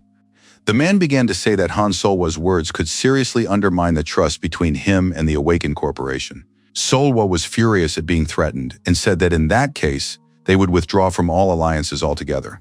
Si-woo tried to calm the girl down, saying she was a bit impulsive, but Solhwa declared that it was always better to sever ties sooner rather than later. At that moment, someone noticed that this couple, Si-woo and Solhwa, seemed to get along perfectly well. The girl removed her hood, and now a bright divine glow emanated from her. She bowed her head and said she was pleased to meet the head of the Riemann order, though the time and place were not the most suitable. Kim Si-woo sensed an immense holy power. As expected, it resembled the waves of holy power of the ancient gods. It was simply colossal, living holy power. This girl was the head of the Baeomyung order, and it was clear she was not to be trifled with. The head of the order began to release black energy and played with it as if it were some kind of rubber object. The girl noted sadly that almost everything had been destroyed and this was all she had left. Did Kim Si-woo know anything about this? That door through which a deity from another dimension was trying to pass shouldn't be so easy to close. To close that door, one must surpass the power of the being trying to pass through. The system guiding Earth's awaken maintains this balance through trials, dungeon clearing, and quest completion. The system forces one to pay a price and receive a reward. The fact that Kim Si-woo's father destroyed the door means he is a being who has surpassed a certain limit. Kim Si-woo is an outlier among outliers, though it seems he doesn't really realize this himself. Kim Si-woo truly didn't understand where she was going with this, so he asked her to just stop talking nonsense. The head of the order asked if Kim Si-woo wanted to cooperate with her order. The fact is, their god wishes to have Kim Si-woo as one of his followers. Kim Si-woo just laughed in response because the holy power seemed suspicious, and how could he trust these people? The leader of the Riemann order was surprised when he realized that Faith had a preference, and he decided to ask a direct question, hoping to get a direct answer. Kim Si-woo wanted to know exactly what the god of the Order of the White Radiance and all its members wanted. The priestess replied that their goal was to return beings to where they originally belonged. Such was their will, and it was natural. Small beings are merely carried along by the great current, and humans too are merely small beings following the will of the gods. Kim Si-woo realized he was about to be subjected to yet another flood of information he didn't need, and he stated categorically that the conversation was over. They would never see eye to eye, because the goddess Riemann loved and pitied the small creatures, while the rest were supposed to stay in their rooms and keep a low profile. The girl said that if Kim Si-woo wanted information about the purifiers, she was always ready to tell him. Si-woo believed that the Radiants did not want to cooperate with the purifiers because the latter sought endless chaos. In short, it was already turning into a full-scale conflict of everyone against everyone. Han Solwa came to the temple and asked to be accepted into the order because the warm light she had felt in the dungeon was the goddess's power, and now the girl wanted to be part of the order. Sivu was ready to believe her, but Luna still thought the order's leader was overly trusting, especially when faced with a beautiful and emotional young woman. Luna was willing to admit that Solwa was smart and beautiful, but were they really going to accept a new member into the order right away? Siwu sent his assistant to have a calming drink, while he himself wanted to continue the conversation with the newly recruited member of the order. Han Solwa said that her guild had nowhere else to go. The guild had decided to join the side aligned with the Order of Riemann, and the guild leader wanted to become a member of the order. Kim Siwu explained that their order had no so-called factions, so there was no need to admit anyone. The girl was certain that Siwu wasn't actually that naive if he thought everything was held together solely by a contract. The Riemann Order, Choseo Jin and his Goblin Guild, the Daeho Guild, the Ability Management Division, the Oracle, and even the Barbarian, all these groups gathered around Kim Siwu are in fact a faction. As the guild leader, Han Solwa wants to abandon the sinking ship as soon as possible and is making the best choice. This is her personal decision. It was made the moment she accepted Siwu's help. And so Kim Siwu shouldn't think that this is about him or that she's repaying him for saving her life. He shouldn't be mistaken. Siwu initially thought that Solwa's behavior toward the members of her faction was harsh and cruel. But later he saw how she risked her own life to prevent the destruction of the dungeon, and how her subordinates genuinely worried for their leader. And now Luna was charmed by Han Solwa, and both of them believed that the girl was shy and modest, and not at all insolent and treacherous. On top of that, she was a true beauty and an intellectual, and she no longer hesitated to speak openly about it. At that very moment, the man in the red cloak was high in the sky. He was flying away aboard a private jet. The staff informed him that the head of the Baeonmyeong Order had contacted the head of the Riemann Order. The man was surprised, as this wasn't part of their plan. Most likely, for both leaders of the orders, this was an unexpected meeting that they hadn't planned. Now the Purifier understood that Papa Kim must have learned more facts, but that was for the best, because matters in Korea were already settled, and unfortunately, they would meet again soon. The plane flew against the backdrop of the starry night sky, which contained several portals to other dimensions. From early morning, the first very important meeting had been taking place at the temple of the goddess Riemann, bringing together a diverse group of people. Just a few weeks ago, none of them could have imagined that they would be sitting at the same table and deliberating together. Kim Si-woo announced that the first meeting of the Riemann Alliance was now in session. Choi Seo-jin, as always, was very busy, so he wanted to get straight to the point and asked why their father had gathered them all. First and foremost, it was done to introduce everyone present and announce the addition of new allies. Han Solwa introduced herself and said she was a representative of the Solwa Guild, which had joined the alliance formed around the Riemann Order. The girl said she had felt the warm light of the goddess Riemann, with strength, warmth, and all-encompassing benevolence, firmly believing that the goddess would accept her. The girl was very emotional. She declared that she had confidently left the Chonggak Alliance and believed she would never regret it. Everyone present was charmed by such a beautiful newcomer and now listened with satisfaction to her enthusiastic and sincere words. Choi was very happy to see Han Solwa there. He knew the girl as a perceptive person and waited with interest to see how long she would be able to remain in the Chonggak Alliance. Solwa replied that she hadn't intended to stay there that long, but circumstances had forced her to. Everyone knew that her guild wielded significant influence among content creators in the MeTuber community, but unfortunately they lacked the strength and would struggle to handle serious tasks on their own. Minsu believed that the soft power this girl possessed would be a huge help, because Han Solwa was the face of the Chonggak Alliance. The most prominent figure in the Chonggak Alliance had defected to the Riemann Order, and now no one could ignore the symbolism of this event. In any case, it was a brilliant idea, and no one objected to the new alliance member. Han Solwa soon stopped feeling nervous and began explaining that she already had 9 million followers. Kim Si-woo immediately calculated how many millions he would bring into his religion, and now it seemed simply perfect. Solwa immediately reminded Kim Si-woo to add a transformation scene to the Riemann Order's intro. The editor needed to be properly trained, and now she wanted to know who was working as the editor for the Order's channel, because it was time to introduce a lot of new types of content there. Kim Si-woo began counting the number of subscribers for the Solwa Guild, the Goblin Guild, and the Riemann Order, and soon the number turned out to be simply staggering. According to preliminary estimates, it was around 19 million people, which meant Inwu would have a lot of work. So, the first item on the Alliance meeting's agenda was closed. Everyone welcomed the new member, Han Solwa, once again. It was time to move on to the second item on the agenda, during which Kim Siwoo was going to tell everyone about the Baeonmyeong Order and the Purifiers. At first glance, these two groups are very similar, but it has recently come to light that they clearly keep each other in check. Their goals are not yet clear, but their methods are completely different. The Baeonmyeong Order is connected to the ancient gods, or rather the corrupted gods, and seeks to create favorable conditions for them. The Purifiers, on the other hand, are a group that works with evil and demon kings. Both factions are dangerous enemies to all people of goodwill. Even ordinary dungeons turn into rifts when these groups get involved. Many have already faced this problem firsthand and understand what I'm talking about. The Baeonmyeong Order and the Purifiers are trying to persuade the Riemann Order rather than fight against it.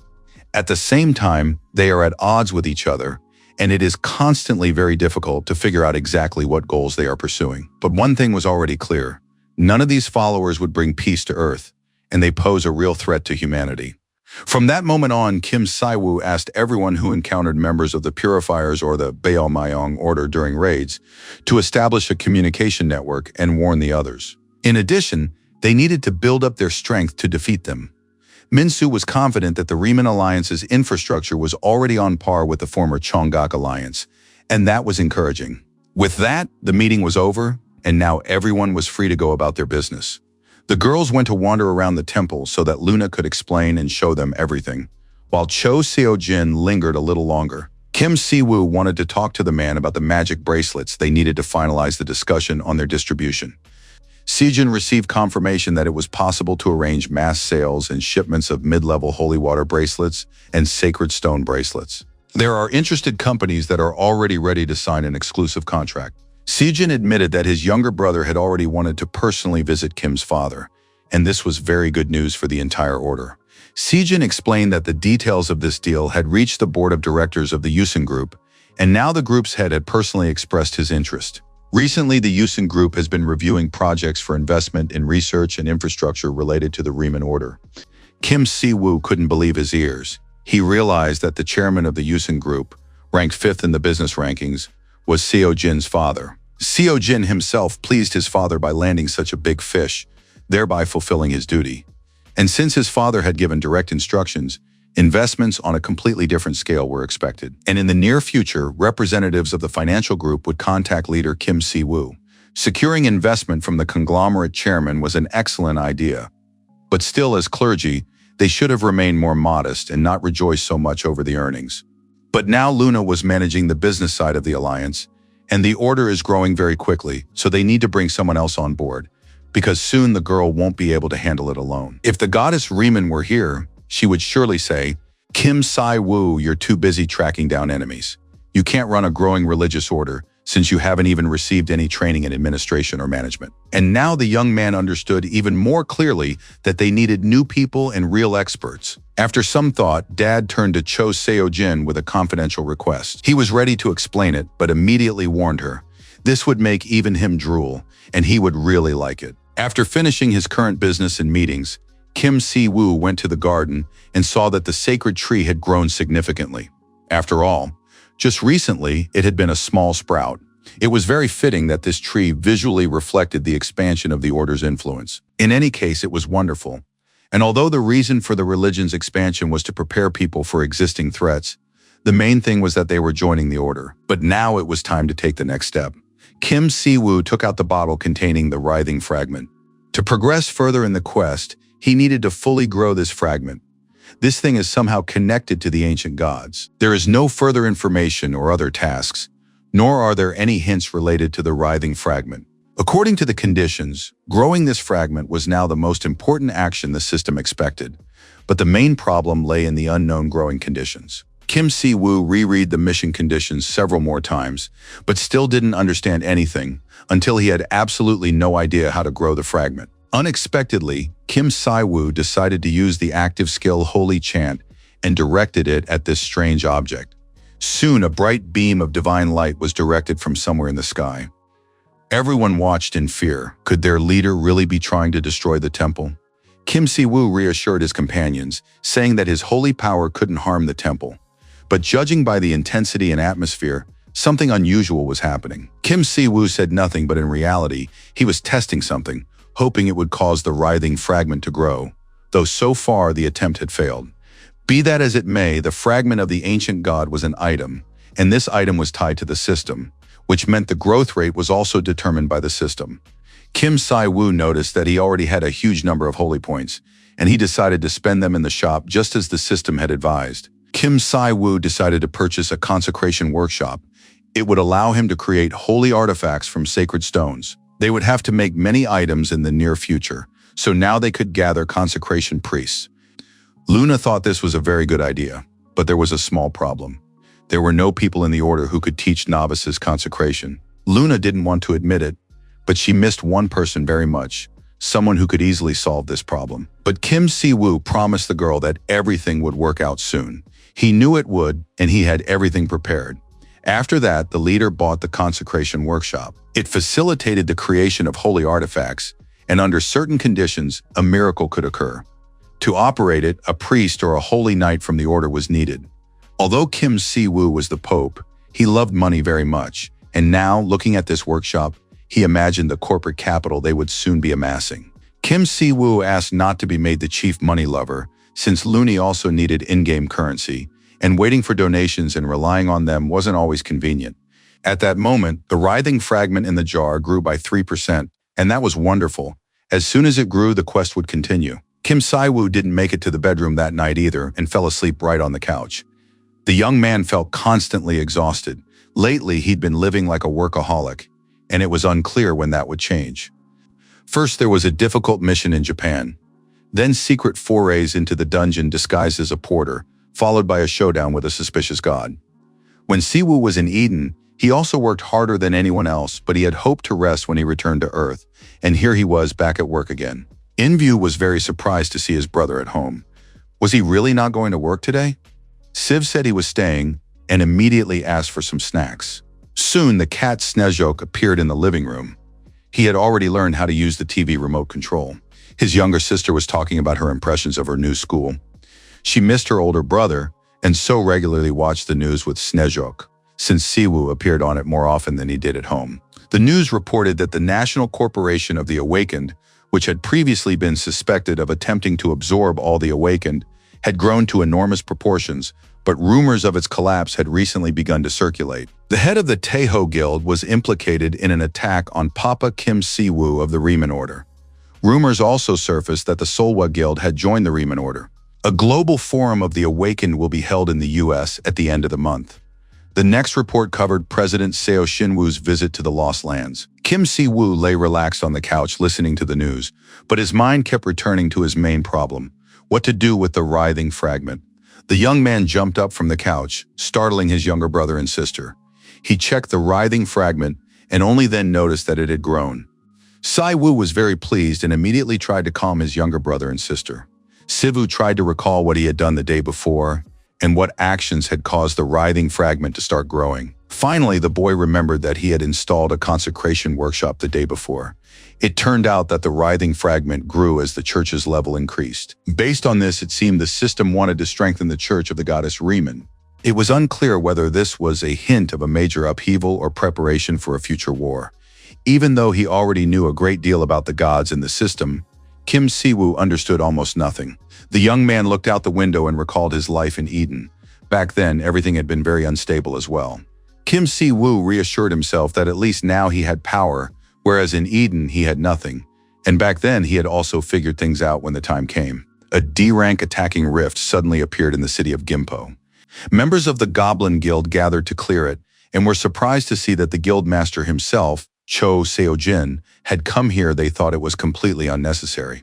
But the head replied that he had come because Papa Kim had personally asked him to check something, and so Cho assumed it would be difficult for his men. A gate was forming in the current zone, and soon everyone realized that something was indeed wrong. The fact was that a very powerful energy was beginning to emanate from this portal. It didn't resemble magical power. Seojin realized that this was exactly what Papa Kim had told him about. It had been a long time since the man had felt such a rush of adrenaline. The guildmaster ordered his comrades to retreat because they couldn't handle the threat. He would now be the first to meet the guest emerging from this rift.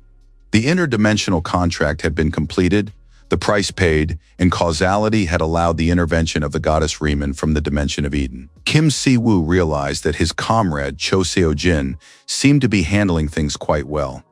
Meanwhile, Luna was busy training the priests, and she was already feeling stressed by the stupidity of some of them. She made the students repeat the slogan, "The best healing is to smash the enemy's head first." Of course, it wasn't exactly Christian, but it helped relieve her stress. Divine power on the battlefield is a source of healing. Whether you're a priest or a holy knight, the church's healing isn't limited to medical treatment. Kim Si-woo was very pleased watching these future priests haul heavy stones while shouting chants at the top of their lungs. It looked as if Luna was preparing for a holy war, but the girl didn't deny it.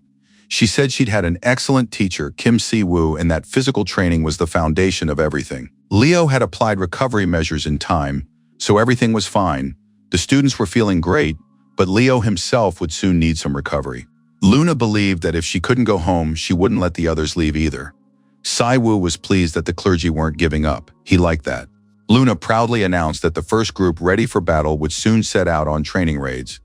She planned to personally escort these new recruits to the gates and oversee all their actions there to avoid any problematic situations. Kim Si-woo asked if they could already operate as an independent unit. Of course, there was no problem with that. But at the same time, Luna understood. If she started taking the students out, a gap in the church's leadership might emerge. At that moment, Cho Seo-jin, covered in mud and dust, appeared on the temple grounds. He greeted the Pope and said they had finally brought that man. The Goblin Chief said he hadn't faced such a powerful opponent in a long time. Si-woo was pleased that the fastest gate belonged to the Goblin Guild, while Luna, looking at the stranger, could not believe her eyes. For it was none other than the master whom they all deeply respected and revered. In Eden, Archbishop Bear was the head of the church and was responsible for internal affairs. This man controlled the administration and supplies. He looked gentle and kind, but his name was quite different. When people saw how this man personally executed demons and heretics in a white cassock, they gave him a menacing name, the White Terror. The Vatican's Secretary of State and head of the Holy Council of the Church of Riemann, Lafarge Sante. The man knelt and said that he was Lafarge Sante, the first apostle of the goddess Riemann and chairman of the Council of Archbishops, who had come to appear before Pope Kim Si-woo, the leader of all believers under the heavens. Kim Si-woo addressed the archbishop with great respect and asked how he was doing. After that, the young man welcomed Archbishop Lafarge to earth. The men drank tea and spoke of how pleasant it was to meet the archbishop again in their home world, and how their hearts were filled with deep emotion. The archbishop said that tea on earth had a very delicate flavor. He was very tactful, just like his disciple Leo. Everyone was happy to welcome and get to know Archbishop Lafarge, and Si-woo immediately admitted that his church desperately needed an administrator. The situation had reached a point where the church's administration had hit a wall, and it became clear that there was a severe shortage of professional staff. Opening the status window and looking at his remaining divine points, Kim Si-woo invited Archbishop Lafarge to Sante. And since the Goblin Guild portal opened the fastest through the system and by the goddess's will, Lafarge was urgently transported to that portal. Choi Seo-jin hadn't had a worthy rival in a long time and was happy to fight a strong opponent. The archbishop also didn't think there would be a worthy warrior on earth, and this was an excellent welcome. The archbishop had once been Leo's teacher, and it was said that in his prime, Lafarge was even stronger than his student. Upon hearing these words, Leo turned pale, but he didn't want to explain what had happened to him. Apparently, it was PTSD from prolonged interaction with a formidable teacher. Luna was also glad to greet the archbishop. Lafarge Sante conveyed greetings from the priests of Eden to everyone and said that they missed their loved ones very much there. But now there was a close-knit group on earth. Leo, Luna, and the archbishop. Now they would lead the order together. The man said that the goddess had conveyed several prophecies, and although there were some suspicious movements, there were no serious problems in Eden. The continent was actively recovering from the war, so it was a bit noisy around there, but nothing more than that. Mr. Lafarge said that as soon as he arrived on Earth, he immediately inspected the church, and now he had questions for the order's leader, Kim Si-woo, which he would like to discuss with him. Everyone else breathed a sigh of relief, wished them a good conversation, and said they'd wait outside. Kim Si-woo hadn't expected such betrayal from his loved ones. How could they have left him alone with this archbishop? Kim Si-woo wanted to go back for them, but the archbishop asked him to sit down and calm down. The young man felt like a schoolboy who had done something wrong and realized that he wasn't about to hear any kind words. Lafarge Sante placed his hand on the stack of papers and said that there were more problems than he had expected, and they needed to start with the most urgent ones. It was immediately clear that no one would be sleeping tonight, and Kim's father was ready to shed bitter tears. All of this turned out to be no joke, and now the night was drawing to a close. Kim Si-woo was ready to fall asleep right on top of the papers. Lafarge couldn't understand how one could simply gather resources and leave them unchecked. Leo and Luna were barely managing to train the new recruits. The church had grown to enormous proportions, but it was poorly managed. The man had found countless problems. For even back in Eden, he had told Kim Si-woo to study hard, because it would come in handy. Si-woo could barely stand on his feet, but Lafarge looked as fresh as a daisy. On top of that, he had already managed to learn how to use a laptop. The most urgent task was to reorganize everything, because His Holiness couldn't manage everything on his own. A support system was needed. It was already clear that the difference in civilization levels between Eden and Earth was enormous, so the structure had to be different. Kim Si-woo had already regretted 1,000,000 times that he'd volunteered to help this boor, but out loud the young man said he was grateful for all the advice. The old man laughed. He sensed that Kim Si-woo had become more honest upon returning to his home world, and now he would gladly serve Kim Si-woo in this world. From the very beginning, Kim Si-woo's mission had been to learn and develop the church. Perhaps that was why the goddess Riemann had bestowed upon him the blessing of learning. Lafarge believed that the human world was incredibly advanced technologically, and the opportunity to learn new things filled his heart with joy even in the twilight of his life. He was sincerely grateful to the goddess for sending him to Earth. Lafarge told Sante that when he entered and saw the enormous wall behind the temple, he immediately thought that Earth had endured trials comparable to those of Eden. This wall remained after the 0 point. Kim Si-woo said that they planned to dismantle the wall, and that the material from which it was made was a valuable resource. Lafarge said that Earth was very lucky, just like Eden, because Kim Si-woo was here. And Si-woo explained that they needed to tear down the old walls and create a new power. In the end, the men agreed on their upcoming plans. The Archbishop said that this was his final mission to support Kim Si-woo here on Earth. Left alone, the young man immediately took out the bottle to check on the writhing fragment. And indeed, it had begun to grow and was already at 8%. Its growth was linked to the church's development. His hunch had been confirmed. But now new questions arose in his mind. What would happen when the writhing fragment had fully grown? At that moment, the phone on the table showed signs of life, and a message arrived. It stated that an invitation had been sent to the Third International Forum of the Awakened. When the first snow fell, the ark fell, and the last ark of the Riemann Church was dismantled. And now the top news stories were reporting on the temple of the goddess Riemann, open to all who wished to visit. Pope Kim Si-woo delivered a speech at the event, marking the opening of the 0 point zone. For the general public, the time had come to leave the ark and embrace a new world. The merciful goddess is ready to welcome everyone. The temple's doors are open to all who suffer. Many journalists came to the event to speak with Korea's most extraordinary awakened one. Questions poured in from representatives of various media outlets. Everyone was interested in Papa Kim himself, as well as the goddess Riemann. Newspapers published photos of the beautiful temple, which was no longer surrounded by a huge, intimidating wall. More than a month has passed since then, and on one winter day, Aiden Howard appeared on the temple grounds. He greeted Si-woo and asked if Papa had prepared everything necessary. At one of the research centers monitoring Kim Si-woo's activities, they were watching him very closely and noticed that a dimensional resonance had occurred. A man in glasses watched the awakened one, Kim Si-woo, with a smile and said that they would meet soon. Aiden came to talk about the World Forum of the Awakened, for which he had sent out invitations in advance. Si-woo initially said he hadn't received anything, but soon realized that the letter he had thrown away without reading was the invitation to the forum.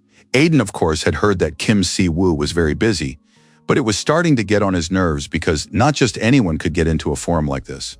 Si-woo received dozens of invitations from various organizations, but Aiden still believed this event could not be ignored.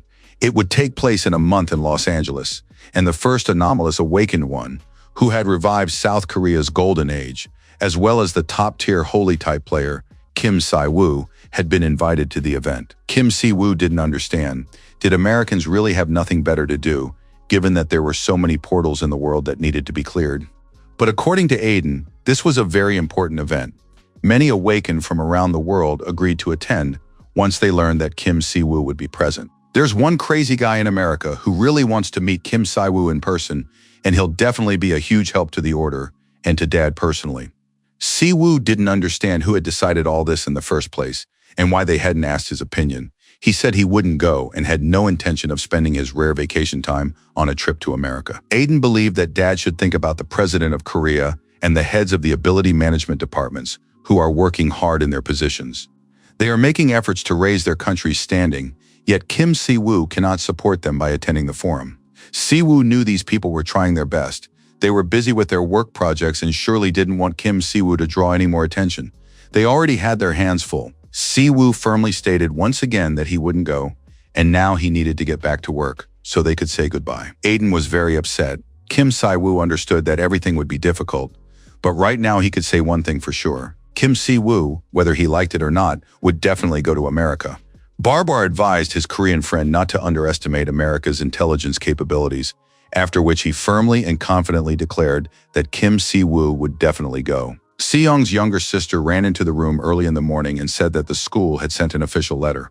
And that meant, according to the girl, she could go to America with her older brother. Si-woo nearly choked on his tea, while the girl went on to say that Grandma Emma had told her how beautiful the sights in Los Angeles were. If the girl goes to America, she really wants to visit Disneyland, and of course the Grand Canyon, since she has never been abroad in her life. In-woo's younger brother explained that the girl had been invited to the World Forum of the Awakened. It turns out there were spots for unawakened participants, and they say Kim Si-yeon is the youngest among the invitees. The official letter came through the school because the academic semester is still in session. In-woo added that if their sister attends the forum, she'll have an advantage when applying to American universities. And now the younger brother and sister were absolutely thrilled about the family trip, the letter of recommendation, and their future journey together. Kim Si-woo was ready to tear everything apart in a fit of rage, but he realized that, most likely, he had lost this time. Si-woo hadn't felt such a sense of defeat in a long time, and now it was overwhelming him. Si-yeon saw how upset her older brother was. The girl agreed to cancel the trip because it was too childish to go just because she wanted to. Of course, she couldn't react any other way but to agree, and now happiness and a smile never left Kim Si-yeon's face. Leo went on the trip too, and the girl was happy. Leo himself felt the tension, but this time he got lucky and won at rock, paper, scissors. Life was full of surprises. In-woo was thrilled with the private jet on which they were all now flying to Los Angeles. Grandma was happy too because thanks to her eldest grandson, this was her second time flying on a private jet, a true luxury in her old age. Si-woo sat off to the side. He was still angry that the Americans had schemed so cunningly and left him no choice. Si-woo was furious and now didn't want to think about first class or the private jet. He just kept seething. Aiden wanted to lighten the mood and squeezed in nearby, saying he didn't want to sit next to the women. He'd already spent quite a long time with them. Although Si-woo was angry, he understood that 3 anomalous Awakened were flying on this plane, and the promises of the highest level of security and honor were not empty words. Immediately upon arrival at the airport, they were met by a group of people in black suits. These security guards greeted Papa Kim Si-woo. The man introduced himself. He was the leader of the team responsible for security during their stay in America. His name was Peter, and now they all headed to the hotel. Peter explained that his task was to make their stay as safe as possible. The forum itself would last about 4 days. On the first day, there would be a banquet for the Awakened, followed by official meetings. On the last day of the forum, non-awakened guests would be invited, and there would be a final dinner and farewell. Kim Si-woo listened carefully to all of this, then asked why they were being transported separately from the others. Si-woo wanted to know the true purpose of this forum, and asked Aiden not to pretend he didn't know the truth. Aiden also wanted to discuss the matter right away. He was already tired of beating around the bush. When the world's most powerful nations gather in one place, it becomes an unofficial summit and a platform for the redistribution of influence. From the outside, it looks like a social event, but in reality, it's strategic intelligence gathering between countries. Not only America, but other nations as well are showcasing their strategic assets. Everyone wants to see and meet Kim Si-woo in person, as well as determine whether he is a partner useful to their national strategy or a potential threat. Every country wants to observe Kim Si-woo directly. America considers him a potential ally, but for other countries, Si-woo is still a dark horse. Si-woo understood that this attitude could change. There is always a risk. What's more, these people don't yet know what a terrible temper the Korean anomalous awakened one has. But after this forum, everyone will understand what Kim Si-woo is really like. After the forum, it will become clear to everyone that Kim Si-woo is the very definition of an irregular, a variable outside the norm. Aiden reminded Si-woo once again that one of the awakened really wants to meet him. This person will also be at the forum. His nickname is the Mad Scientist, and that's exactly what he is. He's also a returned irregular and uses something called psychic energy in his practices. In simpler terms, he modifies his own body. The problem is that lately this awakened one has become obsessed with Kim Si-woo, so he needs to be very careful. Even though Kim Si-woo was a father, he was only human, and he didn't understand why only men were interested in him. It was already driving him crazy. Stepping out of the elevator into the hallway, Kim Si-woo heard a familiar laugh and saw that even the door had been left wide open. Si-woo announced that he was back, that they would be going to the Grand Canyon tomorrow, and asked how everyone was doing. His little sister had a magical bracelet. It was for his princess. If you pressed it, stars would rise up and shine inside. For his beloved grandmother, he had prepared a special massager. You put it on your wrist, and as soon as you thought of a sore spot, it immediately began massaging it. In-woo also received a portable supercomputer. With it, he would be able to do everything 10 times faster. Si-woo looked around the room, saw his happy relatives, and some stranger. He didn't understand what was going on at all. The stranger said he was very pleased to welcome the Korean anomalous awakened one, Si-woo, and to meet him in person. The man said he was an irregular from America. His name is Michael.